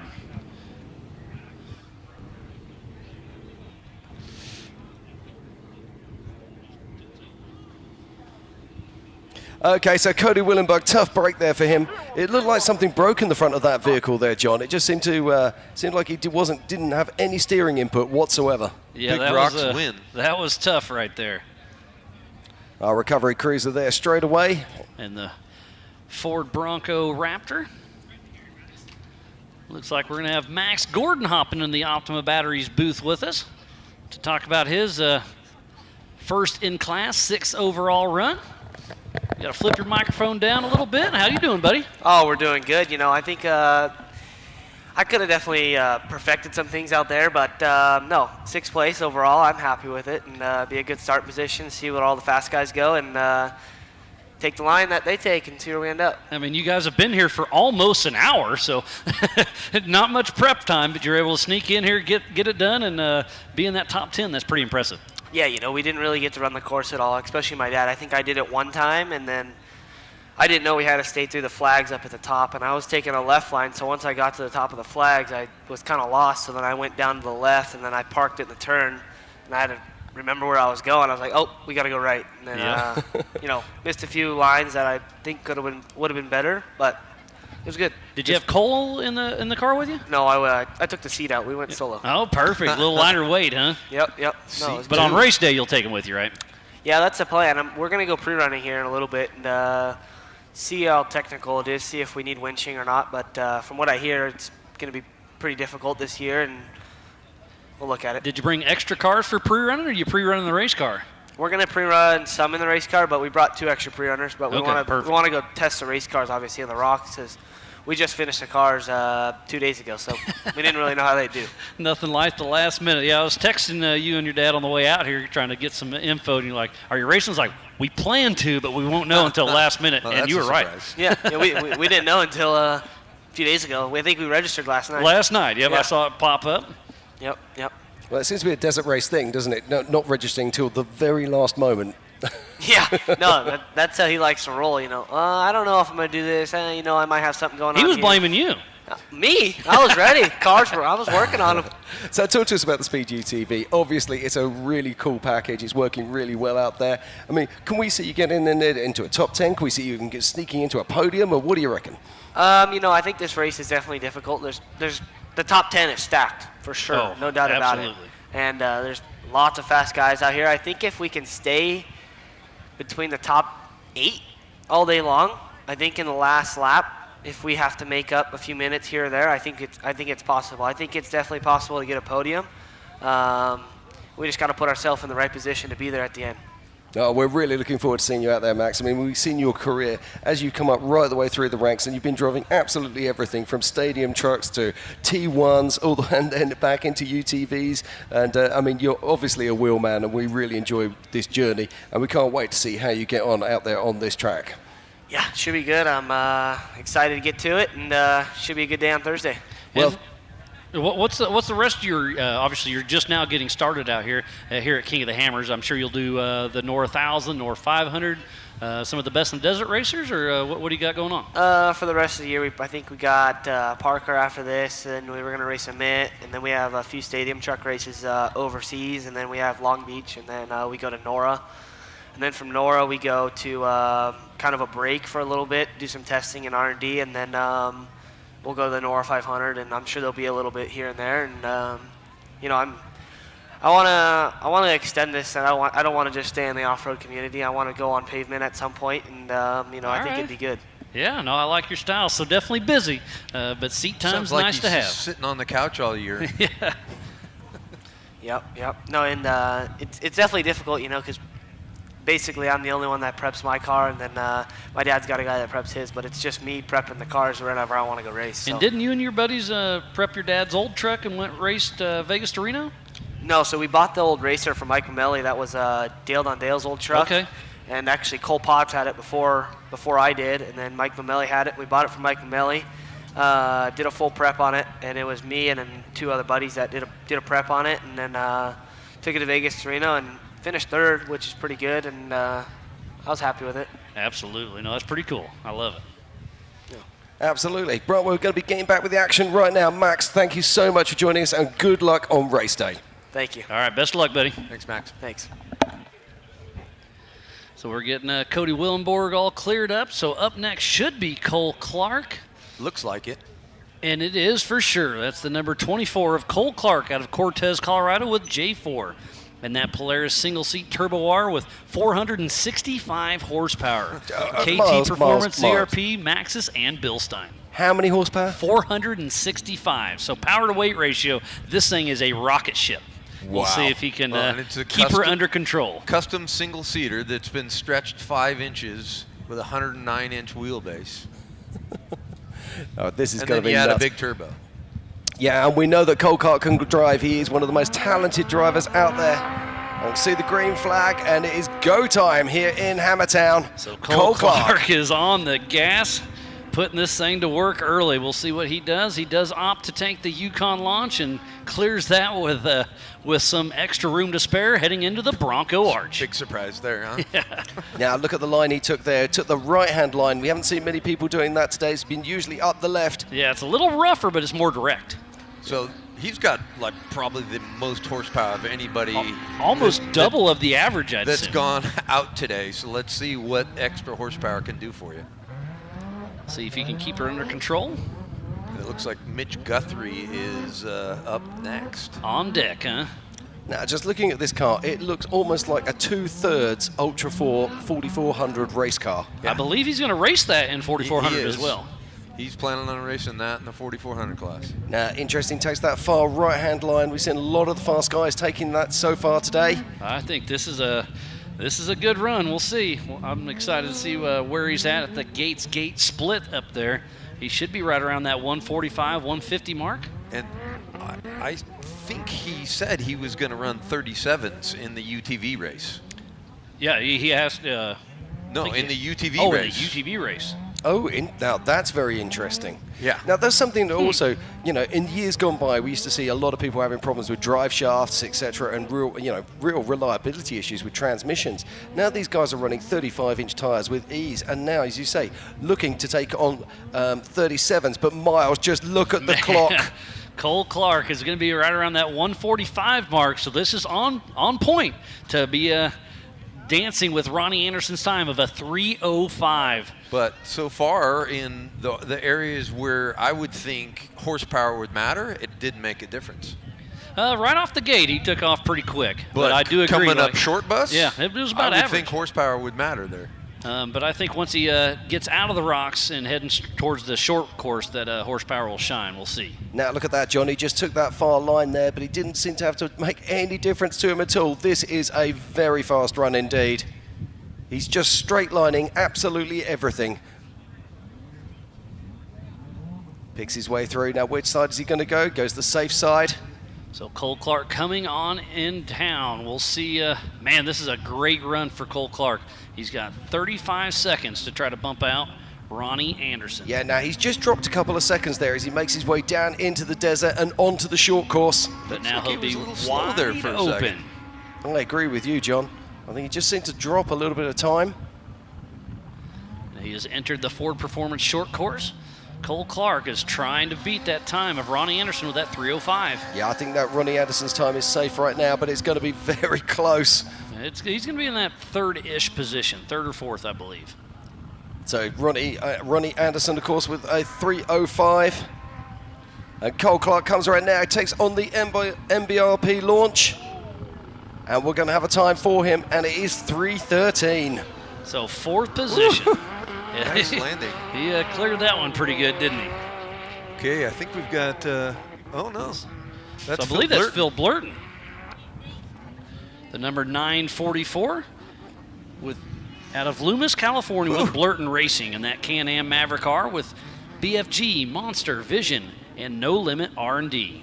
His first Ultra 4 race was Glen Helen back in 2015, and he has won multiple races with us. He has indeed. Had a bit of a shocker during the Desert Limited race, had to retire with a problem.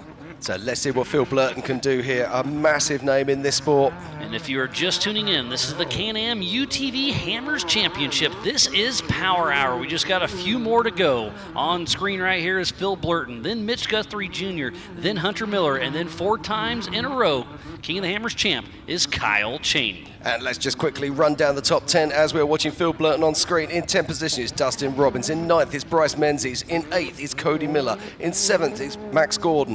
In 6th is Nathan Parker. In 5th is Jay Shaw. In 4th is Cole Clark. In 3rd, CJ Greaves. In 2nd, Brock Hager. And sitting in that pole position is Ronnie Anderson with a time to beat of 3:05.399. Let's see what Phil Blurton can do here as he makes his way around. He'll be pushing his way up through to short bus any moment now.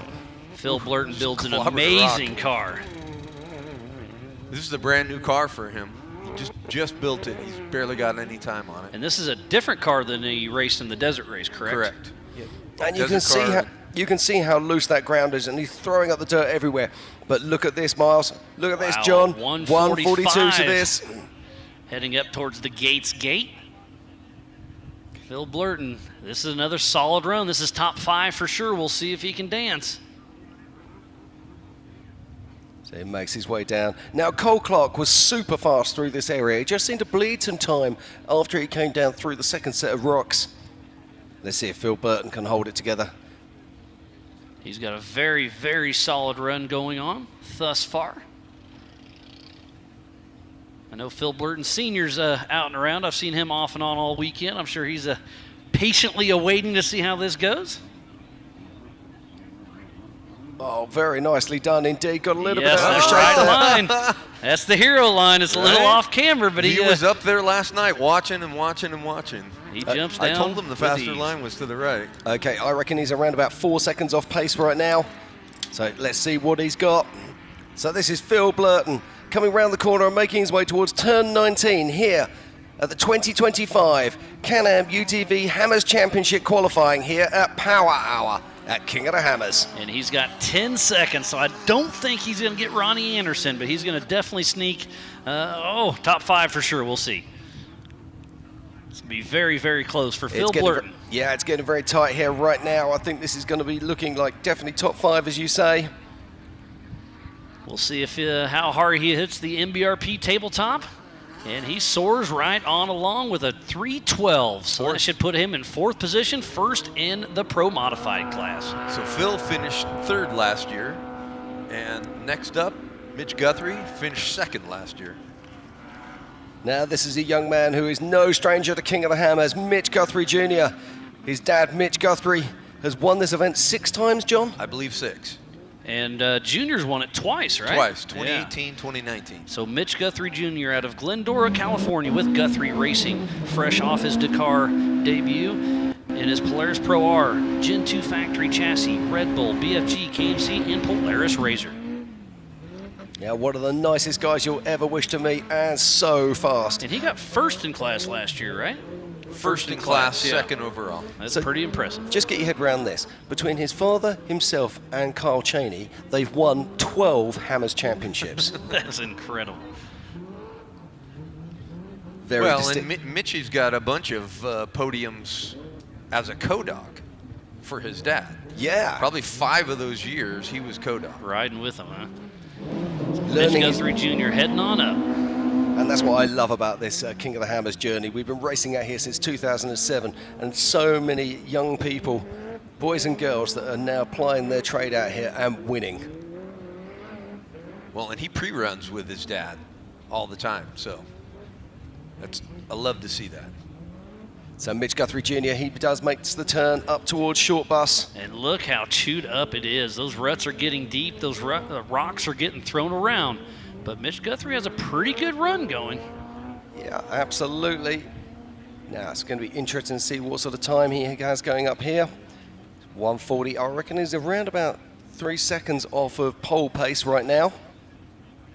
Still a very solid run, but yeah, I don't think he's going to be sniffing on Ronnie Anderson's 305. Sniffing? All right. We have seen so many fast guys out here on track. And right now it is Mitch Guthrie Jr. picking his way down the far side of this mountain. Yeah, he was almost bicycling there. He looked like he scrubbed off a little speed. We should have 2 more cars to go with Hunter Miller and then Kyle Cheney. See somebody asking in the YouTube chat. Starstream glitching a little bit, but it's really cool to have that in-car video. And he's taking that right line. That's definitely the fast line. It sets you up for that hill. It is indeed. Just watching Mitch Guthrie Jr. now making his way down. He's around about 7 seconds off pace now. How'd Mitch do in Dakar? Kind of drawn He wasn't in a Pro R. No, okay. He was in the Ford Raptor. Yeah, that's right. I believe.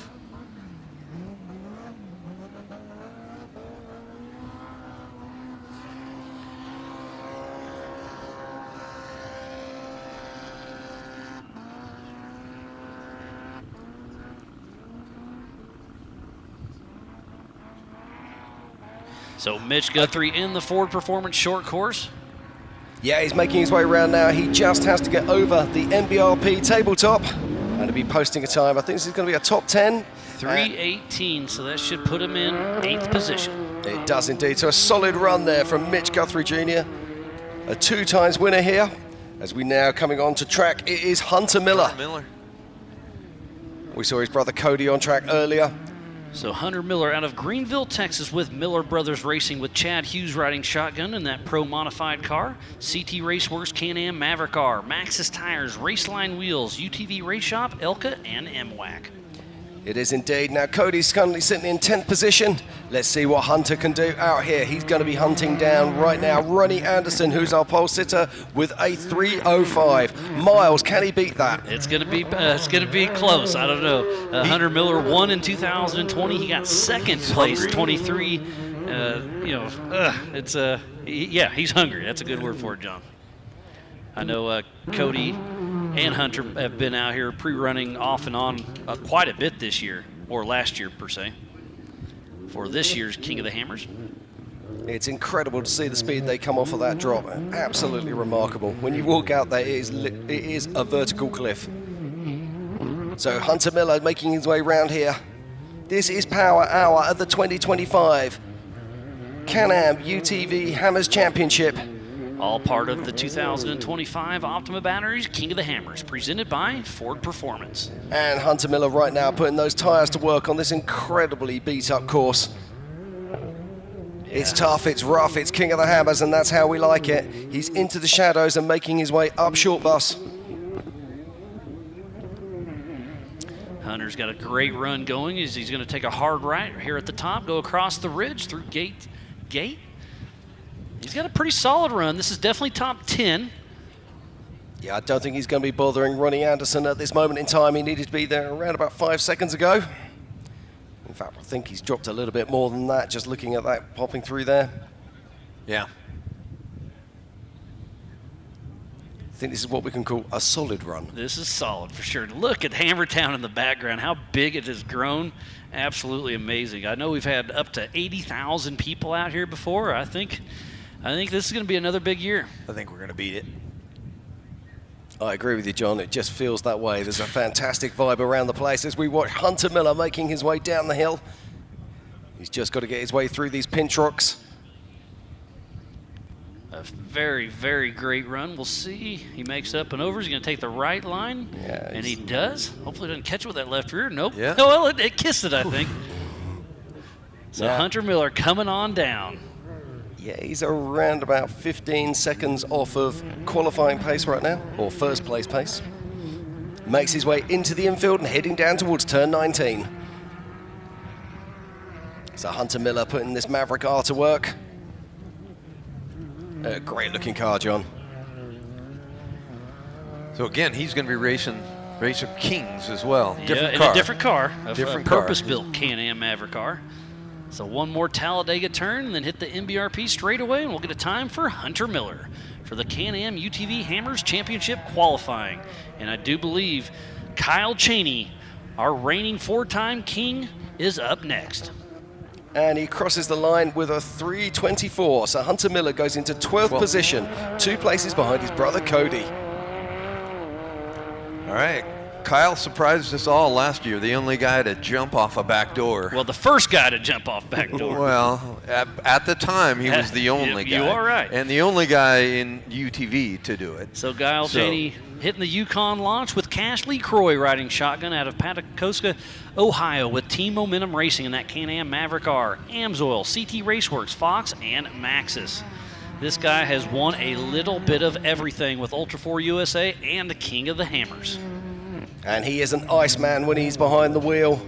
I like that Super laser focused. I like a little bit more black accent on that car because in years past they were all the yellow Can-Ams. They were so tough to tell who was who. Carrying a left front tire up that hill. Cheney's pushing. He definitely wants a we talk good about start him for winning race day. 4 in a row, but he also got second place in 2020. Not too shabby, It's a pretty good string of races. Now he took a left-hand line down there, which is very different to a lot of the faster guys, but he was incredibly quick. This is a good time here, Mars. That's going to be interesting. He's definitely giving it all he's got. Come on, Kyle Cheney. Ronnie Anderson is up front with that 305. Then Brock Hager, CJ Greaves, Phil Blurton.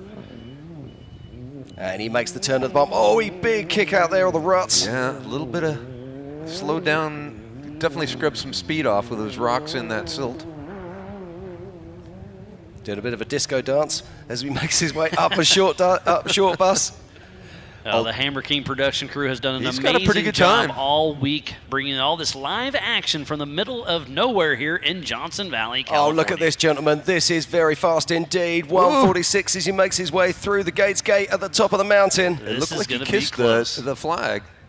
Ronnie Anderson, where are you? Are you watching?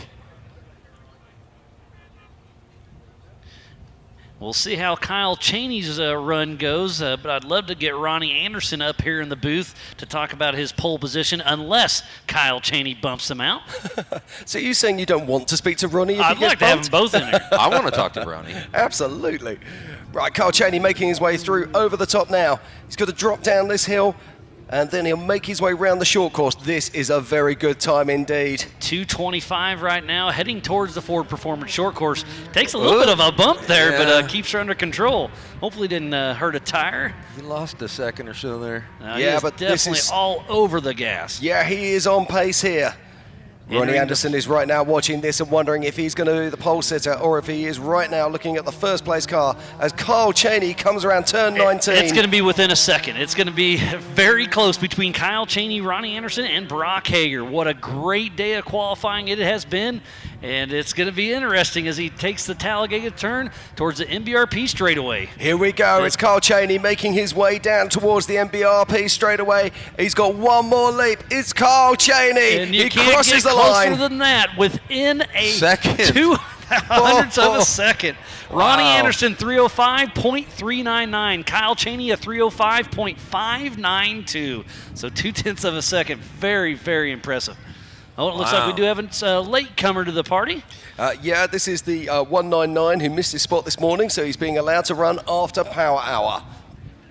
But let's just talk about the Power Hour, what we've just been seeing, and let's run through our top 10.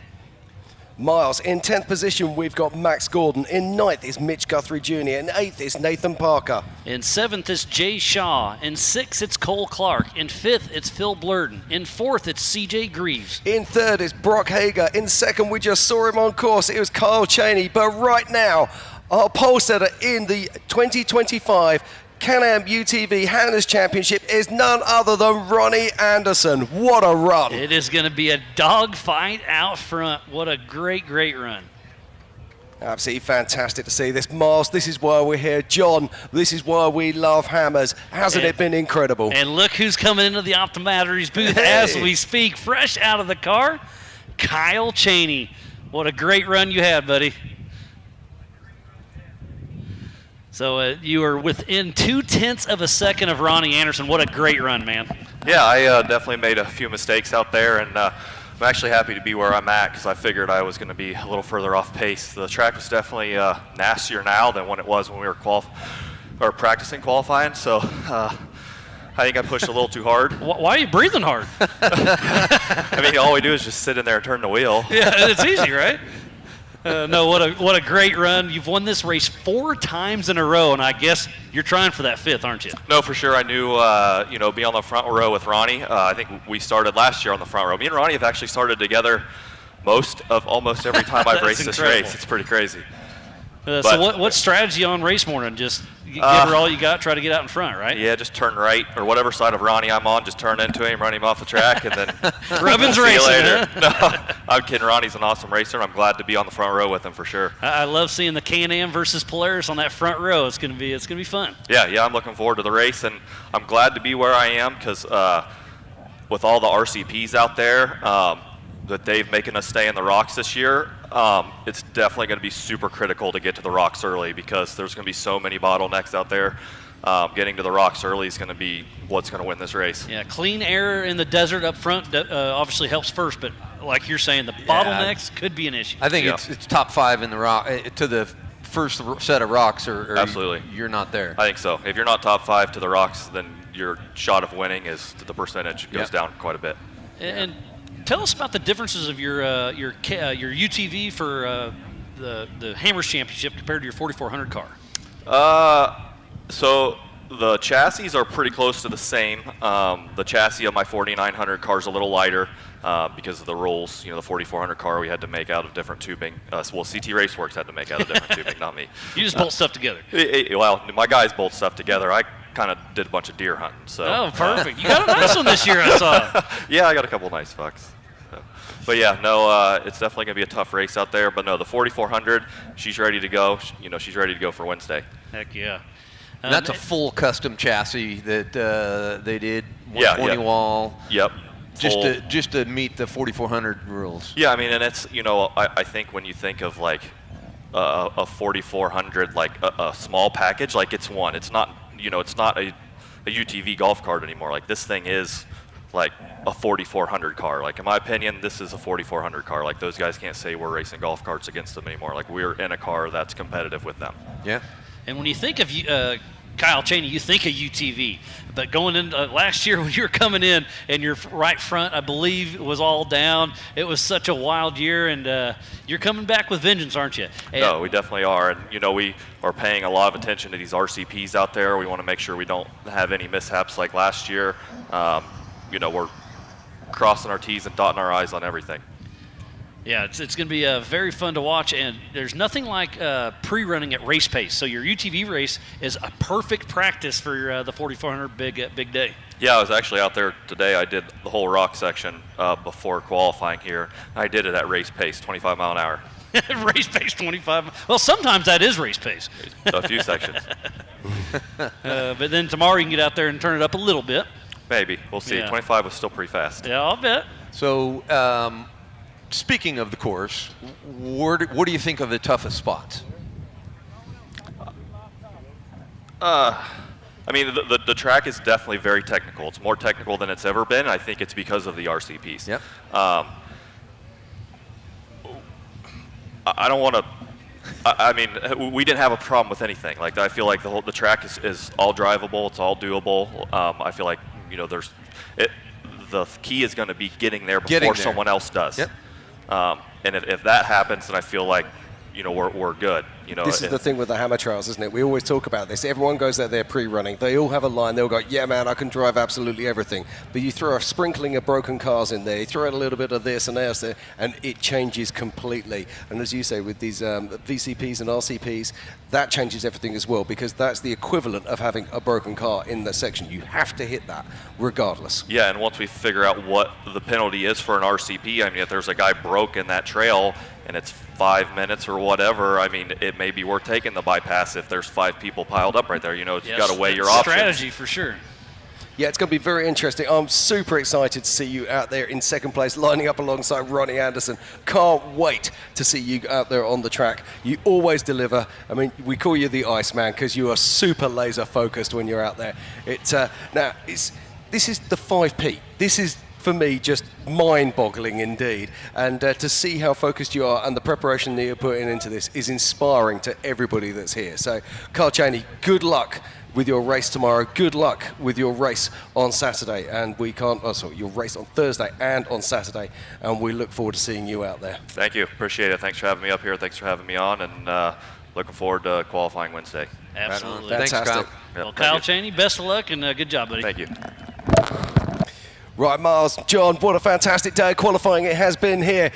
And it all happens again tomorrow. Tomorrow morning for the Yokohama Everyman Challenge at 8 a.m. Pacific Standard Time. And then Wednesday we go into the Race of Kings of 4,400 Unlimited. So let's go through the top 10 before we close out the show. And that 10th position is Max Gordon. In 9th position, Mitch Guthrie Jr. 8th position, Nathan Parker. And 7th is Jay Shaw. In 6th, it was Cole Clark. 5th, Phil Blurton. And 4th is CJ Greaves. In 3rd, it's none other than Brock Hager. 2nd, Kyle Cheney. And the top of the box for qualifying is none other than Ronnie Anderson for the Can-Am UTV Hammers Championship qualifying. That is your top 10 for race morning of Thursday. I'm just looking through that list. It's absolutely mind-boggling how many incredible superstars we have there. We talk about stacked fields, but that really... I'm trying to think of somebody that's... Which one...